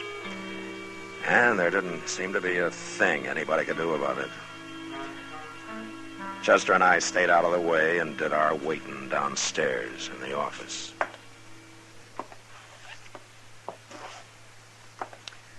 I've heard tell of people going to sleep and staying that way practically forever, Mr. Dillon. You think that's what she's got? Whoever heard of sleeping sickness around here, Chester? Well, maybe she caught it back east and brought it with her. Well, I don't know about back east. Marshal? Well, what do you know? Well, come on in.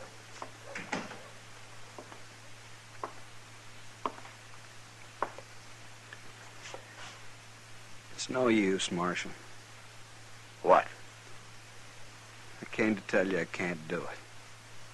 Oh? I'm going to go away. Maybe you can tell her I got killed or something. No, I haven't been drinking. Not a drop since you and Doc and Chester came down there. Shomer, there's something. Pat, I wanted to tell you that... Yeah, what is it, Doc? Well, Jack Shomer. Hello, Doc. It's a good thing you're here, Shomer. What? He doesn't know about her yet, Doc. Oh, no, what? We found Ann lying unconscious on the street last night, and she's been that way ever since. She came to a few minutes ago, Matt. Oh? She say anything? Yes. It seems Hank Grote stopped her and tried to talk to her. She slapped him, made him so mad he hit her. What? He must have done it with the flat of his hand. But it gave her a concussion. He's a mighty powerful man. Hank Grote hit Ann? I'll go get him, Doc. Well, wait a minute, and I'll go with you, Mr. Dillon. I just want to lock the door out back here. All right. I saw Grote going into the Texas Trail next door. Oh, good. I'm going back to Ann. She's in bad shape. Yeah, Doc. Mr. Dillon, can you give me a hand out here? Yeah, I'm coming, Chester. Because the door is warped, Mr. Dillon. You'll have to shove onto it so that I can get it locked. Okay.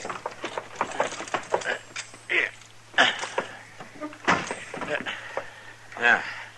There it is. I got it. You know, we're going to have to build a new door one of these days. That one sure ain't much.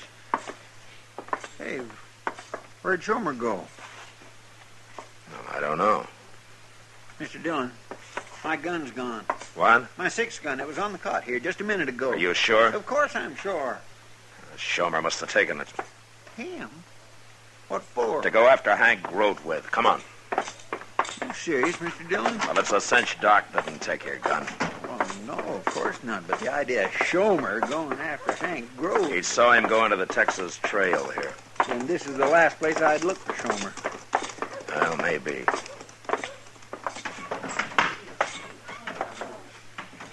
There he is. Talking to Grote over there at the bar. That gun in your belt don't scare me, Shomer. You're a coward. Everybody Everybody knows it. Maybe I've been a coward long enough. Wait a minute, Chester. I'm not carrying a gun. That proves you're a coward, Showman. I'll get rid of the gun. I'll slide it down the bar. There. Now will you fight? You were a fool to do that. I'll kill you now. I'll kill you with my bare hands. Come on, I'm not afraid. All right, hold it. Now, you stay out of this, Marshal. It's my fight. Not anymore, Shomer. Groat's under arrest. He's my prisoner. What are you talking about?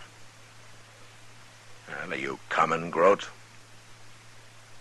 Yeah. I'm coming.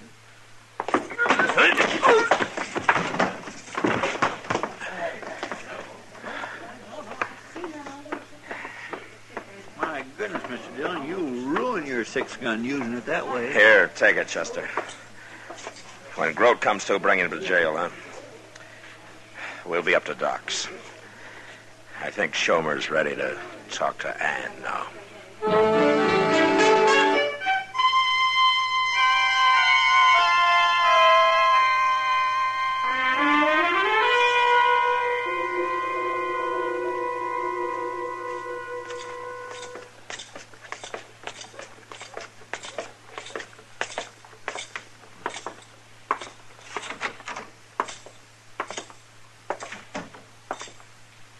You wait here, Shomer.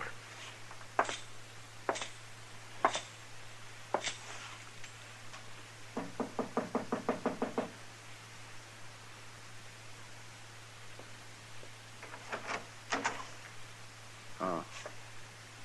Hello, Matt. Shomer? Where's Ann, Doc?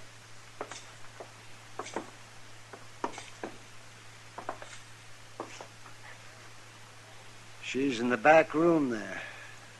I've got to see her. Wait a minute. What? You're too late. Too late?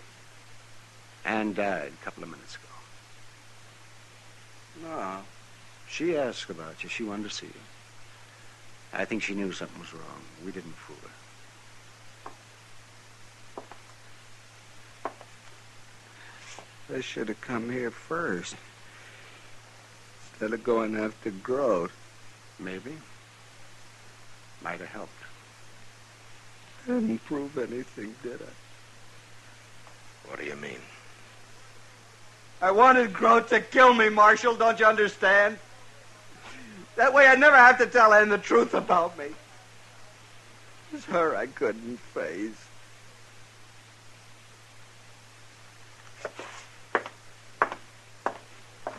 Where you going, Shomer? Where do you think, Doc? We're going to get a drink.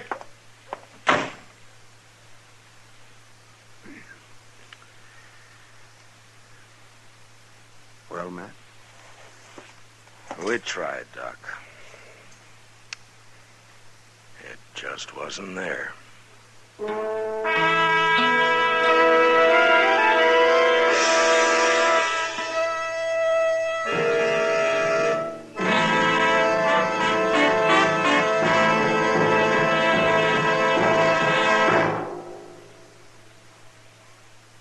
And now our star, William Conrad. Thank you, George.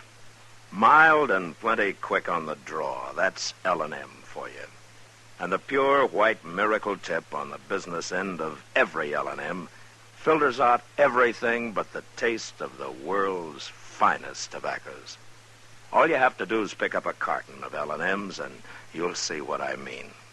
L&M stands out from all the rest.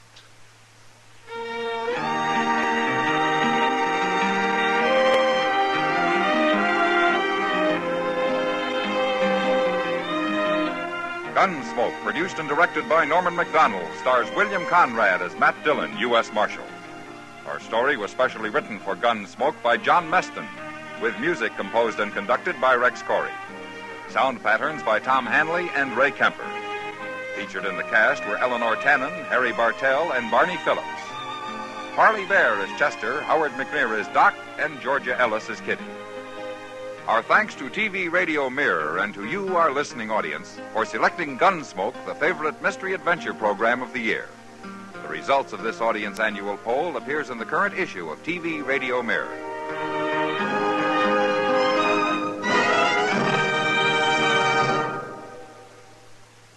Stop. Start smoking with a smile with Chesterfield. Smiling all the while with Chesterfield. Put a smile in your smoking, just give 'em a try. Light up a Chesterfield, they satisfy.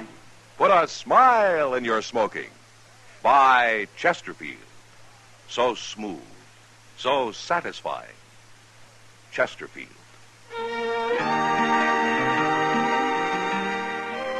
This is Alan Edwards speaking, and I hope you'll be with us when L&M Filters brings you a new form of dramatic TV journalism, Mr. Citizen.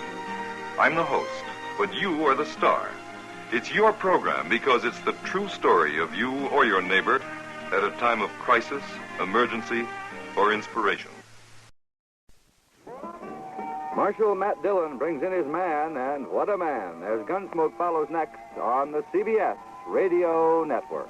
And KNX, AM and FM, CBS Radio in Los Angeles. It's 6:30.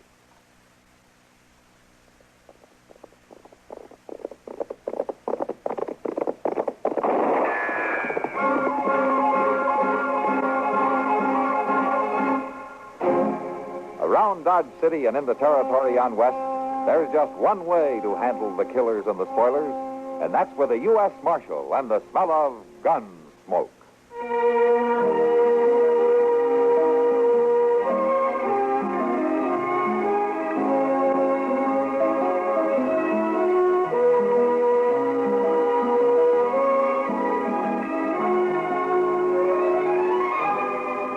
Gunsmoke, starring William Conrad, the story of the violence that moved west with young America, and the story of a man who moved with it.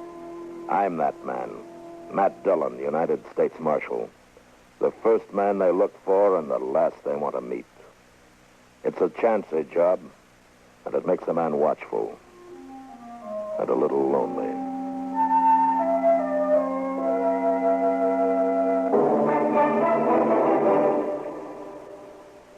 Bert Parks is a man of many talents, not the least of which is his ability to ride herd on three highly offbeat CBS radio personalities. When Hermione Gingold, Kenny Delmar, and Parker Fenley focus on a subject, there's no telling what direction the funny business will take. Each Monday through Friday, this merry threesome approaches incredibly trivial matters and inflates them to hilarious proportions. If you're not fundamentally opposed to laughing, sample radio's freshest new daytime comedy panel, Funny Side Up, tomorrow on CBS Radio. Another feature in the distinctively different pattern of programming you always enjoy when your dial is set where it is now.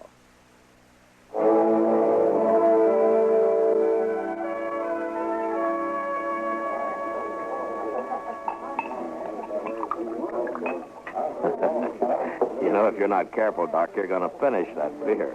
Huh? Well, why shouldn't I finish it? There's no need to get your back up. I just meant you usually don't have time to finish it. More than likely, you get called away before you get your beer half drunk, that's all. Well, Oh, yes, well, I guess you're right. I suppose I've mentioned to you before that some of us have to work at our job. Yes, Doc, you mentioned it. Hello, Matt. Well, Kitty. Afternoon, Kitty. Don't get up. I'll sit down with you. All right. Well, what's the argument about this time? There's no argument, Kitty, but sometimes it's just about as tough to agree with Doc as it is to argue with it. Well, either way, it's hard to have a conversation with somebody who doesn't know the difference. Thanks, Doc. I'm not even going to try to understand you two. Can I get you another beer? No, thanks, Kitty. I have to get back. I guess I'll have one, Kitty. Yes, I might have known. Dillon? Over here, Chester. Mr. Dillon, excuse me, Miss Kitty, Doc. Sure, Chester. What is it, Chester? Well, it's just a telegraph. Just come in for you. Oh, let me see it. Here you are. Say, you sure was right suspicioning that Gurney fellow. It sounds like you know what's in that wire. Yeah, sure does. Well, of course I know what's in it. It's my business to know when a prisoner turns out to be a wanted man, ain't it, Mr. Dillon? Oh, is that the man you locked up last night, Matt? Yeah, Doc, I sent an inquiry about him. Yeah, he's wanted, all right. What for, Matt? Murder. 2 of them. Wichita. Wichita, well, anyway, he won't be bothering you long. What do you mean? Well, they'll be sending for him from Wichita, won't they? Getting him off your hands? It's not that easy, Doc. Afraid I'm going to have to deliver him. Well, come on, Chester. We'll take the afternoon stage.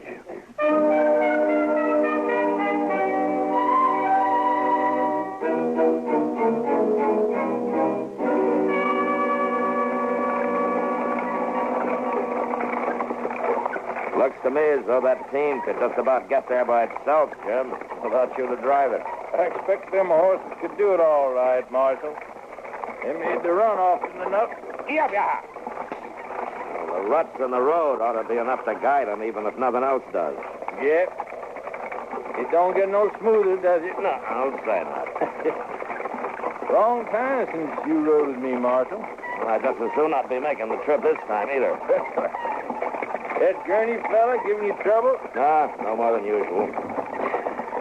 Chester gives me more trouble than he does. Yep. How's that?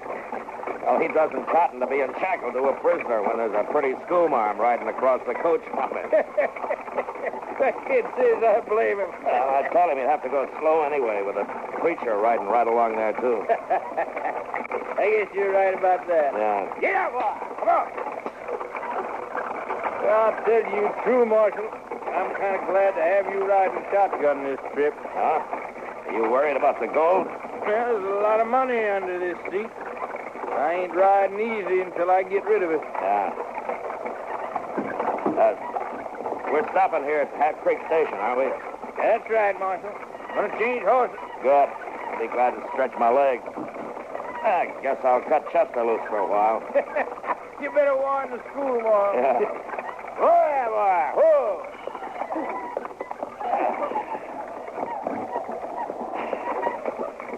Well, I don't see old Miller.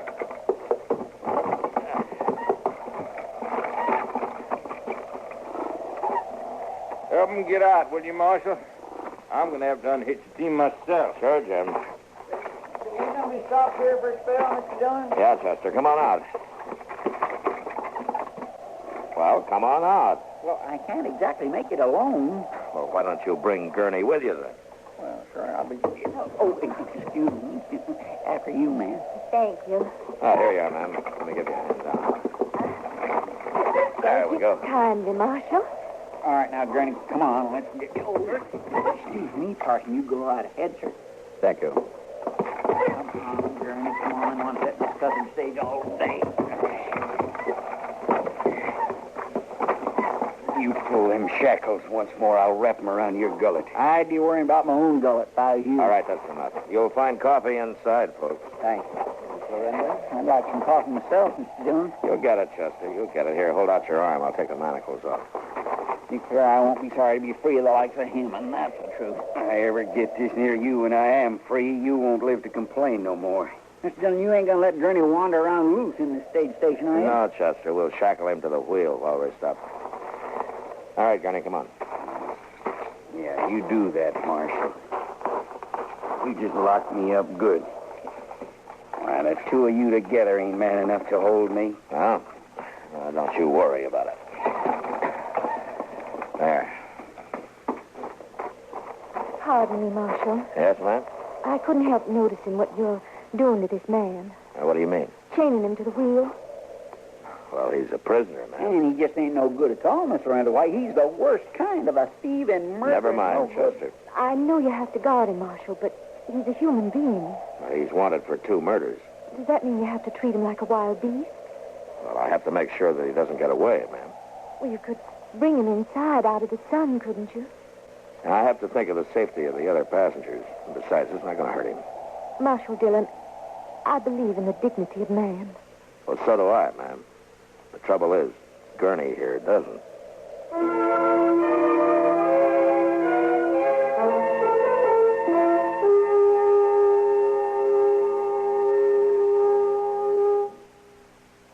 Everywhere you go, across the country trip or across the street party, you carry the fun with you when you own a Columbia stereophonic high-fidelity phonograph. There's a marvelous selection of 7 new portable models in smart new color combinations at your Columbia phonograph dealer, from which you may choose. Each one is a masterpiece of design and beauty. More quality, more features, and more styling have been built into these sturdy portables than ever before. How much fun you'll have enjoying all the wonderful new sound of stereo records. Regular records take on new beauty, too, when played on handsome Columbia portables. You'll be amazed at the big console sound that is reproduced by Columbia portable stereophonic high-fidelity phonographs. You'll thrill to the excitement of Stereo One by Columbia, number one in the wonderful world of sound. And Columbia portables are economical, too. Prices start as low as $24.95. See them and hear them at your Columbia phonograph dealer.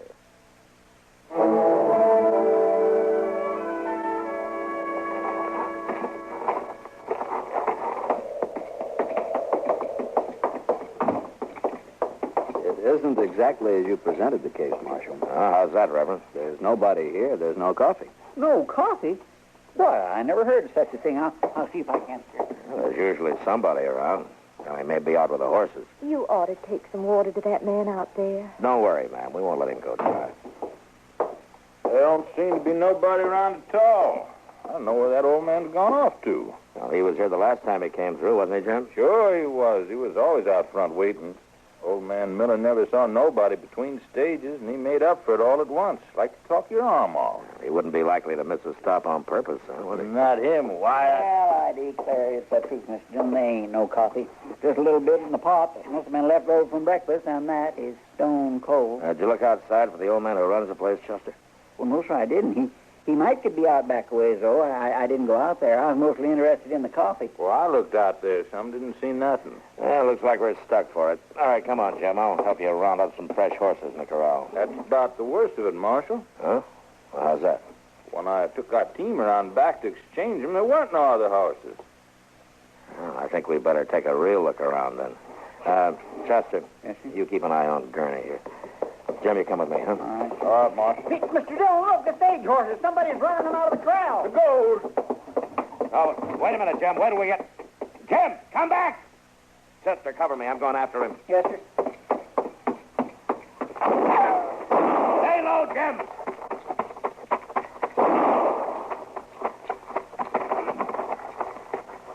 You heard bad? No, they're running yonder toward them rocks. Yeah. One of them run off the horses, and the other two was after the gold on the stage. Yeah, they almost got it, too. I got to get it down off the box. Now, you stay right there. I'll get it. They'll cut you down. Now, you stay down. I'm going to run for it.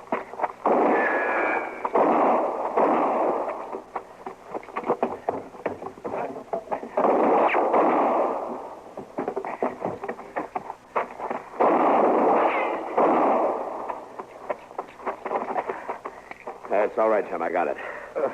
Chester! Yes, sir, Mr. Dillon.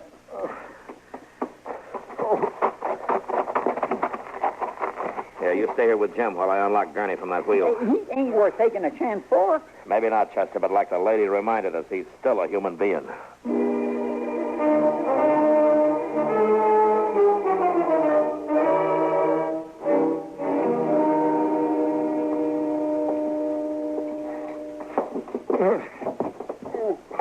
There you go, Jim.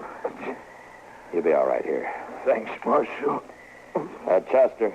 Yes, sir. As soon as you get Gurney tied, heat some water, will you? Yes, sir, I'll do that.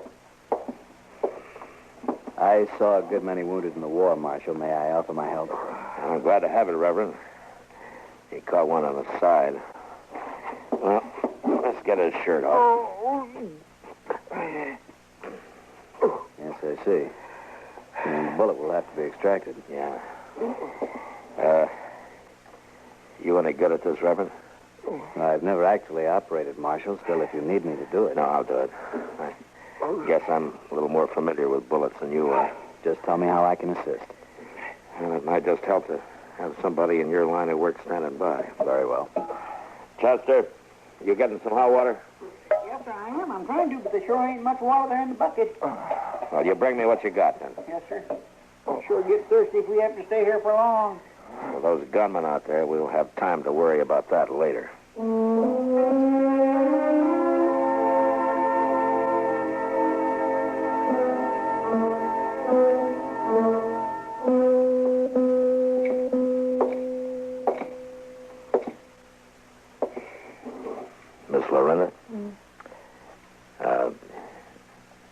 Cindy, you better get some sleep.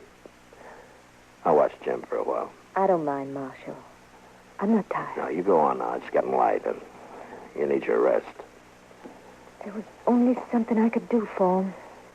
There's nothing to do. But wait. I suppose you're right. Please call me if you need me, Marshal. Yes, I will. You try to get some rest, huh? I think I'd best get us some breakfast first. If you're thinking about breakfast, Miss Lorraine, you got no good time. There ain't no food in them cupboards at all. I know that, Mr. Proudfoot, but I have some food I brought with me. You brought some with you? I always pack a lunch. I'll get it. Well,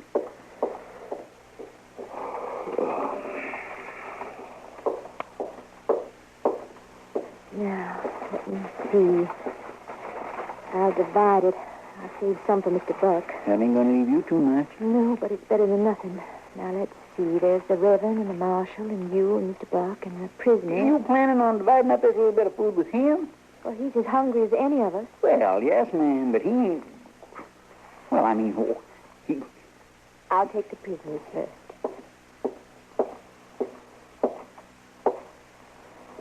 I brought you some food. Well, now, ma'am, it's mighty nice of you. It's mighty nice. But, I ain't able to eat it with my hands tied behind me. Marshal? Yes, ma'am? I think this man's hands should be untied so that he can eat. I'm not sure, Miss Loretta. Please, Marshal. All right. Chester, untie his hands, will you? Well, I sure do hate to do this, Mr. John.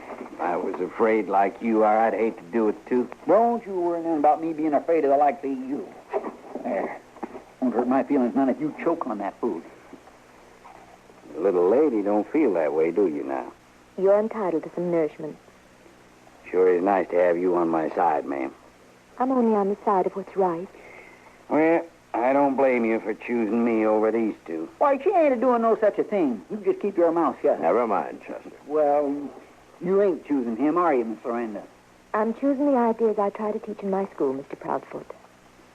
No man can be considered guilty until he's had a fair trial. How about that, lawman? Did you ever think of that? Yes, I have, Gurney. I'm just saying I think all law is important, Marshal. Yes, ma'am. And so do I.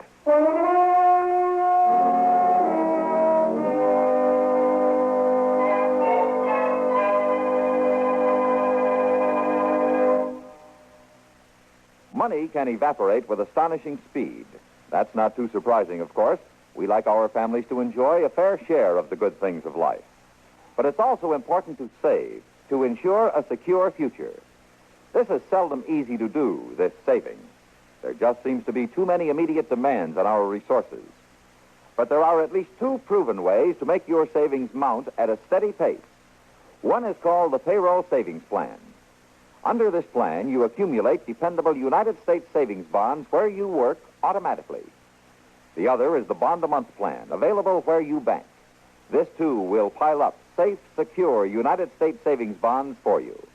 The Payroll Savings Plan where you work, the Bond-a-Month Plan where you bank. Pick the plan most convenient to you and sign up tomorrow for your future's sake.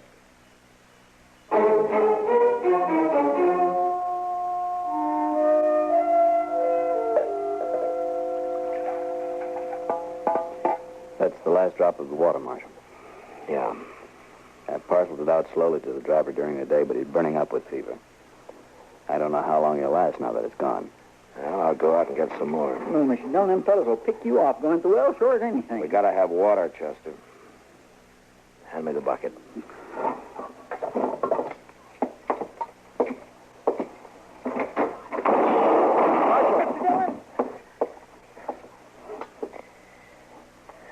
And I guess you were right, Chester. Nobody's gonna make it to that well. At least not in the daylight. Are you all right? Yeah, I'm all right. I'll get the water, Marshal. Now, they'll blow you to kingdom come, Reverend. I'm a man of the cloth. They won't shoot at me. Why, them fellas would shoot their own mothers to get at that gold. I wouldn't count on being safe, Reverend. We better wait for dark. Jim Buck may not have that much time. Hand me that other bucket there. Seems to be a hole in the one you carried, Marshal. It's not worth the chance, Reverend. A man's life is worth any chance. Please stand away from the door. Okay. Thank you.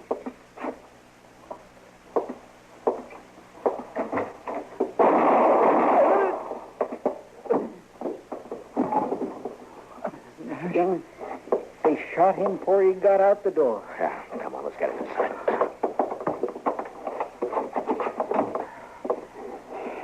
Now, there's 2 wounded in bad need of water. No, Chester, he won't be needing any. He's dead. Ain't no sense to killing a man like him. Ain't no sense at all. They're not interested in the kind of men they killed, Chester. Well, what do they mean to do, Mr. Jones? Whatever more of rock. It's got something tied around it. Yeah. Well, here's your answer about what they mean to do in this note. What's it say? We got food and water and time to wait for the gold. What are you going to do, Mr. Dillon? I don't know, Chester. But I don't like my choices.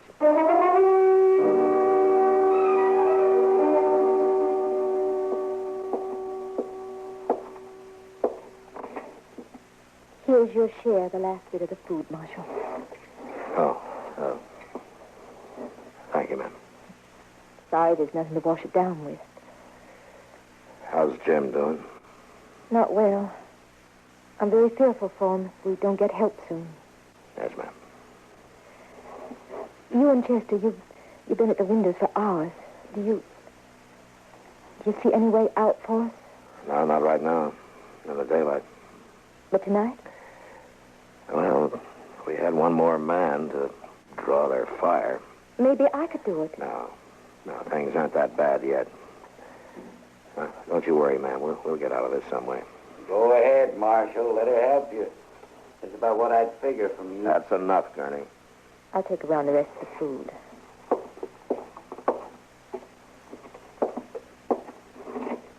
Chester? Thank you.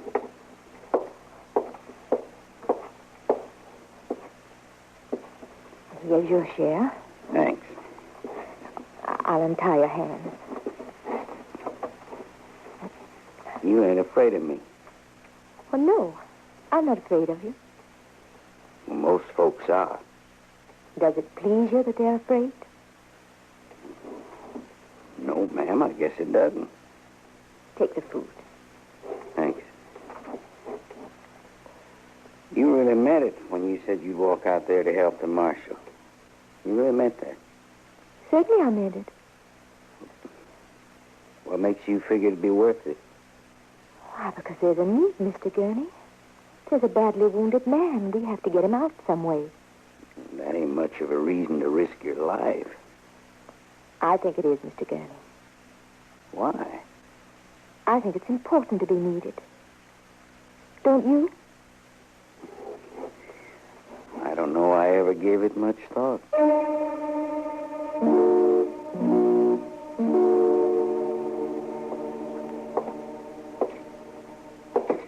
Chester?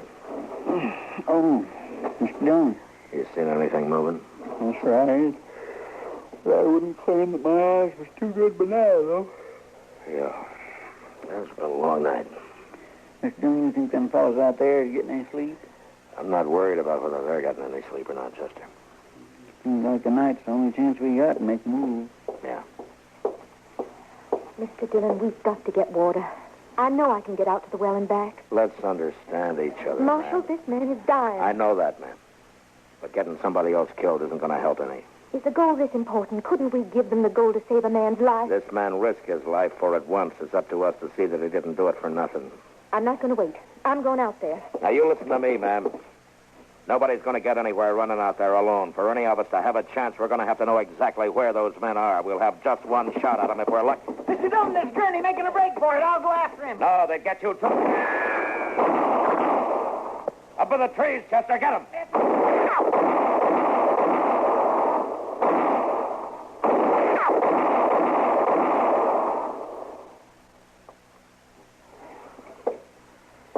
You think the shooting's over? I gotta think so, Chester. You keep an eye on those trees. I'm going out to where Gurney fell. Okay.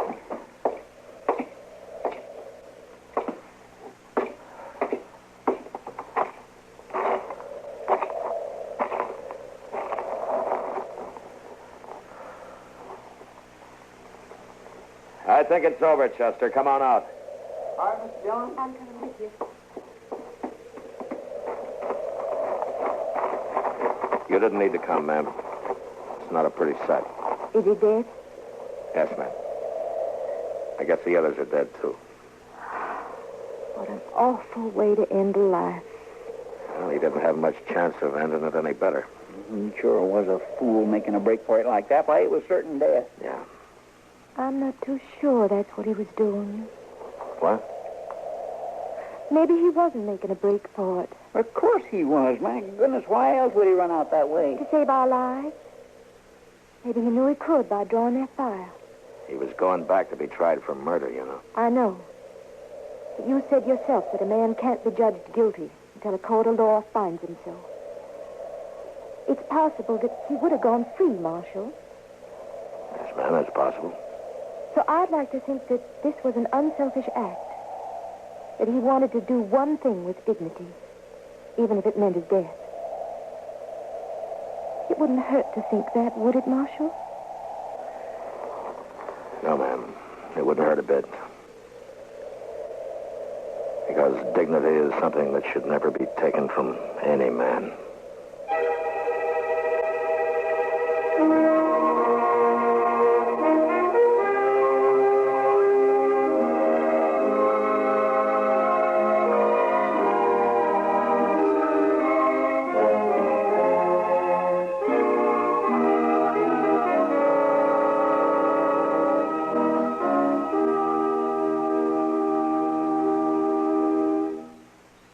Car owners, I have news of a product so new, it's amazing it's here today at all. It's new K-Site Smooth Seal. You say it's new? You say it's new? So it's new. What does it do? Well, it's a fluid you add to your automatic transmission. It stops the leaks in your transmission and makes it smooth and quiet. Makes it smooth? Makes it quiet? How can I tell if I should try it? That's easy. You're stopped, see, and you start to go, and you give it the gas pretty good. If you hear a sort of whirring or a grinding noise, if you feel a jerk or jolt or jar, then your transmission just isn't up to par. Grinding noises, jars and jerks. That's how my transmission works. Boys, if that's the case, then you've got a case for new K-Site Smooth Seal. New K-Site Smooth Seal? How will that help? Well, it's made to soften those shrunken seals and smooth out the shifting when there's power on the wheels. If you heard a whirring or felt a jar when you pull away in your modern car, you are a man who needs a can. Just $1.95, and it works while you drive. Anyone here for K-Site Smooth Seal? Hit me. I'm in. If it doesn't do the job, you get double your money back.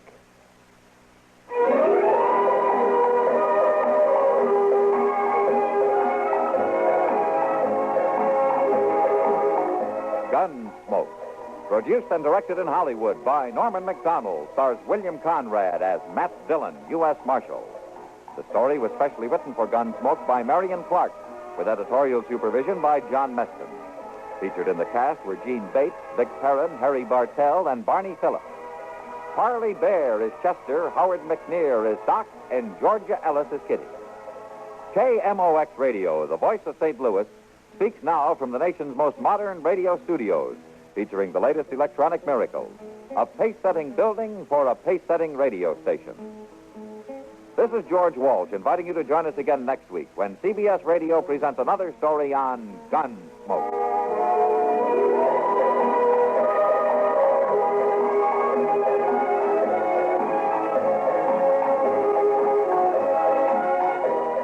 Latest news follows, then Mitch Miller with tonight's guest stars on the CBS Radio Network.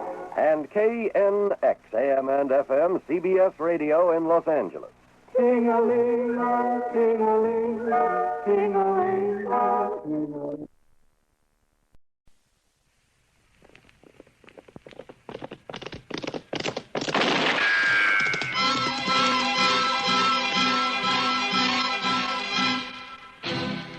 Around Dodge City and in the territory on West, there's just one way to handle the killers and the spoilers, and that's with a U.S. Marshal and the smell of gun smoke.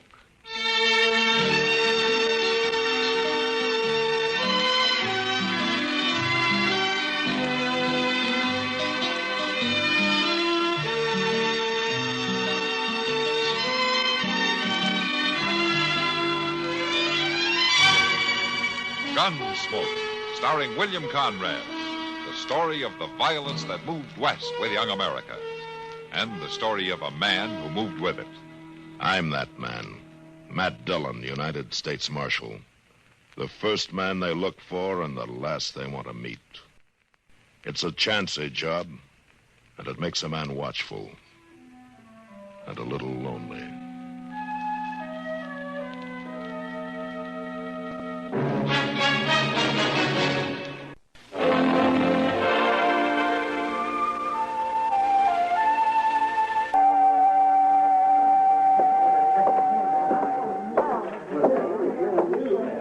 Good evening, Mr. Syberts. Oh, why, Henry? I buy you a drink? No, thank you, sir. What you come into a saloon for if you ain't gonna drink? No offense, Mr. Syberts. I just don't feel like a drink. Well, man's free to do what he feels like, Henry. Up to a point, he is, sir. You're all alike, you Southerners. We keep our word to men and to women. Now, is that what you're here for, to see that I don't run off? No man's going to shame my sister, sir. What are you talking about? I'm going to marry her in 2 days. Yes, sir, you are. Look, Henry, we postponed the wedding last month because I had to go to Abilene on business. I run a big ranch, and it takes a lot of hard work and time. And the ranch comes first. Now, can you get that through your head? I understand. I just hope for your sake you don't have to go anywhere this time. Polly wasn't proud having to call off the wedding last month. Now, suppose you leave that to me and Polly and keep your puppy nose out of this. I don't care for that remark, Mr. Syberts. No? And let's see what a young Confederate gentleman does about something he don't care for. Well, go ahead. You're wearing a gun. You can't bluff me, sir. All right, hold it, you two. Oh, get this little whippersnapper off my back, Marshal, before I shoot it. That's enough, Syberts. All right, Henry, get out of here. Go drink someplace else tonight. I'm not drinking, Marshal. You're still ahead. Now get out anyway. All right, sir. But don't you forget what I said, Mr. Syberts. I don't know if I ought to marry into a family like that or not. Marrying's your problem, Syberts. Just don't kill any of them, that's all. Have a drink, Marshal? I've got one at the table over there, thanks. Later, maybe, huh? Yeah, maybe.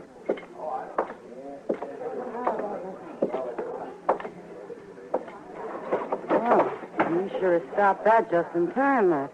Yeah. That kid wouldn't have had a chance against Nate Syberts. No, but he'd have tried it anyway. They're going to make a real happy family. Oh, they'll get along, Kitty. Syberts and Polly, anyway. They will if Henry and his father give them a chance. Too bad Mrs. Troyman isn't still alive. She'd handle it better. They're nervous about the wedding, that's all. Yeah, and about Syberts' money. They need it bad. Yeah, they used to be rich, Kitty, back in Virginia. Well, sure, before the war. Why do you think they're so happy to be able to marry Polly off to a big rancher like Syberts? You know what a fellow's like, don't you? Yeah, except for Polly. I think she's real fond of Syberts. Well, sure. He's fond of her, too. After all, she's a woman, isn't she? Yeah, I know. But maybe he'll settle down now. Quit running around so much. Yeah, I hope so, for her sake. When's the wedding, Matt? Day after tomorrow? That's what they say. You're going, aren't you? Yeah, I suppose we'll go. I love weddings. Oh, Kitty, that reminds me. I saw Polly on the street the other day, and she asked me to tell you that you'd be welcome at the wedding if you want to come. She did? Uh-huh. I've only met her at the store and around. Well, it seems like she likes you. Anyway, that's what she said. Gee, Matt, do you think I should? Well, you were invited by the bride. I don't know why not. Well, maybe I'd better think it over. She's got enough trouble as it is. But anyway, I feel kind of good her asking me. Well, they're just people, Kitty. Like anybody else.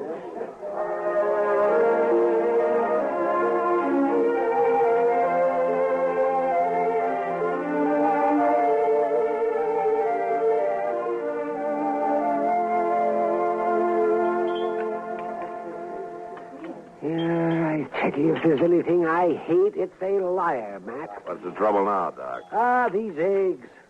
The cook swore they were fresh. And I know darn well they've been put down in water glass. Oh, well, why don't you raise some chickens then? I would, but it'd just create a whole new class of thieves, chicken thieves. Seems to me you're in for a bad day, Doc. You started feeling this way. I'd sooner trust Crazy Beulah over there than most people I know around here. Crazy Beulah? Yeah. Oh, yeah. I haven't seen her in a long time. Funny thing about her, man. She's still sort of pretty. Yeah. Till you look in her eyes, she is. You know something, Doc? I can't help feeling sorry for her. I know. There's nothing anyone can do to help her. No, I guess not. She came to see me a couple of weeks ago. She had the ague. Oh? And she paid my fee, too. And if Crazy Beulah can pay up, you'd think the more prosperous citizens around here could. I tell you, I sometimes wonder about these people, Matt. Maybe you charge too much. If I charge nothing, they'd still cheat me somehow. Oh, more, Miss Jones. Oh. Hi, Chester. Here, just look at this. Read it. Right. If Nate Syberts marries that Troyman girl, there'll be a killing. I'm warning the law to stop it before it's too late.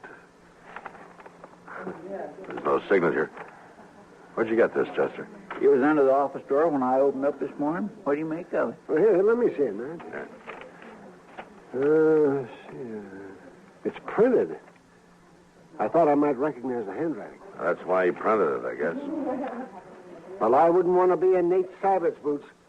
Young Henry's going to shoot him if he doesn't marry Polly, and here's somebody who's going to shoot him if he does. All in all, it'll make for a lively tomorrow. Well, I think we better talk to Syberts about this, Chester. Oh, he's been over at the Dodge House till after the wedding. Yeah, I know. So long, Doc. Have a pleasant day. Yeah, sure, Matt. Yeah, so long.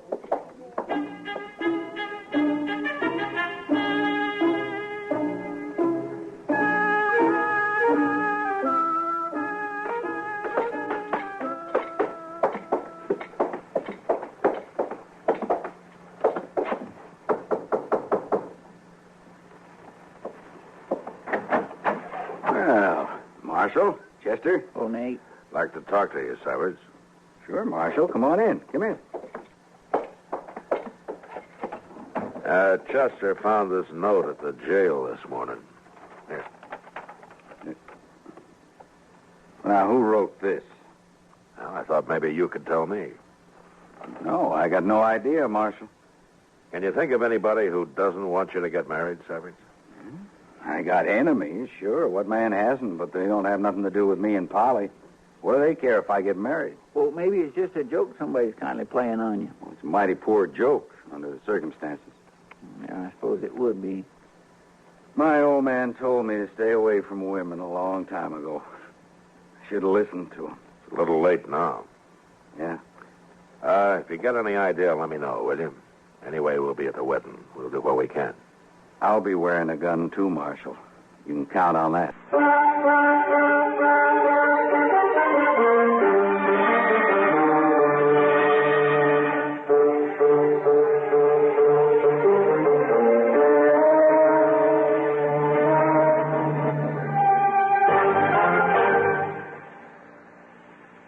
The Red Cross means different things to different people.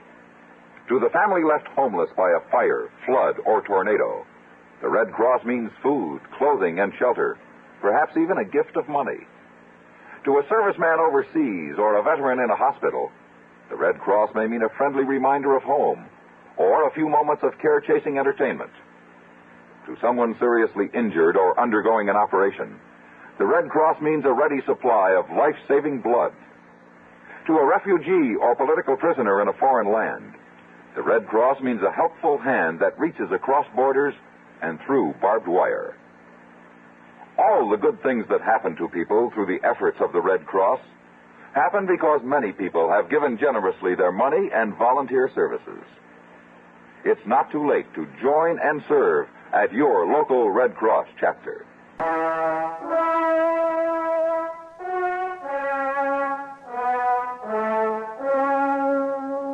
I didn't like the idea of a groom having to wear a 6-gun at his wedding, and even less the fact that a shooting might take place in church. So I went out to see the Troymans. Polly came to the door and ushered me into the front room where her father and Henry were sitting. Can we fetch you something, Marshal? A glass of bourbon? No, thank you, Mr. Troyman. It wouldn't be very good bourbon, I'm afraid. Prices are up, money's down. Things haven't been easy lately. Well, not with this family, anyway. Please, Father. Polly, I hate to bother you this way, but it's important. Nothing happened to Nate. If he's run off, I'll find him. Quiet, Henry. Now let the marshal speak. He's all right, Polly. I just want to know if you can think of anybody who'd try to put a stop to the wedding tomorrow. Try to stop it? That's right. Marshal, I don't understand what you... Well, somebody's threatened to, Polly. I don't know who it could be, and neither does Nate Syberts. I talked to him about it. This is mighty strange, sir. It sure is. Is it true, Marshal? Yes, it looks that way. Well, who'd not want us to get married? Polly, when you took up with Nate Syberts, was there anyone else who might have been jealous about it?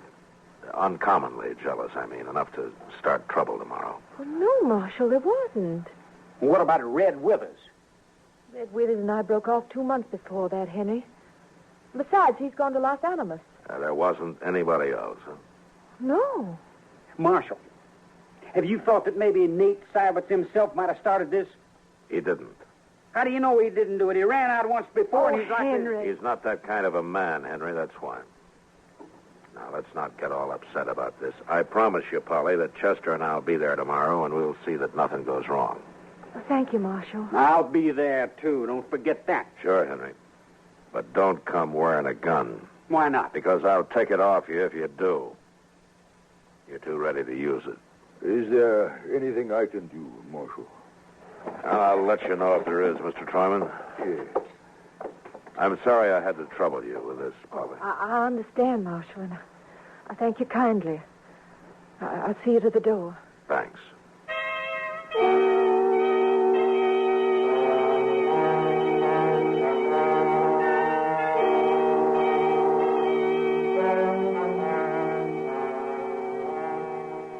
Much as Nate and Polly have consented together in holy wedlock and have witnessed the same here before God and his company, and thereto have given... Come on, Chester. Yes, sir. Pledged their troth either to other, and have declared the same by giving and receiving gold and silver, and by joining hands, I pronounce that every man like the other.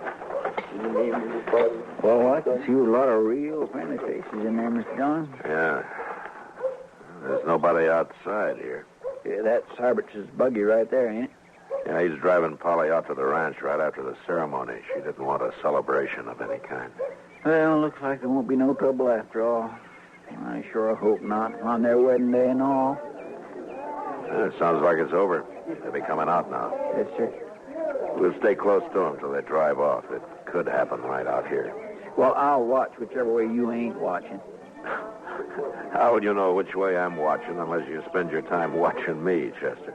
Well, now, sir, I didn't mean exactly that. Oh, here they come. Oh, my, don't they look pretty?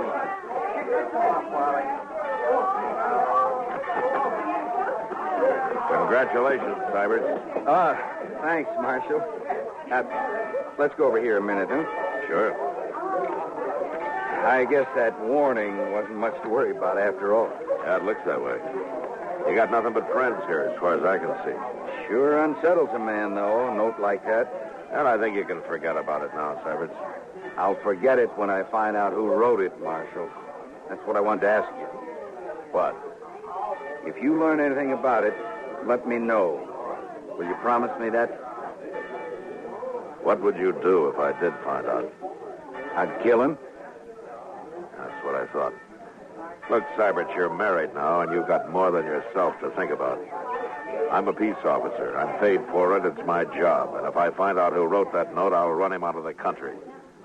And I'll try to keep you from finding out who it was. I'm not a boy, Marshal. I'm not sure I appreciate your trying to protect me. What about Polly? Polly? Yeah. I think I see what you mean, Marshal. You're just not used to being married, Syberts. But you better go on and start getting used to it. Polly's looking for you over there. Well, thanks, Marshal. All right.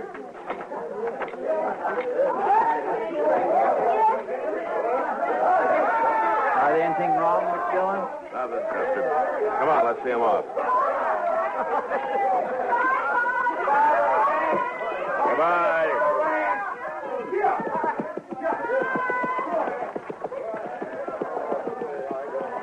Oh, my goodness, Mr. Dillon. What's the matter, Chester? I'm just like an old woman at a wedding.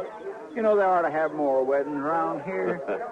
Well, if you like him that much, why don't you do something about it? Well, my land, what could I do? Get married? Me?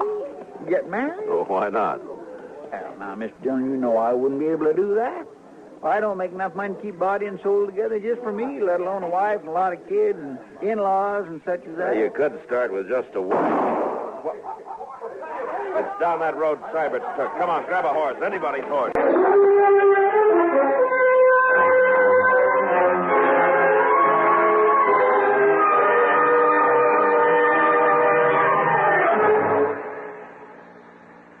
No one we know of approves of wasting money. In spite of that, however, we Americans are often guilty of wasting our money by the uses we make of our government facilities. Take the operation of the post office, for example. Mostly out of habit, many offices and individuals post outgoing mail at the end of the day. In addition, many people fail to include zone numbers as part of the address. In both ways, we're slowing down the entire system for delivering mail and adding to the cost of our postal operation. The problem is simple enough to solve. Start solving it tomorrow. If you will arrange to post letters and packages earlier in the day and include zone numbers on the return address as well as the outgoing address, you will help our post office operate more efficiently for you and at less cost, too. Remember, for faster, more economical service, mail early in the day and include zone numbers.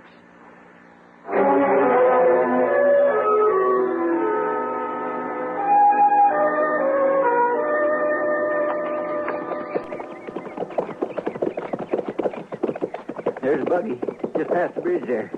And that's Nate all hunkered over. He must have been hit. Pull up so we don't scare the horse, Chester. Oh.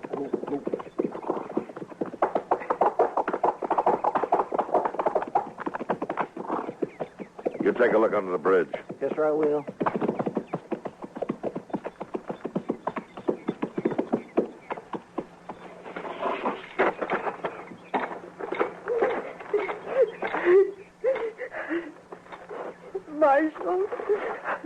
Marshal, they shot him. Is he dead, Polly? He's breathing.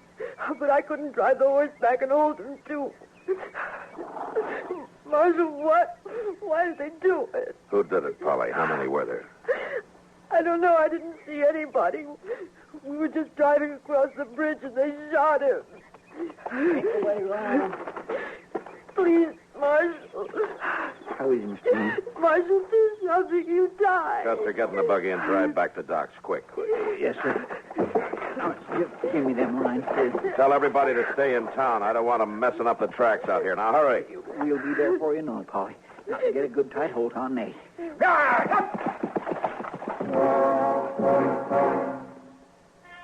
As soon as the buggy had gone and the dust had settled, I looked around everywhere. I could see no one. And I walked back, followed Chester's horse tracks down off the wagon road. His were the only marks on that side of the bridge. So I crossed over to the other side. There I found the footprints of what must have been either a child or a woman. They led off in the direction of a small cabin about 300 yards away. I followed them, gun in hand.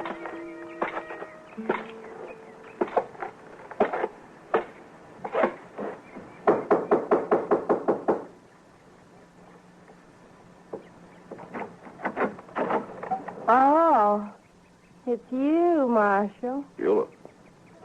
Who's in there? Tell me. Nobody, Marshal. Nobody now that I'm not here. Get out of the way, Beulah. That's what Nate said. Get out of the way, crazy Beulah. Nate. And you won't say it no more. I fixed him. Beulah, what are you talking about? He wouldn't even look at me on the street after. And then he up and married that Troyman girl. You mean you shot him? I warned you, Marshal. I told you to stop the wedding. I told you what would happen. I told you. Why didn't you stop it? Why didn't you stop it? Beulah. Beulah, take it easy now. You believe me, Marshal? What? Take a look in the cabin.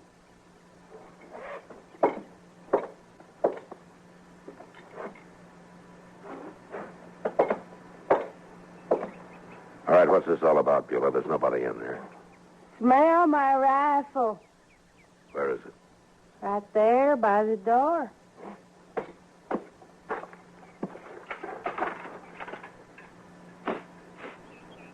Yeah, it's been fired, all right.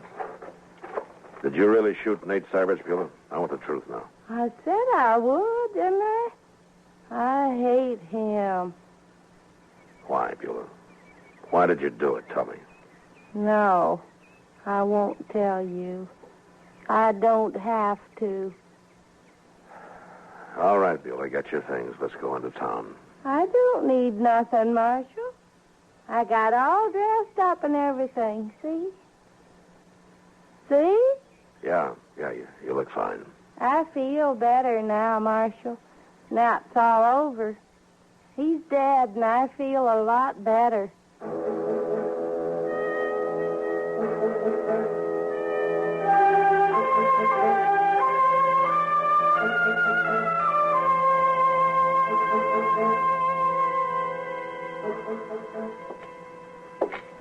Give her anything she wants, Chester. See that she's comfortable. Yes, sir, I sure will. It sure beats all, though, don't it? Yeah. Well, I'm going up to Doc's. Maybe Syberts can talk now. Well, you better hurry up. Paul'll be back there any minute. All right.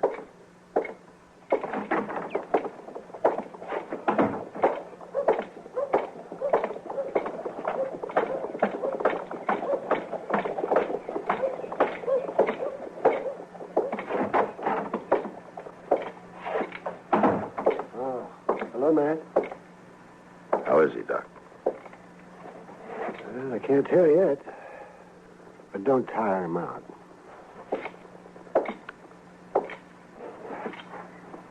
Hello, Syberts. Marshal? I guess we should have stayed with you a little longer, huh? I don't even know where it came from, Marshal. He was under the bridge there, I guess. Got me right in the back. It wasn't a he, Syberts. It was a she. A woman? Crazy Beulah. I just locked her up.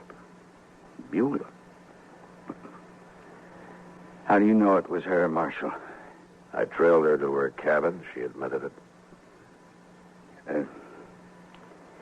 She say why she did it? She said you wouldn't look at her on the street. Told her to get out of the way or something. Doesn't matter much.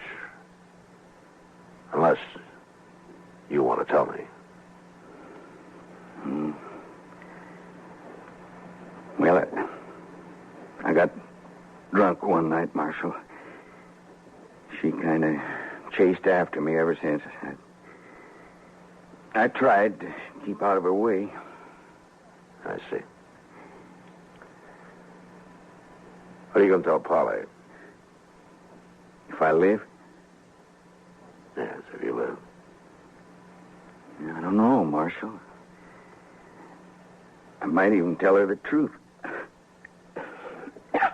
All right, Matt. That's enough. Yeah, sure, Doc. So long, Syberts. Goodbye, Marshal.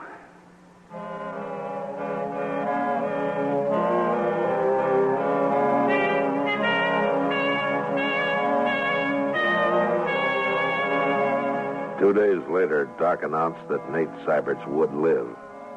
And the next day, they moved him up to the Troyman house where Polly could nurse him. I never did know if he told Polly what it was all about. Maybe he didn't have to. Crazy Beulah never asked about him, never mentioned his name again. For her, it was all over and done with.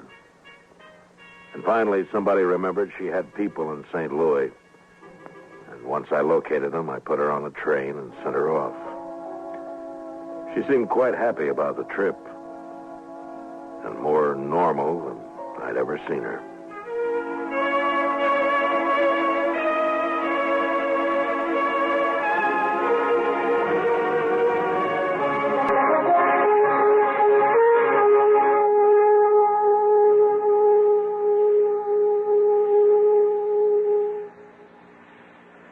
Hi.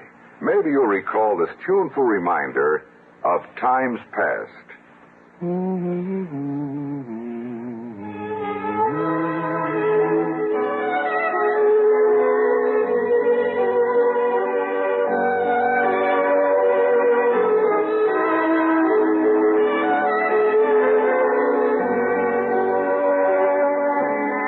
This is Dennis James with something else worth remembering. It's this. You're so right to stay regular with Kellogg's All Brand. See, it's the normal, natural way to youthful regularity. The whole brand content of Kellogg's All Brand supplies your system with all the bulk-forming food that you need every day. There's only one All Brand. It's Kellogg's All Brand. So relieve irregularity from lack of bulk, as millions do, with a bowl full of Kellogg's All Brand each morning. ALL-BRAN. It's Kellogg's All Brand.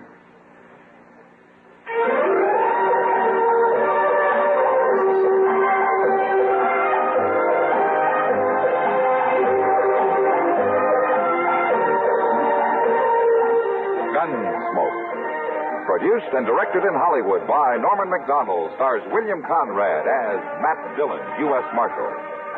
The story was specially written for Gunsmoke by John Meston. Featured in the cast were Vic Perrin, Gene Bates, Virginia Gregg, and Sam Edwards. Harley Bear is Chester, Howard McNear is Doc, and Georgia Ellis is Kitty. This is George Walsh inviting you to join us again next week when CBS Radio presents another story on Gunsmoke.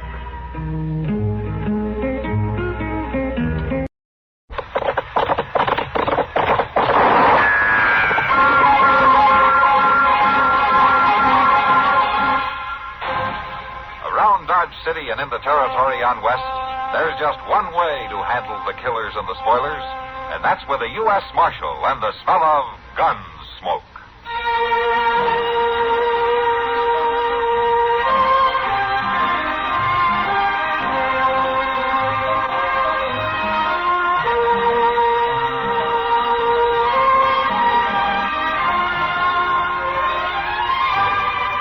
Gunsmoke, starring William Conrad.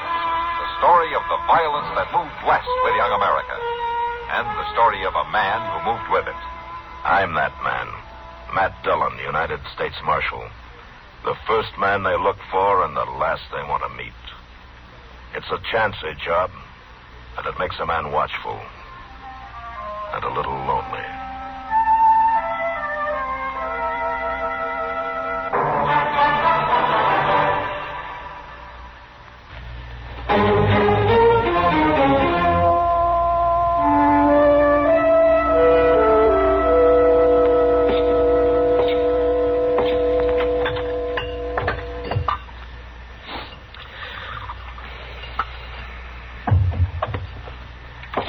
Doc, how could you get sweet-talked into a spot like this? I just can't understand it. No, I think you've got it all wrong, Mr. Dillon. It's kind of honor.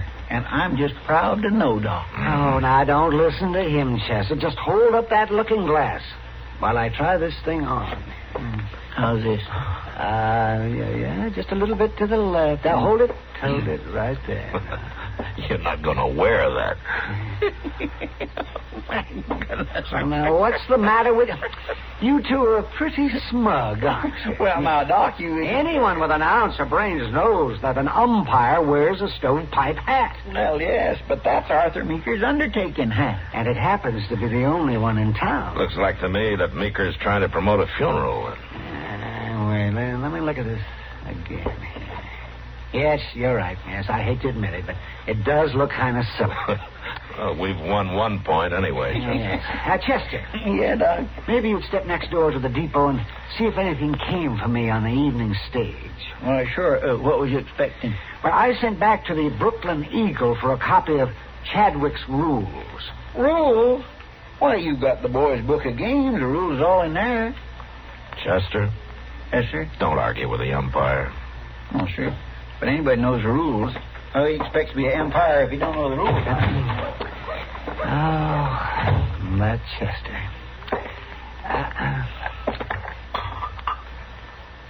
Matt, what in the world have you got such a long face for? You're not really expecting trouble. Yes, I am, Doc. But why? I just can't seem to get it through your head that baseball isn't the same game you keep talking about. It's changed. Well, the rules maybe have changed, but it's still a gentleman's game.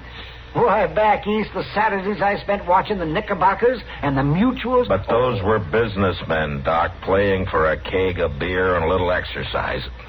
These are professionals. I know that, but what about it? Look, even if you can keep the gamblers and the hoodlums and the drunks away, the fanatics, the fans, as they call them, are always stirring up some kind of a ruckus. And if none of them cause trouble, the chances are the teams themselves will start a free-for-all. Well, I'll admit we do have a few hotheads in town who might carry their loyalty a little too far, but I don't think... Oh, hello, Mr. Lindstrom. Hello, Marshal. Hey, Doc, why ain't you over there? Over where? At the Long Branch. Now, Lindstrom, why should I be at the Long Branch? The whole Eastern team is there, and we got to have our meeting with them. Well, that meeting's supposed to be at the Dodge House at 9:30, isn't it? And if you wait that long, you're going to have to stack them like cardwood and haul them there in the buckboard. Well, he was there all right. Hello, Mr. Lindstrom. Hello, Chester. And Chester, did you get it?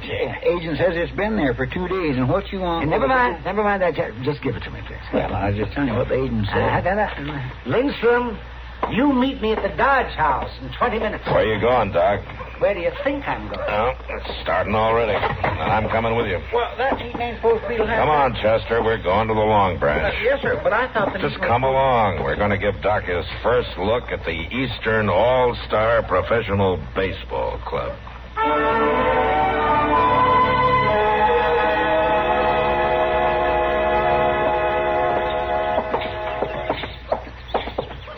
I know he's supposed to be the manager and all, but Mr. Lindstrom sure is taking this game serious. Well, anything he does, he takes serious. Yeah, but he's going out of his way. Oh, what's he done now? You know he went clear up to Fort Dodge last week. Yeah, what about it? He talked Colonel Whitfield into releasing 4 enlisted men for the game. He said they'd strengthen up the team. Players? Yes, sir. 4 men he heard about that played with Duryea Zouaves during the war. Did you hear that, Doc? 4 men from that 165th New York infantry team playing for Dodge. I heard it. It'll make it a better game. There's certainly nothing unethical about it. The All-Stars take anybody from anywhere as long as they play good ball. Now, that may not be unethical, but it sure shows Lindstrom isn't thinking of this as just a friendly exhibition. Yeah, Matt, you're sure doing your best to scare me off. Now, Doc, I'm just trying to bring you down to earth. Maybe a look at the All-Stars will do it. Come on.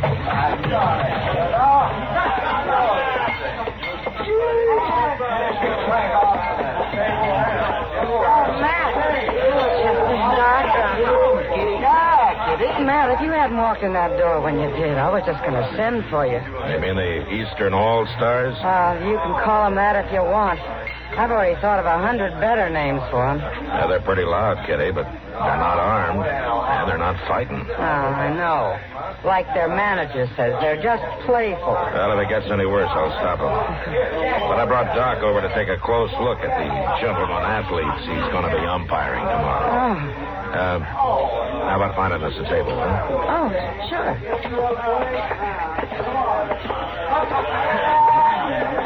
How's this table, Matt? That's fine. 3 beers, huh? I'll bring them to you. Well, Doc, now you just relax and look them over. All right, land, Doc. Them fellows sure do look rough and ready. I see how they look, Chester. You know, it's not too late to back out, Doc. I am not going to back out. Here you are. 3 beers for 3 gentlemen. Oh, thank you, Kitty. Thank you. Oh, my land. Look at that fellow over there. Why, he looks like he's been teasing a wild horse from behind with a sharp stick. Yeah, through that face. No teeth in front, a squishy nose. I'm only guessing, but I'd say he has to be the catcher. And them fingers. That left hand looks like a branch of gnarly oak. All right. Every profession has its price, Chester. Well, Doc, there's one of the hotheads I was talking about. Where? Over there, Ziff Williams, talking to one of the players. He sure is red in the face. Yeah. And he's wearing a gun, too. I'll be back in a minute.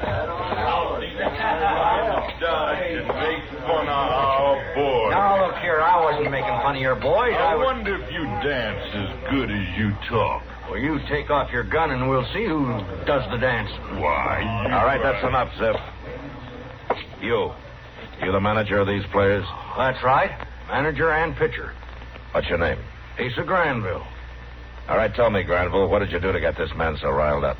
Nothing. He wanted to bet on the game, and when I offered him fair odds, he got mad.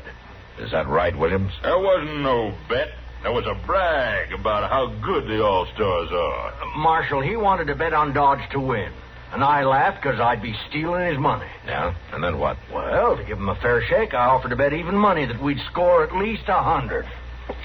Williams, I think this man was saving you from making a fool of yourself. Nobody in town except you and Lindstrom really thinks Dodge has a chance to beat the All-Stars. That's all you know about it, Marshal. I got faith in our boys, even if the rest of you ain't. Well, I can't stop you from having an opinion, Williams. But I'm going to tell you one thing. If you plan to be at that game tomorrow, you better check your gun at my office till it's over. Now, you better get on home. Marshal,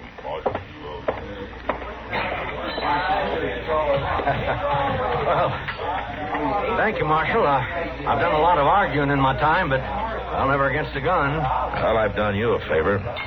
Now I want you to do me one. What is it, Marshal? You seem to be the only sober one of your crowd, so see how fast and how quiet you can get your boys out of here and over to their rooms at the Dodge House. I guess they were getting a little loud, weren't they? Yeah. They should be getting to bed anyway. And when you get them put away, just remember that you still got a meeting in the lobby at the hotel. I'll be there as soon as I can. Okay. All right, boys, come on.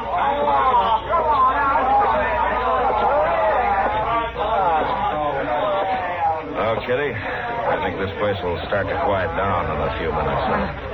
Thanks, Matt. Chester. Yes, sir? You stay in case Kitty needs you. I'm going to escort Doc here over to the Dodge House. Oh, well, thank you. Well, come on, umpire.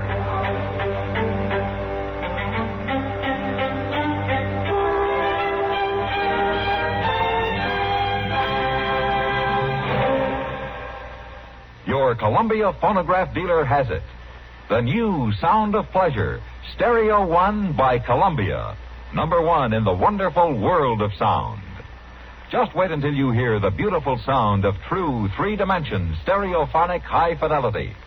It's a thrilling experience that makes all your records, stereo or regular, sound better.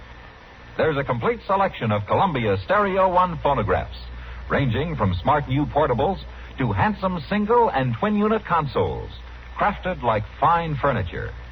And there's a Columbia Stereo 1 phonograph for every room, for every budget, and for every listening need.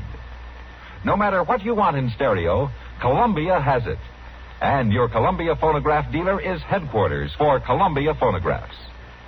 Portables are priced as low as $24.95, and elegant console models start at the amazingly low price of $129.95. See them all. Hear them at your Columbia phonograph dealer.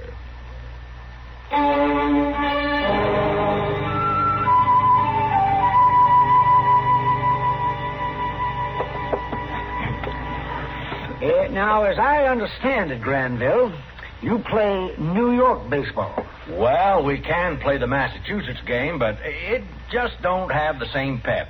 And we play strictly a fly game. You mean the batter ain't out if the ball is caught on the mound? That's right. Oh, my, we've been playing that way for years now. You must really think we're backwoods out here in Dodge. I don't think he intended any offense, Lindstrom. Well, maybe not. Now, Doc, what about that licorice ball? What about it? Well, it's Lem's best pitch. Do you Eastern fellas use it?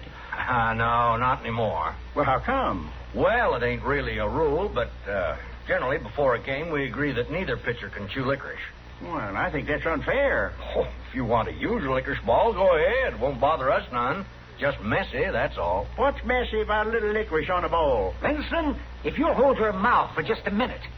There are some other things that should be settled first, and we'll get to them. But first of all, the game will be 9 hands. Innings. Huh? They call them innings now. Oh, all right. 9 innings. 3 outs to a side per inning. Now, at the end of that time, the team with the most aces... A team with the most runs. All right. Come on. Get on with it. Yes. Now, Chadwick's newest rule book of baseball. I have it right here, and we shall read it. The batsman calls the pitch. That's what it says. He can call for a high ball, a low ball, or a middle ball. If the umpire decides the pitch was in the area called for, he shall rule it as a strike, even though the batsman does not swing. 3 strikes are out. Are there any questions?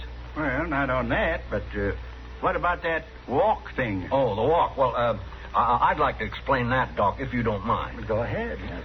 Well, you see, we found the game was dragging, so the association passed a rule that if the umpire calls 9 unfair balls against a pitcher, the batsman can walk to first base, and the next batter comes up. Oh, my, that sounds awful tough on the pitcher. Oh, they're even talking about cutting it down to 8 balls next year. Excuse me just a minute, Jim. But, Chester, don't just stand there in the door wiggling your fingers. If you want to see Matt, come on in. Well, I'm sorry, Doc. I'll come out there, Chester. You go right ahead. Yeah, well, thank you, Matt. Yes, sir. Now, let me see. We will continue reading here. The pitcher shall release the ball no closer than 45 feet from home plate. His feet shall be together at the time of the pitch. The elbow shall be stiff, and the pitching hand shall not rise above the belt. Are there any questions? Yeah, Doc, I got a few questions, and they're all for Mr. Granville. Well, go ahead. Do you or your players ever bet on the games you play? Why, of course we do. Do your players ever bet against themselves? What are you getting at, Marshal? Just answer my question. Well, we do not. I'm not talking about betting whether you win or lose. I know you've never lost a game. I'm talking about sucker bets. Why, you heard me turn down a sucker bet at that saloon. And the bet I offered was square. Yeah, I know. You offered to bet you'd score more than 100 runs, and you said it good and loud in front of everybody. And made you look real honest. So after you left, your ringers could move in and clean the town. I swear, Marshal, I don't know what you're talking about. Chester, I want you to tell everybody here what you just told me. Well, there's 2 gamblers over at the Long Ranch right now, strangers in town, and they're taking all comers. The gamblers is giving good odds that the All-Stars won't score more than 50 runs. And just about everybody in Dodge is betting they will. Well, I sure don't know who the gamblers are, but they ain't very smart. Unless maybe they know something that I don't. Like what? If you and your boys are as good as you're supposed to be, you're the only ones who can make sure that you didn't score more than 50 runs. And it could just be that those gamblers are betting with your money. Well, I'm not going to answer that, Marshal. But if you want to get rich fast, sell everything you got and take the bet they're off. That's the last thing I'd do. But if I'm wrong, Mr. Granville, you'll have an apology from me before you leave town tomorrow. You better start thinking it up right now, Marshal. But if I'm right, you and your boys won't be leaving.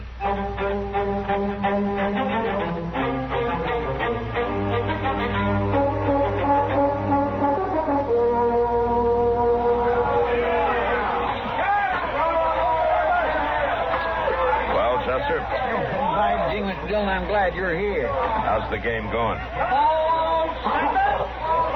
See there? Pretty bad. Them All-Stars just ain't no good at all. In the 3 innings they've batted, Lem struck out 7 of them. They ain't got a single run. How many runs for Dodge? 4, but we sure didn't deserve them, and we're going to get more. There ain't nobody out, and that Granville ain't pitching the ball nowheres near Willie Lindstrom. I had to wait for an answer from St. Louis, or I'd have been here sooner. Did you find out anything about them gamblers? Yeah, plenty. Have you got them spotted? Yes, I have. Right on the edge of the crowd over there by first base, see? Yeah, I see them. Let's watch this a minute. Ball 9, take your base. See there? He walked Willie on purpose. Who's this coming up? It's one of them players I was telling you about that Lindstrom got from Fort Dodge. I don't know his name. Tell me something, Chester. What? Don't these all-stars look to you like maybe they're scared? Well, they sure look kind of nervous. Now, that's the first real hit we've had. Yeah, that's a good one, all right. At least 2 bases. That should score Willie easy. Willie's stopping at third. Yeah, he can't make it home if he doesn't keep moving. Well, why would he stop? I don't know. Looks like the third baseman's talking to him. Well, now, if that don't beat all... Look. Now he's coming on again. Look at that boy run!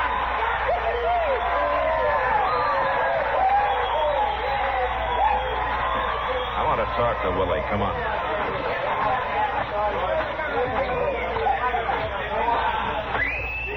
That was a good play, Willie. Yeah. Oh, hello, Marshal. You always stop and talk to the baseman? Look, Willie, there's something strange about the way this game is going. I want you to tell me what it is. I don't know what you mean. I think you do. Now, you tell me. All right. I promised I wouldn't, but, well, them all-star boys is really scared. Afraid they'll get shot. What? That's what the third baseman was telling me. There's 2 rifles pointed right at him from the loft of Wolford Speed Store, right through that open window. Oh, yeah. Now, I figured. They have a clean shot at every all-star player on the field. And any man that plays too good is as good as dead. Okay, Willie, thanks. What are you going to do, Mr. Dillon? Go after the 2 men in the loft? Mr. Dillon, you can't go up them outside stairs. You'd be walking right into rifle fire. There's a ladder to the loft inside the store, Chester. I think I can surprise them. Oh, and in the meantime, you keep an eye on those 2 gamblers. And, Willie... Yeah, Marshal? You get back to the other players like nothing happened, huh?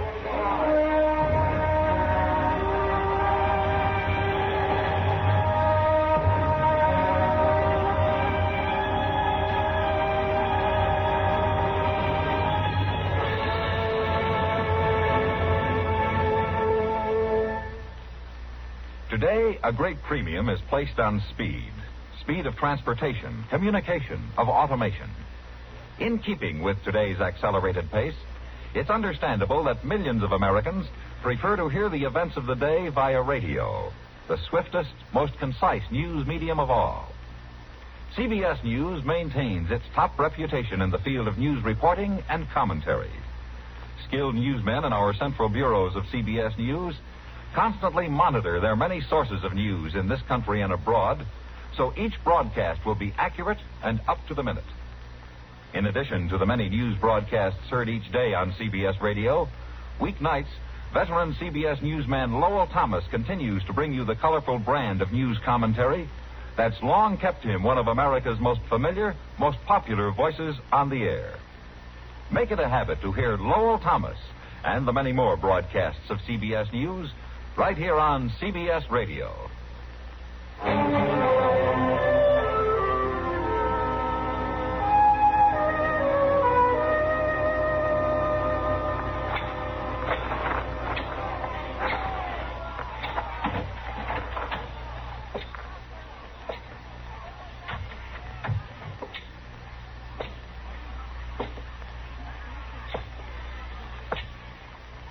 When them fellows say they're going to pay us the $50 right after the game, sure wouldn't dare pull the same thing in St. Louis. Of course not. You don't think them fellas are doing this just for the money they can pick up here in Dodge? They ain't. Mostly they want them all-stars to look bad here, so when the St. Louis fans read about it, they'll think their team has a chance. Then these fellas will be able to bet big on the all-stars and really clean up. That's what I call Drop your guns. I said drop them. Marshal, you ain't gonna...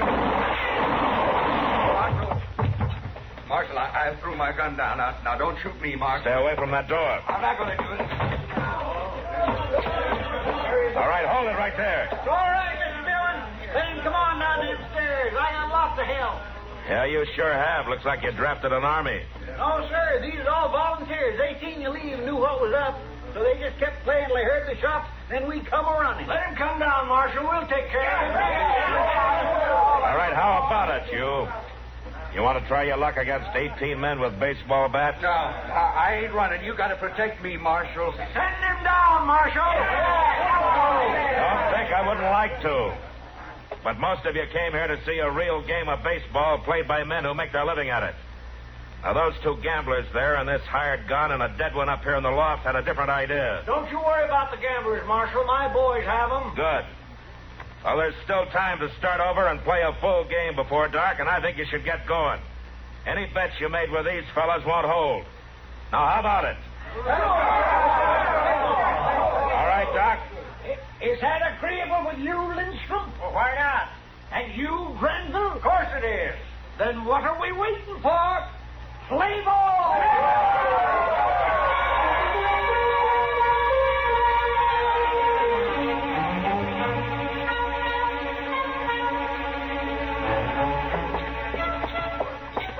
I sure am anxious to find out how poor old Doc's feeling this morning. Yeah, so am I. He looked pretty worn out by the time he was sober. 116 to 12. I was all wore out just watching them all-stars keep running around the bases. Maybe he's not up yet. Now, please don't tease him, Mr. Dillon. I'm not going to tease him, Chester. Hey, Doc. Doc?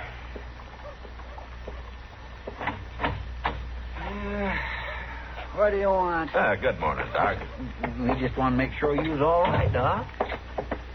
I want you to get back to your jail attendant and leave me alone. Now, don't stand there with your back to us, Doc. We're not going to laugh at you. Does it hurt much? Here, let's get that shade up and get some light in here. There we go. All right, now take this towel away.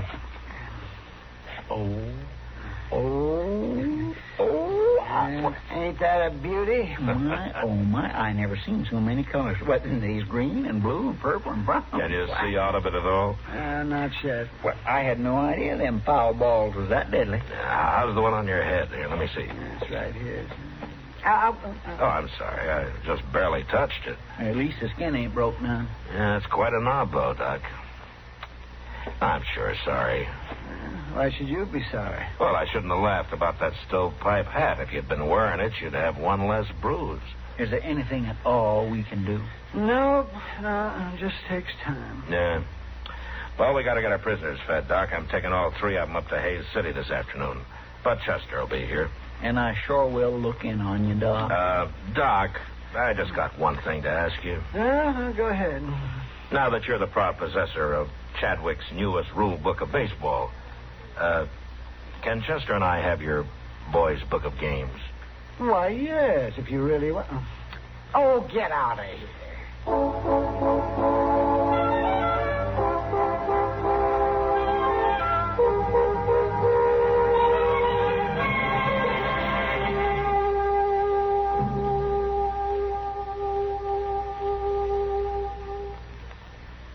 Improved K-Site tune-up. The tune-up in a can. Fill it up, sir? Yeah, regular's good. Say, that engine of yours sounds like real tired iron. Thanks. Improved K-Site tune-up. The tune-up in a can. You got a valve sticking, too. Oh, what do you get to a gallon? Not much. Improved K-Site tune-up. The tune-up in a can. Want a tune job? Haven't got time. You don't need time. How can a tune job not take time? Improved K-Site tune-up, mister. 1 can in your gasoline and 1 can in your oil will clean your motor, your carburetor, your plugs. The works. And K-Site tune-up will unstick those valves. Get you more power and smoother performance. Quicker starting, too. Okay, but how much? $1.25 a can. Results guaranteed or double your money back. Would you start her up, please? Still sounds lousy. I haven't added it yet. Improved K-Site tune-up. The tune-up in a can.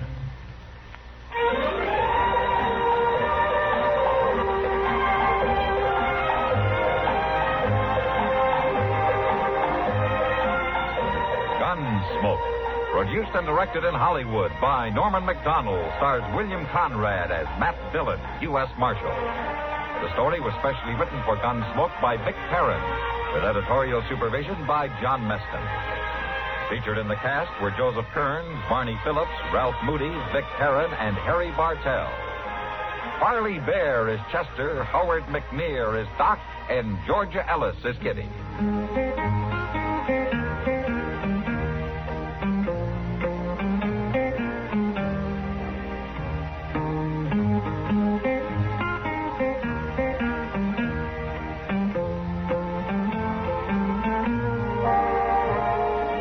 George Walsh inviting you to join us again next week when CBS Radio presents another story on Gunsmoke.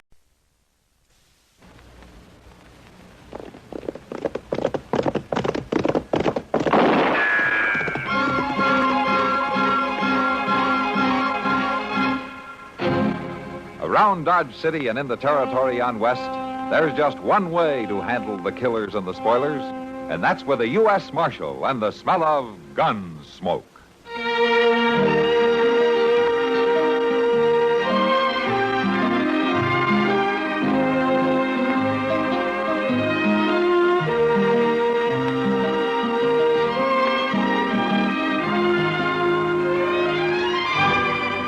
Gunsmoke, starring William Conrad, the story of the violence that moved west with young America, and the story of a man who moved with it.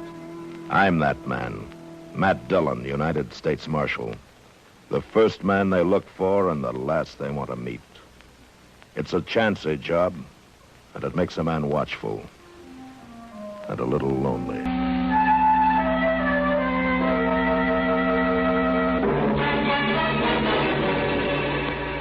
Millions of Americans are now crowding our highways, pushing and impatient to get the most out of this weekend.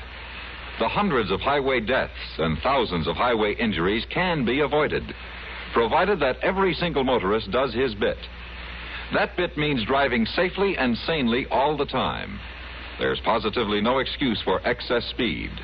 By observing all speed limits, you'll get to your destination almost as soon, whereas if you speed, you may never get there.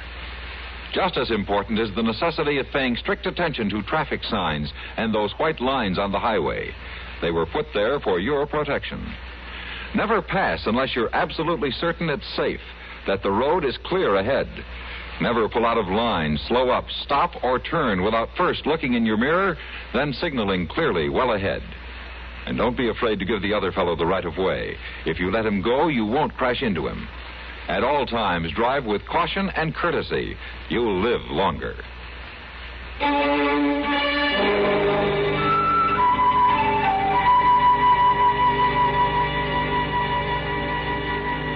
It had been a long, hard ride to Fort Larned, and as it turned out, a useless one. The prisoner Colonel Matthews had been holding for me died before I could get there, so I spent the night at the fort and then started back for Dodge the next morning. The trip back was more pleasant. A breeze from the Rockies swept across the high plains, and it was cool for the first time in weeks. And now, camped for the night just a day's ride out of Dodge, I was looking forward to a bath and a shave at Mr. Teeter's. I must have been asleep for some time when a sound awakened me. Somebody was standing just outside the circle of light cast from the dying fire. All right, hold it.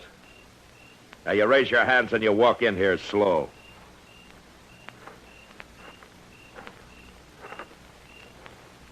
Keep coming.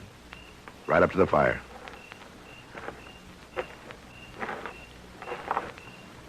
Now just stand it.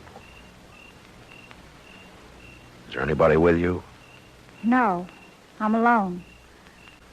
Please, mister, I didn't mean any harm. What are you doing here? I was hungry. Thought maybe I could get some food. Well, I might have shot you. I'm awful hungry, mister. I've been sitting out there watching your fire. I thought you were asleep. Well, there's some side meat in that fry pan. It's cold, but you can have it if you want. Thank you, mister. You really were hungry, weren't you? Yes, sir. What did you eat last? This morning, just before I ran away. Ran away? That's right. I ran away from home. I see. What's your name? Trudy. Trudy Trent. Well, where is it, Trudy? Your home. About 40 miles from here. What's your name? Dillon, Matt Dillon. I'm the U.S. Marshal in Dodge. Dodge. That's right where I'm headed. Now, look, Trudy, Dodge is a long way from here, a whole day's ride. Don't you think you better ride back home tomorrow and think about this a little? Your parents are going to be a little worried. That's just me and Pa, Marshal. And I sure ain't going back to him. He's probably out looking for you right now. Pa? He gets drunk almost every night. Ain't likely he's out riding around on the prairie. I see. He's about the most terrible man ever lived, Marshal. I could tell you things he done to me you wouldn't believe.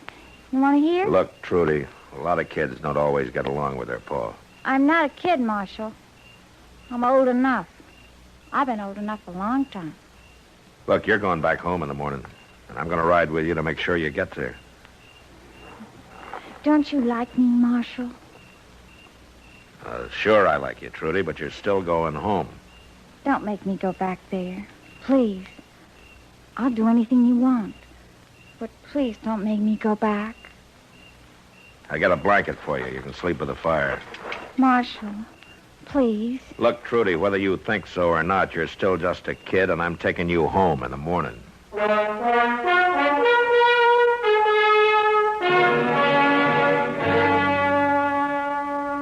In the morning, I awakened to a clear, warm day, but the blanket I'd given to Trudy lay crumpled and empty on the ground. For a minute, I thought she'd run off. Then I heard splashing from the other side of the willows. She was taking a swim. A few minutes later, she was out, dressed, and we were breaking camp. It was wonderful, Marshal. You should have tried it. You ready to ride? You're mad at me. Trudy, you had something to eat, you got some sleep, you had your swim, and now you're going home. I changed my mind. What? I changed my mind. I'm not going home. I'm going to Dodge with you. Now, look, Trudy. Can you think of one good reason for not taking me to Dodge? Now, Dodge is no place for a girl like you. You still think I'm too young? Well, you just wait till you see me all dressed up. You won't think I'm too young then. You belong at home, Trudy. Now, let's get mounted. Marshal. What? If you want, you can marry me. You want to marry me? It's not going to work, Trudy. I told you. You belong at home with your pa, and that's where you're going. And you keep talking about how Dodge is no place for a decent girl. We're wasting time. Let's go.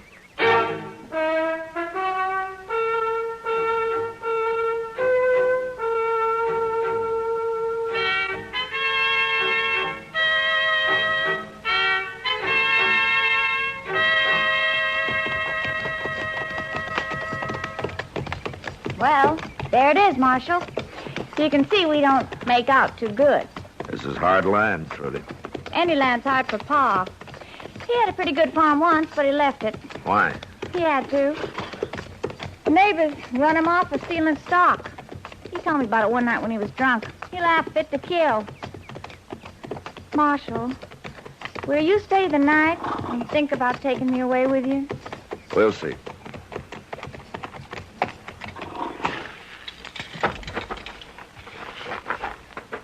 Come on. Let's go in and get this over with.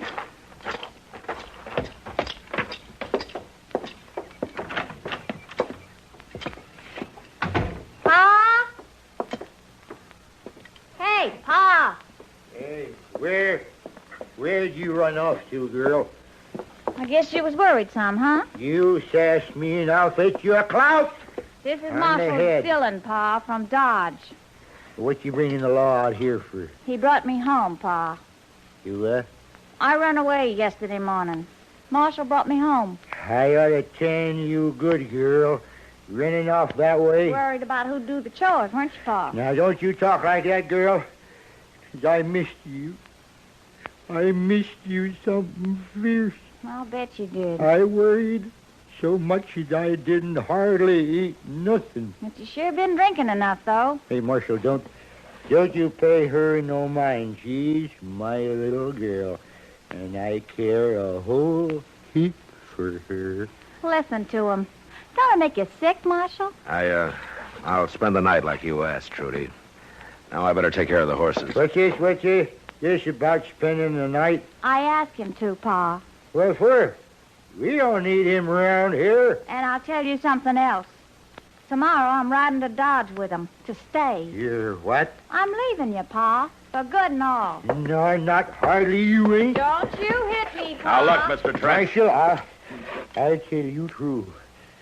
You take her away, I'll come to Dodge. I'll tell people what you done.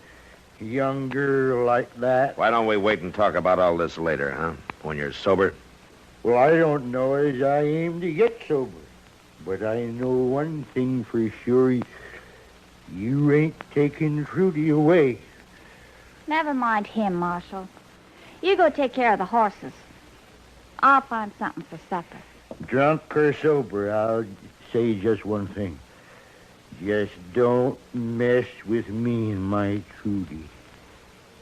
Just don't mess.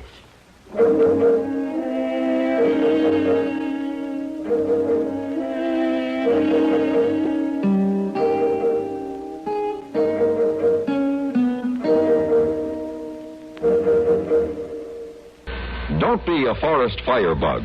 Remember, a careless match, cigarette butt, or campfire left to spread can do more than destroy valuable timber acreage. It can lay waste to private property, wipe out homes, animal life, and human life as well. One cigarette butt thrown from the window of your car, if the wind is right, can lay waste to what nature took hundreds of years to build. CBS Radio and its affiliated stations offer this reminder. When fire saps America's natural wealth by one forest's potential value, our nation is worth that much less in the marketplace of the world. Don't burn out our great heritage. Take every precaution in or near the woods.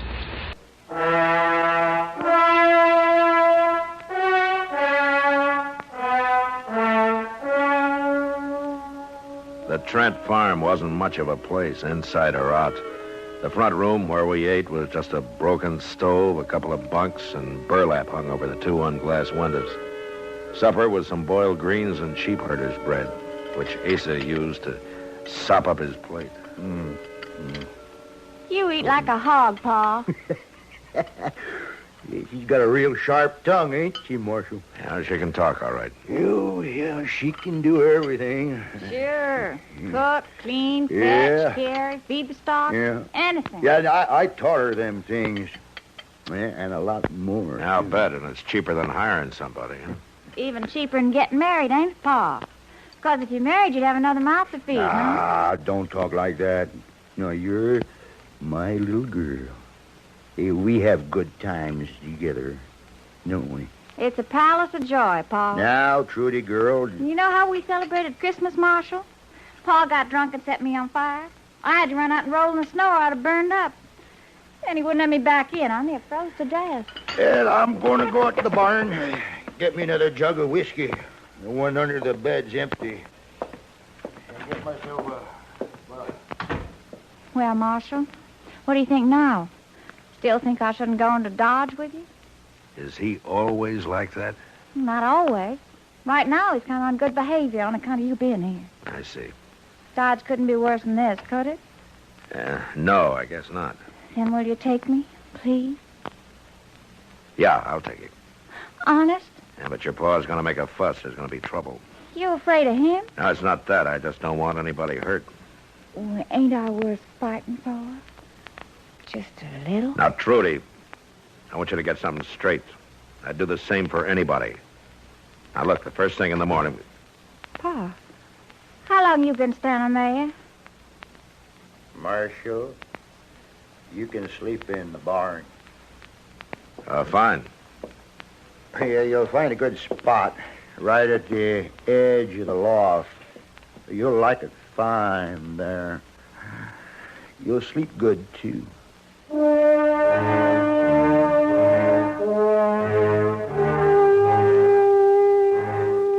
barn was warm and filled with a smell of sweet hay.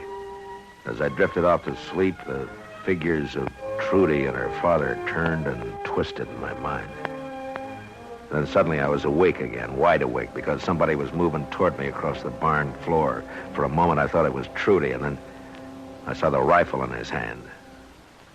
Hold it, Trent. Die, blast you.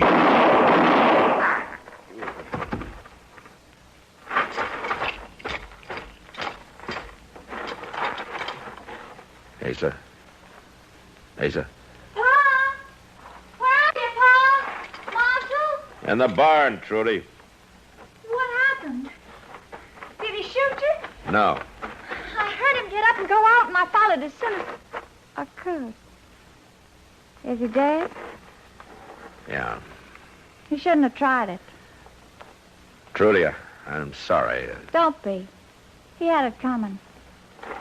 You go on back to the house. It'll be dawn in an hour. I got some work to do here. I ain't going to stay on this rotten farm now, Marshal. That's for sure. You get your things together, Trudy. We'll leave for Dodge as soon as it's light.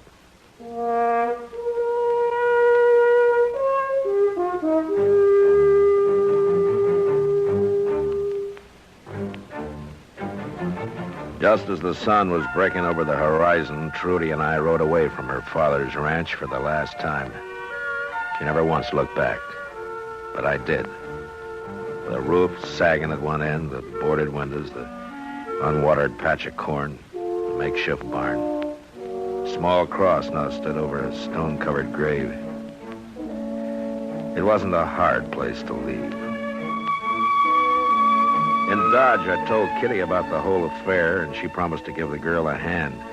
So she put Trudy to work on the Long Branch, so she could keep an eye on her that way.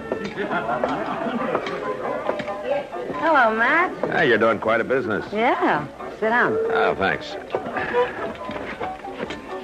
Well, how's Trudy working out? Oh, fine, I guess. Well, what do you mean, you guess?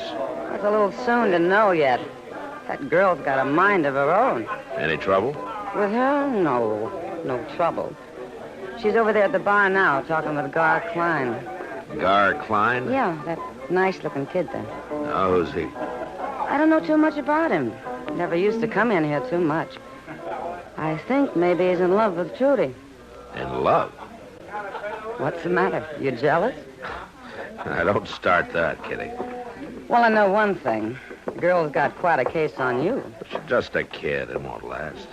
I don't know about that. A U.S. Marshal's a good catch for a girl. She meets a lot of men here. Maybe she'll forget about it.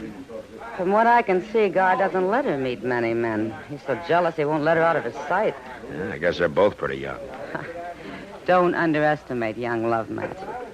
Besides, this has been going on for 3 days now. I saw you come in, Marshal. How are you, Trudy? Gar says he never met you. Hello. Marshal? You new in town, Gar? Gar hasn't been here much longer than I have, Marshal.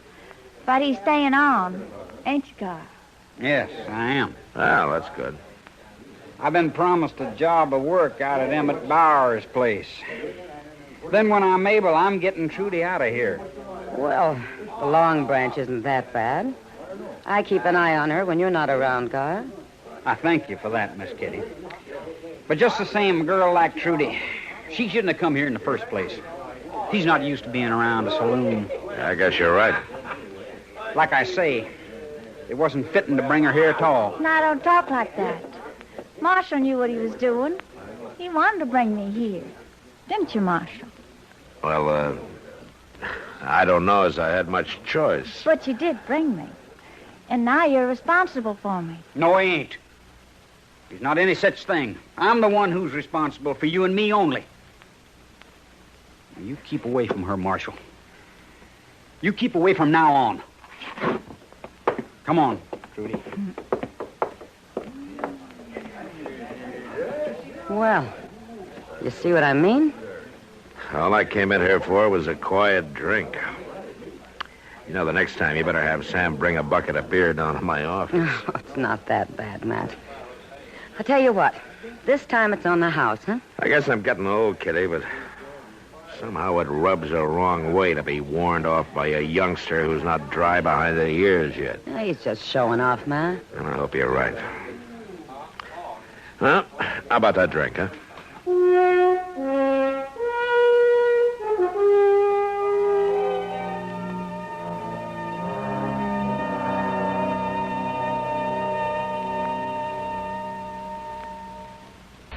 Hi, this is Dennis James with a longtime favorite.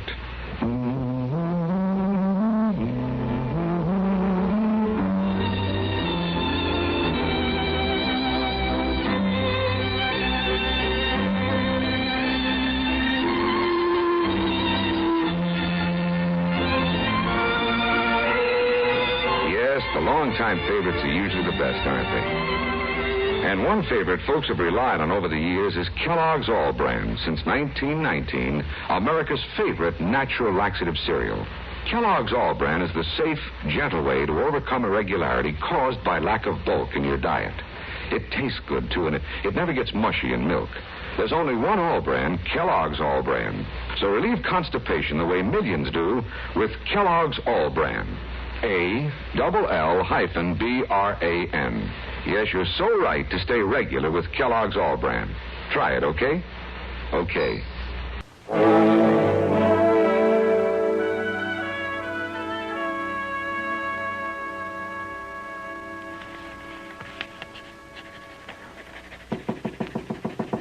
Yeah, come in. Evening, Marshal.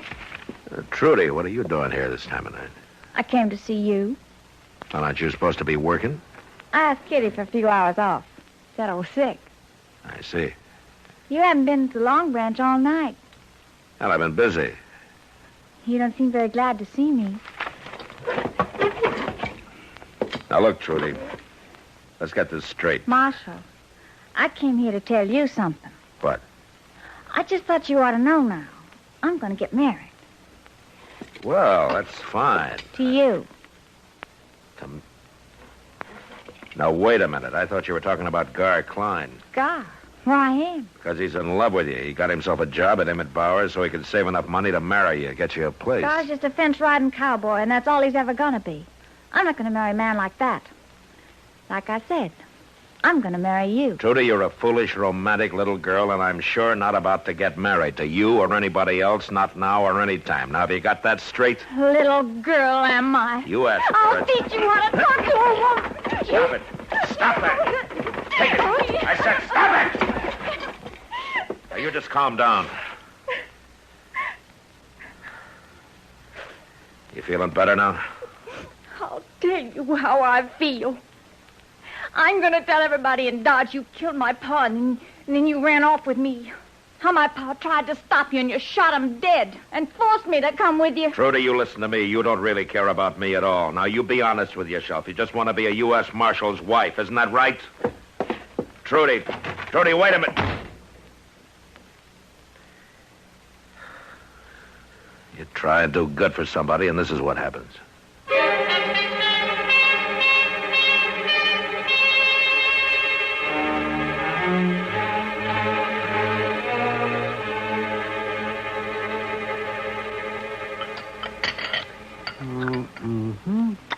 Matt, you look kind of tired. What? I say you look tired. Oh. Well, just like I've always told you, Chester, you can't burn the candle at both ends and not have it show. Oh, she must be a handful, all right, huh, Doc? Well, she's got Matt going all right. It's a sure sign something's in the wind when they won't even talk about it. Yeah. Well, it even happened to me one time, Doc. Yeah? Back in Texas it was. Oh. And this little old gal, bless her heart, just wouldn't give me a minute's peace. She must have been a ridge-running beauty. Well, now, she wasn't too bad, Mr. Dillon. Say, you better get married, Matt. It's a whole lot easier on a man than all this courting. I just hate to do this to you, gentlemen, but I'm going to have to leave. Don't forget my check when you leave, huh? Steak, eggs, and coffee. Thank you. Matt, John, Matt. Marshal. What? Oh, Gar. I've been looking for you. Oh, what's the trouble? I heard all about it. All about what? Trudy told me last night. She told me everything. You been drinking? Last night I was, but not now. I see. Last night, Trudy told me how you shot her paw so she could run off with her. Now, wait a minute, Gar. Now you got her here in Dodge, and you don't want her no more. Gar, will you listen to me? Trudy's lying to you. You're a fool to believe all that talk. I love her, Marshal, and she loves me. And I ain't going to have you make sport of her. I'm not trying to hurt her. I haven't said anything against her. Can't you see this is what she wants? She's trying to make you jealous, trying to get back at me for turning her down. I'm going to kill you, You Marshal. better just go along, son. We can talk about this later. Not Can hardly, you do Marshal. That? Gar, don't be a fool. This is for Trudy and what you done to her.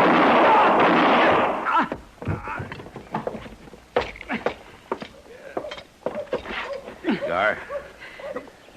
Why don't you finish me off? Why don't you? You're not hurt bad, son. You're going to be all right. What in the world happened, Mr. Dillon? Are you all right, Matt? Yeah. Doc, see to this boy here, huh? And then Chester can take him over to the jail till he cools off. Where are you going? Down to the Long Branch. I'm going to have a talk with Trudy Trent.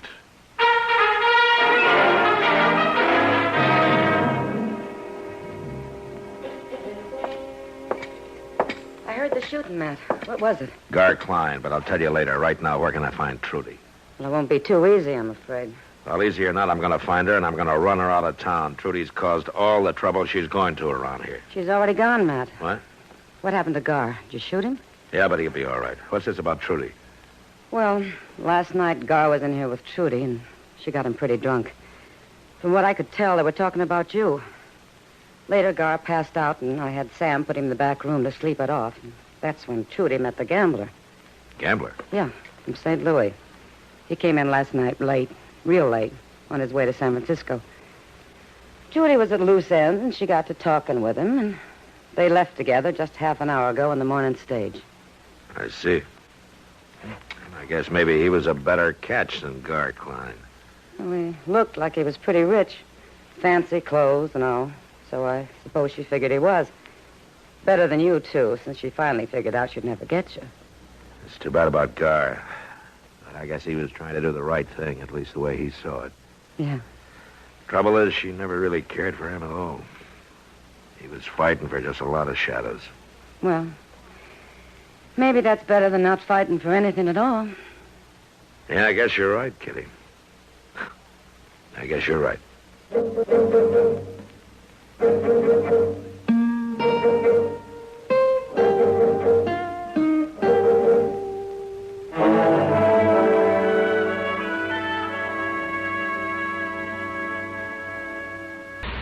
Next time you refresh, enjoy a frosty, ice-cold Pepsi-Cola. Sociability, Charlie. All right, Kay, how's this?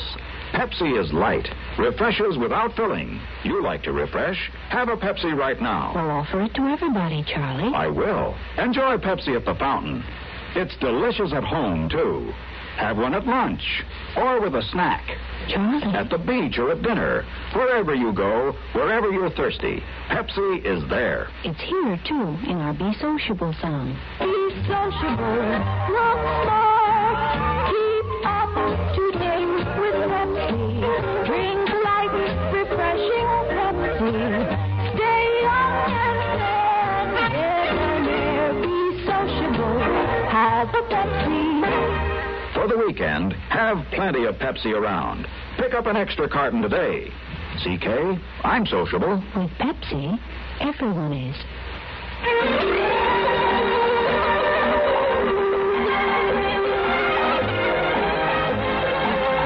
Gunsmoke. Produced and directed in Hollywood by Norman Macdonald, stars William Conrad as Matt Dillon, U.S. Marshal. The story was specially written for Gunsmoke by Norman Macdonald with editorial supervision by John Meston. Featured in the cast were Eve McVeigh and Sam Edwards. Harley Bear is Chester, Howard McNear is Doc, and Georgia Ellis is Kitty.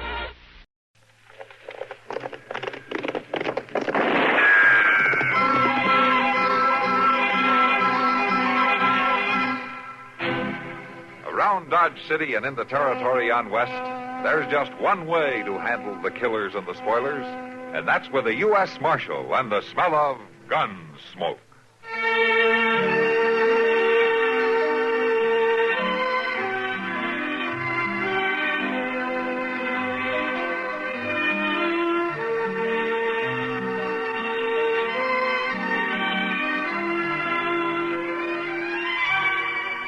Gunsmoke, starring William Conrad. The story of the violence that moved west with young America. And the story of a man who moved with it. I'm that man. Matt Dillon, United States Marshal. The first man they look for and the last they want to meet. It's a chancy job, and it makes a man watchful. And a little lonely.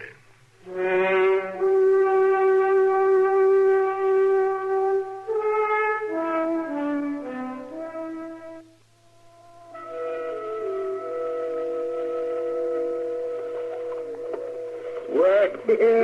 You must be crazy going around talking like that. I want a man to give up his gun. It ain't hardly decent. I assure you I'm in my right mind.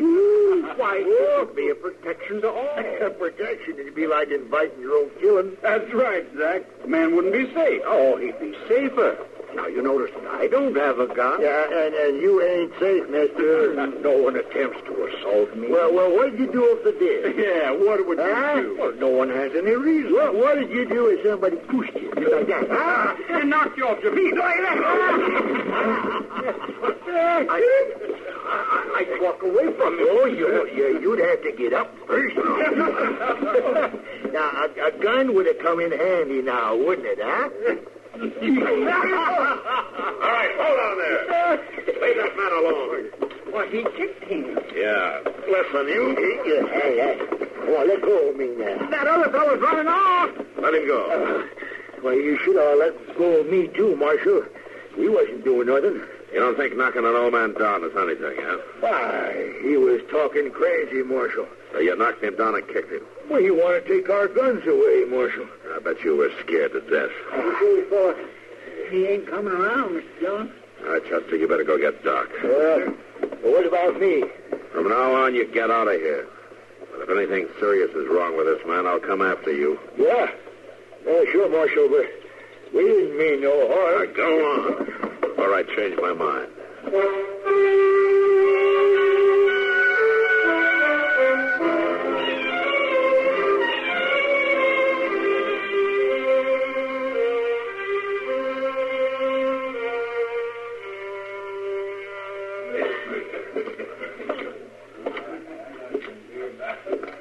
You know, you better put your foot up on the rail, Kitty. Huh? Having a drink at the bar isn't legal without doing that. Oh, you man. Is it legal to stand here without drinking at all? Hey, you'd know more about that than I would, since you own the place. Maybe it wouldn't be a bad idea to charge everybody for just standing around with that. I don't think you have to worry. Your customers don't waste much time without glasses in their hands. Sometimes I wish they would. It'd save wear and tear. Hello, Kitty. Oh, Matt. Hello, Doc. Hello, Doc. You going to give me one of your old jokes about how you knew you'd find me wasting time in here? No, not today. No. It's so hot outside that this is the only sensible place to be. Even for you. Hey, better remember he said that, Matt. It may never happen again. Yeah, you're so right, Kitty. I'll see you two later. I want to check some things with Sam. Yeah, sure, Kitty. Now, Doc, how's the old man? Homer lately? Yeah, I think he's going to be all right. He twisted his leg when he went down, and he hit his head an awful crack. Yeah. I'm keeping him with me for a couple of days just to keep an eye on him. Oh, that's good. Wish you'd come up and talk to him, Matt. Oh? Any special reason? Yeah, I'm afraid if you don't, this thing is going to happen all over again. Well, how's that? Well, this Homer isn't just an old fella who wanders around the town acting strange. Oh, no, he's perfectly sane. And he's quite serious about what he's doing. Now, he believes with everything that's in him that there's a lot of senseless killing and violence in places like Dodge. He's right about that. Of course he is. Of course he is. But he's bound and determined to wage a one-man campaign about it. See, he's going from town to town trying to put across his idea wherever he goes. You mean he wants everybody to give up their guns? Huh? That's it, yes. Not very likely, Doc. No, it isn't. But he's completely dedicated about it. He's packing all of his worldly goods around with him. He has quite a sack of gold, and he's planning to spend the rest of his life trying to get men to give up guns. He's likely to get himself killed if he talks too much in a place like that. But you're probably right, though, Doc. I better go have a talk with him, I guess. Yeah, I'm heading for the barber shop, so I'll walk a ways with you. All right, let's go. You know, Doc, if you get a haircut, nobody's going to know you. You're a fine one to talk. Lou, you been listening or just swilling on that whiskey? I was listening when that marshal's around. Don't tell me what a man might hear. Like now. Yeah, like now. Lou, that old feller, that Homer, Sounds kind of interesting. Might want to get a little bit better acquainted sometime, huh? That's what I was thinking, Harry. All right, then, Lou. You just finish your drink, and we'll think about it.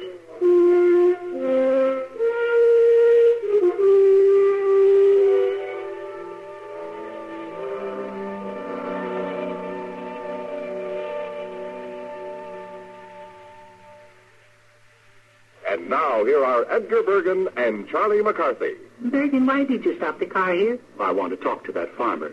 Oh, mister. Oh, you call me? What a mistake. Oh, where? Oh, that's me. Are there any General Motors dealers around here? No, but we got some Chevrolet, Pontiac, Oldsmobile, Buick, and Cadillac dealers, though, and some Chevy and GMC truck dealers, too. Wait a minute. Those are all General Motors dealers. Oh, what do you want to see them all for? Well, I only want to see one for guardian maintenance. Do they make that car, too?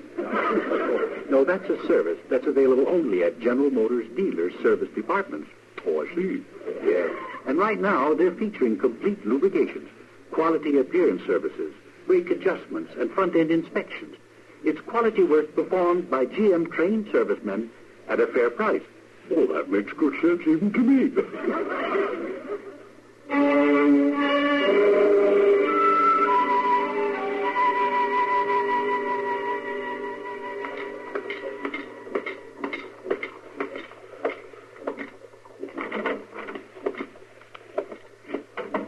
Mr. Lately. Oh, in here. Matt Dillon. All right if I come in? Oh, come in, Marshal Dillon. Come in.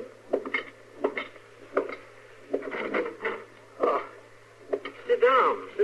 Oh, thank you. Dr. Adams has told me of your kindness in rescuing me from those ruffians. I want to thank you, sir. Oh, sure. Well, how you feeling? Oh, there's nothing wrong with me, Marshal Dillon. Just a bump on the head. I should be on my way. Doc usually knows what he's doing. You better stay a while if he says so. I'd be ungrateful if I didn't, sir. Oh, I'll stay until he releases me, of course. Yeah, that's good. You know a place around here? Temporarily, Marshal, temporarily. You know the old Miller place? Oh, yeah, out north. It's been deserted. That's right, sir. I'm staying there till my work around Dodge City is completed. Your work? My mission, Marshal Dillon. Yeah. I came to talk to you about that. Oh? Well, I'd be glad to interest you in it, sir. It's quite simple. Yeah. You want people to give up their guns, is that it? There's too much shooting and violence, Marshal Dillon. There are too many guns. You're right, Mr. Lately, there are. You mean you'll help me? No. What? Just won't work. Guns don't work, Marshal Dillon. I was there at the siege of Atlanta. All that burning and the pillage. Guns didn't do us any good then. Maybe not. There has to be a day when mankind puts its guns aside, or the world will end in violence, destroyed by its own arms. Now, that day may come, Mr. Lately, but right now things are still raw and new around here. Man has to be able to protect himself. Shooting is no protection, Marshal Dillon. It's too early to make him believe that in Dodge. I must continue to try. Well, I'm asking you not to. But is there a law against it, sir? No, Mr. Lately, there's no law. But you could get hurt again. I'm fighting against violence, Marshal Dillon, but I'm not afraid. No, I guess you're not. But I kind of wish you were.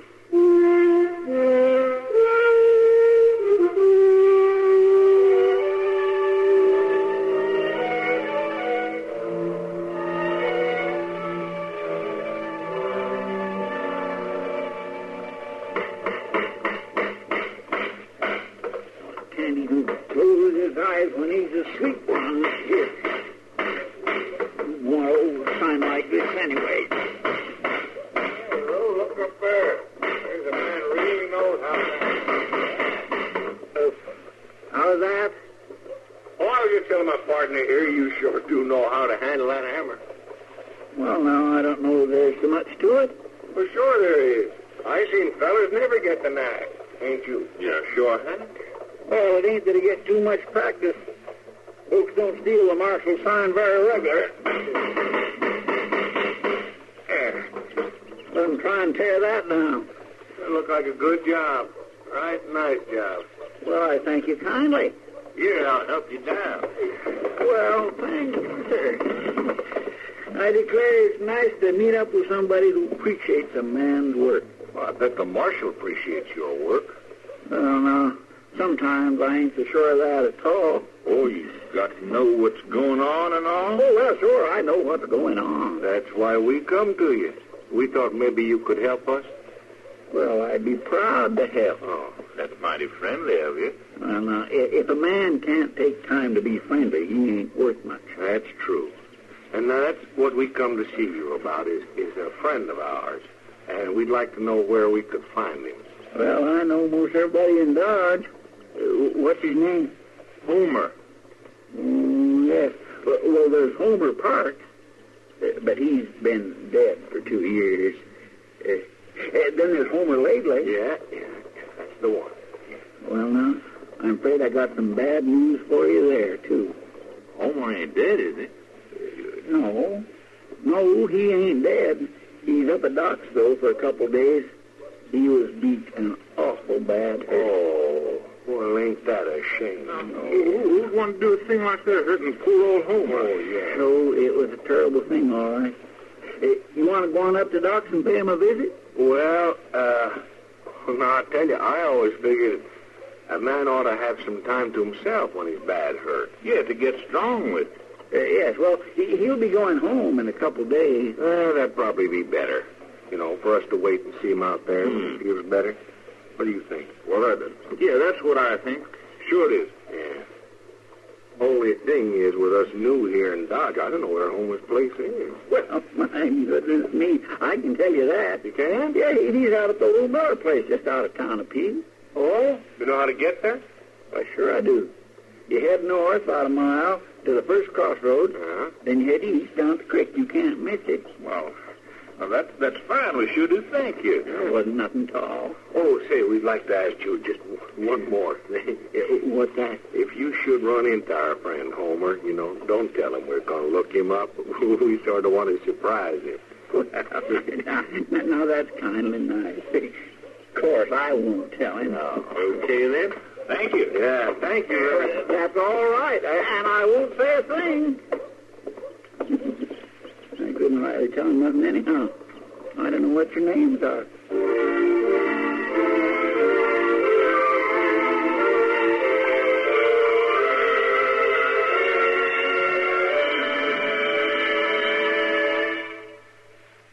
Hi, this is Dennis James with a longtime favorite.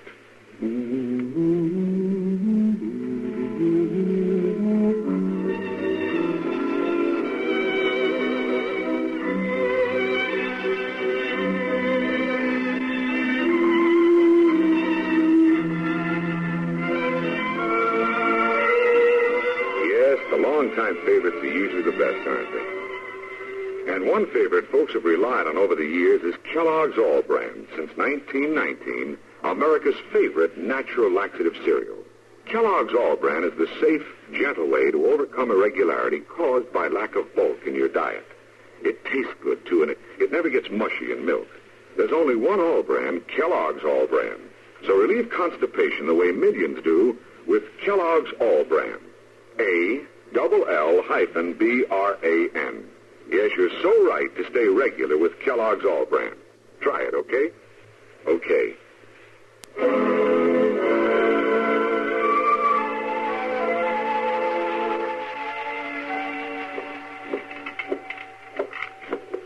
And there you are, Miss Kitty. Marshal. Ah, thank you, John. You're welcome. I wish I could buy you a better dinner for your birthday, Kitty, but that's about all Dodge has to offer. That's all right, Matt. I don't want my birthday remembered too well anyway. Now, come on, Kitty, it's not that bad. It's that bad for a woman as soon as she gets out of her teens. That's good. I'm not a woman. Sure is. How's the old fellow at the docks, Matt? He got home yet? Yeah, he went home yesterday. I just hope he stays there. Poor old man. He'll be all right. He just keeps from arguing with people. Well, I guess if you believe in something like he does, you can't keep quiet. Yeah, maybe not. He's right, you know. Oh, now, kid. I know. You can't take off your gun right now, but he's got the right idea. It makes me sick, men and their senseless gunfights. Well, old man Lately has at least one follower. Yeah, he certainly does. It's awful lonely when the world won't listen to you. Yeah, I guess so. Good, he has friends. Friends? Mm-hmm. I didn't think he knew anybody in Dodge. Well, according to Chester, he does. Oh? Yeah. Chester said 2 men stopped and asked him all about Homer and how he was getting along and where he was, where he lived. And Chester told him. Well, sure. They asked Chester not to say anything to old Homer about it. They were going to surprise him. I think I better pay him a visit, too. Any special reason, then? I'm not sure, Kitty, but it could be Homer's friends are making a surprise visit on his sack of gold. Sack of gold? Yeah, and Homer insists on keeping it with him. You're awful suspicious about people, aren't you? They could really be friendly, you know. Yeah, they could. But I still think I'll go out and visit Homer.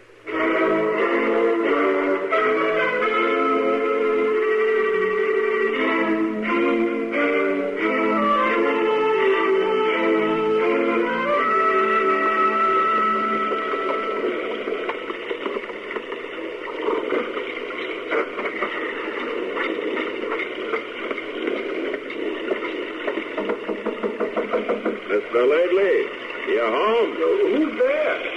Matt Dillon. Oh, just a minute, Marshal Dillon. I'll unlock the door. Oh, come in. Thank you. I'm glad to get in out of that rain. Yes. Oh, pull up that chair near the stove, Marshal Dillon. I was just making some coffee. Could I offer you some? Oh, that'll be fine. Yeah, thank you. Oh, yes, it's good and hot. The hotter the better. There you are. Thank you. That's fine. You got quite a bolt on that door of yours. Just because a man doesn't wear a gun, Marshal Dillon, doesn't mean that he's foolhardy. I'm glad to hear that. That's one thing I came to see you about. The bolt on my door? No, Mr. Lately, the gold you have with you. You know about the gold? Well, news like that gets around fast. Marshal Dillon, are you suspicious of my gold? I assure you it's mine. No, I'm just wondering if it's safe. I've always been able to take care of it. And you're getting farther west all the time, Mr. Lately. Things are sometimes harder to control, especially if it's known that you don't carry a gun. Have you ever thought about putting your gold in the vault at the bank? No, it won't be necessary. I'd be glad to ride in with you when you do take it in. No, thank you, Marshal Dillon, but no. A man has a right to keep his things with him. I just want to be sure you keep it. I know you mean well, Marshal Dillon. You have storms like this often in this part of the country? It gets this bad and worse. Why don't you stay here the night? Why, you can't go out in that. Just look there. Why, you can't see 10 feet in front of you. Yeah, maybe you're right. Can I put up my horse in the barn? Certainly, and welcome. There are oats and sacking to rub him down, and then come back here. You can bed down here for the night. Well, thanks, Mr. Lately. I'll be back as soon as I take care of my horse.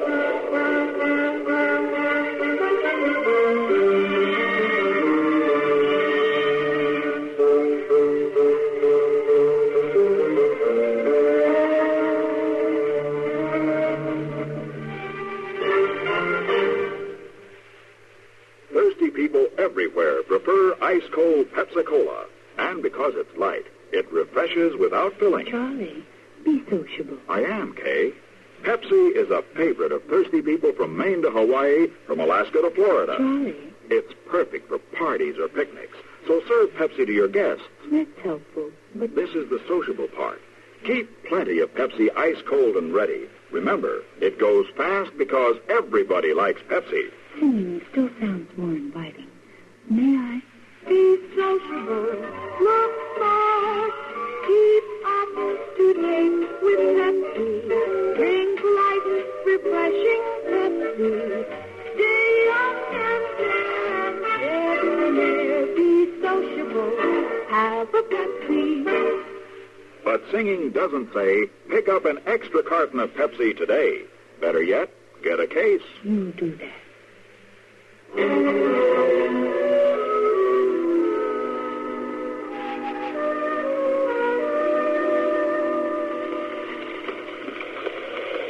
You sure picked a fine night for riding out here. It's always fine. Everybody but us home in bed is the way we want it. Well, we didn't need to stay so long in that saloon before we got short. Oh, we did. It gave the rain time to slack off, now didn't it? Yeah, I guess so. And it give the old man time to get dead asleep. Supposing he ain't. Well, that don't matter much. What do you mean? I sure ain't going to start worrying about an old man who don't even carry a gun. No, well, shut up, man. Well, what are we going to do? I ain't ready to tell you. Just ride along. Well, you'd ought to tell me, Harry. Ain't I your partner? I'll tell you when we get there. Now, shut up.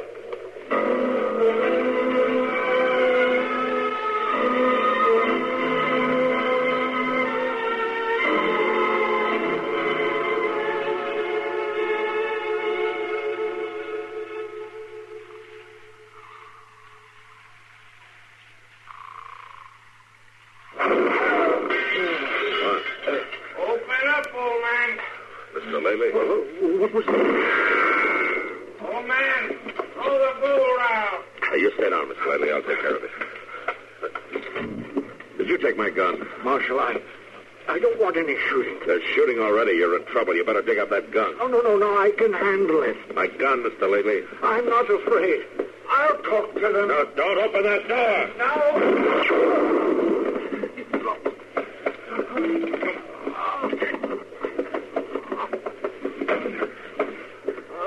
They wouldn't even talk to me, Marshal.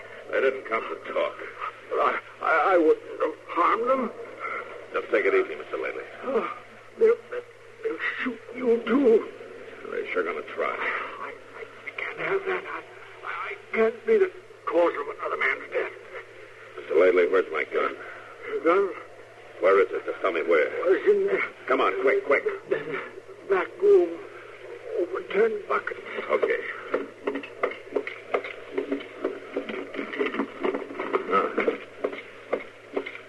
Well, at least you didn't unload it.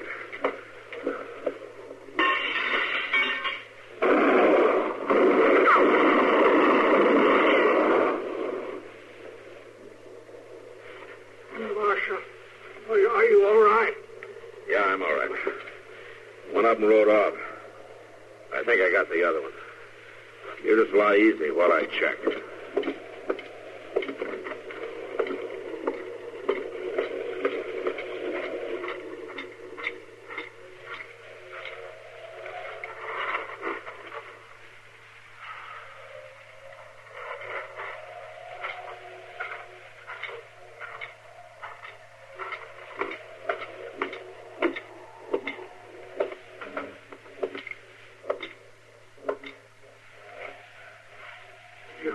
You shot one?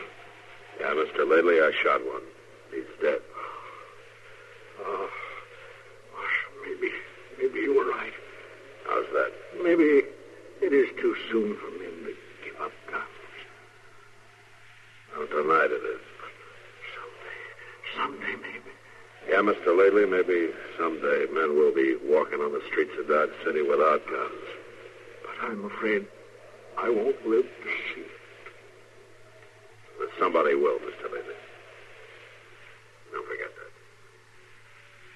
Somebody will.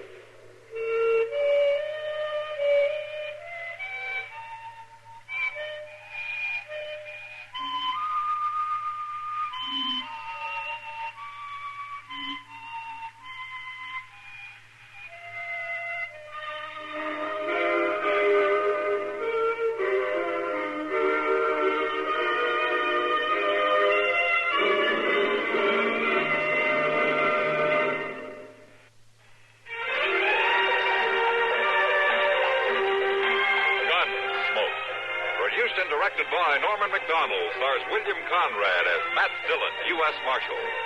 The story was specially written for Gunsmoke by Marion Clark, with editorial supervision by John Meston. Harley Bear is Chester, Howard McNear is Doc, and Georgia Ellis is Kitty.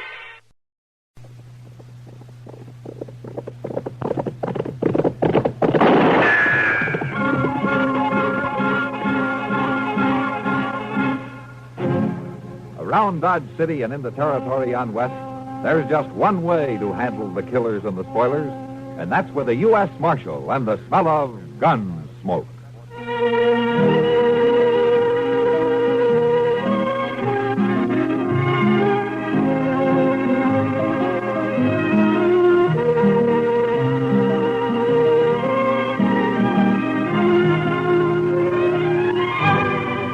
Gunsmoke, starring William Conrad, the story of the violence that moved west with young America, and the story of a man who moved with it. I'm that man, Matt Dillon, United States Marshal. The first man they look for and the last they want to meet. It's a chancy job, and it makes a man watchful and a little lonely.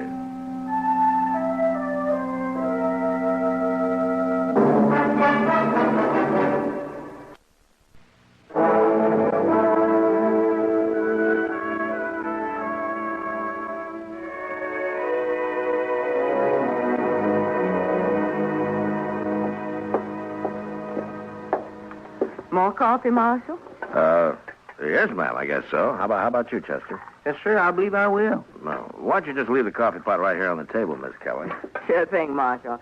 I got some fresh eggs this morning, if you're interested. They were just brought in. Fresh eggs? Oh, good. Why don't you cook us up about a half a dozen, huh? Have them for you right away. All right. Fresh eggs. I swear if Delmonico's ain't getting to be about as fancy as some of them Kansas City restaurants. That's civilization, Chester. Progress. You know, another 5 years and Dodge City will be tamed, curried, and bridled. Well, seeing's believing, Mr. Dillon. You'll see it. We'll both see it. As if we live that long. I beg your pardon, gentlemen. Yeah. You the marshal here? That's right. Well, I'm sorry to bother you at your breakfast, Marshal. My name is Hunter, Ed Hunter. I'm a deputy sheriff from Richmond, Virginia. Came in on the train this morning. I see. Won't you pull up a chair, Mr. Hunter? Oh, thank you, sir. This is my first trip to the frontier. I find it a rather remarkable experience. I imagine. Oh, that's my assistant, Chester Proudfoot. How are you, sir? How do you do? Would you like to have some coffee? Thank you. No.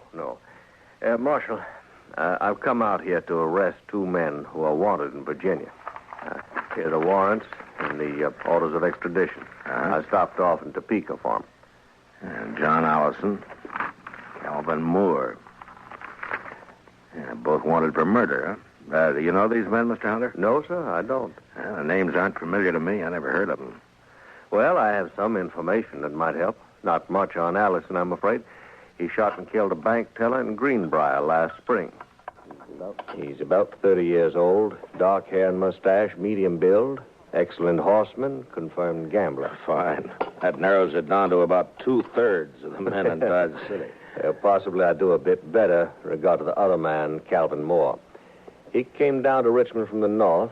He was about 33 at the time. He ambushed and shot young Roger Beauregard and left town. Now, that was 19 years ago. Beauregard family been trying to trace him ever since. Well, I'm afraid that I haven't... I have a picture of this Moore. Photograph. Oh? Yeah. Of course, he's much younger in this. What is it, Marshal? Something familiar about the picture?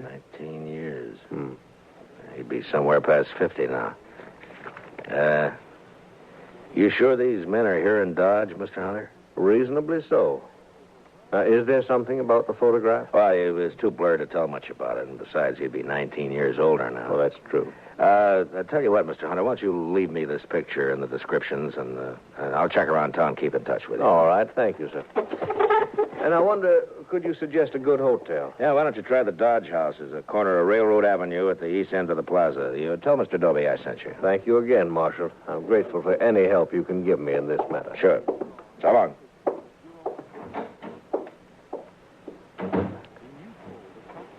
You want to see the photograph, Chester?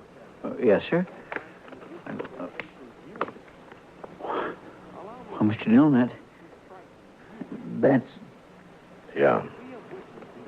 What are you going to do? I don't know, Chester. He's my friend. But now the law says he's a murderer. And I'm part of the law. Well, maybe it ain't him, Mr. Dillon. No, it's him, all right, Chester. You saw it same as I did. It's Doc.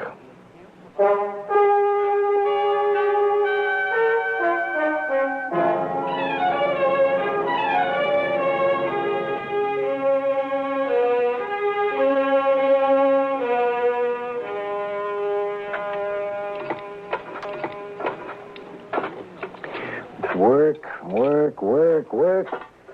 Yeah, this is the first chance I've had this week to clean a few instruments properly. Gunshot wounds. Matt, I'd lay odds I'm the only doctor in the United States who makes 3/4 of his living off a gunshot wound. That's a rough country, Doc. Maybe, you ought to have stayed back east, huh? Broken bones and babies and gunshot wounds. I wouldn't know the first thing about a good civilized case of gout anymore. What part of the East did you come from, Doc? I went to medical school in Boston. I studied consumption and colic, liver complaints. Never had a case of liver complaint in all the time I've been out here. No, I guess that kind of thing is more common down south, around Richmond, Virginia, for instance, huh? Matt, stop beating around the bush. You've got something on your mind, and it's bothering you. All right, Doc. A deputy sheriff from Virginia came in on the morning train. He's got a warrant for murder against a man named Calvin Moore. And a photograph of Moore taken 19 years ago. Would you like to take a look at it? I don't think so, Matt. Are you Calvin Moore? It wasn't murder, Matt. They said it was murder, of course. Would you like to tell me about it? Not much to tell, Matt. I'd been in practice in Richmond about a year. There was a girl. Oh, she was a beautiful girl with spirit and fire and that soft radiance that only Southern girls seem to have. Oh, me, it was so long ago. I've been in the South myself, Doc. Well, Jim Beauregard and I were both courting this girl. He was a typical Virginia gentleman, hot-headed, used to having his own way. He started threatening me, warning me, and I laughed it off. Well, then one day I was coming back from a case, and I ran into Jim on a country road. He had a pair of dueling pistols, and he challenged me. Well, that's not a crime, Doc. Self-defense. It's not a crime here, anyway. I tried to talk him out of it, but he was crazy mad. He shoved one of the pistols in my hand and pulled back on his horse and leveled his gun. I had no choice. We both fired. He missed, and I didn't. Self-defense, yes, but there were no witnesses, and I was an outsider, a Yankee. So you ran for it, is that it? I ran for it. St. Louis, Virginia City, the Panhandle, Abilene, Dodge. Yeah. The girl, Doc. What happened to the girl? I waited for her in St. Louis. We were married there.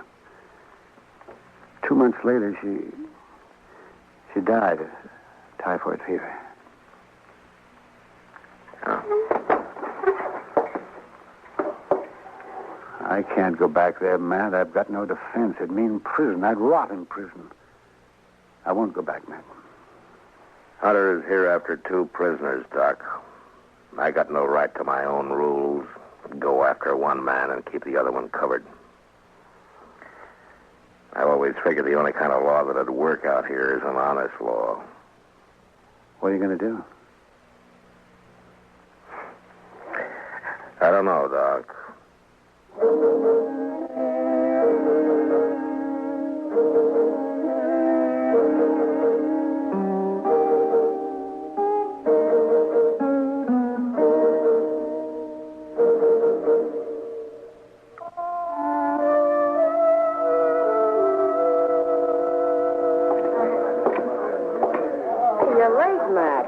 I figured you weren't going to stop in tonight.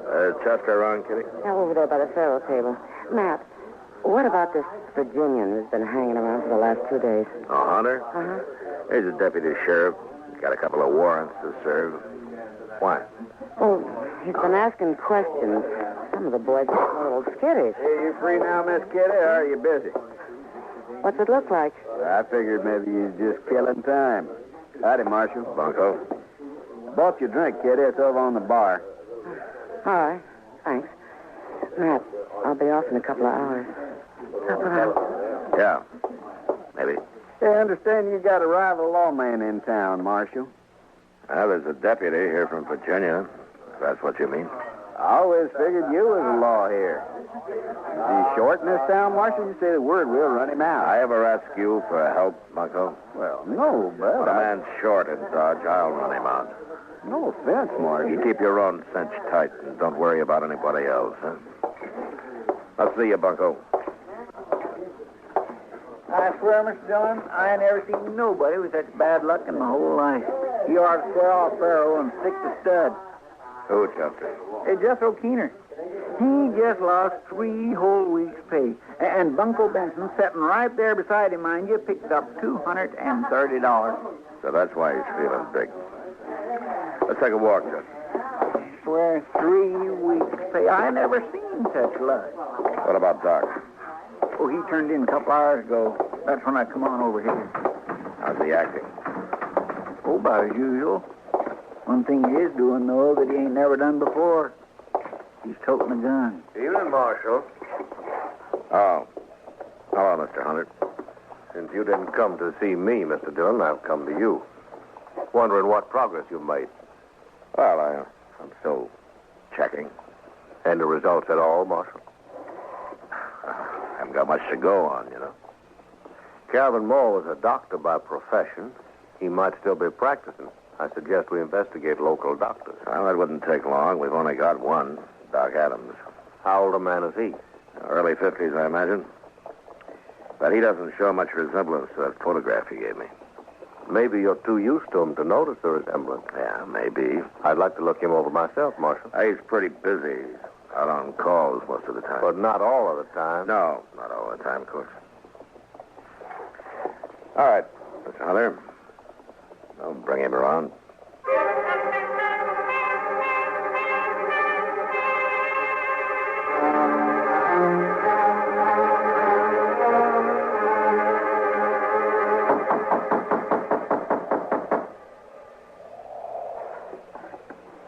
Yeah, declare that's funny, Mr. Dillon. Yeah, you should have answered by now. Well, we're wasting our time, Chester. Well, no, he might have got called out on a case. Yeah, I know. Well, what was... That was across the plaza down toward the Dodge House. Come on, Chester.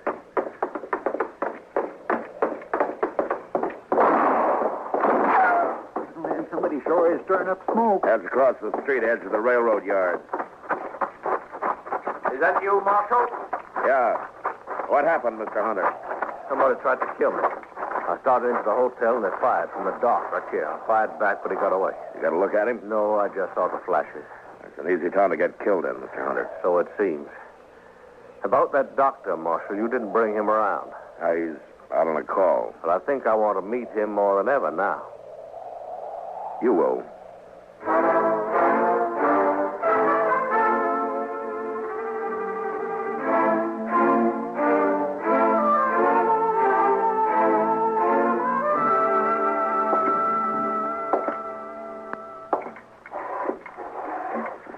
What time is it, Chester? No, man, it's 2:15. I sure do hope we won't have to spend the whole night waiting in here. I don't see how Doc puts up with the smell of all this medicine and stuff. He's used to it, I guess. I suppose a man can get used to anything except dying. Mr. Dillon, you reckon it could have been Doc that fired them shots? Chester. Somebody coming. Come in. Doc, Marshal. Come on in, Bunko. Well, What's the matter with your arm? Oh, I got sewed into a barbed wire fence. Here, let's have a look at it, huh? No, it's all right. It's a gunshot wound. Hold it, both of you. Oh. Is That the same gun you tried to kill Hunter with, Bunko? Stay where you are, Marshal. Yeah, about 30 years old, dark hair, mustache, medium build, excellent horseman, confirmed gambler. Wanted for murder, John Allison, alias Bunko Benson. Right, Bunko? He's not taking me back here. You stay where you are, Dillon. Don't be a fool, Bunko, and I'll put away that gun. Stay back, I'm warning you. Bunko, look! What?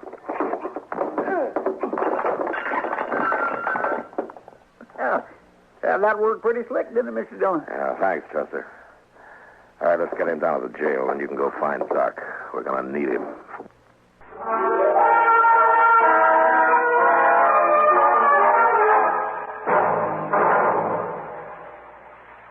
Hola, amigo. You want to know about stereo phonographs? Listen to my last bullfight on ordinary stereo. Ole. But now, Columbia Stereo 1.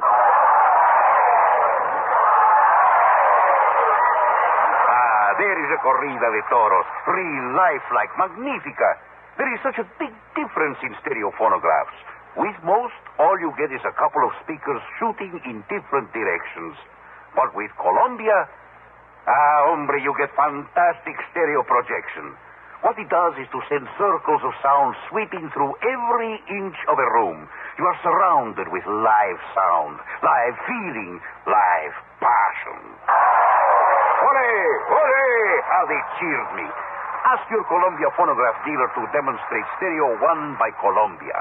Prices start as low as $39.95 for portables, $129.95 for consoles. El Picador! Who let that bull out?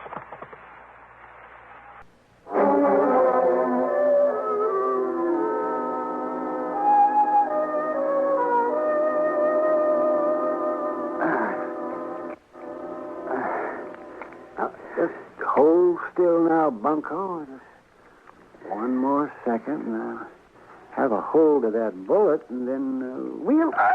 Yeah. Add that one to your collection, Matt. I'll make Hunter a present of it.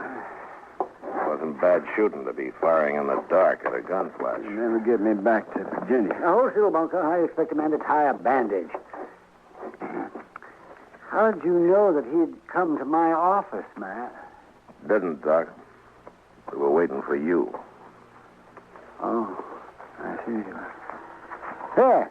Yeah, that'll stop the bleeding. Don't loosen it up now, and you'll live to hang yet. Don't worry about my hanging, Doc. I'll outlive you. Well, in view of the circumstances, I'd say odds are about even. Well, Matt, shall we adjourn to the front office? Yeah, come on. Okay, lock the cell, Chester. Yes, I will.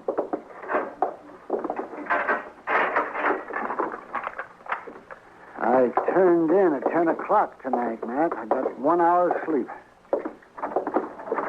They called me over to Mrs. Behan. They thought her baby was on the way. False alarm, of course. Usually is the first time. And I got back and came straight over here. Doc, you were wearing a gun earlier today. What did you do with it? I put it back in the drawer where it belonged. I realized I was acting like a fool. Was that why you were waiting in my office? Somebody tried to kill Hunter, and you thought it was me? I've tried to think of some way out of this. A way out for both of us, Doc. But I got one man under arrest back there now. I can't rightly set myself up as a judge and free the other man. I'd even hoped you'd cut and run for it. You'd get away if you did, because Hunter doesn't know the country. No, I'm too old to run, Matt. What are you going to do? I'm a lawman, Doc. Right or wrong. Well, then, I guess I'm under arrest. No, I didn't say that. Doc Adams here. There you are. Yeah, what's the trouble? There's a fellow in the railroad yard who was asleep on the track. Drunk, I guess, and they went to switching cars. Well, you better come, Doc. He's awful bad.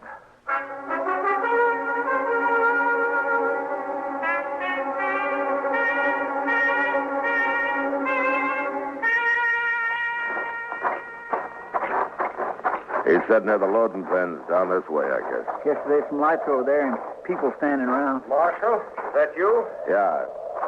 Oh, Hunter. I thought you went to bed hours ago. I'm a light sleeper, Mr. Dillon. I heard there's an accident over in the yard. I'll just walk along with you. Give me a chance to meet your local doctor. Well, I guess you can meet him right now if you want to. Oh? Doc, this is Ed Hunter. Doc Adams. Yeah. How do you do, sir? Mr. Hunter? I got one of your prisoners locked up, Mr. Hunter, John Allison, known here as Bunko Benson. Good. He's the man who tried to kill you tonight. One down, then. Just one to go. Calvin Moore. Dr. Calvin Moore.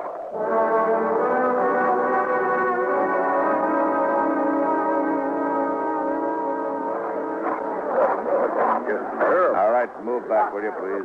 Will you let us through here, please? Here, Doctor. I'm right with you, Matt. All right, stand back, will you? Give Doc a chance to... Will you stand back, please? Please. Bad is right. I will do what we can. That man who's hurt, Marshal, who is he? He's a drifter. He's been around Dodge a couple of years. Calls himself Texas Joe. Easy, Matt. No friends or family. Have you fixed up here in a couple of Nobody knows where he came from. It's the usual story. you, Doc. That's right. I told him get you. Be all right. You guys here. Sure, it'll be all right. He certainly has to work under primitive conditions. Doc? Yeah. Chester, will you get those lanterns going and give Doc some more light? Yes, Mr. Gump. Just take it easy there. Yeah, he's the only real doctor this side of Abilene. Is there anything I could do to help, Mr. Dillon? I guess not, Miss Kelly. Thanks anyway. Poor old Tex. And he stopped in at the restaurant not more than 4 hours ago, and I fixed him a meal. You never know. Well, Doc can pull him through if anybody can. Sure he can. Put one of those lanterns on the other side, Chester. Okay, They Doc. seem to put a lot of faith in your Dr. Adams. They got reason to, Mr. Hunter. Yeah, Matt, could you give me a hand here? Yeah, sure. Lift his head up a little bit there, will you, Matt? Yeah. Not much chance, Matt. All I can do is make him comfortable. Don't try to talk now, Tex. You're going to be all right. You've been decent to me, Marshal. You treated me square. You and Doc, only friends I got. Sure, Tex. I got one more favor to ask. Could someone read me some scripture? Well, Tex, I just don't recall any of it. Well, I do. Mrs. Kelly, I doubt if he can hear. I can hear. Please. The Lord is my shepherd. I shall not want. He maketh me to lie down in green pastures. He leadeth me beside the Mrs. still Kelly. waters. He restoreth my soul. I think that's enough, Mrs. Kelly. Too bad. Oh, no. Well, you can't win them all, I guess. No, I can't win them all.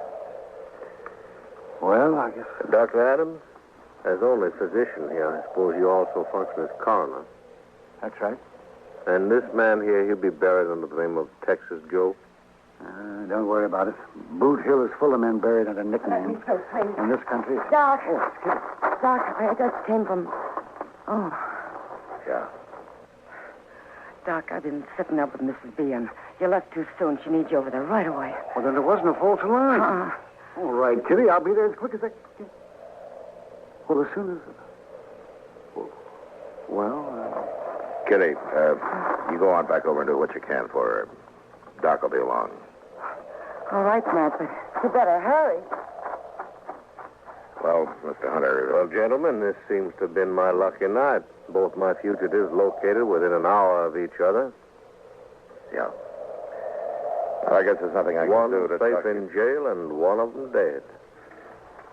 Or didn't you notice the resemblance, Marshal? Texas Joe here? Obviously, the man in the photograph. I saw it immediately.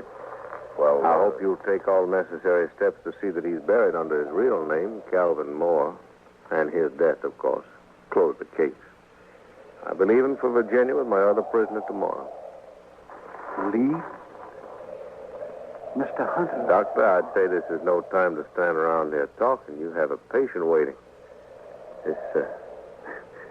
This town seems to depend on you. Matt? Well, Doc, you've got work to do. You just make sure it's a boy, huh? Well,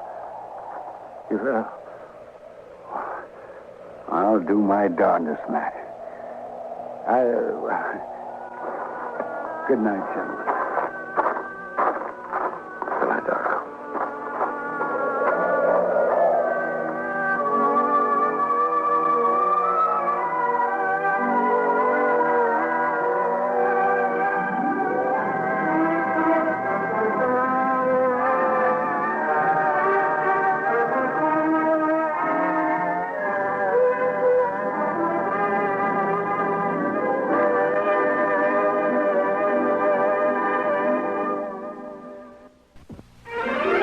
Gunsmoke. Produced and directed in Hollywood by Norman McDonald, stars William Conrad as Matt Dillon, U.S. Marshal. The story was specially written for Gunsmoke by Les Crutchfield, with editorial supervision by John Meston. Featured in the cast were Lawrence Dobkin, Harry Bartell, Ralph Moody, and Virginia Christine. Harley Bear is Chester, Howard McNear is Doc, and Georgia Hawkins is Kitty.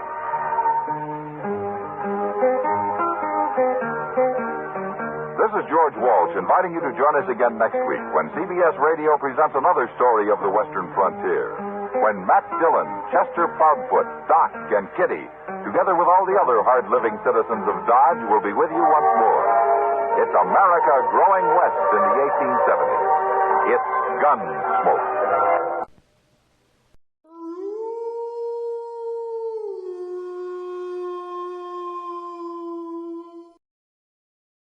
Tune in to nostalgia. Tune in to now. Golden Radio Hour.